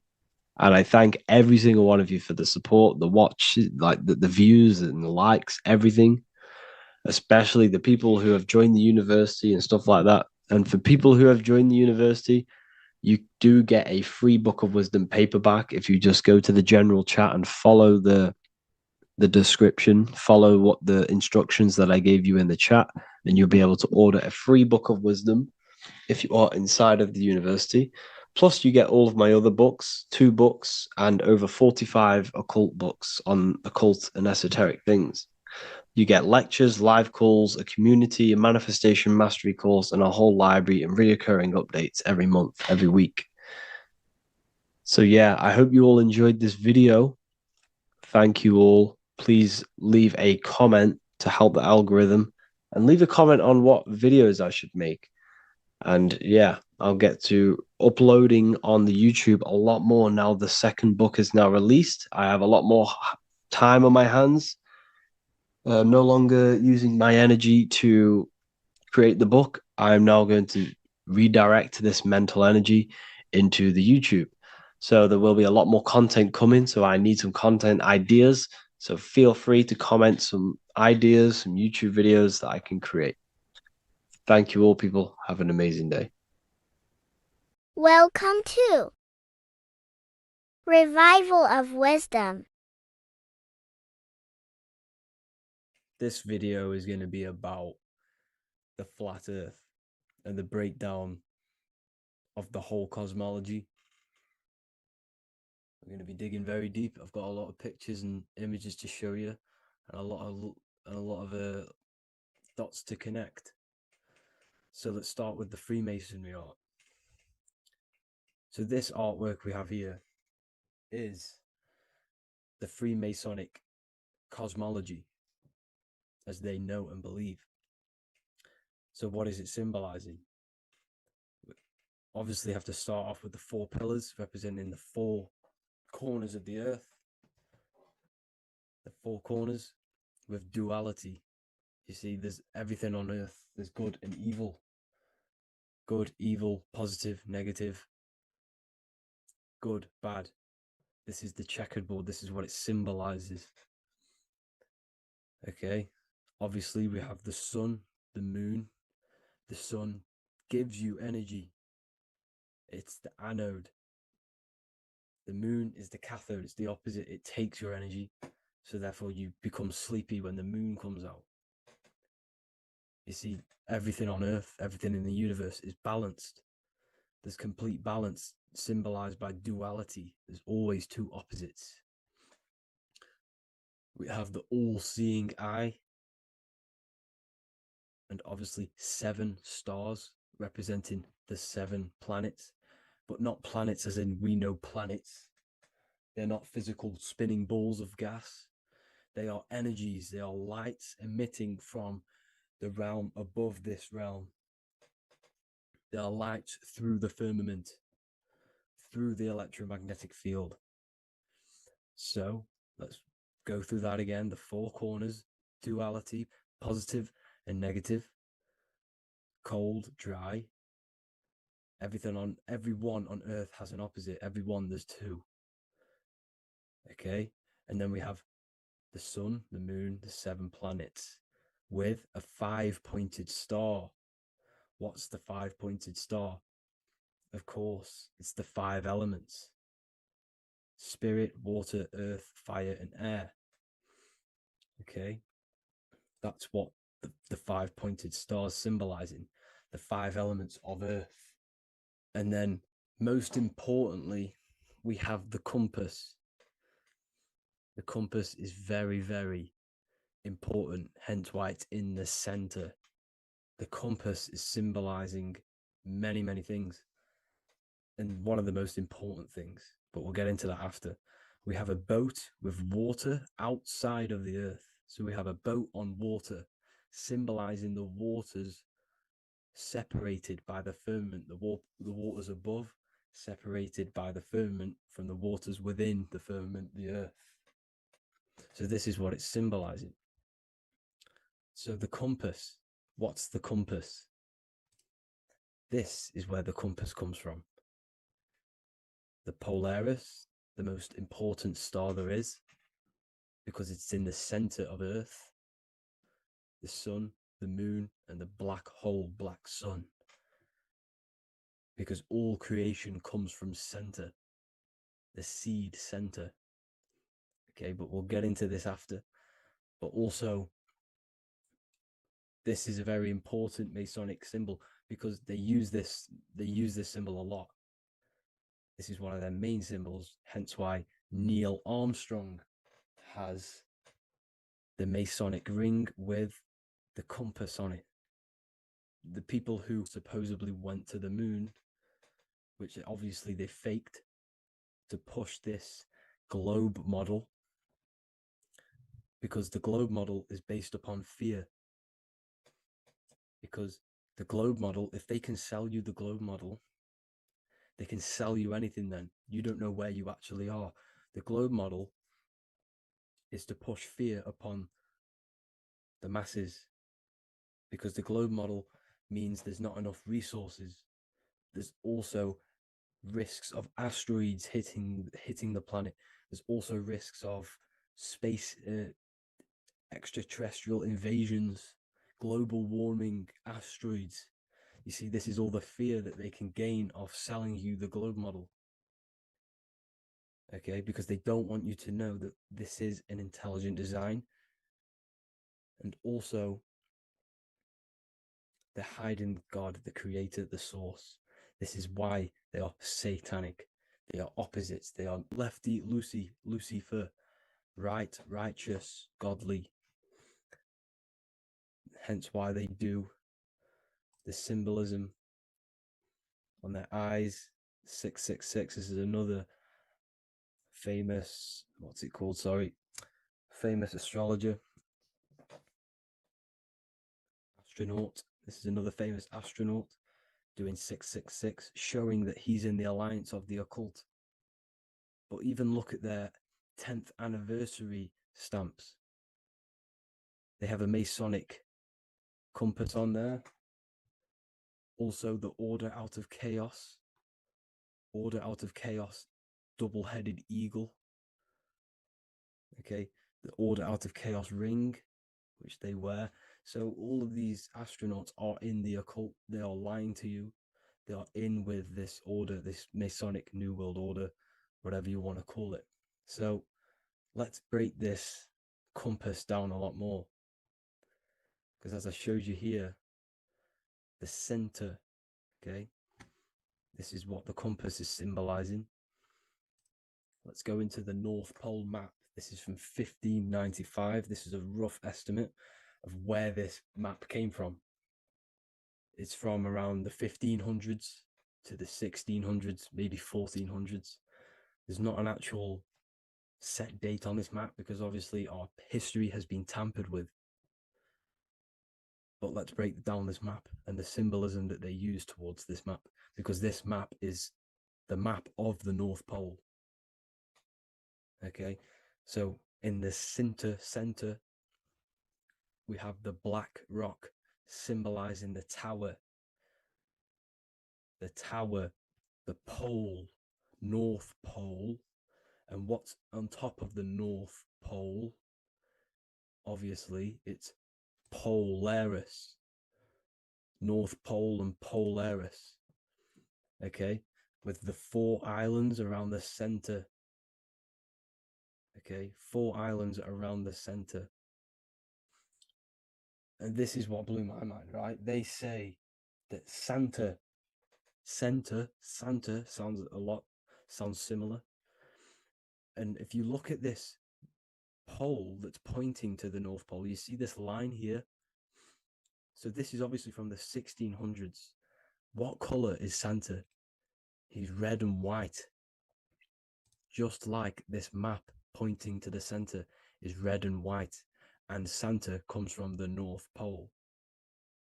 So it's not a coincidence that they use red and white. They're mocking this map because obviously they took over after the 1500s, 1600s. They took over around the 1800s.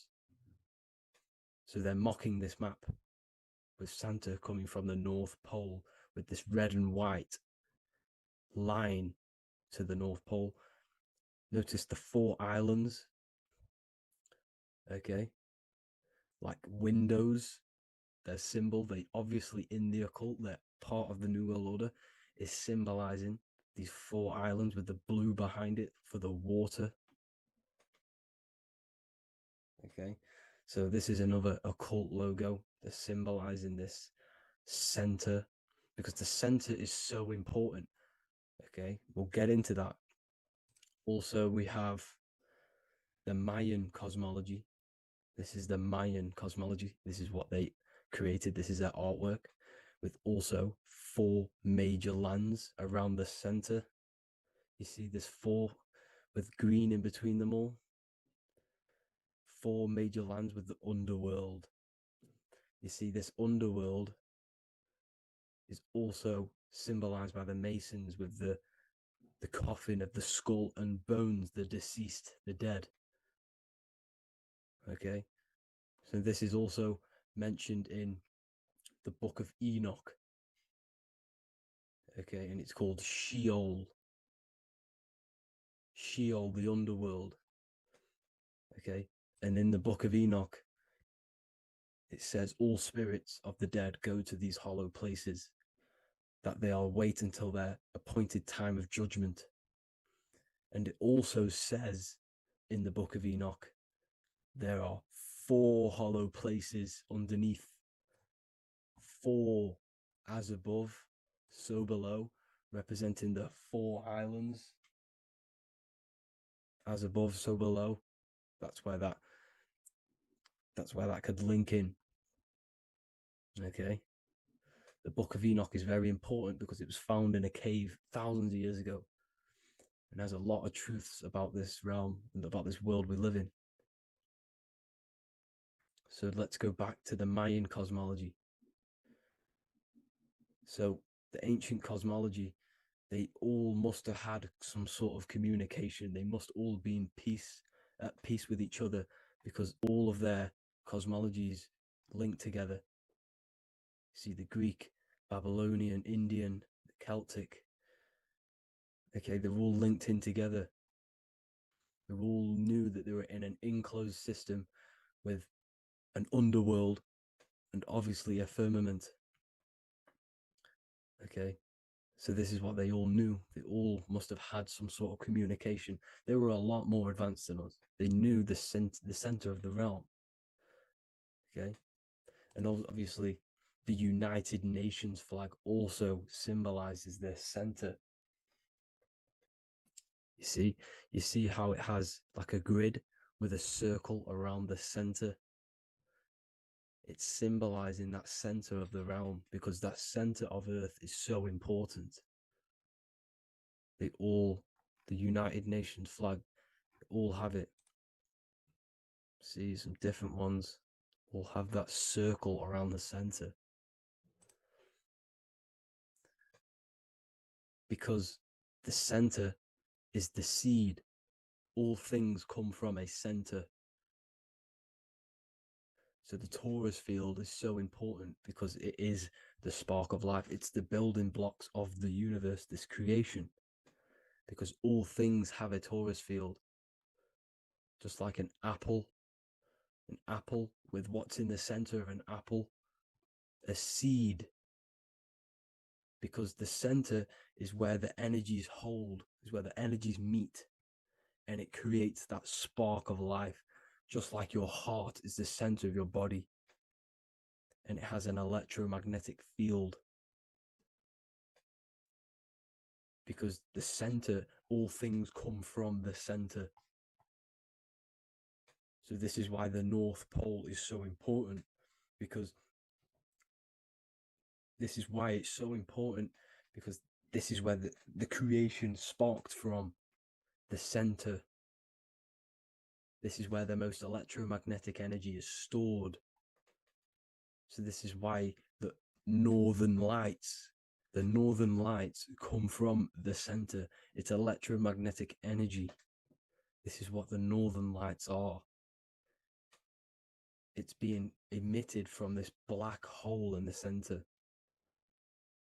Okay, and obviously what else is on the center? Polaris. Polaris is the center star.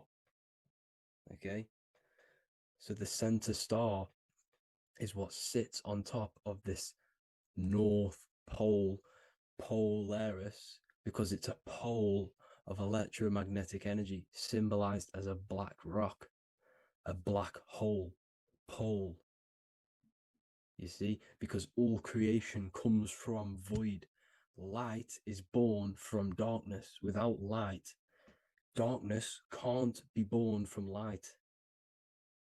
You see, but light can be born from darkness.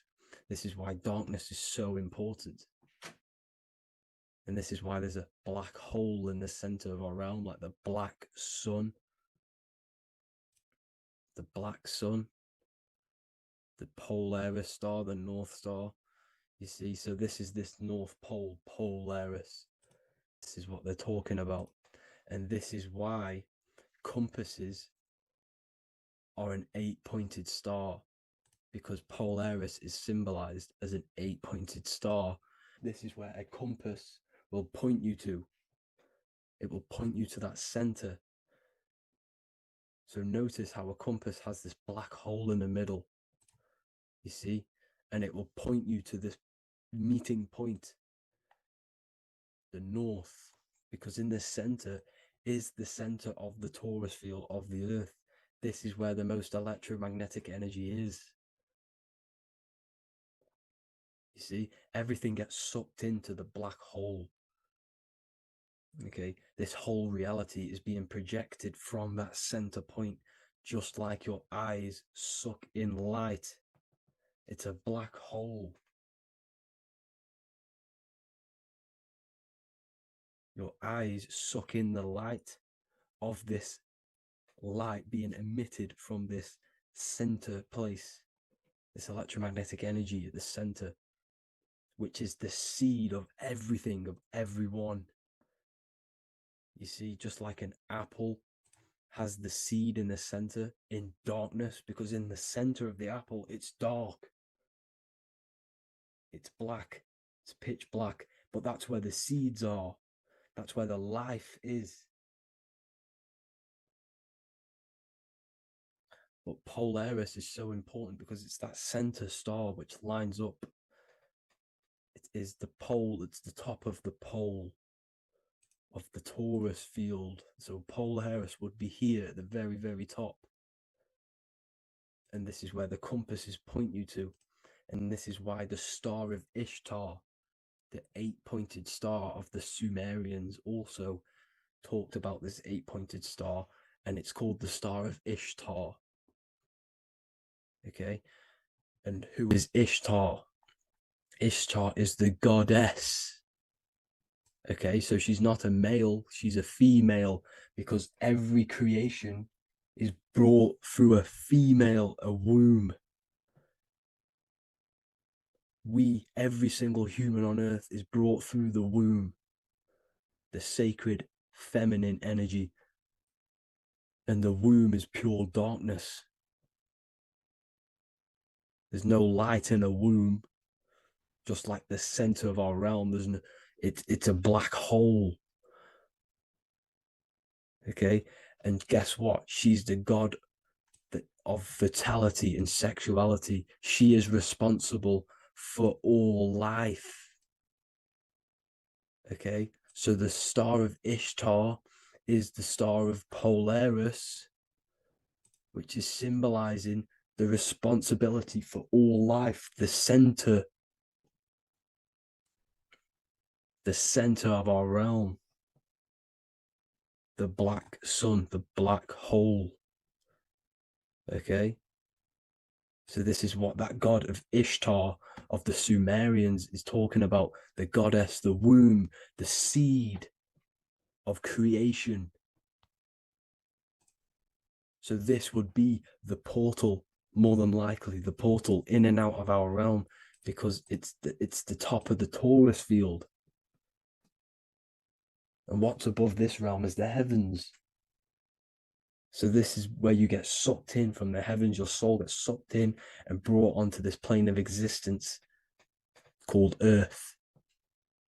These are some space NASA symbols. Look how much Polaris symbolism there is. And notice how it's at the center.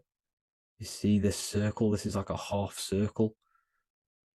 And at the center is an 8-pointed star of Ishtar. It's the same thing. It's Polaris. It's at the center. And notice on some of these, look, this one is a bear holding the key and an arrow pointing to the Polaris star, so that they hold the key to Polaris. And another one with like a demon holding a key to the what? Polaris on top of him. Also an eagle, which is a Masonic symbol. The eagle holding a key. On top of the center, you see, and notice how there's an arrow going up to the Polaris and an arrow down, as above, so below, to Earth. So you can go out of Earth, and into Earth through Polaris, and the eagle holds the key. You see? The eagle holds the key, just like this. This demon dragon holds the key to Polaris. And look at this one, Earth, with an arrow up to Polaris, an 8-pointed star. So Polaris is more than likely that portal which the Anunnaki used, the Sumerian gods used, because the Anunnaki symbol is also an 8-pointed star. Okay, and like I said, that center is the seed of creation. The center is the black hole. Okay, just like your pineal gland is at the center of your brain. The pineal gland is at the center of your brain, and that's what connects you to that spirit realm, to the source. That's it for this video, guys. Thank you all for tuning in. I hope you all learned something today. Please leave a like, a comment, and please subscribe to the channel for more content. God bless you all.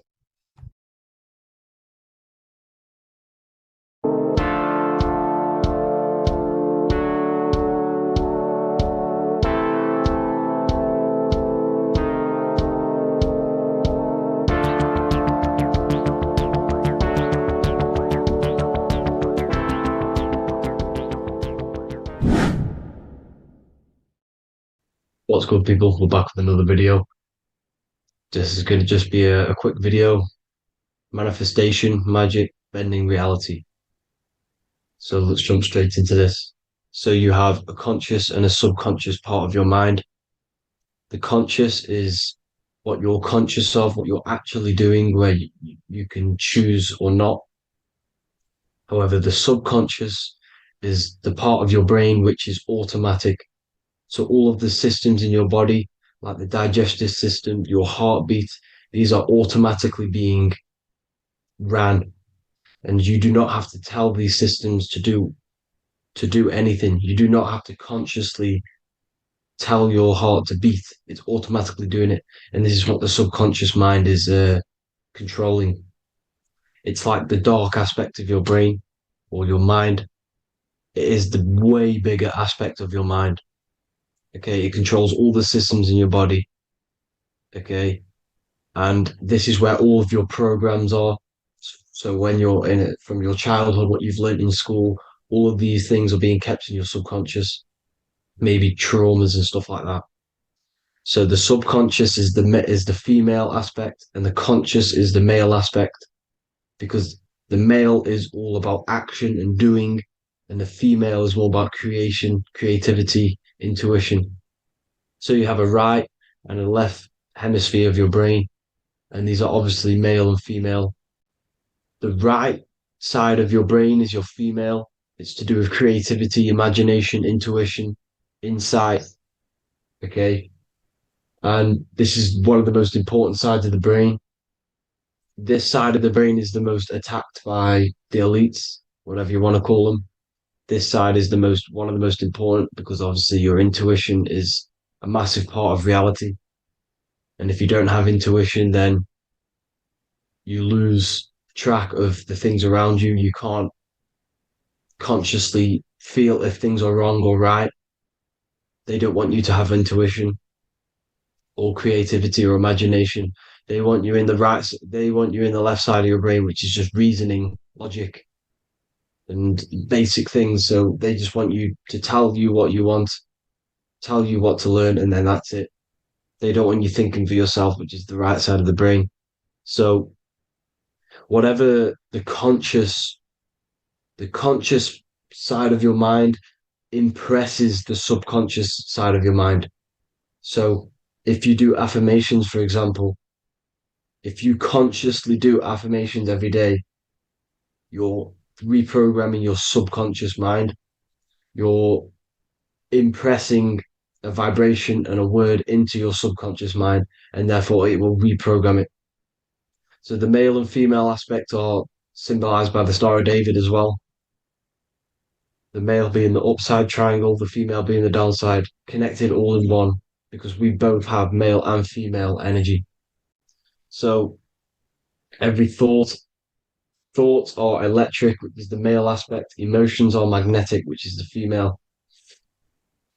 Each thought creates a wave of vibration in all directions. So think of it like a water drop in a pool, but it going out in every single direction. It's not just flat. And these thoughts have a certain frequency, well, has a certain vibration. That vibration has a certain frequency. And this affects your aura. Every thought, every emotion directly impacts your aura and the strength of your aura. So if you're angry all the time, your aura in the astral plane will look red. However, if you're happy, it'll be more like blue and green. So it's very important. Your electromagnetic field is created out of your emotions and thoughts, and that affects reality because you're 60% water, and frequency and vibration create certain patterns and has a certain effect on water. We'll get into that after this slide. So each thought that people are thinking around you, you are actually subconsciously picking up these thoughts because it's emitting this vibration in all directions. So this is why you can pick up thoughts of other people on the odd occasion. However, when you're more in tune with your intuition, your right side of your brain, you can start to pick up on vibrations, thoughts, and other people's auras. You can pick up on the energy once your third eye is open, and you know whether you should be in that environment or not. This is what we call an atmosphere when we go into a room and you can feel the tension if someone's been arguing, for example. This is the atmosphere, this is the vibrations, these are people's auras emitting these certain frequencies and vibrations. Okay, so our aura is contained of multiple layers. Obviously, we have the physical body. This is the electromagnetic layer. However, you have the different planes of existence, the spirit, mental, astral, etheric, and then physical. The physical is the lowest plane of existence. And the physical plane is a product of all of the planes above. So the mental impresses on the astral impresses into the etheric, and then the etheric creates the physical object. So the mind is the root cause of reality. The mind is the cause of everything. Your consciousness is pure cause. There's no effect. Everything you see in this reality is the effect. Everything that you experience is the effect because the root cause was the mind. The decisions you made you experience that certain experience. And that decision was created on the mental plane. And this is just pure thoughts. And thoughts are things. If it exists in your mind, it is a thing. It's a certain frequency. So if you have a certain level of thoughts, if you're thinking positive, for example, you're going to have a strong aura, you're going to have a higher vibration, and that attracts like. Like attracts like when it comes to thoughts and vibrations and electromagnetism.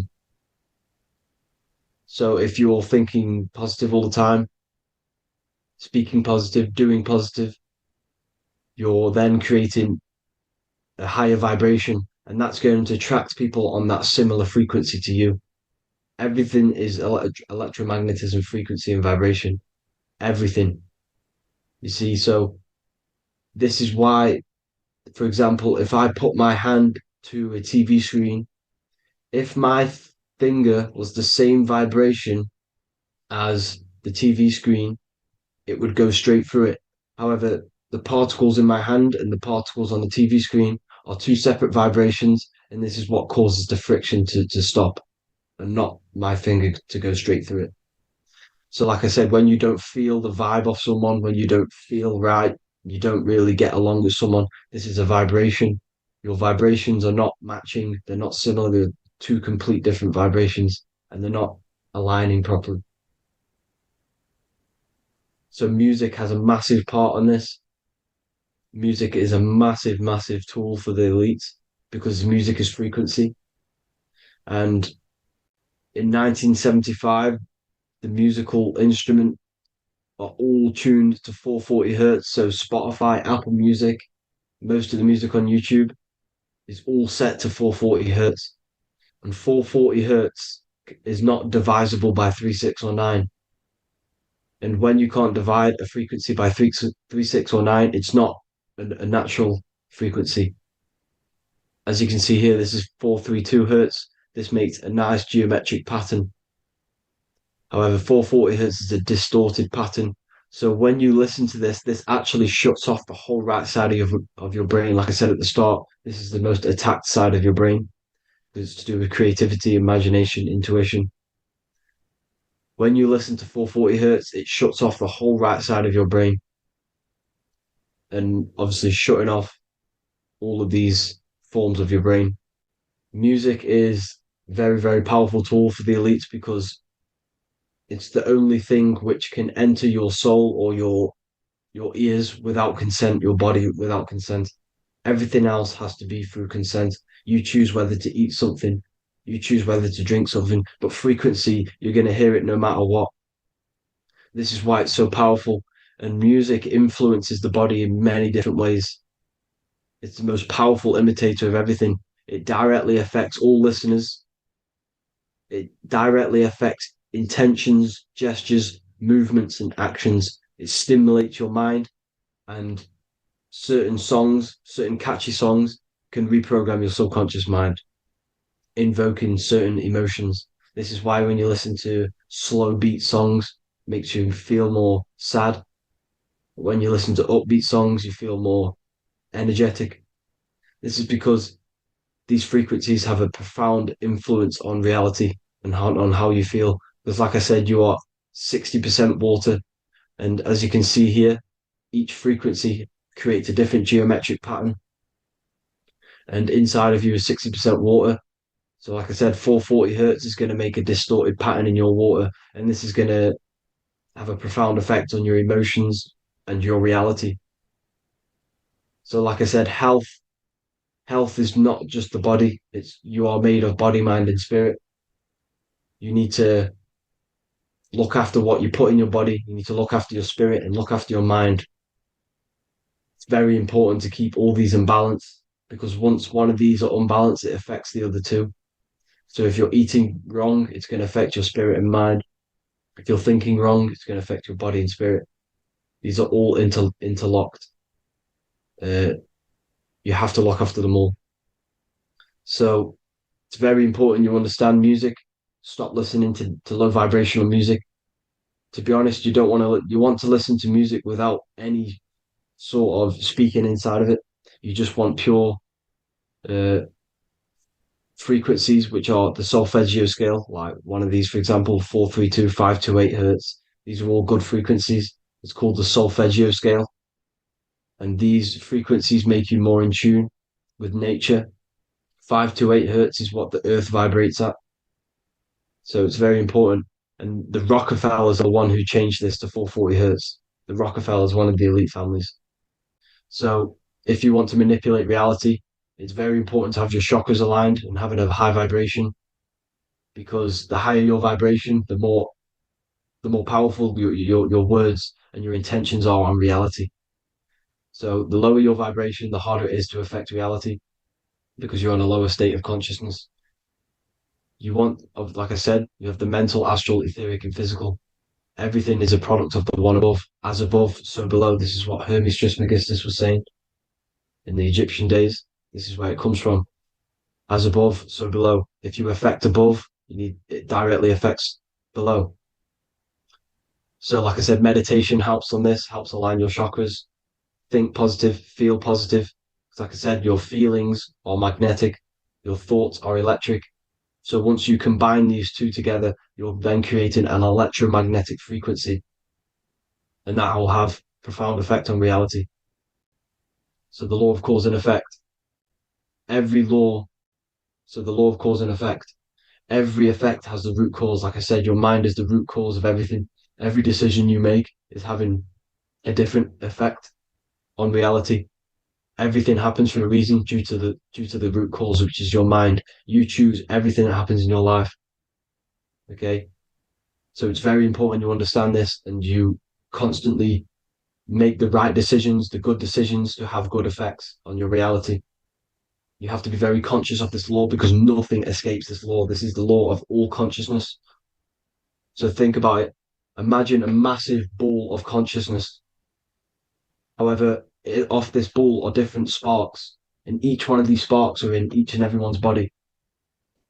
This spark is governed by these laws, the law of cause and effect, the law of correspondence, the seven hermetic principles. It's very important you understand this because this mass ball of consciousness is what is obeying these laws. And everyone has this spark of consciousness inside their third eye. And like I said, everyone is the same consciousness. This is why if you do bad unto someone else, that will directly affect your reality. So if you hurt someone, it's going to come back to you in one way or another because you are that same consciousness. This is like a mirror reality. As within, so without. Whatever you feel on the inside, you're gonna see that on the outside. You're gonna experience that reality, whatever you've impressed. So there's different ways to bend reality to your will. This is kind of a sort of magic. So obviously you have black magic, which is manipulating reality to harm and influence others, or to be very selfish. And yeah, then you have white magic, which is manipulating reality for the good of humanity.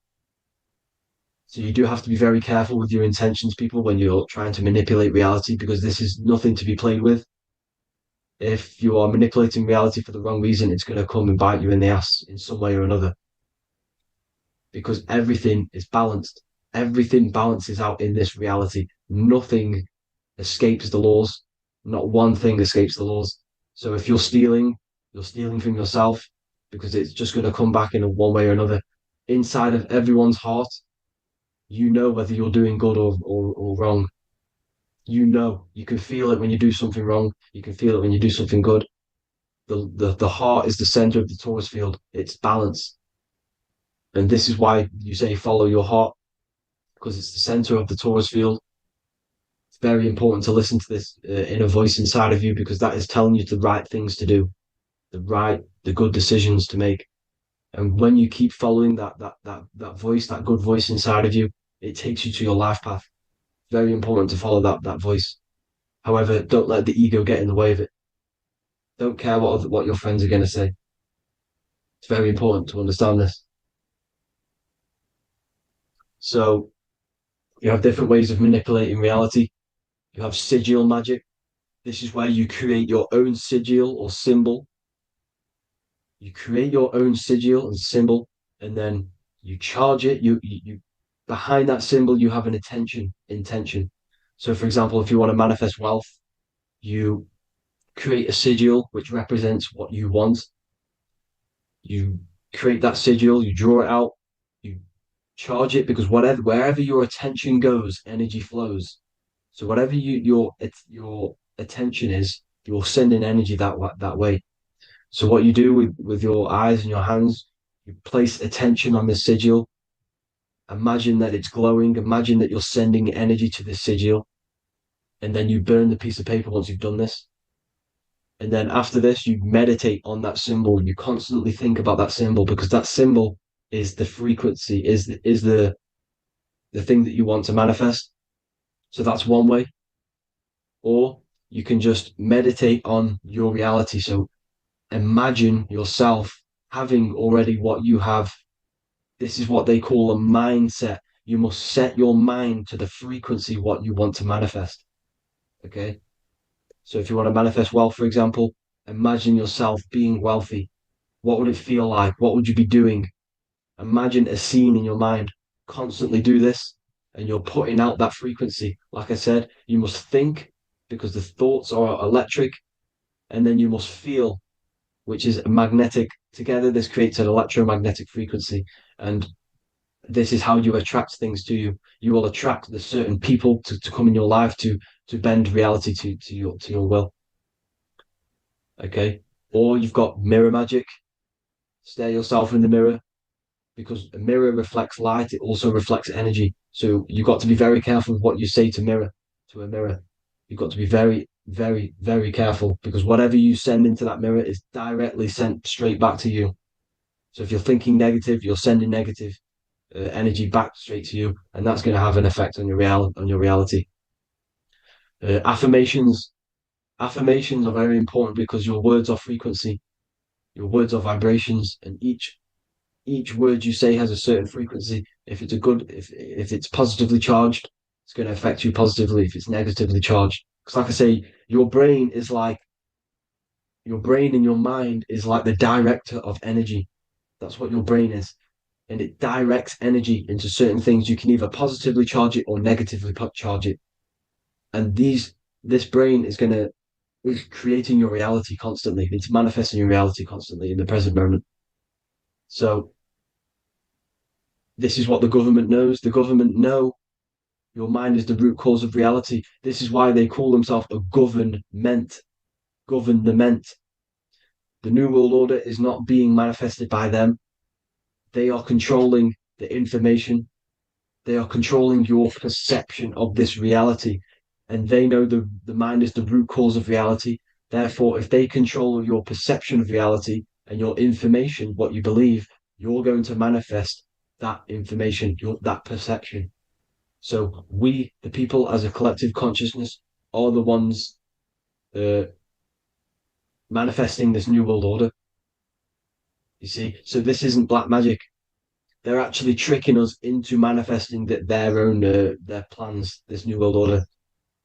You see, this is how smart these people are. They know how to get around the laws of reality. They know how to bend reality to their will without facing the consequences. They're getting humanity to do it. You see, there is a collective consciousness. As like I said, we all have that same spark of consciousness, right? So as a collective consciousness, we are on a very low vibration at the moment. However, we are waking up rapidly. There are more and more people waking up at the moment, and light always chases away the shadow. Light is a lot more powerful than darkness, you see. So one person waking up has a massive effect than one person being asleep. It has a profound effect. Because like I say, the light always chases away the darkness. It's more powerful. The light is always more powerful. High vibrations are more powerful than lower. So that's it for this, people. I hope you all enjoyed. This is a short, quick video. God bless you all.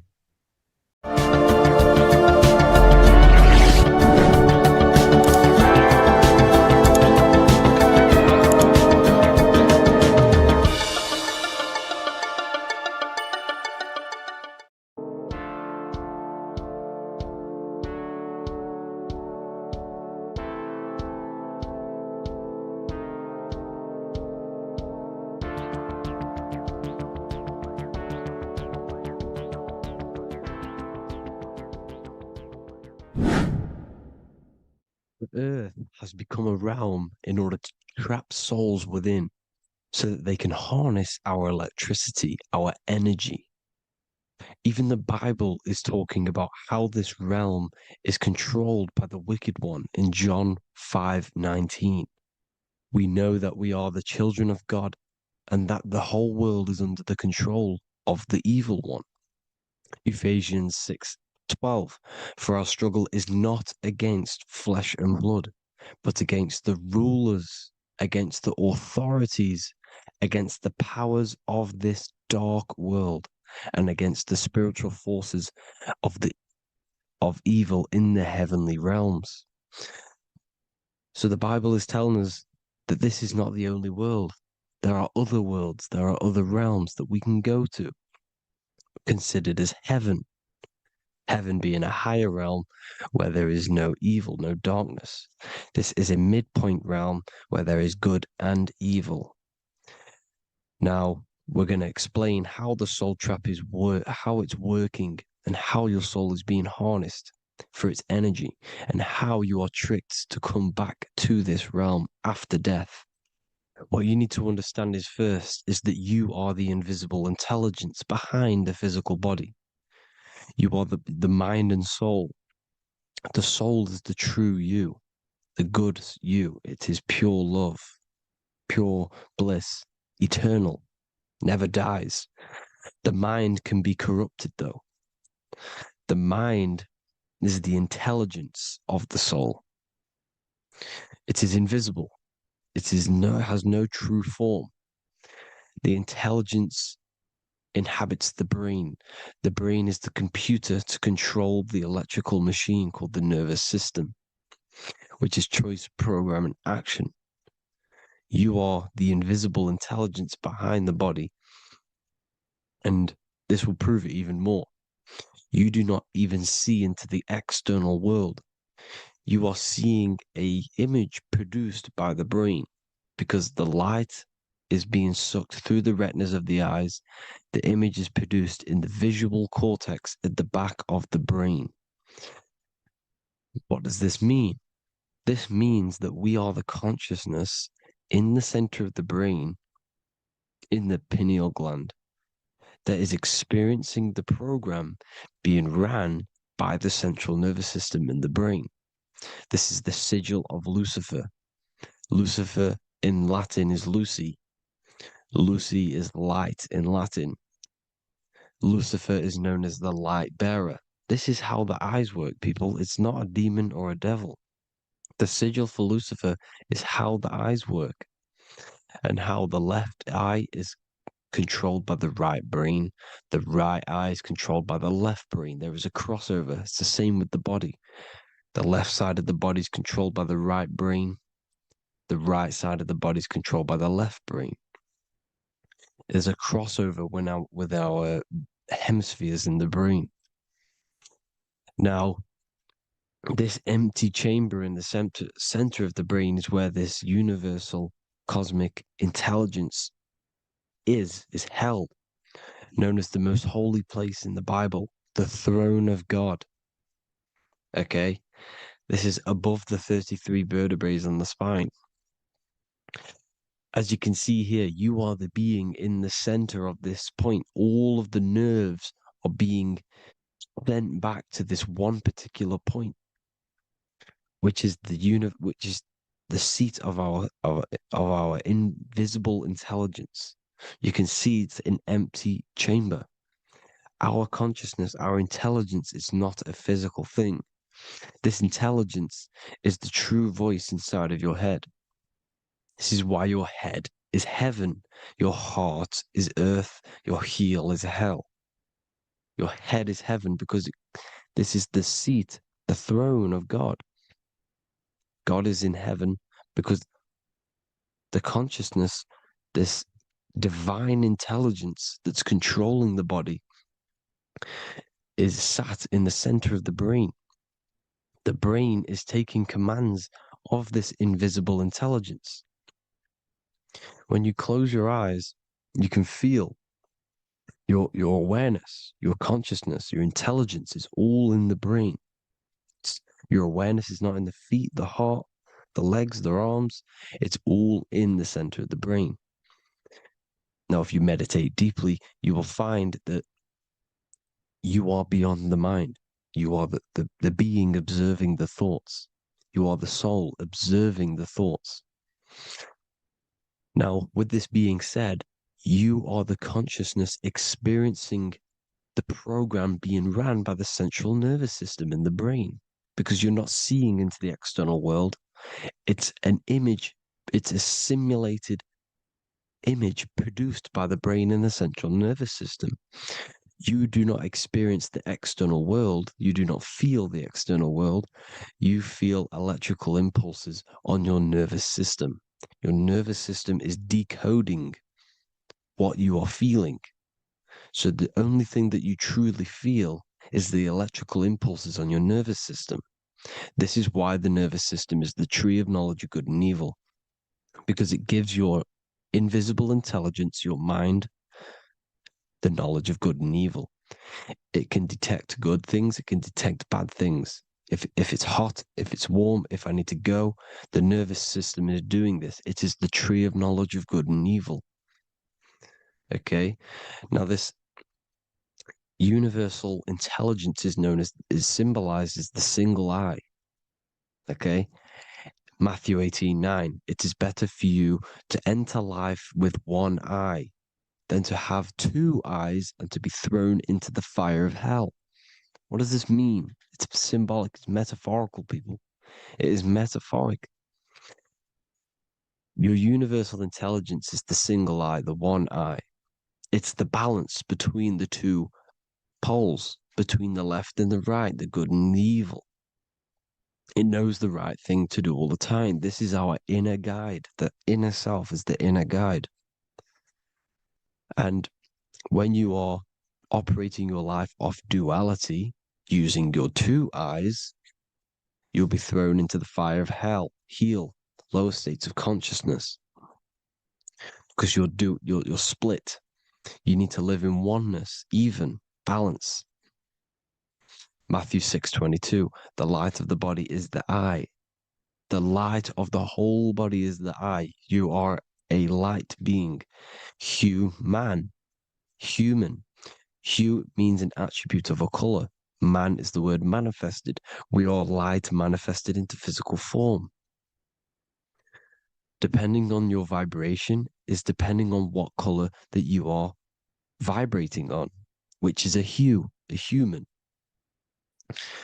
If therefore thine eye be single, thy whole body should be full of light. Again, it's talking about the single eye, oneness, completeness. When you balance the hemispheres of the brain, we'll go over that later. But anyways, the body is the earth. This is what we need to understand, people.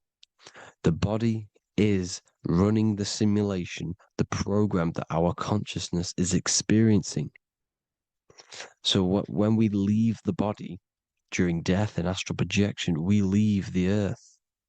This is how it works. The body is the vehicle for the earth, for this realm. Everything exists within our mind. You have the soul, mind, and body. The soul is the observer, the watcher, the true being. This is why she has many different heads, because the soul inhabits different bodies. This is the serpent, which means knowledge, which is the mind, wisdom.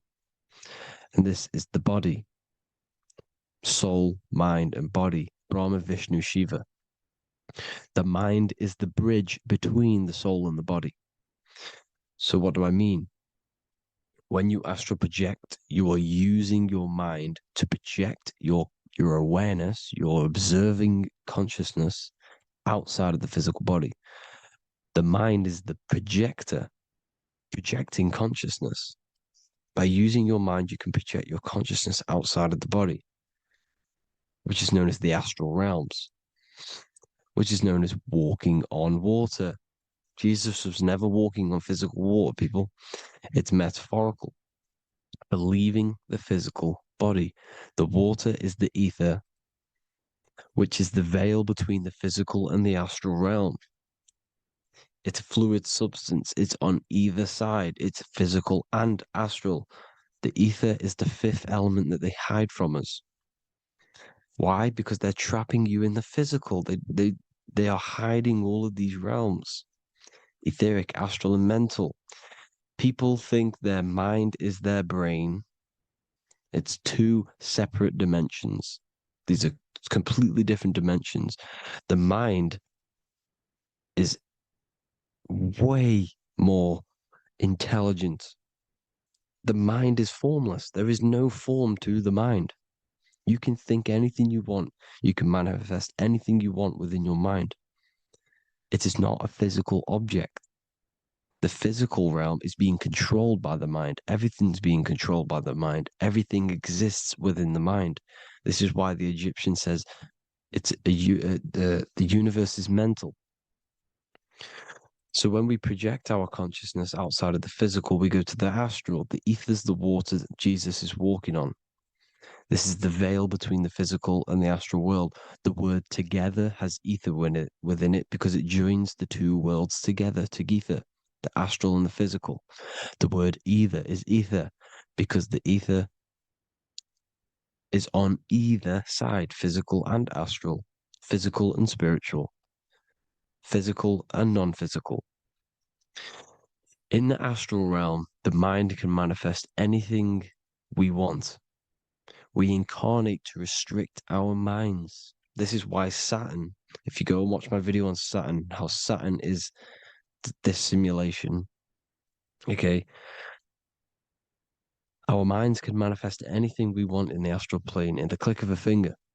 However, when we incarnate in matter, we now have to labor for our manifestations. This is why Saturn's known as the great teacher in astrology, because he teaches you a lesson. When your mind incarnates into matter, it's teaching your mind a lesson, the knowledge of good and evil. This is why the Bible says, you shall be gods and know the knowledge of good and evil. When you incarnate here, you have to know the knowledge, you need to know the knowledge of good and evil to become a god. Okay? Now, the square is the physical plane, the triangle's the ethereal plane, the circle's the eternal plane. The circle has no beginning, no end, it's eternal.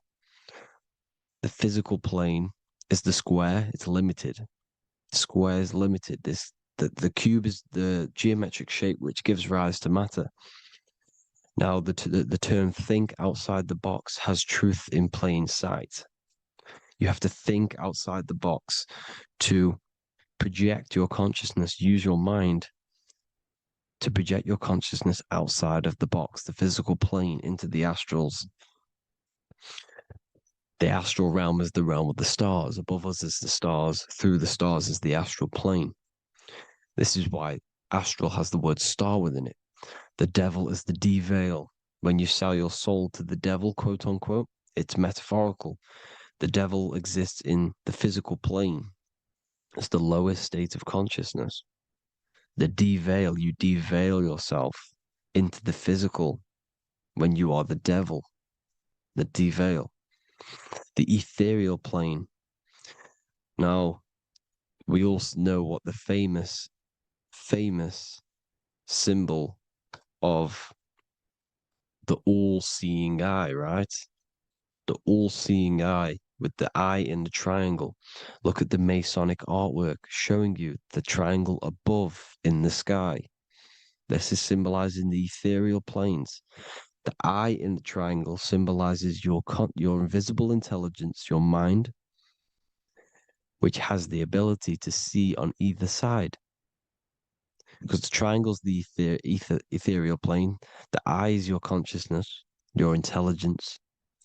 And this intelligence has the ability to see in the physical plane and to see in the ethereal planes, in the astral planes. This is why it's above the earth. It's above the ground. Because it can see here, it can see in the heavenly realms. Now, the stars are, well, this is known as heaven, the realms of the astral planes. This is some quotes from the Emerald Tablets of Thoth. Out of the darkness ye must rise upwards, one with the light and one with the stars. Man is in process of changing to forms that are not of this world. Grows he in time to the formless, a plane on the cycle above. So there's other worlds. The Bible's telling you there's other worlds, there's other realms. Know ye must become formless before ye are one with the light, the astral light above, which shining through the stars. Not of the earth are ye, earthy, but a child of the infinite cosmic light. You are the invisible intelligence controlling the physical body. The body's not you. It's the vehicle that your soul lands in when your mind projects your consciousness into that realm. Free from the body, I flashed through the night. Unlocked at last for me was the star space. Wow, that's powerful. The star space, the astral planes. This is what it's talking about. We are all a star. We descended from the astrals, which is the star. We are all a star. look at the ancient paintings of Jesus' birth. It's the star beaming his consciousness down into the physical plane. Here's another one. Here's some Freemasonic artwork showing you, again, the ether, that invisible intelligence, the I, manifesting itself inside of here, in the physical realm, where the people are. You see? It's the same here. This is Jesus. Here's the bird symbolizes the Holy Spirit, your invisible intelligence, descending into the waters, the ether, the ethereal, everything. The ether is the base of all physical matter. Here's Truth in Plain Sight. Mr. Bean, the famous TV program in England, in the UK. He begins the program like we all begin the program from falling from the stars. He falls down with a beam of light. And this is truth in plain sight. This is false. The aliens don't exist. They're a lie, alien. But this symbolizes the star beaming our consciousness. And when we die, this star will suck us back up. Just like this UFO is doing. It's truth in plain sight. So, this is some more Freemasonic artwork going from duality to singularity. Sun, moon, masculine, feminine. Right hemisphere, feminine, left hemisphere, masculine. The consciousness in the center, the balance point. Here's another more Freemasonic artwork. The two pillars, left and right hemispheres, and the invisible intelligence between the left and right hemispheres, the light of the body. This is why light's coming off it. Because it's light, it's pure light. The blazing star. The stairs go from the checkered board, the duality, up to oneness, in between the sun and the moon, the masculine and the feminine. This is symbolizing going into oneness. What did the Emerald Tablet say? You've got to become one with the stars, one with the one with the self. Balancing the two hemispheres so that you can gain, because when the two hemispheres are balanced, you can gain a more deeper connection with your invisible intelligence. Same with the chakras. When the chakras, the 7 seals in the Bible, these are 7 seals because when you conquer the 7 chakras, when you balance the 7 chakras, you then gain a more deeper connection with your internal self because your mind is not filled, it's not being ran, it's not being dominated by these 7 deadly sins, the 7 seals, the 7 chakras. These are 7 energy centers which are concealing our true form. Balance makes us have a stronger connection with our true cosmic intelligence. Heaven is even. This is why Jesus is pointing at the heart. The even point is the heart. You got to balance the chakras and live from the heart because the heart is the earth. You're in good and evil. The body manifests the lower and the higher self. The higher self is in the higher parts of the body. Wisdom, intuition, expression. The lower self is in the lower parts of the body. Sex, food, and power. This is how they are trapping your soul, people. Like I said, the mind is the bridge between the soul and the body. So by tricking the mind, not giving it the right knowledge, and keeping the mind stuck in the lower 3 centers, thinking about power, food, and sex, this is low vibrating energy. It's going to keep your mind addicted to the physical realms. Okay? This is why you need to go even, balance, heaven. Okay? I will explain the soul trap in a second, how it fully works. But I'm telling you all the science behind it so you can understand. When you are doomed, you are domed. This is the dome, the firmament, the firmament, the mind. Ment is mind, firm is firm. A firmament is doomed under the firmament. You must have a loose mind, an open mind to expand your consciousness beyond the stars, beyond the ethereal barrier. You have to vibrate higher than this world. Your consciousness must be expanded more than the physical plane. You need to learn how to astral project. You need to learn how to leave the body, how to operate outside of the body, so that you, when you do leave the body, you will have recognition, you'll have knowledge, you'll have practice. But this is as above, so below. The woman's belly is the earth. It's as above, so below. It's a microcosm of the macrocosm. We are the children in the womb. We are the people in the earth being ready to be born into the heavenly realms. As above, so below. It's a microcosm, macrocosm. Everything is in everything on a bigger and a smaller and a larger scale. Now, when the baby figures out that there is a world beyond its mother, what happens? The baby starts to move around and tries to get out of the mother. Because once it starts to hear the external world, starts to hear people, it's going to wonder, what's outside of why am I in here? What's outside? So the baby will force its way out of the mother. It's the same with our minds, as above, so below. When our minds figure out that there are other realms beyond this world, we will seek a way out. This is the womb, the Mother Earth, Mother Nature. It's the mother. We're in the womb. We can be born out of this world, which is being born again in the Bible. When you are doomed, you are domed under the dome, under the firmament, the firm mind. The firm mind will keep you under the firmament. Due to the law of polarity, there has to be other realms. There has to be. Because the law of polarity works in this world, and it will work on every scale possible. It's universal laws. These are universal laws.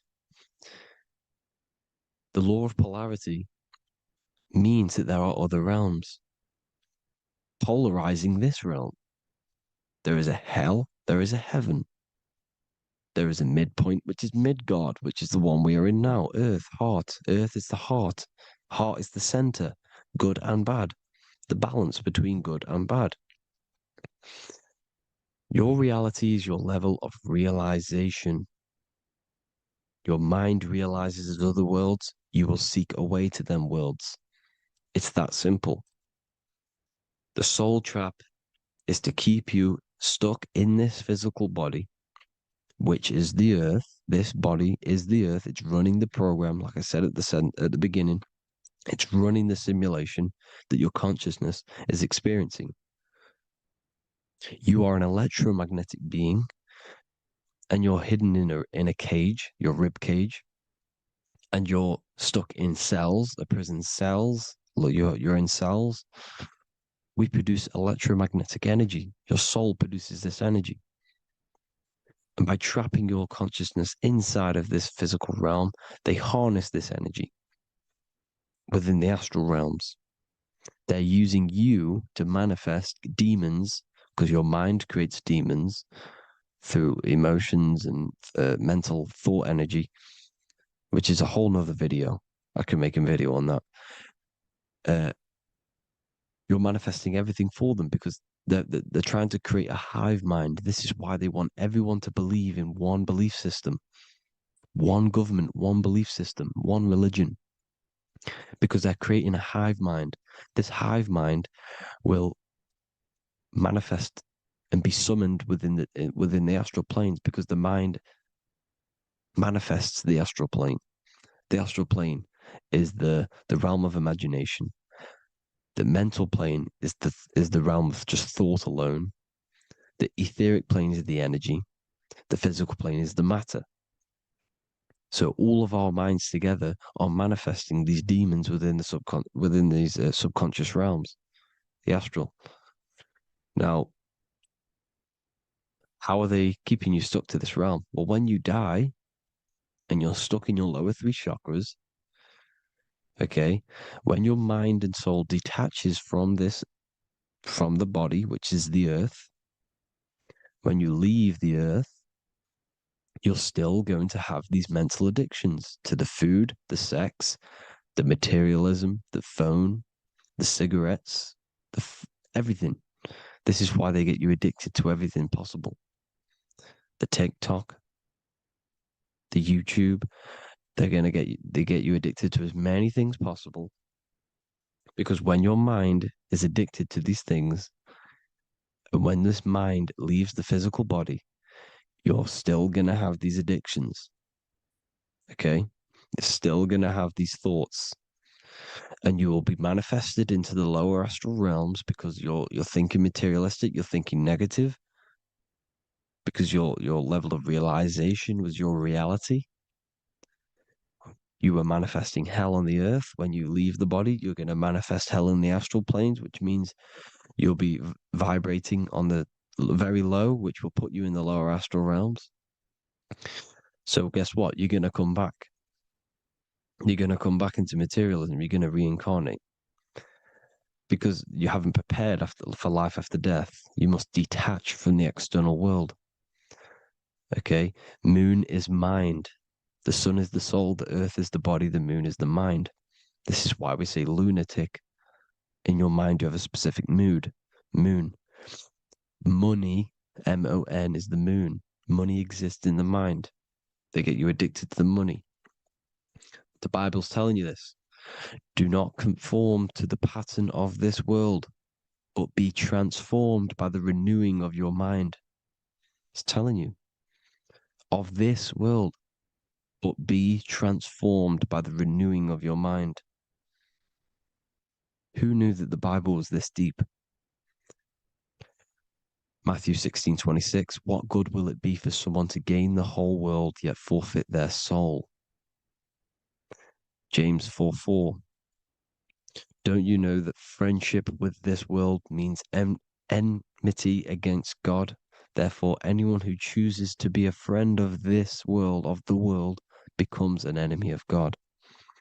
John 4:4, dear children are from God and have overcome them, because the one who is in you is greater than the one who is in the world.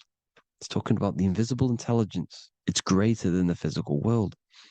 John 2:15, do not love this world, nor the things it offers you, because this world will create you to, if your mind has attachments to what this world offers, sex, money, and power, pretty much, you will reincarnate here. You will come back here, because when you leave the body, your mind will still have these addictions. Do not love the world, nor the things it has to offer you. All of this is in my newly published book. The paperback versions are now available. Finally, for all the people who have been waiting, the Book of Wisdom. All of this knowledge is inside of the Book of Wisdom. The paperbacks are available. There's worldwide shipping. You can get it anywhere, pretty much, any country. My new website, it's amazing. There's going to be some amazing products coming on the new website. But I thank you all for the support. Before I leave, I need to explain what is going on with the soul trap. Like I said at the beginning, the mind's the bridge between the soul and the body. The body's the realm. By tricking your mind with false knowledge, they are keeping your soul stuck to this realm. They get you addicted to all the physical things, and that is it. As soon as you're addicted and you die, you're going to come back. So by tricking your mind, which is the bridge between the realms, they keep your mind stuck within this body. They keep you in physicality. They deveil you, the devil, the deveil. Thank you all for the support, people. If you do want to join the Academy, all the links will be posted below this video for the book, The Academy. Thank you all for the support and have an amazing day.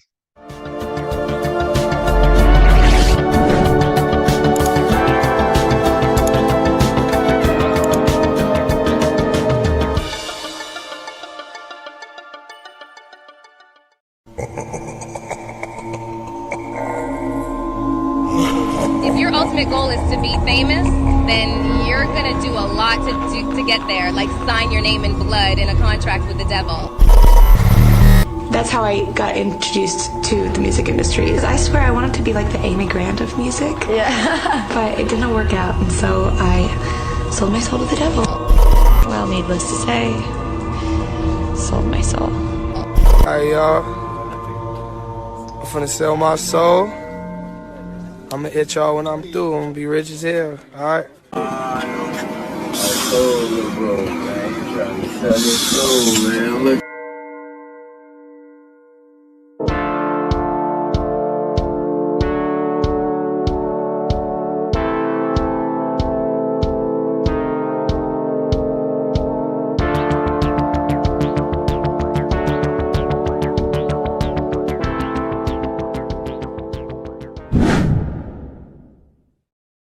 So what exactly is selling your soul?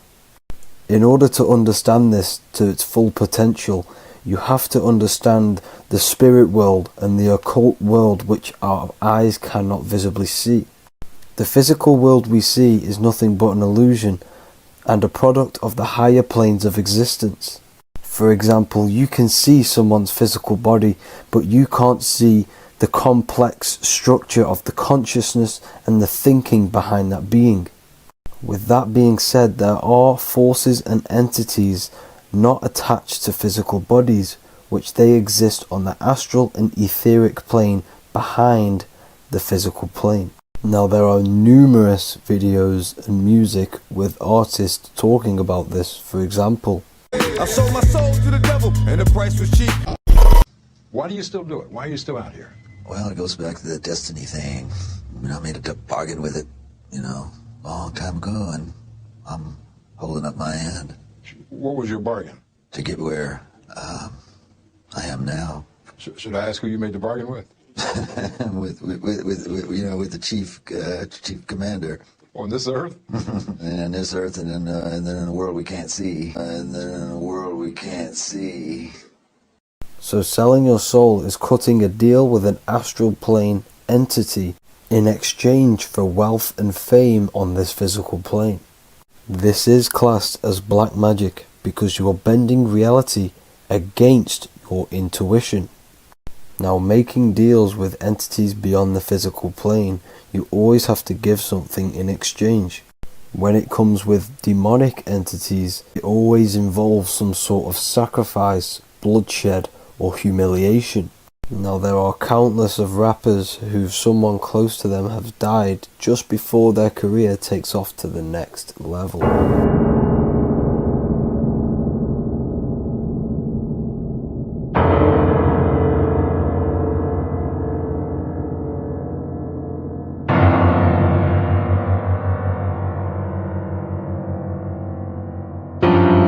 My mama was sacrificed.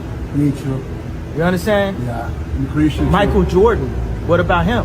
His daddy, right? Bill Cosby, his son, right? Dr. Dre, his son. You're out in Hollywood, a lot of people come up missing. So these rappers and celebrities do have to do sacrifice rituals in order to take their career to the next level. Top flight, I've been going up. It's a ritual. So the occult side of this reality is heavily connected with the music industry and the elites. This is why they are all connected to Freemasonry.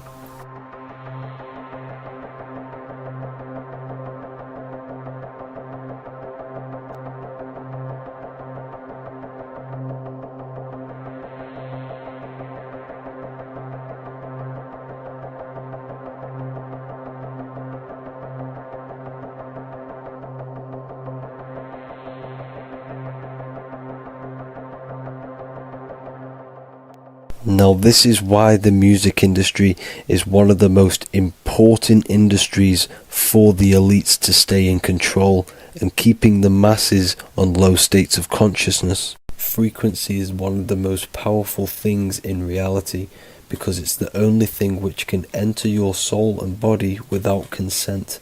The frequency on Spotify and all major platforms are all tuned to 440 Hz, which was set by the Rockefellers.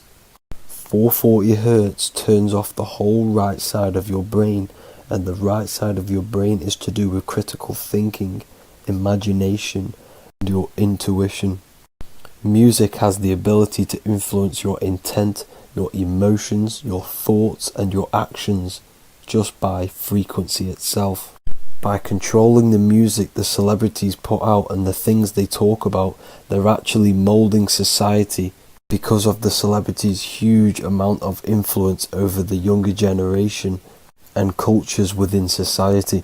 This is why the music industry is mainly talking about sex, guns, violence, and hating other people. These are all very low vibrational acts and things to do, which destroys humanity and societies, keeping us all conquered and divided in order for them to stay in power. Music can actually reprogram your subconscious mind, and it is a form of MK Ultra, which is mind control. Yada, yada, yada. It's in my brain. Do you know that? It's living rent free. I can't get it out. You did that. Yeah, it's hypnosis. Yeah, it's hypnosis. You're so awesome and dope. You do need to be very careful with what you're listening to and what frequency it's playing at, because all of this has an effect on your electromagnetic field and your state of consciousness. Now let's go back to selling your soul. When these rappers and celebrities sell their soul, they now gain eternal life on this physical plane. When you do sell your soul, you are allowed to live forever. And these people that are called youngins, rookies, new booties, like I was, had no idea that these people still live. They will prey, haunt, kidnap, anything to stay on top. This is their world. They have nothing but time, is what they believe. Now this explains why there's so much Saturn worship, because Saturn is the father time. He's the god of time and crystallization in the physical realm. If you want more information on that, go to my previous video. Now here is ASAP Rocky standing inside of a pentagram, but notice the way he's standing, it's an inverted pentagram. The pentagram is associated with magic, however, the upright pentagram is the 5 elements with spirit on the top. It's either called spirit or ether. It's at the top because it rules the other 4 elements, because it's the baseline of reality, which is spirit and matter. Spirit is behind the physical reality. However, when it comes to black magic, they invert the pentagram, so spirit is at the bottom because they worship the physical world. This is why the Baphomet is the inverted pentagram. These people are operating off their animal instincts. They do not want anything to do with spirit.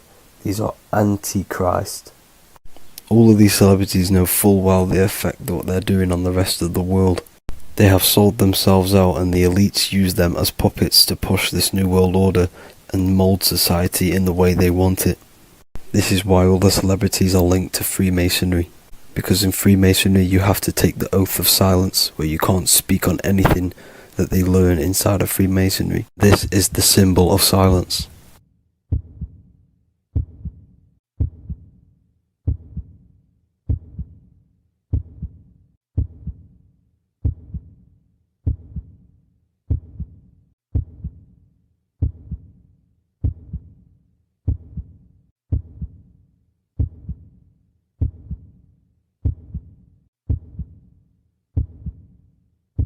The elites need them under this oath, so they do not talk about certain topics and certain things to the public because of the amount of influence they have on society.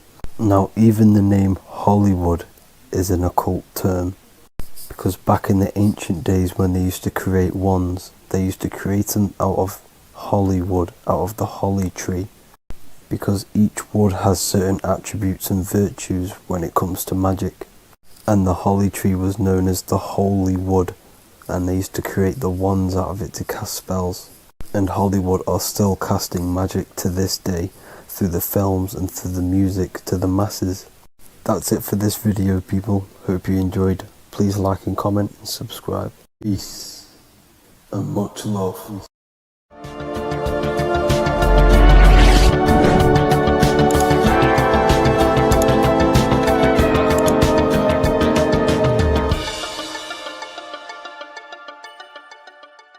Do the elites actually worship Saturn? In this video, we're going to be discussing the occult and esoteric meaning of the 7 planets and the abuse of the Saturnic energy within today's world. This will help you gain a deeper understanding of reality, yourself, how you create reality, and what these 7 planetary energies actually truly are. In order to understand anything within the universe, we have to understand the law of correspondence, the law of as above, so below. There is one consciousness expressed in infinite forms. Me, you, the squirrel, everyone who possesses consciousness within this universe is an expression of the one divine consciousness, what we like to call Source, God, or the grand architect of the universe. We have to understand there is a large scale, but the large scale is mirrored in the small scale. If we look at lightning, this is a large scale. This is the macrocosm. Then we go a bit smaller to the trees. We see the same pattern. Then we look a little bit smaller into the human body. We see the same pattern of the nervous system. Then if we zoomed into the microcosm, brain cells, we still see the same pattern. This reveals the universe is a fractal universe. The large is reflected in the small. And this is the symbol of the Fibonacci sequence, which represents this as above, so below principle. The big spiral represents the macrocosm, but then this spirals into the tiny spiral. This symbol goes for eternity, never touching, never finishing. The large is mirrored in the small. With understanding this, we can realize that we are a microcosm of God. We are our own universe. We are our own world. Your body is the earth. Your mind is the mind of God, just in a smaller version. You are a drop in the ocean of the vast collective consciousness. With that being said, everything you see outside of you is inside of you. As above, so below. The 7 planetary energies on a macrocosmic scale are the 7 energies that form the physical world. The physical dimension is crystallized thought. Everything you see around you was thought made manifest. Thought imagined, then created in the physical reality. Therefore, these 7 planetary energies are 7 astral forces that create and weave the material existence. For example, if we look at a tree has 7 categories of consciousness, 7 creational forces that create the tree. This is the reason why we have 7 days of creation in the Bible. This is the reason why we have 7 days of the week for the 7 planetary energies. Monday is for the moon, Mars is for Tuesday, Mercury for Wednesday, Jupiter for Thursday, which is Thor. Thor is Jupiter. Venus for Friday, Saturn day for Saturn, Sunday for the sun. This is also the reason why we have 7 major energy centers within the body. The 7 life forces that flow through the body to give physical existence to the physical form. Man is a microcosm of the universe. With that being said, if we look at a tree is nature, and nature is the macrocosm, the creation of God's mind. And if we look at the tree, we can see 7 creational categories that go into create the tree. For example, the stem of the tree, the trunk, represents the sun. The root system, the base of the tree,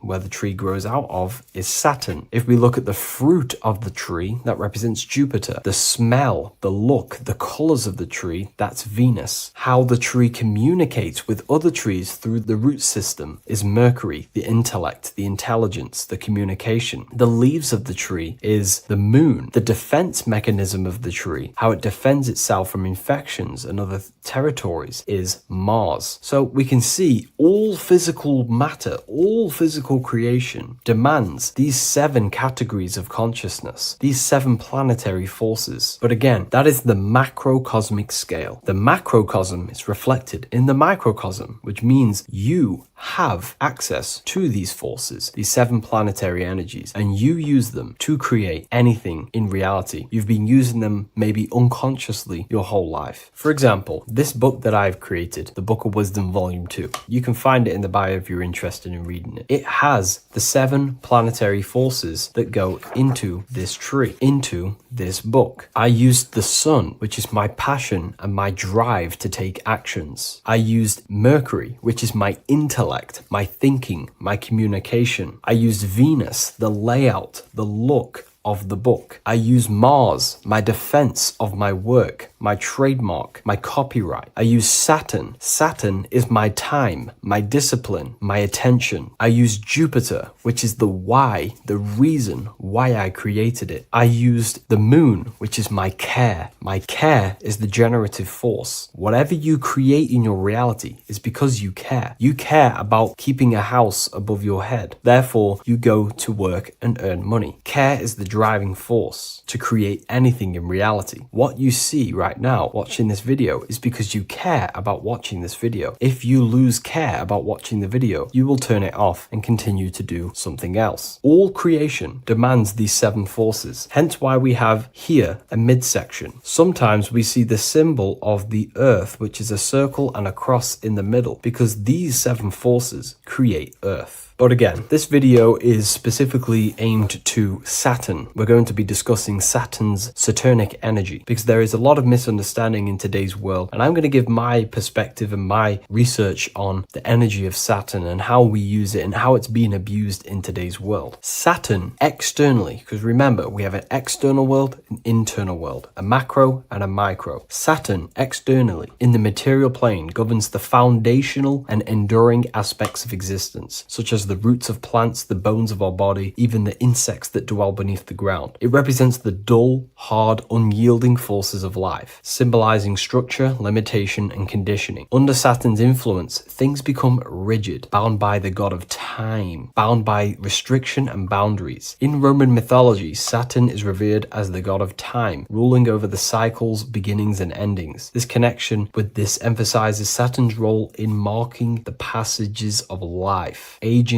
and inevitable constraints we all face. Internally, inside yourself, the microcosm. Internally, Saturn embodies the conditioning within our own consciousness. When Saturnian aspects of consciousness dominates, we become overly rigid, fixated, restricted in our thinking and actions. For example, Saturn's influence is strongly felt in today's world, where many people's minds are confined to societal norms and conditioned responses. The pervasive control Saturnian energy can lead to the sense of limitation, as people become trapped within structure imposed by society and power structures. However, we have to remember that limitation, there is dark and light. Limitation is not bad. This is why Saturn is connected to the god Satan. They are the same being. It's something that restricts, holds back, and keeps you limited, conditions and limits consciousness to its lower power. Saturn is a great teacher, guiding us through difficult life lessons that ultimately lead to growth and expansion and power. Although Saturn's energy is harsh and often challenging, it helps us to develop resilience, discipline, and wisdom. Yet in modern age, this energy has overpowered the minds of the masses, fostering excessive rigidity and limitation. Instead of being ruled by Saturn's constraints, we should seek to embrace more freedom, love, joy, balancing Saturn's lessons with openness and fluidity in our life. So like I said, Saturn rules law. Anything that is limiting or holding back, something that is a restriction or a wall. This is why we see judges wear black robes. The color black is associated with Saturn because Saturn rules over the nighttime and the winter time. Capricorn, they wear black robes. A graduate also wears a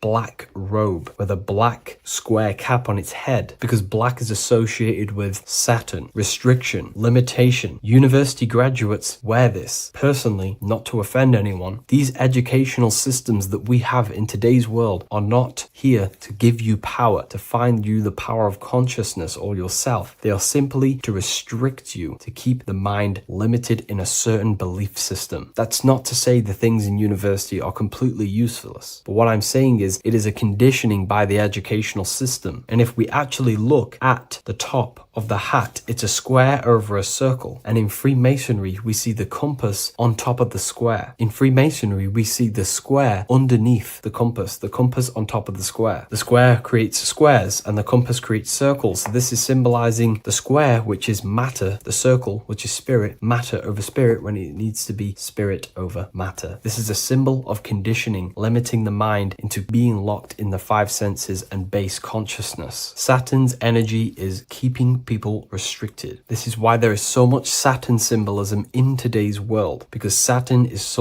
anything to do with limitation, restriction, and time. All of the systems in place are to limit our minds, to keep us on base consciousness, only thinking in a limited box, only thinking and aware of the five senses. In base consciousness, in animal nature, one only thinks according to their senses. When they have a sense, their mind thinks. This is an affect state of consciousness. They're living in the affect. We need to understand that in base consciousness, we have no true power to create. We're simply living in cycles of affect. Now, what do I mean? The physical world is the effect. It's already manifested and cannot be changed. Our consciousness needs to rise to become a cause instead of playing around and being lost in the effect, to become a co-creator. And this is what the system does not want you to do. It does not want you to become a conscious creator. So they keep you in base consciousness, not giving you the awareness that you are literally a god creating a world right now. You are a world and you are shaping the world. Our consciousness needs to be mastered, controlled, and then we can become a conscious creator instead of running around in the world of illusion and effect. As above, so below. What happens in the mind happens in reality. We do not want to be matter over spirit, which means the external world over the internal world. We need the internal world to rule over the external. Saturn's symbolism can be symbolized as a black cube. The cube symbolizes this physical world because everything has 6 sides. We can move forward, backward, left, right, up, and down. We are in this cube. This is why we say think outside the box. Thinking outside the box means to become a cause and not an effect. The mind needs to be a cause,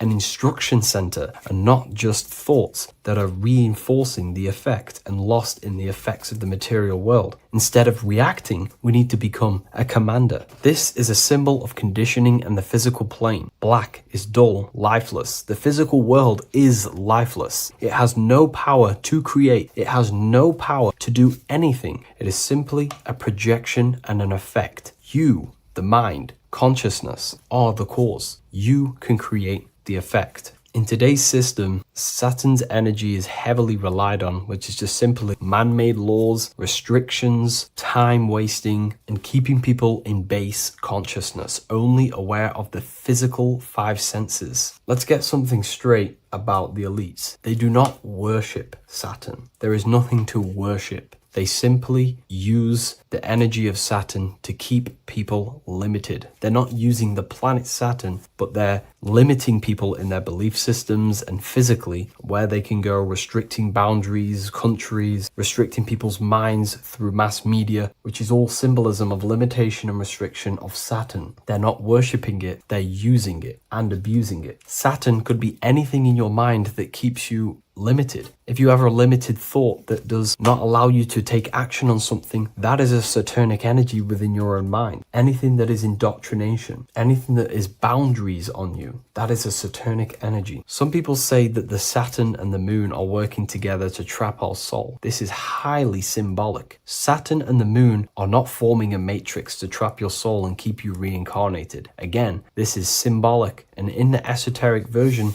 and understanding of this, we can see that they do have a relationship. The moon is our subconscious mind, and Saturn is restriction. If we have restrictions and belief systems in our subconscious mind that keep the soul locked and trapped only in these 5 bases, these 5 senses, then we will think and condition ourselves that we are only the physical body and never actually free ourselves from the material world and ascend. Saturn and the moon are not working together, but these are highly linked. By limiting the subconscious, we keep people stuck in base awareness, keeping them locked in the world of effect, never becoming a conscious creator. We have 2 spiritual currencies, time and attention. These are the 2 currencies that we spend. We spend time or pay attention. These are the 2 spiritual currencies that pretty much create our reality. And the system aims to hijack these 2 currencies from you, to limit you, to dominate you, so you do not become a conscious creator. So again, no one worships Saturn. It's simply just a symbol of limitation and restriction. Limitation has good and bad. Limitation can make us learn, overcome, become strong, disciplined, but when it's abused, it can keep people locked in base consciousness and stuck in their lower nature, never figuring out how powerful they are. You hold the power to shape a world. That's how powerful you are, to turn thoughts into physical existence. I'll see you in the next video. Please leave a like, comment,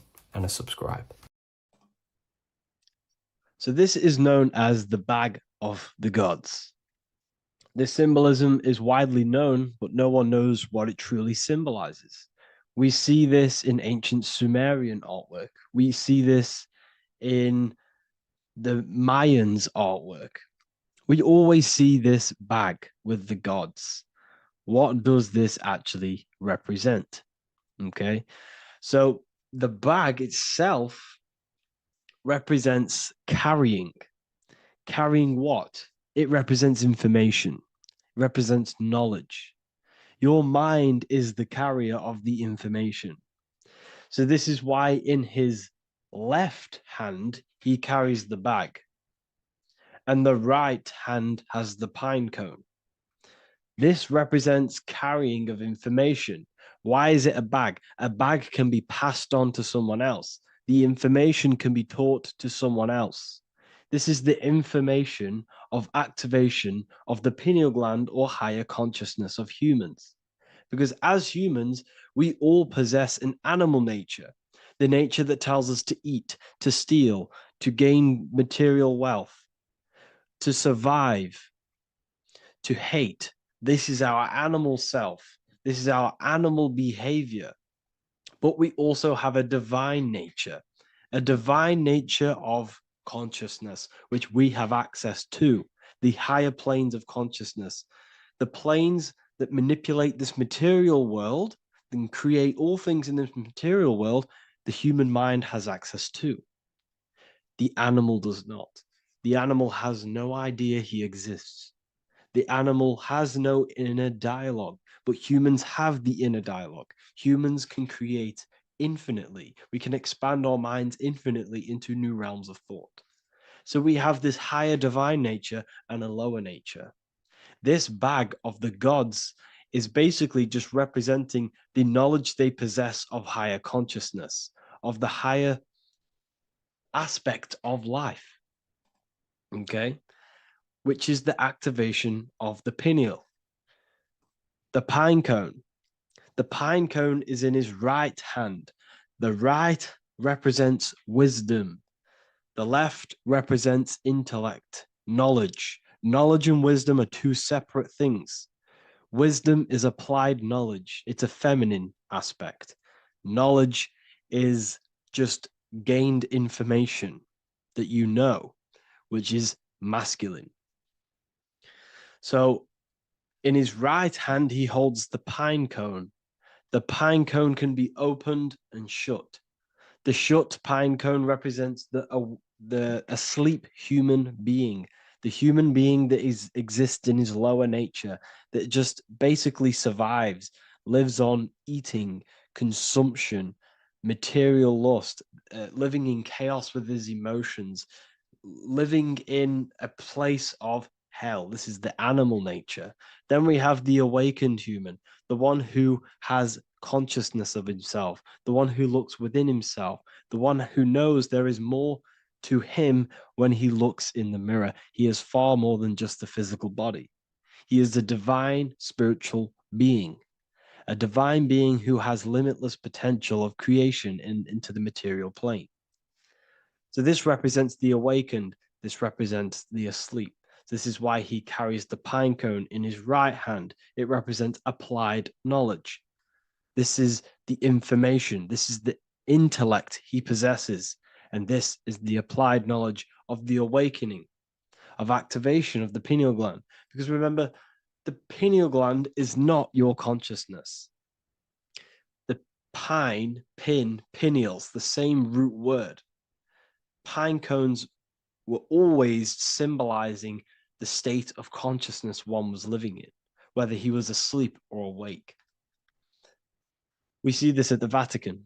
We see the pine cone over the two pillars. This is the two pillars of Freemasonry, and the dome. This is the Royal Arch of Freemasonry. This represents your head. This is the two pillars, the two hemispheres, and the pine cone in the middle, which is the pineal gland. What is the pineal gland? The pineal gland is not your consciousness. It is not the third eye, and it is not the mind. It's not the mind's eye. The pineal gland is a radio receiver.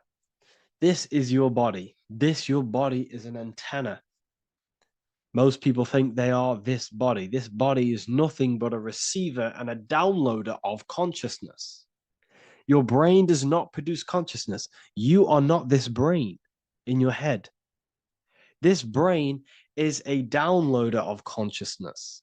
Consciousness comes from a way higher divine plane, which is what this image is showing here with the clouds. The mind is light. Consciousness is light. And this light is coming down into the material plane, and your body is basically a crystal antenna which is receiving and downloading this consciousness. So you can experience a three-dimensional reality. So God can experience himself in a divided, separate state. This is what this represents.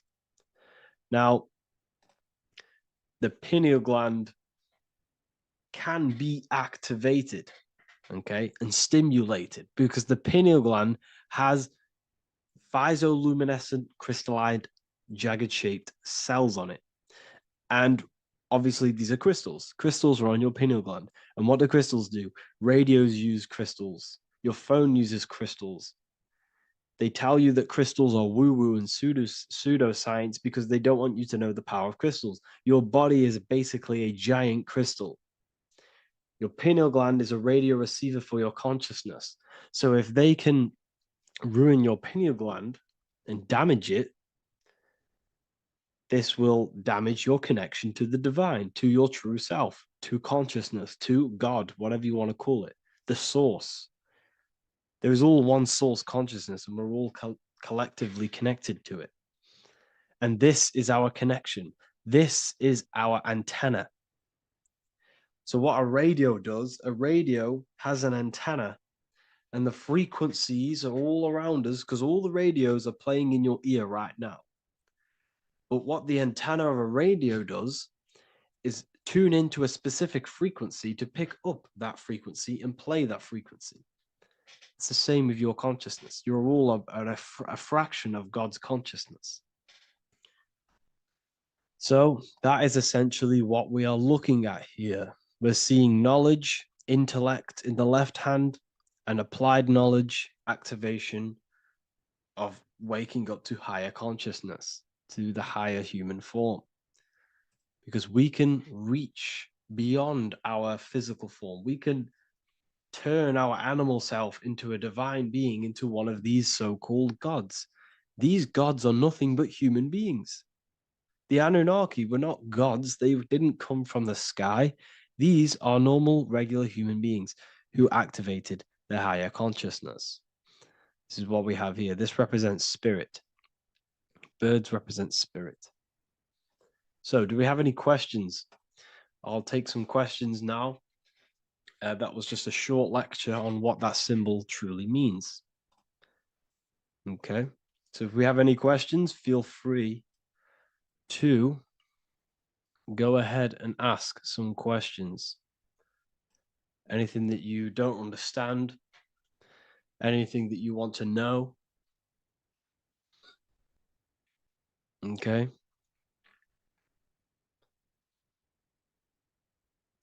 So base reality would be where source resides. Yes, the base reality is your consciousness. Are these lectures available in the university? There's a whole section, basically inside the university, there's a whole section with like over 30 long form lectures like this. So the base reality is where the source resides. Yes, the base reality is your inner world.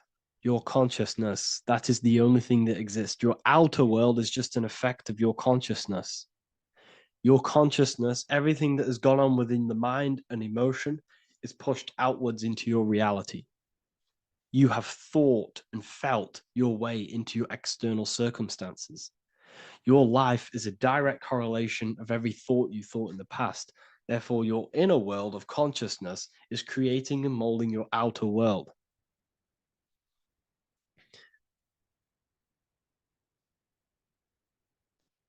The best way to keep connection consistent, the best way to keep your connection to the divine or the higher planes of consciousness is through meditation and through imagination. Imagination is the fourth dimension. It is the astral plane. That screen that you have in your mind is not a physical screen. That is the divine plane of the astral. And this is essentially where all objects of this material world comes from.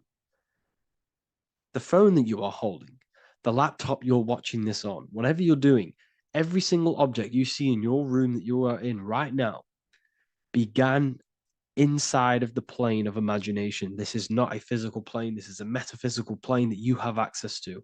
And you have the ability to bring down this plane into physical form. That's what we call manifestation. That's what the ancients called magic. This is what we now call in science metaphysics. It's all the same thing. So yes, you all have access to the divine planes. Unlike animals, this is why humans are so advanced.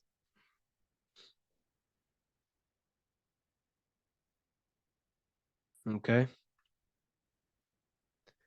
Is the pineal able to constantly activated, or is it just a temporary experience? I don't fully understand that question, unfortunately. Maybe you could word it in a different way. The real meditations on the university legit, y'all, yes. In order to connect to consciousness, you need to sit in meditation and turn off your feelings, and the feeling of unity will come. Do I understand correctly? Yes, that is correct. So when you sit in silence and in stillness, I highlight the word stillness because stillness, when you are still, no information from your nervous system is being decoded by the brain.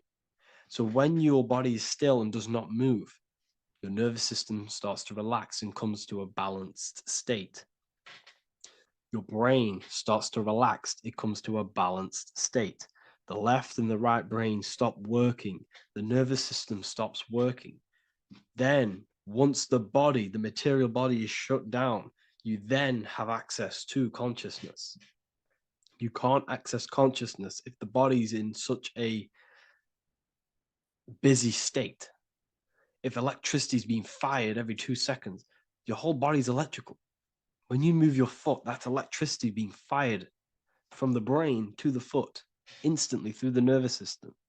Your brain, your whole body is a technological machine. So you must shut down the technological machine to access the divine that exists beyond the technological machine. Do you understand that? Did we create ourselves from the higher plane? When you say yes, you created yourself, you manifested yourself in this material form for a reason in this specific time and place.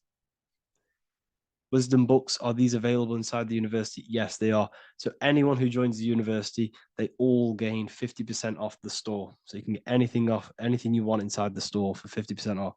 Plus, you get the Book of Wisdom Volume 1 PDF for free. You get the Human Health Guide. Plus, you get all of the library books. There's a load of different books on occultism, symbolism, esotericism. Do you need to place your attention somewhere specific during meditation? You can do. Okay, you can do. So if you struggle, when you first start to meditate and you struggle to turn off the thoughts, think of the back of the brain, the back of your head. Don't think of it, place your attention on it. Okay, so when you place your attention on the back of the brain, this now shuts off thought because the back of the brain doesn't have any activation to do with thought. The front brain does, the neocortex. That's all to do with activation of thinking. So place your attention on either the back of the brain or your breath. What's more important, creating yourself or finding yourself? It's a balance of both. So in order for you to create fully, you must have awareness of self and awareness of thought and control over the mental dialogue, the inner voice inside of you. Okay? When you control that inner voice, that is when you gain power. That inner voice is what brings commands into physical reality. Before you kick a football, there is a change in consciousness. There's a decision made in consciousness before the body takes the action. Therefore, every physical manifestation is a change of inner consciousness before it's a physical reality. You can have the reality you want through consciousness before physically having it. That's the secret to creating. But you must believe it like you know the sun is going to rise in the morning. That's how much you should know that you have that reality in consciousness through feeling and thought and imagination. And that's how you can truly create in your reality. Shrooms help with consciousness or ego. I can't really talk about that because I'm maybe uploading this to YouTube, unfortunately. But we need to clean our pineal gland first from calcification. Yes, definitely. You should go on a detox the body. Because you can't really connect with consciousness if your body is in such a dirty state. Because the brain is, your nervous system is in a state of fight or flight, trying to fight off all these toxins. So when you meditate, you're probably going to be having thoughts all the time because your brain's firing, your nervous system's being attacked through toxins. So you must detox to have a true connection with the divine. Your diet plays a big role in your spirituality and mentality. What is the most optimal food for pure consciousness? Fruits and vegetables. They possess consciousness. So when you place them inside of you, they're syncing with your consciousness. How to check the cleanliness of your body, your skin, your teeth, your tongue, your mouth. If your skin has spots, different colors on it, you're not clean because your skin is a reflection of your inner organs. Coffee's not the best for you. Coffee gives you fake energy. Okay. So what coffee does, that buzz you get off coffee is actually the toxic effect of the chemicals reacting with your body. If I'm inside the university and wanted to buy your book, you said it would be 50% off because we are your student. Is that automatic or we need to have a code? You will have a code. Yes, I'm going to releasing a code for all the students after this. Caffeine equals neurotoxin. Yes, it fries your brain, it fries your nervous system, it fries your dopamine receptors. Will the Q&A last week about money symbolism be posted? Oh, I didn't post that. That's my bad. I totally forgot. I will post that after this. Thank you for reminding me. How to detox the body. The best way to detox the body is going through a week cleanse of fruit. So only consume fruit, sea moss, and cayenne pepper, and lots of freshly pressed juice. Do that for a week or 2 weeks, depending on how you feel, and then start to fast. You will lose weight, but you're not losing weight, you're losing impurities. It's good to do this every couple months, to just go on a raw fruit diet, cleanse the body, push everything out, and then start to fast while, consuming sea moss and having lots of freshly squeezed juices. What is an alternative for coffee? Something with high energy levels. Okay. We're not taught the most simplest thing about the human body. It is an electromagnetic machine. It's electrical. It runs off electricity. The only energy you need is electricity, and that is found in fruits, vegetables. If you want energy, drink pure, fresh, pressed juice. That will give you more energy, more electricity than coffee. Can we cleanse ourselves through oil pulling? Do you recommend it? I do oil pulling every day with coconut oil in my mouth. Celery juice is a good one. Very good one. Yeah, celery juice.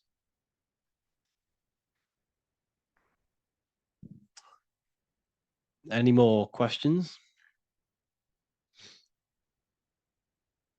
What kind of music do you listen to when lifting? For me, rap, hip hop push me work harder, but I know it's terrible for my subconscious. Yes, very.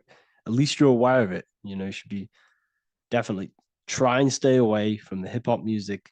Try and stay away from anything that's talking about anything negative because it's all programming your subconscious. And your belief system is your reality, people. Your belief system is your reality. Okay? So look after your subconscious. That's what's controlling your actions. 90% of your actions on a daily basis are controlled through your subconscious beliefs. Okay? I listen to a lot of Pastel Ghost. I listen to a lot of let me get my playlist up. It's all like background music for TikTok. Do you know what I mean? Like Pastel Ghost. That's mainly what I listen to. That sort of music. I don't know what it's kind of called. I don't know what that genre is called. Does anyone know what that genre is actually called? Because there's not much words in it. The reason I listen to it is because there's not much words in it. And, it helps the subconscious. And I just love that music.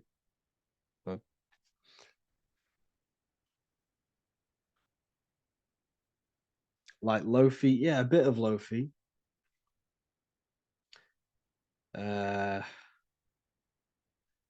Most people won't even know this type of music.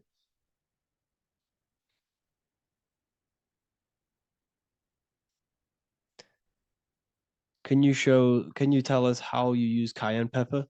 So I mix it with freshly squeezed orange juice every morning. So the first thing I have, empty stomach, I have a teaspoon of cayenne pepper, mix it in and just down it every morning. And sometimes at night. The feeling you get in your stomach after putting cayenne pepper on an empty stomach is absolutely amazing. It tingles in your stomach. It kills parasites. It kills all horrible organisms.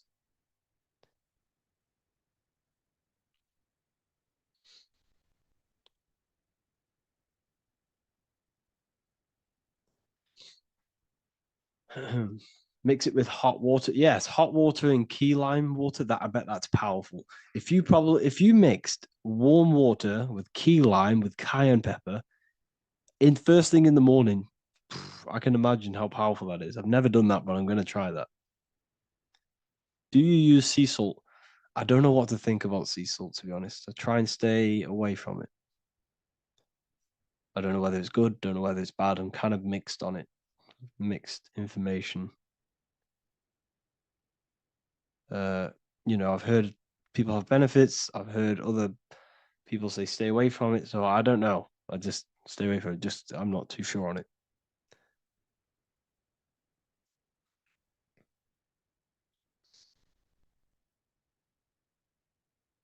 I drink fresh pressed celery juice every morning. Yeah, definitely. Is there any chance we could move to esoteric occult questions? The only reason I say that is because I might be posting this to YouTube, so it's like I don't want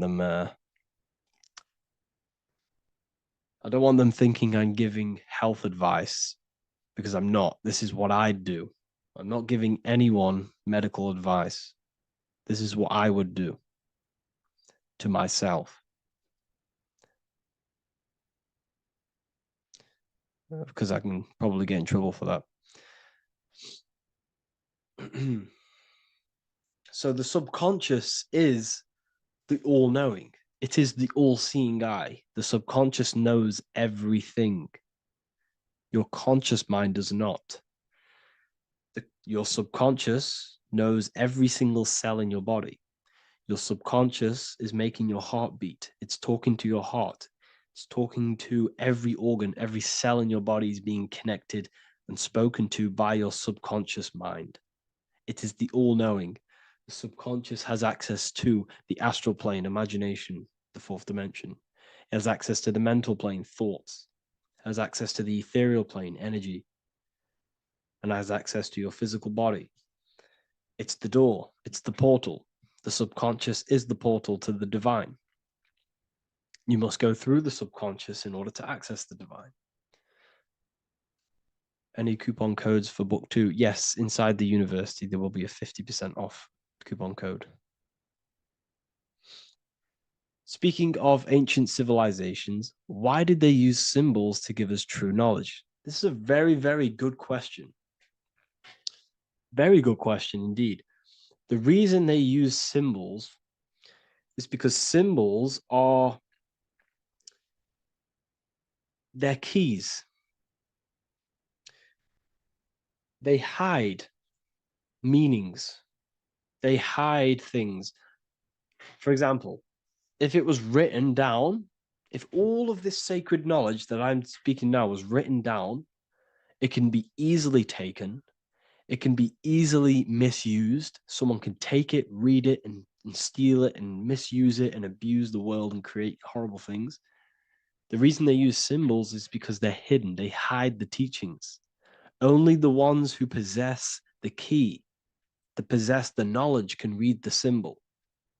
So the symbols act as a guard towards this higher wisdom, this higher knowledge, which gives you power. All of the knowledge I teach you gives you power. And you can misuse it.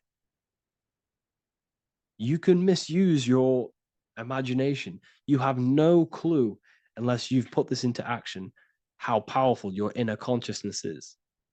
You can become a Okay, listen. If you hate your job, it's not the job that you hate. Think about it. It's not the job that you hate. The hate is coming from your inner consciousness. It's the state of consciousness that you hate. So what does that tell you? You can change that inner consciousness to another reality, the feeling of another reality. You can become that consciousness within before you actually externally have it. And by becoming and knowing that reality, that's what produces effect on shaping your outer world. When you really, truly know that reality inside of you, of being free, of being wealthy, of having abundance, your outer world has no other choice but to rearrange itself to your new inner state of consciousness. That's what magic is. It's manipulating your inner state of consciousness. It's convincing yourself that you already have it, not believing it, knowing it. Okay? Knowing is different than believing. Believing is a lie. You should know thyself. Okay? So we can say that human overpopulation is intentional. There is no human overpopulation. We're all cramped in these cities. We're all cramped into one little place. We're not supposed to live like that. We're not supposed to live so cramped. This is why there's so many weirdos out in public. So many weird people doing weird things. This is when things start to go weird, and we shouldn't be living in this state, in this condensed state. We should be spread out. Okay. There is no overpopulation. It's just an illusion, because we all lived in such. Have you ever been on a plane? Have you seen how much land there is? It's crazy. There's no overpopulation. And how many people do they say there's in the world? There's not that many people in the world that they say. I think it's like 8 billion. I think they say there's 8 billion people. There's not 8 billion people. There's probably more like 2 billion. And the reason I say that is because I have a friend who only has like 300K followers. So that's a lot of followers, okay? And he gets recognized everywhere he goes. And he's into all this stuff. And he says, listen, the population is definitely not 8 billion or whatever they say. I think it's like a couple billion. It's probably more like a billion. How to properly manifest intentions. Thought, emotion, and imagination are the key. You must know that you have that reality. Don't believe it. Become that reality within your consciousness. All day long, as much as possible. Feel it. Imagine it. Say it. And have zero doubt. How to have zero doubt. You can't, well, okay, so the doubt, that little voice that will seep into your mind saying, you can't do that. You can't do this. That's your old voice of your subconscious program. Listen, the reason why most people fail in life is because they have trained their subconscious that they will fail. They have told and believed that they will fail. The reason I will succeed for the rest of my life is because I have trained my subconscious to say, I will win, I will succeed, I will solve any problem. That's my belief system. And if my belief system is that, then my external reality, my conscious mind will seek a way to fulfill that belief. It will seek to control and create that belief in my external world. It will seek to solve any problem. I've trained my subconscious mind to know that I already have the reality, to know that I'm abundant, to know that I have everything that I already need. Therefore, if any problem comes, I can sort it straight away. But most people have a different belief. It's not your fault. We've been kind of manipulated and told this, that they will fail, that they can't do anything, that it's too hard. And that basically casts a spell on the conscious mind, where your conscious mind is just like, no, I can't do that, because of this subconscious belief that you hold. So you must reprogram your subconscious that you can do it, that you will solve any problem, and that you are abundant. That's the reason why successful people succeed. It's because they have a complete different mind state, a complete different belief system in their subconscious.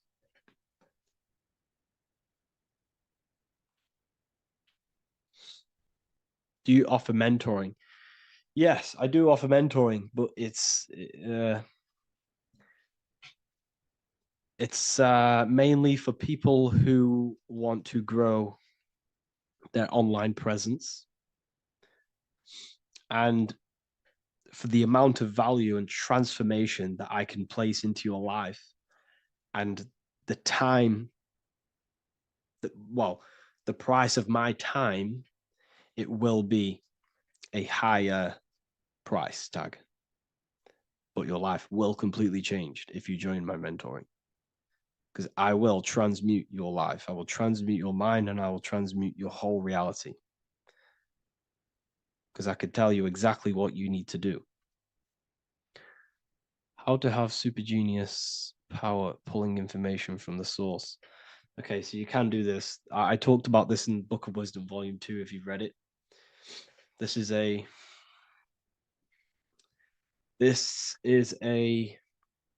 technique that Albert Einstein used. This is a technique that Thomas Edison used. This is a technique that all of the ancient geniuses have used. So you get on a chair, you place metal below you or plates, and you hold a metal ball in your hand, and you fall asleep. And every time you fall asleep on the chair, you're going to drop the ball, because your body will become unconscious, and you will basically drop the ball, and it will wake you up, because it's going to hit and make a loud bang on the plate. And every time you go to sleep, basically what this is actually doing is shifting your consciousness from conscious into the subconscious. So from physical into the astral. Your consciousness is shifting between these two planes. And as you do this, you can bring down great ideas from these higher planes. So when you fall asleep, have an intention. And when you fall asleep, you'll drop the ball.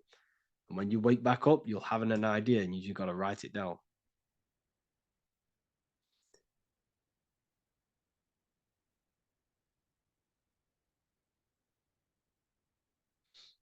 How to balance chakras. Don't focus on balancing your chakras.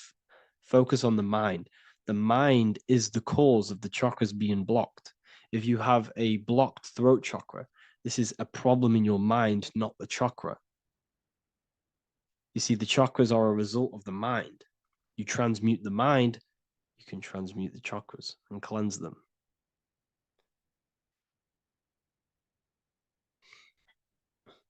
So was Jesus a real man that walked? Okay, so I'm going to tell you something. Like, some of the things that I say in my reels, they are to catch attention. So if I say the first thing on the reel, Jesus never existed, straight away, you see that, it's going to trigger you. It's going to trigger Christians. It's going to trigger people. So yes, I do say things to catch attention. The reason I do that is because I have to in order to catch attention. Maybe there was a Jesus who walked. So in the past, I have said Jesus never existed. Yes, this is to catch attention, to boost the reels, views, and comments and stuff like that. Maybe there was a man who was called Jesus and walked the earth. But listen, he was not the Son of God. You are all the Son of God. Jesus represents an archetype. He represents morals. He represents a way of living that you should embody in your life, not to worship. We shouldn't be worshiping this man. We should be embodying his qualities into our lives so we can become Christ consciousness, so we can live in harmony with our mind, emotions, body, and spirit. Okay? He was not the Son of God. You are all the Son of God. We are all God experiencing himself in a three-dimensional divided form. God is oneness, and he created a divided world so he can experience himself.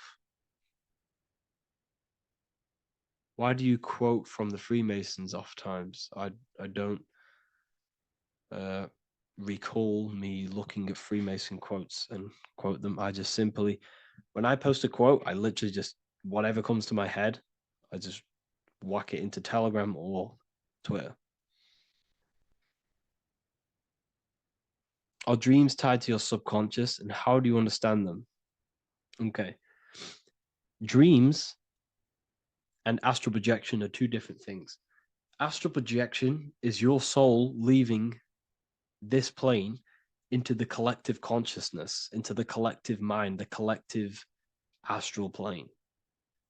But dreams are basically the astral plane, but it's your personal astral plane in your personal subconscious.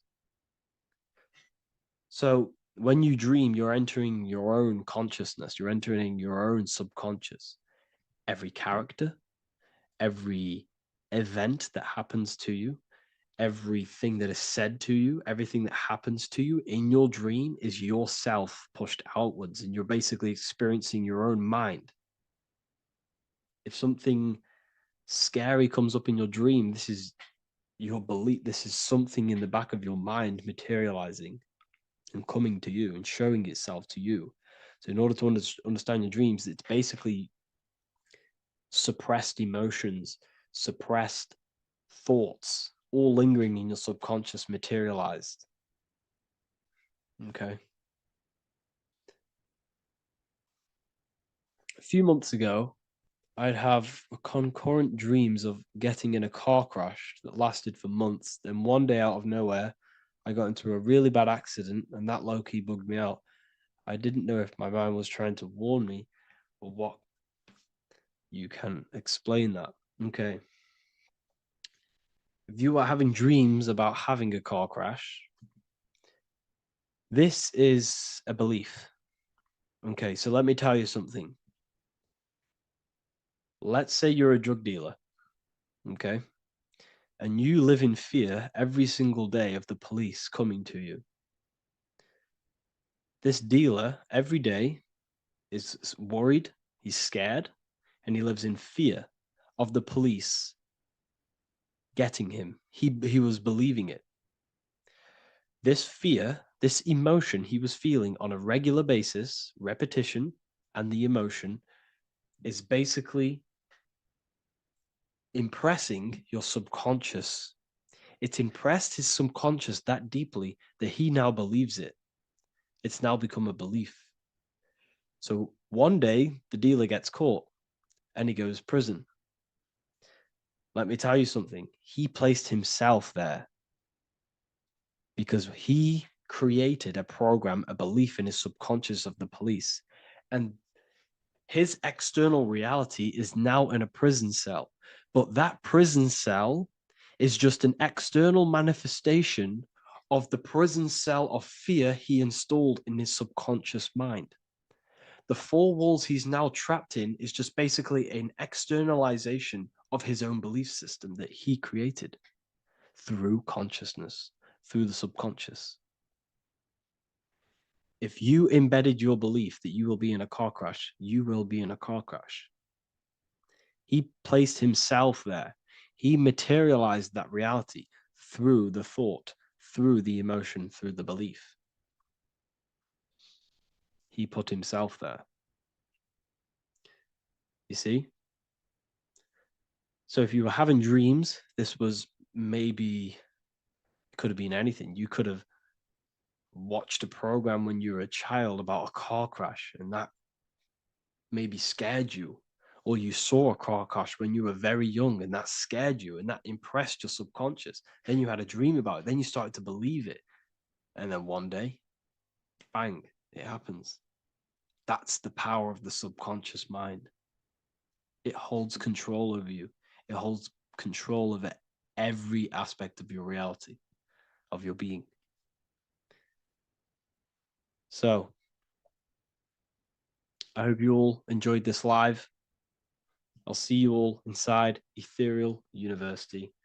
I'll be posting another lecture this week. And yeah, let me hold on. What if I told you you don't have one body? You in fact have four. There's a secret hidden right in front of you, and most of you overlook it. And by learning these teachings today, this will change your perspective on life, on yourself, and completely change the conception of yourself. This is the key to your highest potential. If you stay with me today, you will find secrets about yourself that will change your life. But I warn you, once you step this path of esoteric knowledge, there's no going back.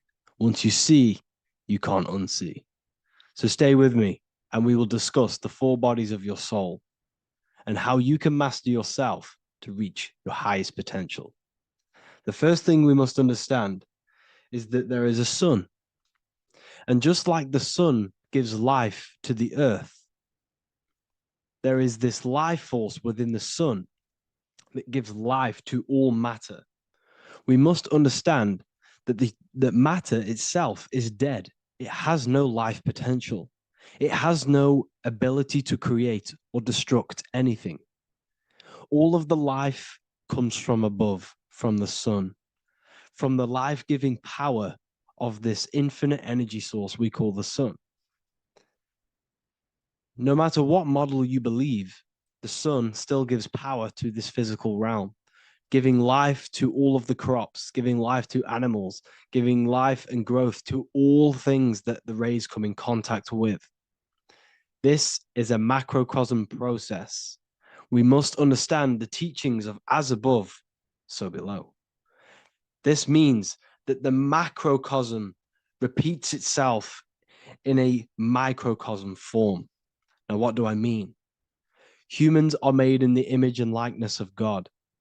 You are a miniature version of God, a spark of the divine consciousness made in human form, in physical form.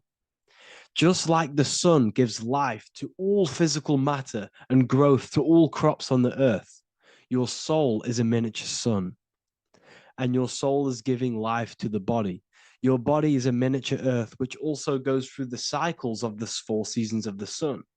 We feel different in each one of these seasons. It's because our body does not only go through these cycles externally, but these cycles happen within ourselves, within consciousness. Your soul is the sun. The sun you see in the sky is an externalization of your soul. Your soul is the life force. You are the soul, not the body. And like the sun gives power to the earth, the soul gives power to your body.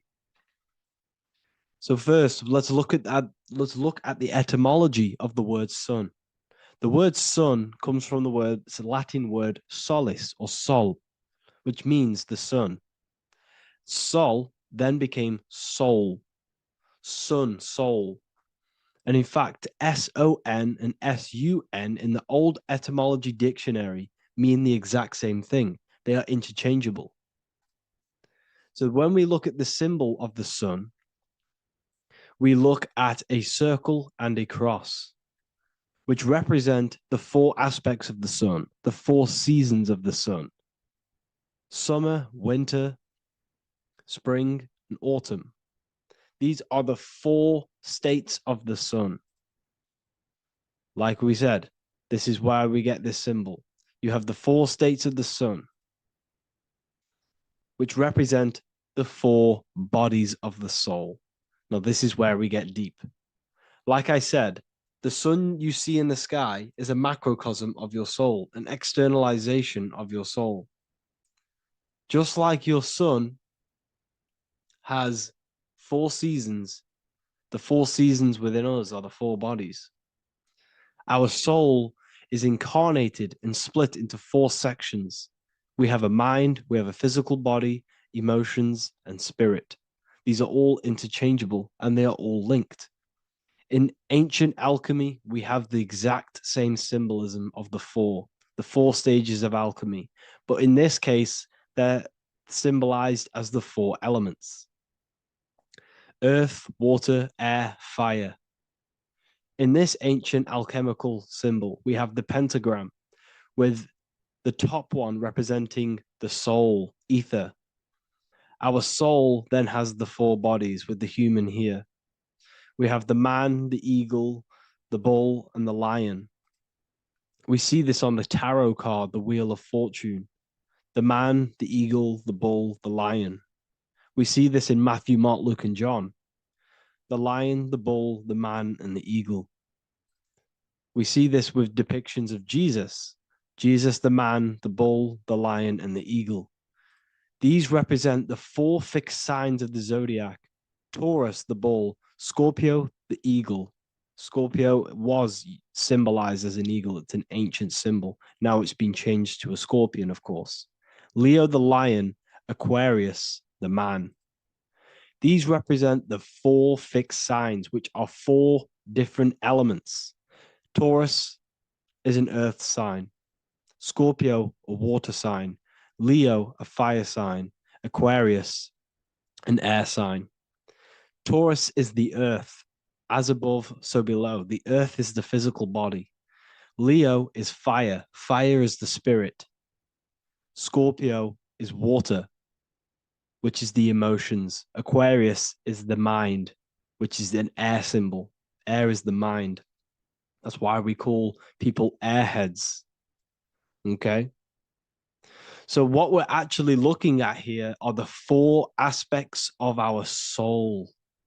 We have the sun in the middle and the 4 bodies of the soul. This is what Jesus is symbolizing. Jesus represents you. God made flesh with the 4 aspects of the soul. The 4 gospels are all depicting Jesus in 4 different ways according to the different body of consciousness. The Wheel of Fortune are representing the 4 bodies of the soul. This represents the 4 bodies.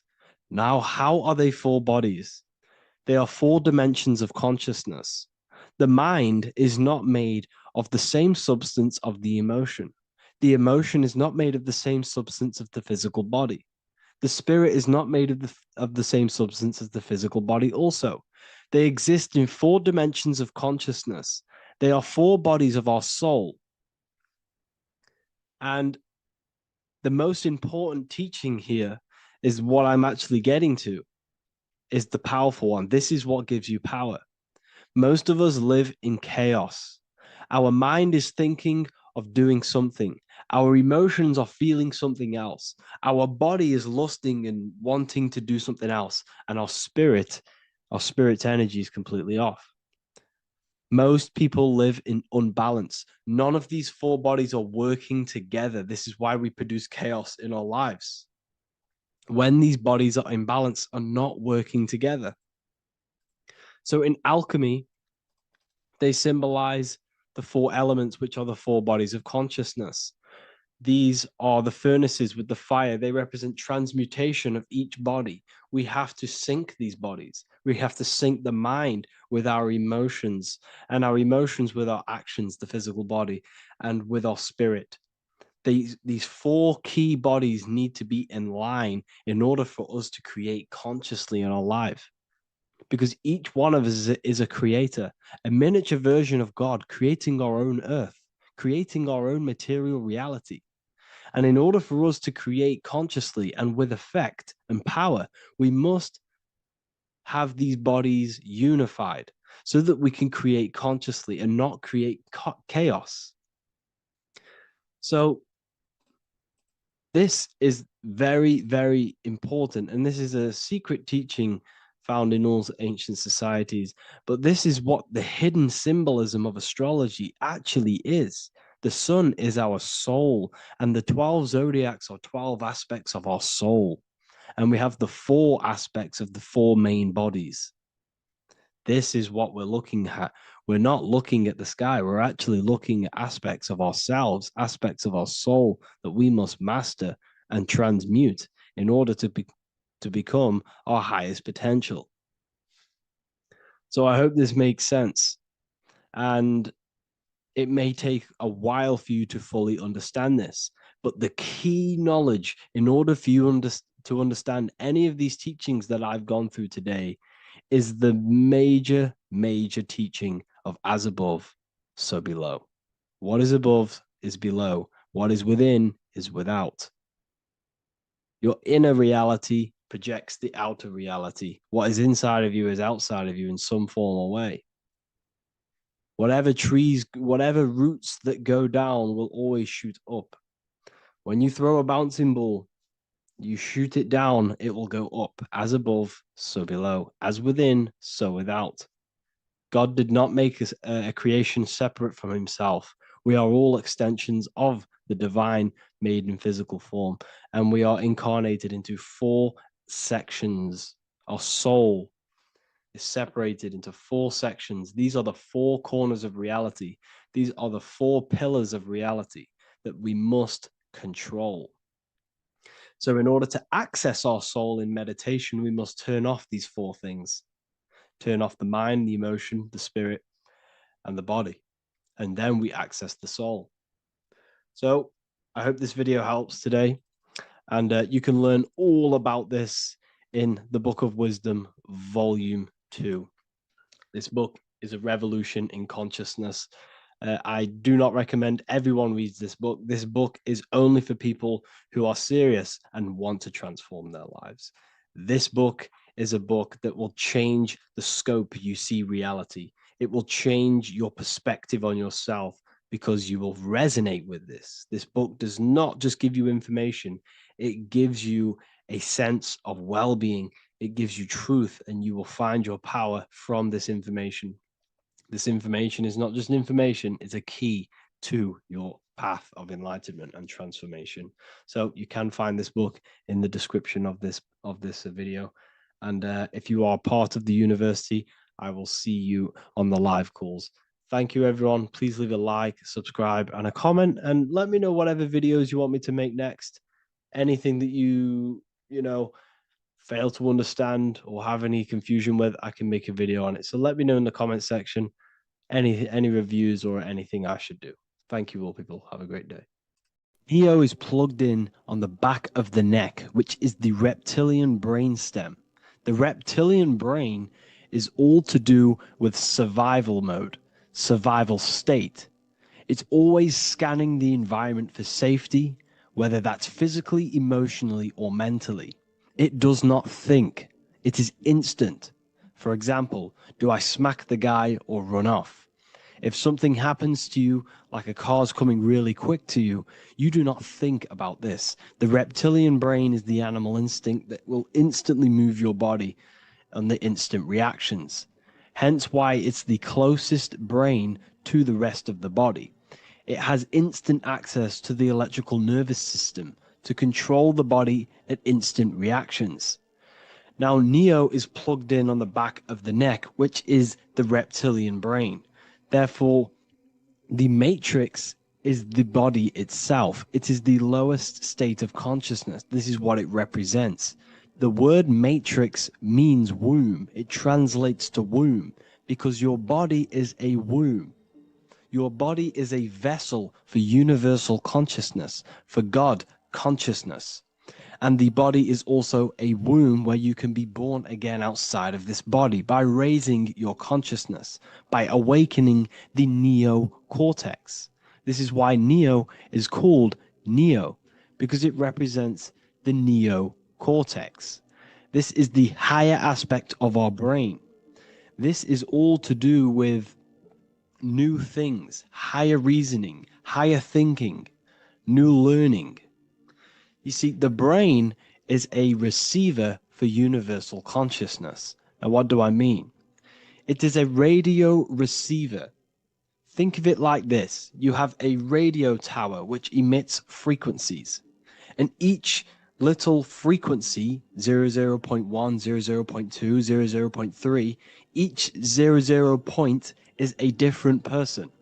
We are all the same universal consciousness, encapsulated inside of a different vessel. This is why our body is the temple of God inside of the Bible. Your body is a sacred temple of the divine essence of the universe. However, consciousness is controlling this physical body. And I'll show you this diagram here. Consciousness consists of imagination, emotions, thought, and memory. All of these things are not physical. They're not made out of atoms. You cannot think with atoms. If I split open your brain while you are thinking of a cheesecake, I would not see a cheesecake.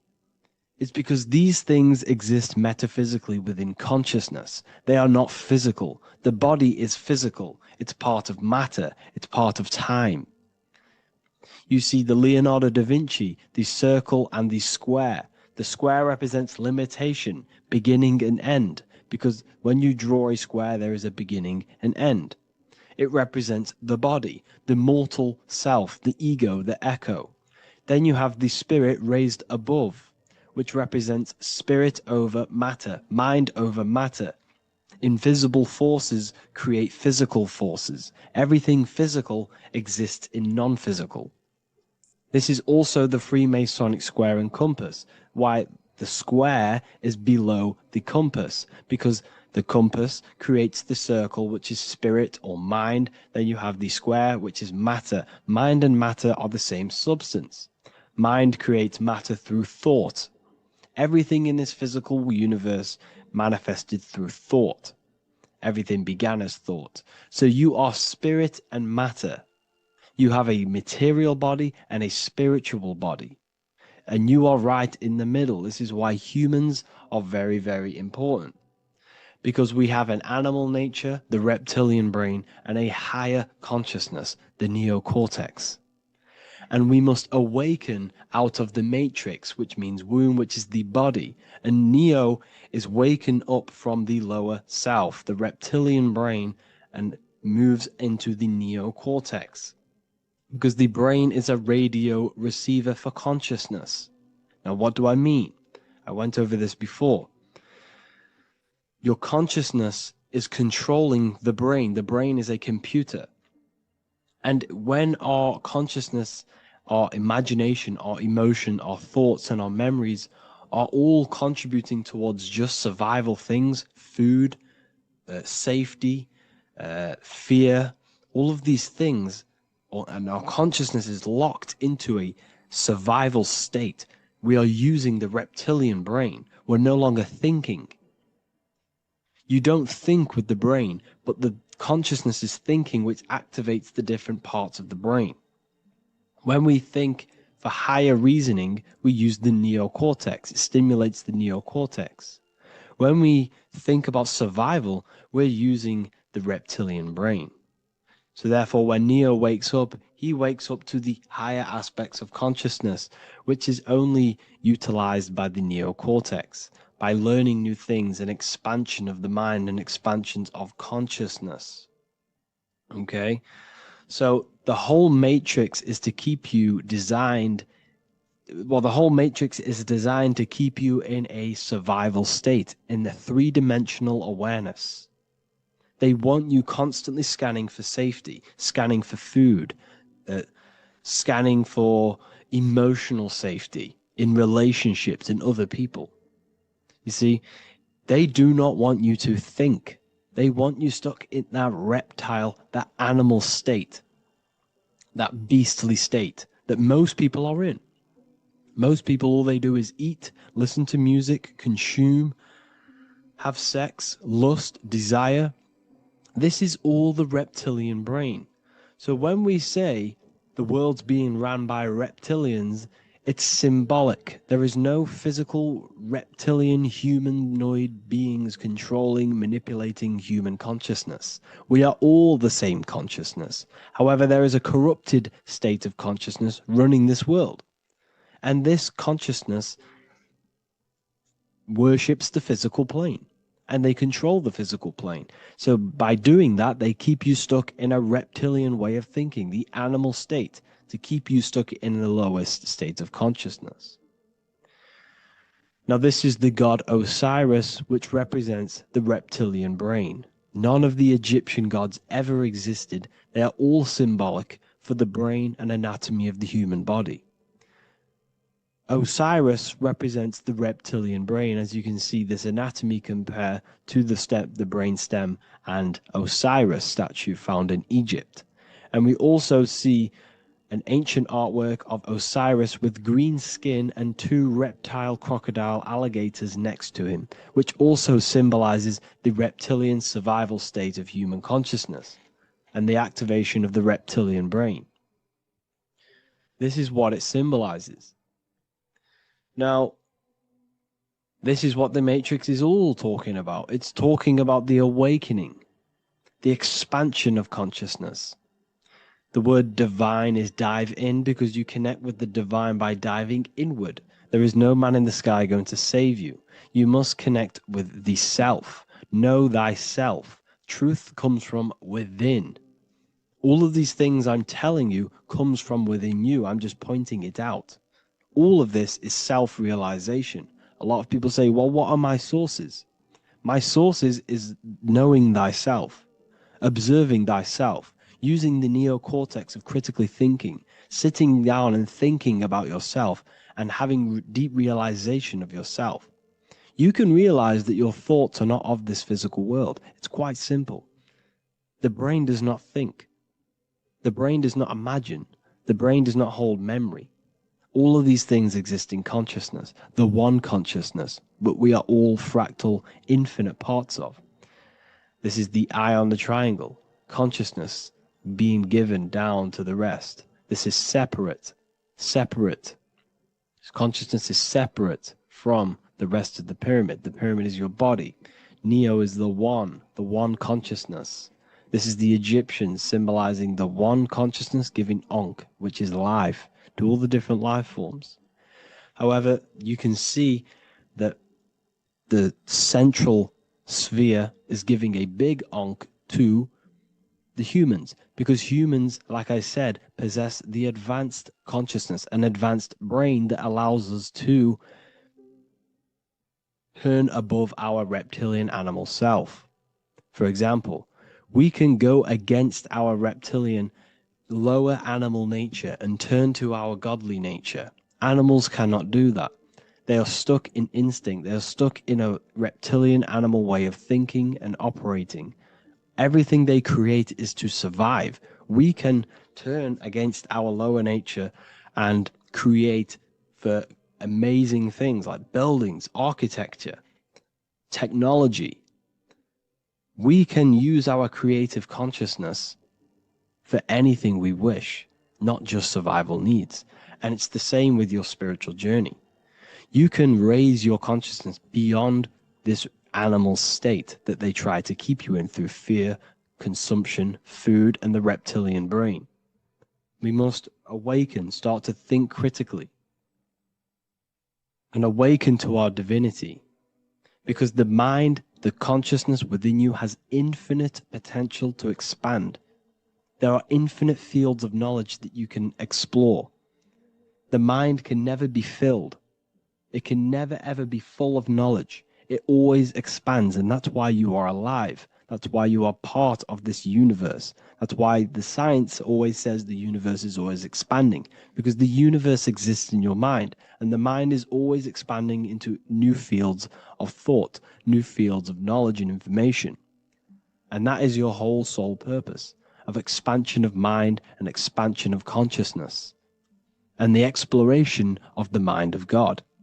We are living in the mind of God. You are a thought in the mind of God. You must awaken out of this body. This is why Jesus says you must be born again to see the kingdom of God. You must be born again. You must raise your consciousness beyond physical limitation and awaken to your divinity. And this is pretty much it for this video. I hope you all understand this, that this is all symbolic for consciousness.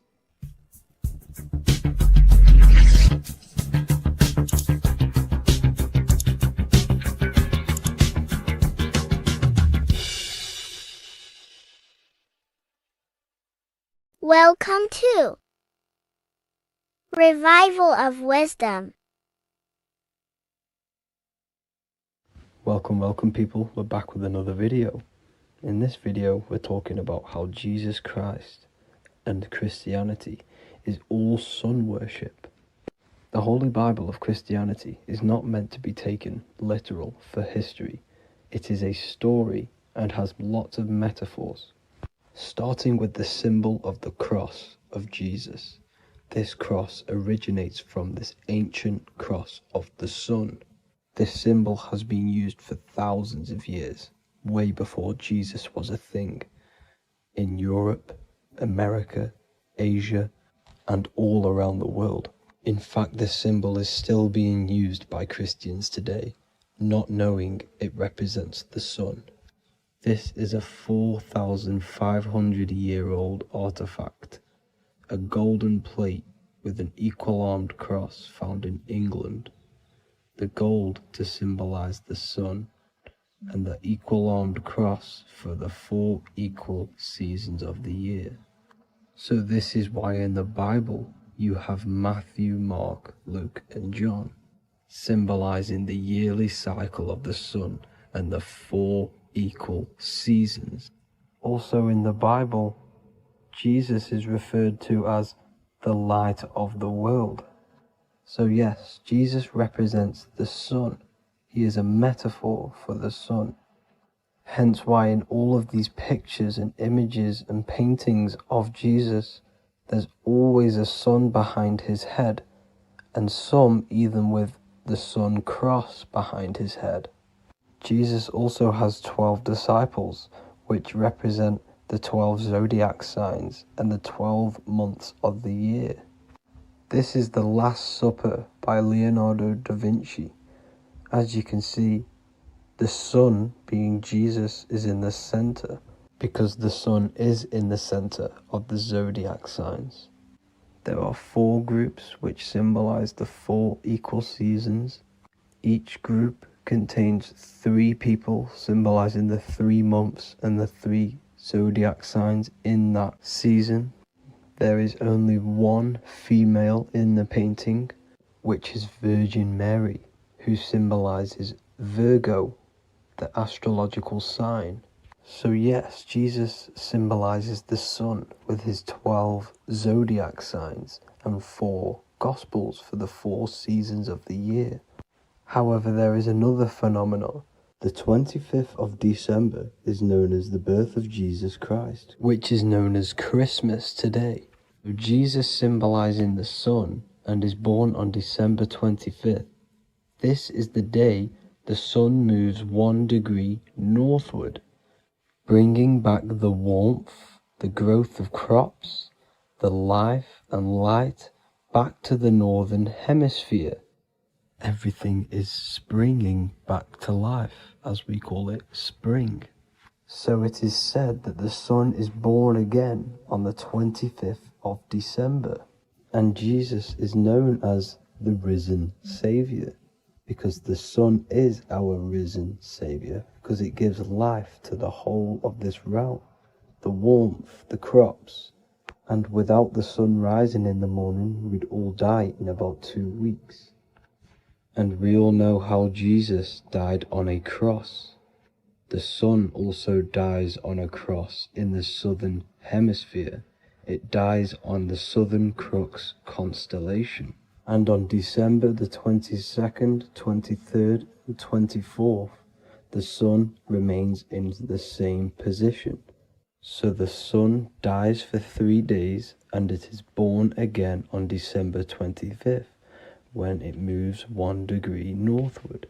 And this is when the sun is born again, or resurrected, just like Jesus. Constellation Virgo is prominent in the spring sky in the northern hemisphere. So therefore, the sun is born a virgin, Virgo. And as you see in this image, you see Virgin Mary holding the sun. Us as humans do not own the sun. So therefore God owns the sun. So yes, the sun is the Son of God, and this is what Jesus is symbolizing. And just how Jesus sacrifices himself for humanity, that's what the sun does. The sun gives out all of its energy so we can live. There are many other Bible verses which represent Jesus as the sun.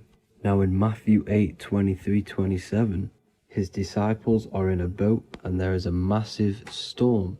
Jesus is asleep, meaning the sun has not arose. And the disciples say, "Save us, Lord, we are perishing." Quote, "Then he rose and rebuked the winds and the sea, and there was a great calm." End quote. Now this is a metaphor for the sun rising and calming the storm, because in the ocean, when the sun is down, that's when there are great storms.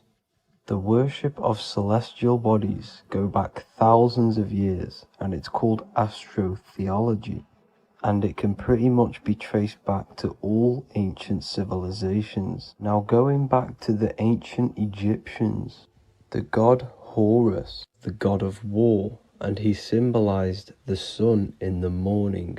Ancients used to say that he walked over the sky in 12 steps. Yes, this could symbolize the 12 zodiac signs. It also symbolizes the 12 hours of daylight. So we have 12 hours of Horus, but now they've rearranged the word to hours.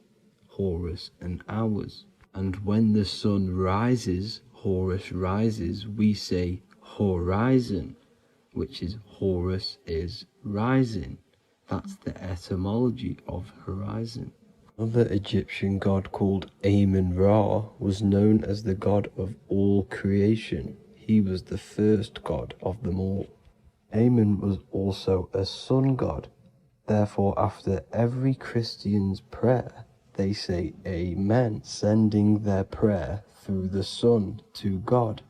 So this all goes back to the worshipping of the sun. Sun worship was around way before the Romans. However, in the Roman times, their sun god was called Mithra. Mithraism was the main religion before Christianity came into play. Mithra was the son of God. He died on a cross, and he was dead for 3 days and resurrected, just like Jesus. So the Catholic Church was not made in heaven. It was made by the Roman Empire. They mixed all the sun religions of Judaism, Mithraism, and other Arabic religions, and combined it into one, so Caesar, the Roman emperor, could gain his own religion. So yes, Christianity was a political move to gain more control over the masses, because it was a worldwide government at this point in time. So here is a Sumerian helmet with the rising sun symbol. And then the Romans also used this rising sun symbol on their armor. So sun worship has been going on for thousands of years, and it still goes on today. However, with all the programming and the low IQs, today we do not get the full interpretation of the Bible and these stories from the past. And Christians and other religions are all brainwashed to not question their religion and not realize their true origins and where they come from. I do advise you all to do your own research and come to your own conclusions. However, I'm just pointing out the facts and connecting dots for you all to see. That's it for this video, guys and girls. Thank you all for tapping in. God bless.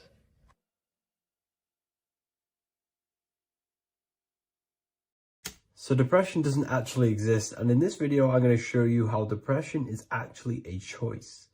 And I'm going to give you some solutions on how to deal with it. And this is probably going to change your life forever just by doing this alone.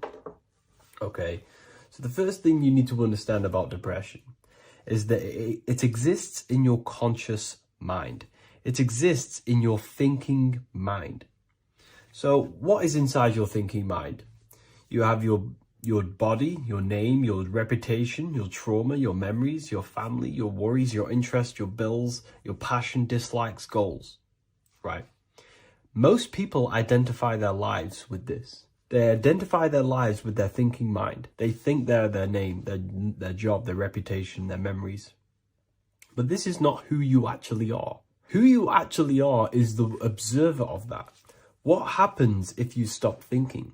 What is left? You're left with unconditioned consciousness. You're left with the self, which is what we refer to as I. We are the consciousness, not the thinking consciousness.